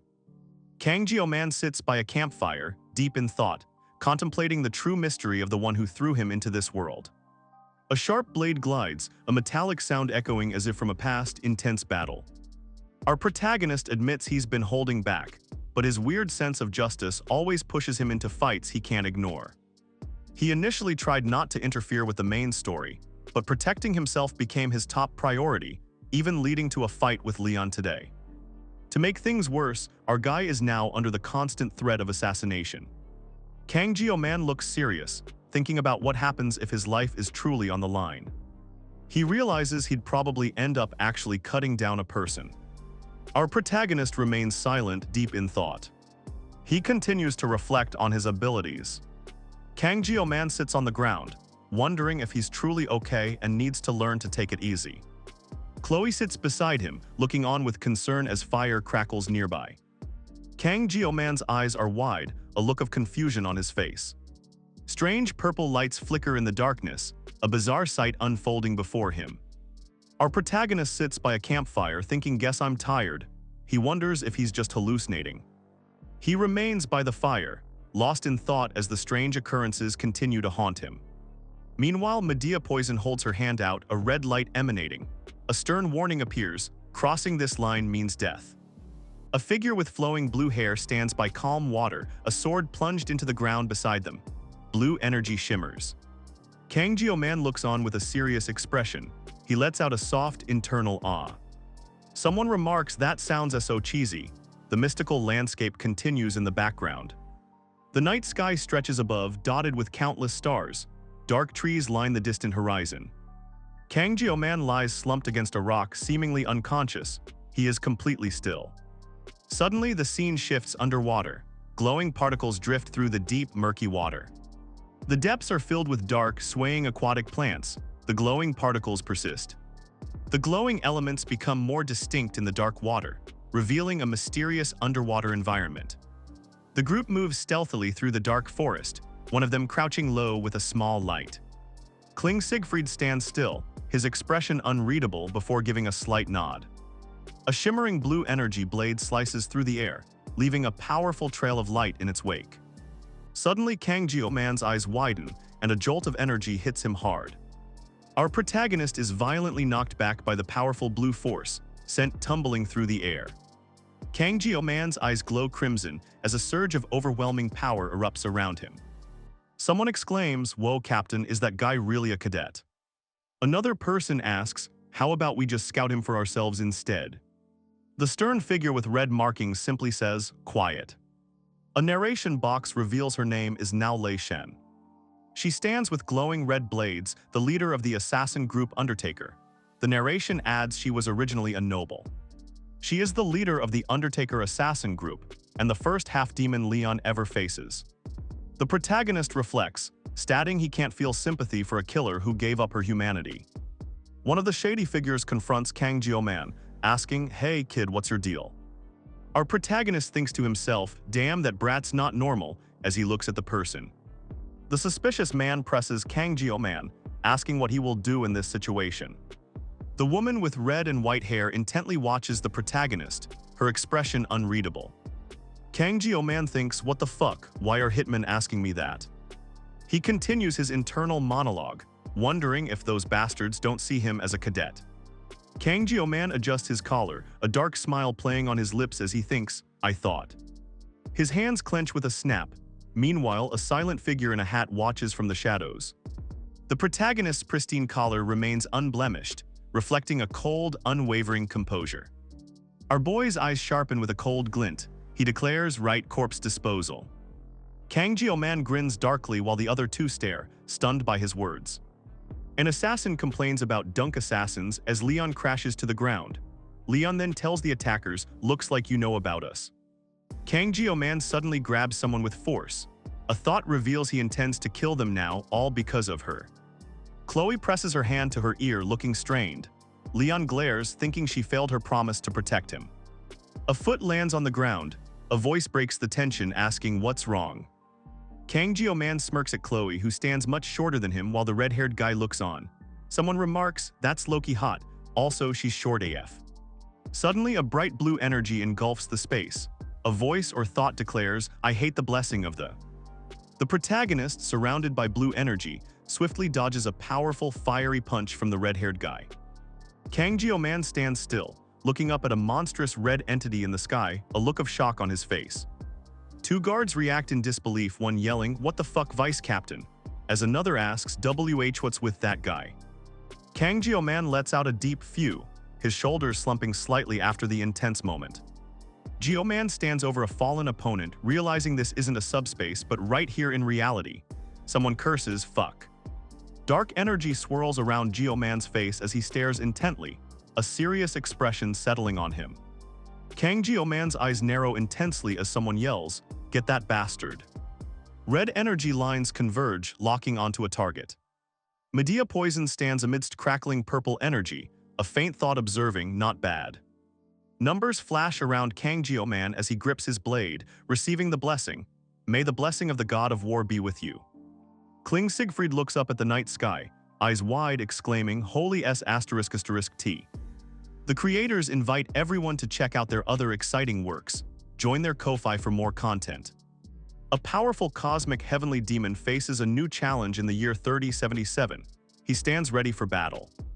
A character wonders if her second life will finally be a healing one. She smiles, hopping for peace. The Valhalla saga unfolds as a warrior with fiery red hair prepares for a legendary quest. She grips her weapon tight. A skilled player navigates a dangerous world with a companion. They face unknown threats together. The legend of Dangun tells of a fearsome creature. Its wide eyes hint at ancient power and mystery. A character, reincarnated as a legendary grimoire, urges others to please read him. He holds his book carefully. A mysterious figure with glowing red eyes is a mere plaything for dark forces. Black birds swirl around them. The Academy's Sashimi sword master stands ready for action. Her blade glints, prepared to strike with precision. Two characters vehemently deny they are dating, looking surprised. Their secret might be out. Webtoon character Nukang Lim greets everyone with a bright smile. She seems ready for anything. A group of students receives top-tier fighting tutoring. They focus intently, preparing for combat. A group discovers there's hell behind the door. They look on with apprehension and fear. A determined individual faces absolute obedience. He stands firm amidst a challenging situation. A gal struggles with being kind to an otaku. She looks surprised by the situation. A character experiences a life-changing turn. She gazes off, contemplating her new path. Already this late, the screen says as a hand holds up a phone, showing the time is just past midnight. Kang Jio-man stands ready holding his phone. He thinks, let's do it. It's a new day and I'm ready to do it. Suddenly our boy looks around, a thought bubble appearing. He wonders aloud, where did I put my humanity? His gaze sweeps over a shelf packed with an assortment of drinks and food. Kang Jio-man opens the fridge door, peering inside. He mutters, is it inside the fridge? I'm sure it's in here.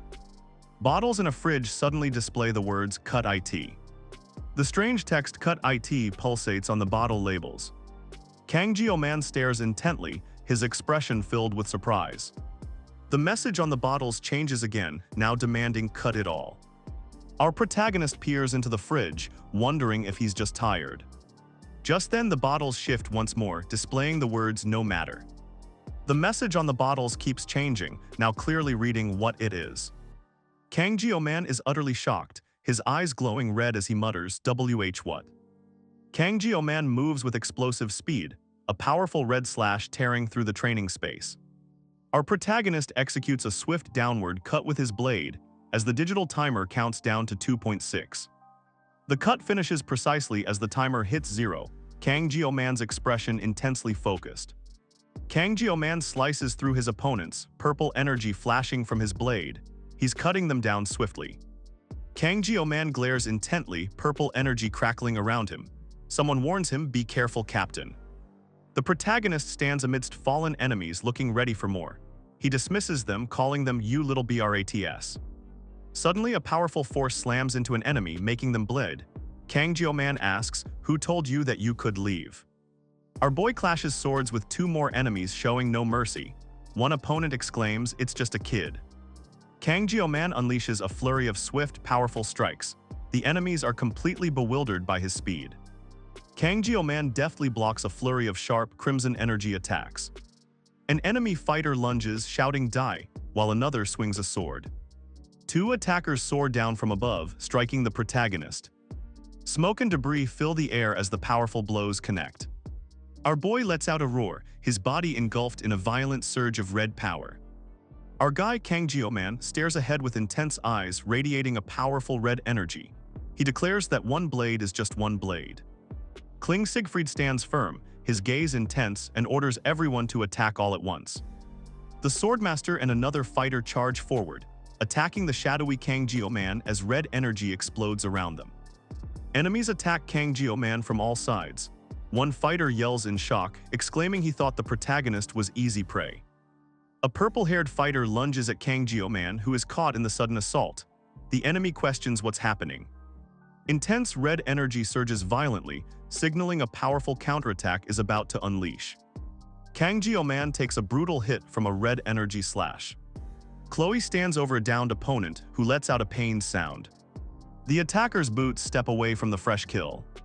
Chloe declares she'll give her opponent a bonus as she prepares for another strike. The enemy reacts with shock and fear, calling her that crazy bitch. Chloe stands triumphant amidst a field of bloodied bodies, a chilling sight that's not human. Kang Jio-man looks up, his face bruised and bloody. He lets out a relieved phew after the intense battle. Suddenly, Kang Jio-man is thrown back by a powerful force. Red and blue energy explodes around him from the impact. Chloe glares intensely, her teeth clenched in anger. She shouts, "You evil bastard," at her opponent. Chloe's enraged expression remains, but a question mark appears. She's clearly confused by what just happened. Kang Jio-man stands over Chloe, a blade near her head. She gasps, realizing I've been, as energy erupts. An opponent falls, clutching their neck and groaning in pain. Kang Jio-man thinks that nearly all his time was used up because of Leon and the Undertaker group. He notes this feeling is completely different and unfamiliar compared to facing demonoids. Our boy stands over a defeated enemy, thinking it was self-defense and hopping he won't need to do it again. He justifies his actions, knowing his opponents were human butchers coming for life, so he has no regrets. Now the only ones left are Lei Shen and him. Kang Jio-man confronts Chloe, who is bound but stares back defiantly. Our protagonist demands answers, asking her, "Tell me who's after my life." Chloe remains silent, turning her head away from Kang Jio-man. Kang Jio-man realizes this is his chance to finally learn who is after his life. Chloe's eyes widen in fear and she gasps, "What?" Kang Jio-man points to her fallen, bloody subordinates, urging her to just start talking. The red-haired woman grits her teeth, her eyes burning with fury as she curses, "Demon scum." Kang Jio-man watches the woman hunch over, clearly in pain. She lets out a pained gasp, "KUH." Suddenly, a sly smirk forms on the woman's face. She lets out a chilling, enigmatic sound, "Ha." Kang Jio-man kneels beside the fallen woman, deep in thought. He realizes he is a weapon and shouldn't be scared. Our protagonist stands and looks into the dark woods, thinking, "I'm not alone." He questions what that means. Kang Jio-man thinks about how easy the job was, finding it suspiciously simple. He remembers his parents, realizing this whole situation might involve them. Our protagonist's eye glows intensely blue as his power surges. Kang Jio-man appears before Medea Poison, who looks at him in confusion. Medea Poison gasps, utterly shocked by his sudden appearance. Kang Jio-man holds a blade to Medea Poison's throat, ready to strike. Kang Jio-man raises his glowing blade, confronting someone. He proclaims, "You sent me to kill." Chloe watches with a pained expression, her eyes wide with fear or anger. Our protagonist holds his weapon, facing Chloe, who is bound by glowing restraints. He adds, "And for the record, this isn't." Kang Jio-man pushes his blade closer to Chloe. She glares defiantly as he warns, "Even if you lose an arm or a leg." The surroundings suddenly darken, hinting at an imminent and powerful release of energy. A violent crimson burst of energy then explodes outwards, engulfing the entire area. A powerful burst of red energy erupts around the protagonist. Kang Jio-man clenches his jaw, a fierce determination on his face amidst the red glow. But then all the red energy suddenly stops. Someone wonders it stopped. In the forest, strange red tendrils rise from the ground. Our boy questions, "Is that the blood of corpses?" The crimson tendrils twist and reach, consuming the area with their ominous presence. Kang Jio-man is engulfed in a dark red aura, desperately yelling, "Stay away, stay away." The protagonist hunches over, struggling as the intense red energy continues to surge around him. Just then, a hand expertly reels in a fishing line, the mechanism clicking smoothly. Kang Jio-man, looking calm, holds his fishing rod steady as he continues to fish.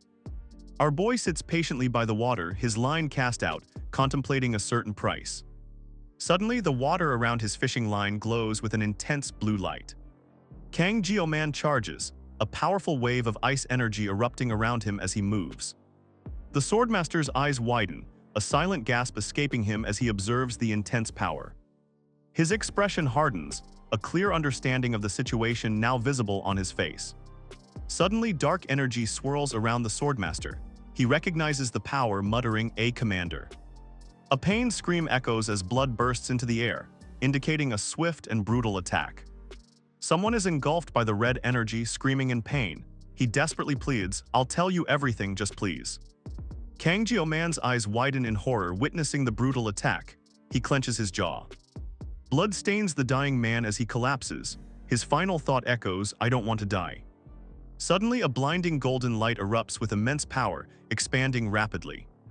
A colossal pillar of fiery energy crashes down, narrowly missing Kang Jio-man. He braces himself against the shockwave. A colossal pillar of red energy explodes upwards, tearing through the sky with an immense roar. Medea Poison looks out the window, startled by the sudden eruption. Kling Siegfried asks, "My lord?" A massive metallic object violently smashes into the ground, sending debris flying as the earth shakes. The furious red column of energy continues to burn, unleashing overwhelming heat and power across the landscape.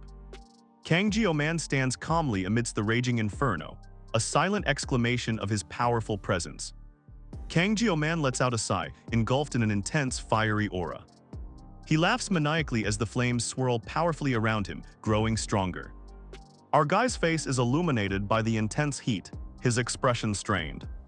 The protagonist reacts with shock, questioning the mention of 700 years.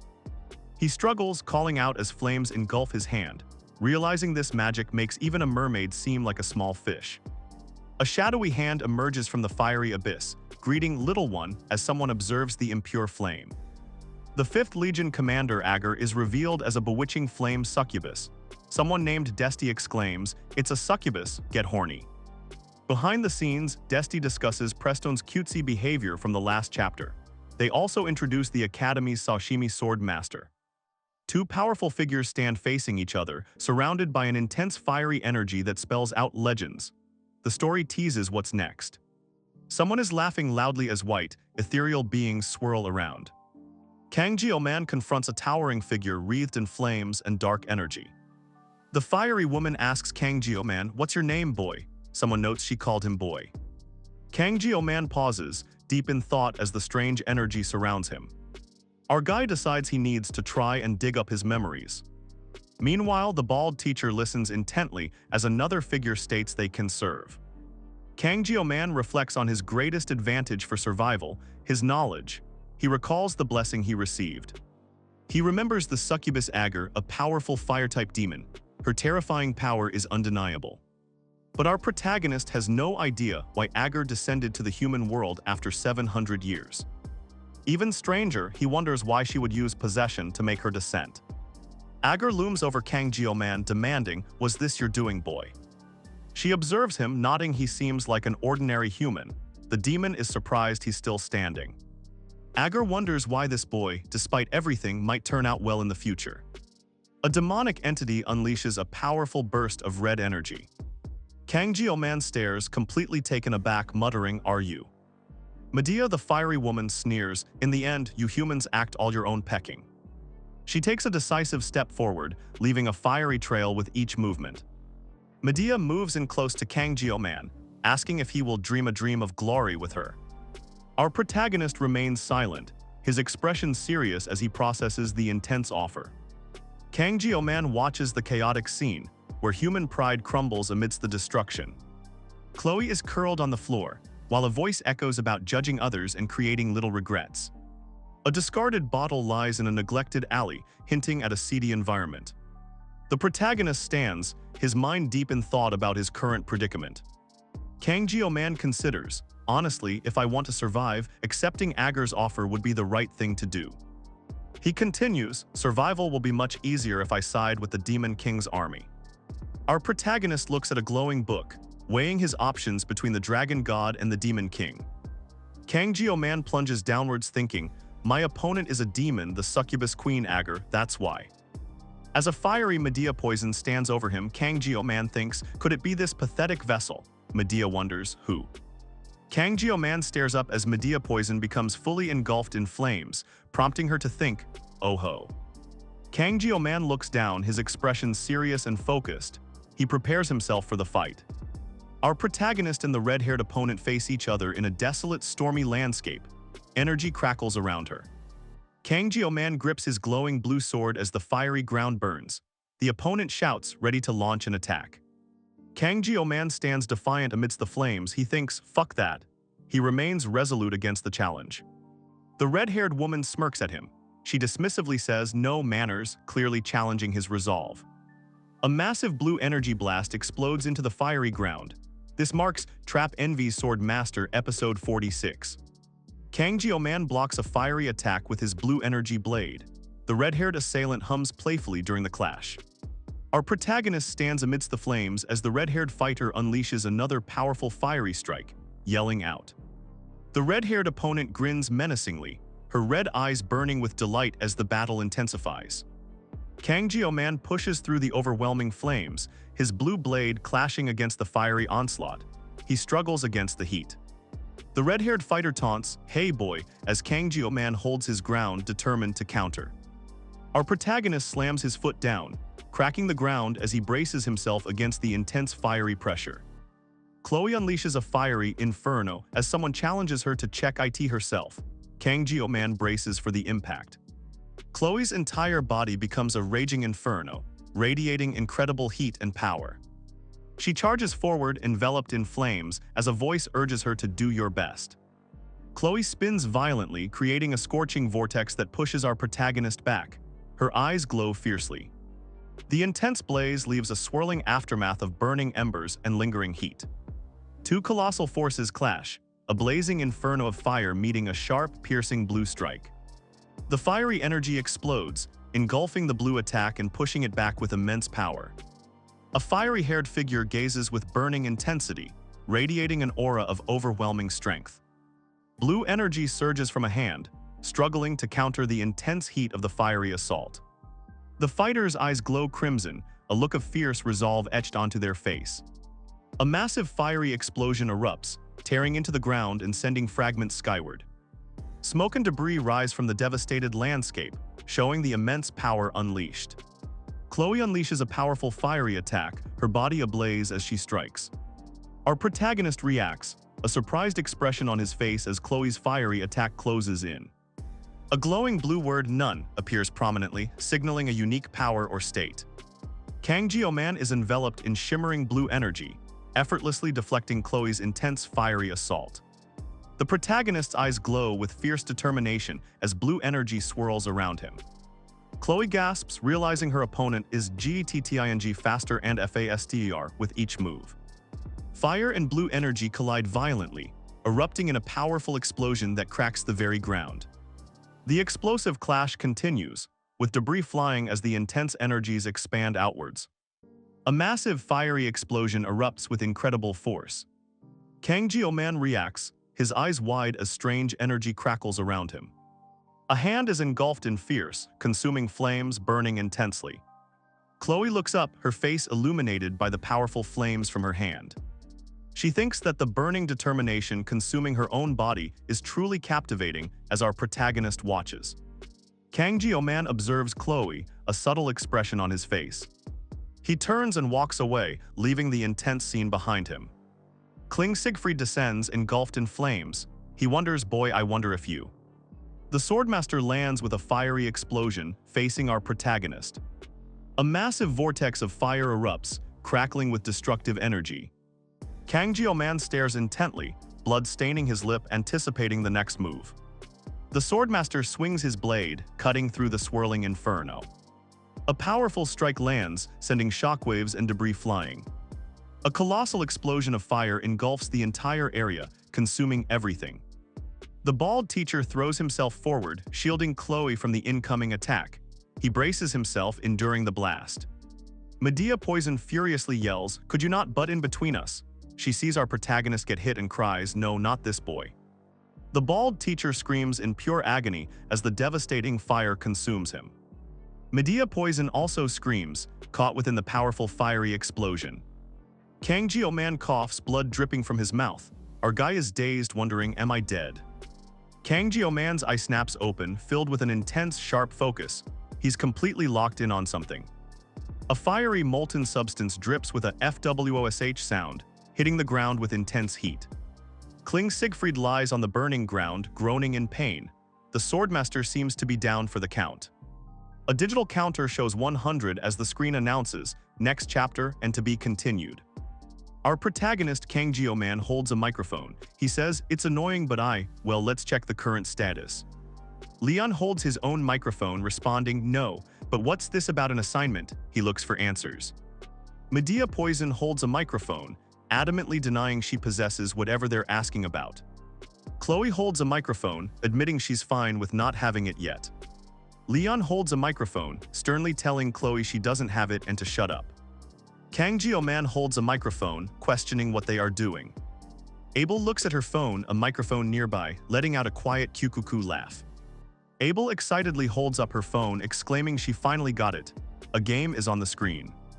The story continues later, with an advertisement for extra chapters available online. Medea peeks out from behind a curtain, greeting everyone with a "Hello, dear readers." Chloe joins Medea, who continues speaking, "Thanks to your generous understanding." Abel peeks out with them as Medea states they've prepared even more carefully than before. A red-haired character pulls the girls away, announcing, "Yes, that's enough. I'll turn off the lights now." A voice declares a peerless talent like his shouldn't be lost in vain here. A massive explosion erupts, tearing through the dark landscape with immense force. Our protagonist, Kang Jio-man, races forward, engulfed in a blazing aura as he charges into the chaos. Kang Jio-man unleashes a powerful sword strike, sending out a massive wave of destructive, fiery energy. He continues his assault, deflecting shadowy threats with his glowing sword amidst the explosive energy. The voice continues, urging him to become the hope that breaks the chain holding everything back. The scene fades to darkness, with only faint glowing embers drifting through the empty space. Kling Siegfried, the Academy's sashimi sword master, stands ready, his blade gleaming amidst the fiery landscape. Kang Jio-man asks Kling Siegfried if he's come to his senses. He urges the Swordmaster to rest, noting their dire situation. Our protagonist, Kang Jio-man, clenches his jaw, his mind focused on the Sword Emperor and his arm. Kling Siegfried stands with a resolute expression, seemingly unfazed by the chaos around them. Kang Jio-man looks directly at Kling Siegfried and calls out to him, "Hey, you old man." The fiery woman with blazing hair questions if this situation is strange. She scoffs, looking down at someone and declaring, "You're just a mere human." Kang Jio-man and Chloe stand ready, facing the fiery demon with determined expressions. Our protagonist explains that demons need flesh as an offering to loosen the barrier between realms. He continues, clarifying that demons cannot unleash their full power while possessing a human body. The fiery entity finds this information annoying, her eyes glowing with irritation. Kling Siegfried speaks, saying he understands struggling against a lively brat like Kang Jio-man. Our protagonist looks battered, blood staining his shirt. The old man continues, his gaze intense. Kang Jio-man grits his teeth, his injuries evident as he faces the Swordmaster. Kling Siegfried finishes his thought, his expression sharp and critical. He dismisses his opponent as a dying old man. Kling Siegfried stands over his opponent, his leg wreathed in fiery energy. He prepares for a decisive move. Kling Siegfried's power erupts in flames and blue lightning. He warns that this time the battle won't end with just an arm. The Swordmaster unleashes his full power, a whirlwind of fire and crackling blue energy. He charges forward to finish the fight. Someone screams amidst a fiery explosion. Kang Jio-man stands ready, surrounded by intense flames. A monstrous pillar of fire blasts upwards, ripping through the very ground. Chloe stares in disbelief as the incredible power unfolds, asking how, out loud. Kling Siegfried glares intensely, challenging, "Scared you insolent worm." Chloe unleashes her power, a fiery vortex swirling around her as she moves into action. Swordmaster Kling Siegfried holds his glowing blade, saying he doesn't expect understanding, but he can see it. The Swordmaster is consumed by a raging inferno, declaring that the protagonist's eyes are overflowing with fear. Kling Siegfried moves with incredible speed, his glowing blade cutting through the fiery aura. The Swordmaster attacks in a fiery blur, overwhelming Kang Jio-man with his relentless assault. Our protagonist, Kang Jio-man, grits his teeth, his eyes glowing intensely with a fiery resolve. Kang Jio-man lets out a furious roar, unleashing his pent-up power. Medea Poison screams in alarm, recognizing the bald teacher's glowing eyes. She shouts, "Don't tell me you're a dragon man." Medea Poison bursts into flames as Kang Jio-man readies his glowing sword. A voice from the shadows greets, "My old friend, it's been a while." A giant golden spear of energy plunges down. Kang Jio-man stands below, declaring, "I haven't got a dragon's heart anymore." A powerful blast of fire erupts as someone taunts, "Really are pitiful. Hey, you old withered descendant of Aaron." Medea Poison holds her energy blade as the taunt continues. "Can you handle this with your frail body?" Fiery projectiles rain down from above as the attacker laughs maniacally. "Ahaha, ha. The bald teacher watches in shock as Chloe, engulfed in flames, asks, "What's wrong? Too much for you." Fiery explosions rip through the area as the intense assault continues to strike its target. The relentless fiery barrage causes continuous explosions, showing no signs of stopping. Chloe stands firm, her eyes glowing with fierce determination as flames surge powerfully around her. Medea Poison is engulfed by the fiery attacks, struggling against the overwhelming assault. A powerful blazing sword strike cuts through the air with immense force. The bald teacher yells "Sword Eagle" as intense energy flares around him. Our protagonist, Kang Jio-man, lies barely conscious and bleeding. Someone thinks he needs cover immediately. A hand grips the sword tightly, preparing to deliver a decisive blow. The bald teacher swings his fiery blade down, while an internal voice contemplates the severe consequences of their actions. Kling Siegfried watches the scene unfold, his expression grim and determined. Suddenly, a blue energy blade clashes directly with the fiery attack, intercepting the devastating blow. Kang Jio-man burns with fiery energy, questioning how one can truly reset the world after facing it. Fiery projectiles rain down as the blue-clad opponent swiftly evades the intense assault. The blue fighter recalls his youth, having resented the world after standing before it. A powerful burst of fiery energy explodes on the ground, shaking the entire area. The blue-clad opponent is violently pushed back, struggling against the relentless fiery attack. Kang Jio-man maintains his fiery intensity, while the blue fighter reflects on a new realization. The blue opponent stares in sudden shock, a profound realization hitting him hard. Kang Jio-man declares fiercely that one cannot reset the world if they are no longer alive. Kang Jio-man keeps pushing forward with a fiery attack. Chloe shouts, "Kuh, you dirty." The Swordmaster's voice states, "That's, and also why you can't defeat me." Our protagonist continues his fiery assault.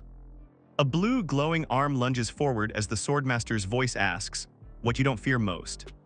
The Swordmaster's voice continues, "And why let alone humans can defeat me even in dire situations?" Kang Jio-man lets out a soft, pained ah, reacting to the Swordmaster's words. Abel is caught in a fiery blast, but she challenges it, saying, "Not quite." The Swordmaster presses his attack, leaping through the intense flames to strike with his blade. Abel remains within the fiery blast. Someone laughs puhaha seriously, as if surprised. Suddenly, Kang Jio-man grabs Abel, surprising her. She reacts with a quick wah. A huge fiery explosion erupts as someone declares, "We can't listen to you anymore." Kang Jio-man clashes fiercely with Chloe amidst a fiery explosion of power. Their blades and energy collide in a blinding flash. Chloe's hand glows intensely, surging with raw energy. Her power builds, ready to unleash a devastating strike. The two fighters are engulfed in a massive explosion of fire and light. Our protagonist braces for the impact of Chloe's powerful attack. Kang Jio-man takes a direct hit, reeling from the explosive force. Blood spills from his mouth as the blow connects. Our hero collapses to the ground, severely injured and grunting in pain. He struggles to recover from the brutal assault. A massive fiery hand looms over the fallen protagonist. Chloe stands victorious, her power overwhelming him. A fiery attack slams into the injured man, pushing him back. He scoffs, thinking his opponent's words are just the dying words of a worm. Our protagonist, Kang Jio-man, screams out, "Sword Emperor." His face is bloody and contorted in furious rage. Medea Poison, now completely engulfed in raging flames, unleashes her powerful burning attack against the enemy. The injured man crashes to the ground, lamenting he forgot for a moment. He realizes he should tell Yudha. The injured man's face contorts in terror and agony, blood staining his mouth as he screams. A fiery demon stares intently as a voice declares, "You passed Tilda."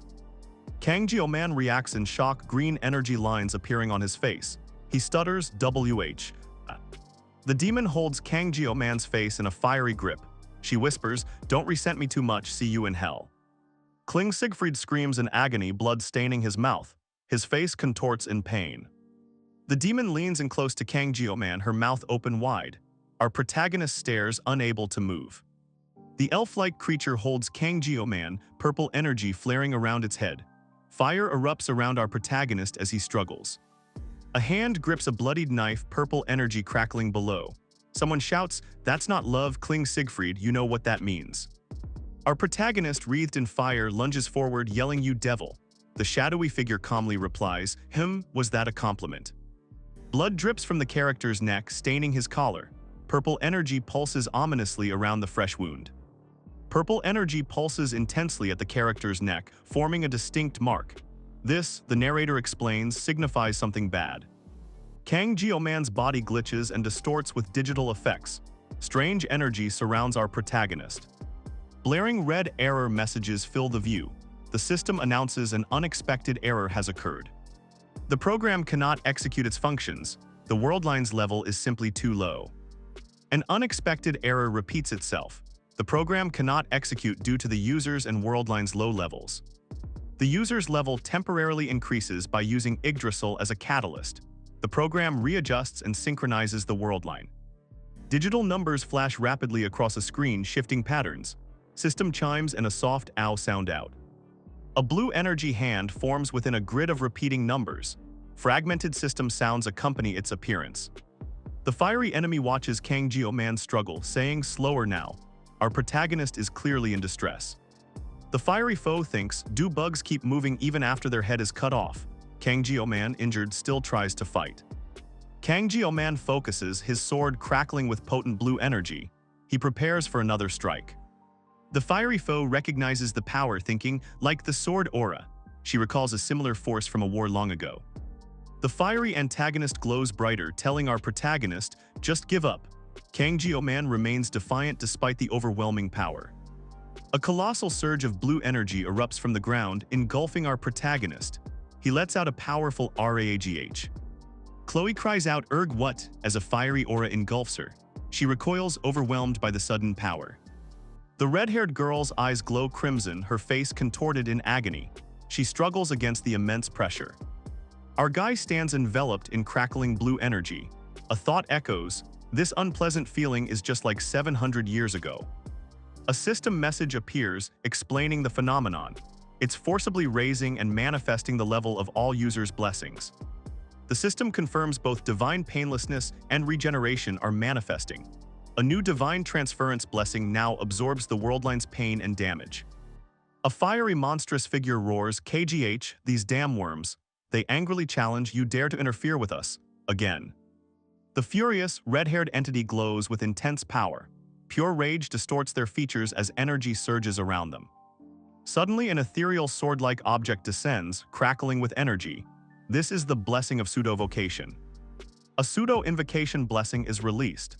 Chloe stands, observing the mysterious energy now unleashed. Chloe adjusts the weapon secured to her back, preparing for what's next. She holds a large hammer-like weapon over her shoulder, stating, "It's the..." Chloe looks away thoughtfully, then adds, "But..."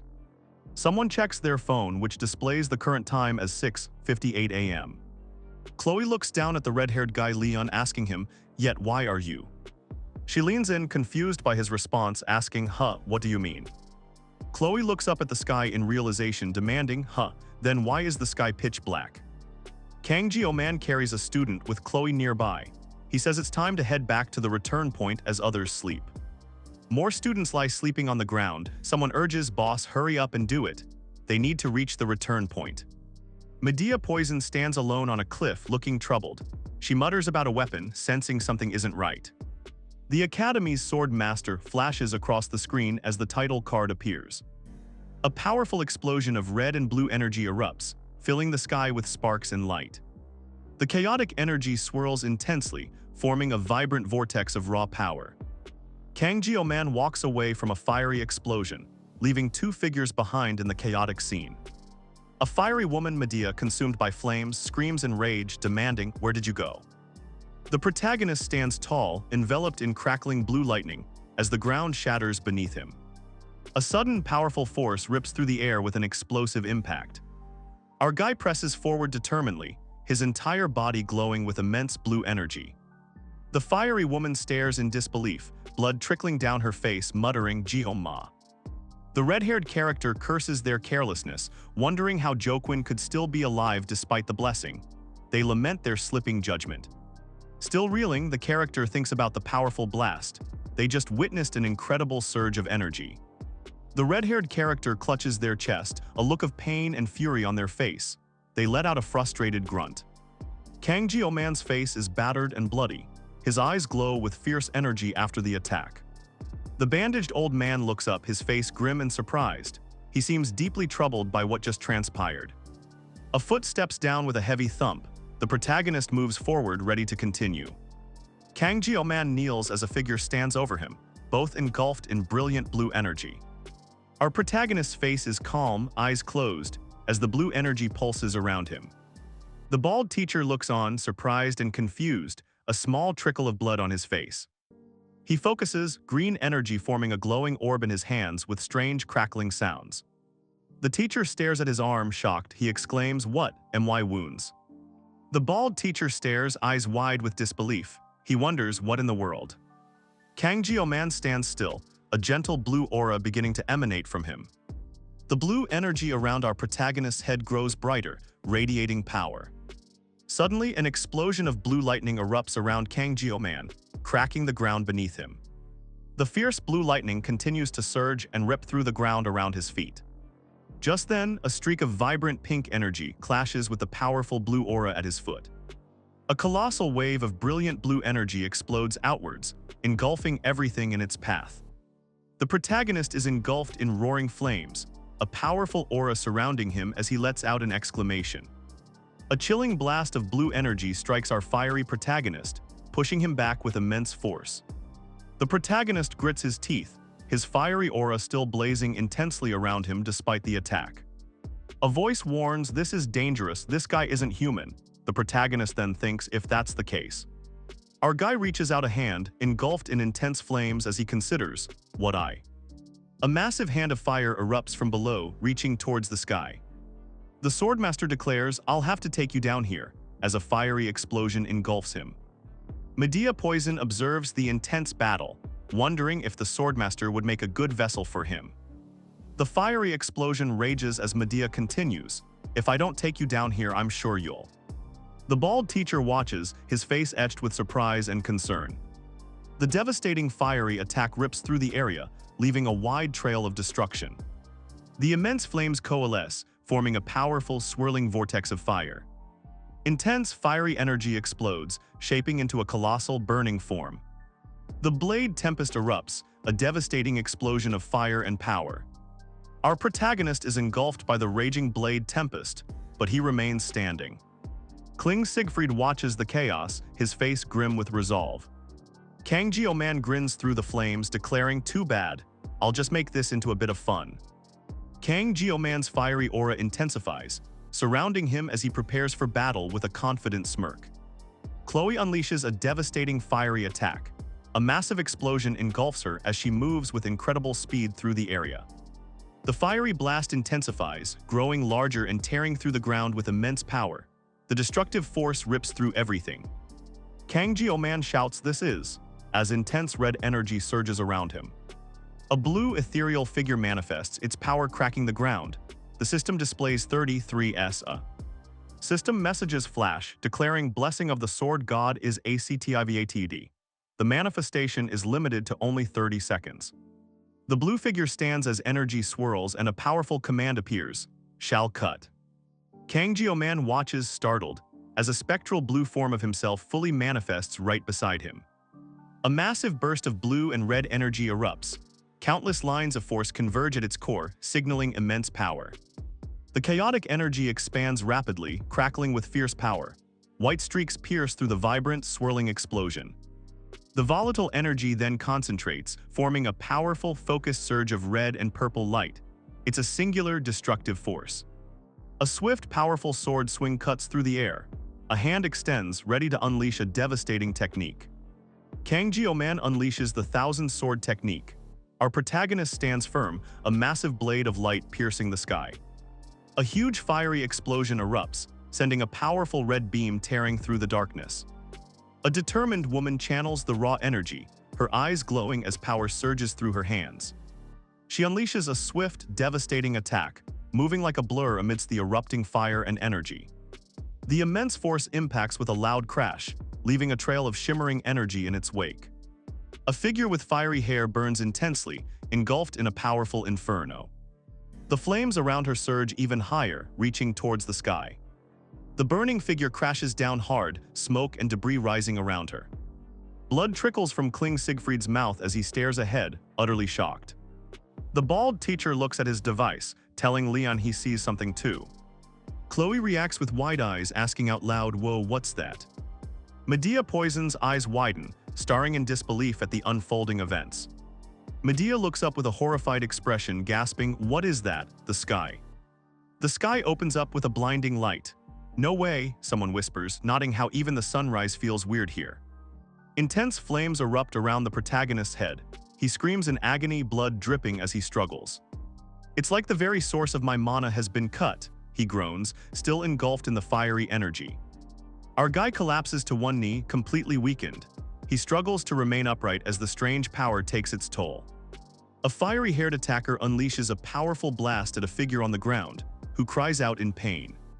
The fiery attacker looks up, thinking about how pathetically something unfolds as flames burst around him. Meanwhile, a voice declares that Kang Jio-man will become a major calamity for their demon folk. Massive flames erupt from the fiery character, who thinks, "Even if I die," intensifying the inferno. Suddenly, a powerful blue energy blast strikes the fiery individual, causing them to recoil sharply.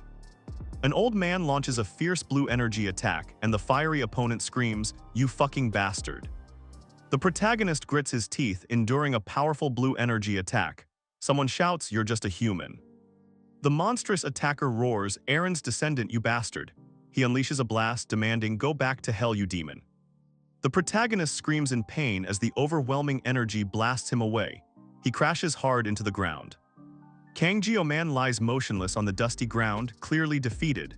Silence falls over the battlefield. The swordmaster Siegfried von Nibelung stands over the fallen protagonist. He identifies himself. Siegfried looks down at our fallen hero, who remains unmoving. The battle seems to be over. Someone tends to the unconscious Kang-Geo Man, who lies on the ground with energy poolsing from his chest. Our protagonist's breathing is steady. He has blocked blood vessels but no fatal wounds. Kang-Geo Man's life is not in immediate danger. The man wonders if Geo Man is truly just human, witnessing a supernatural event. He thinks back to long ago. As Geo Man lies there, a voice explains that humans have long believed in an incomprehensible will. The narrator explains how people refer to certain powerful beings. He sets the stage for what's to come. These beings are called calamities or even gods. Kang-Geo Man lies broken on the ground, highlighting this immense power. The chapter concludes here with a small item left behind. The story promises to be continued in the next chapter. A behind-the-scenes chat shows the creators making lighthearted comments about a character sticker.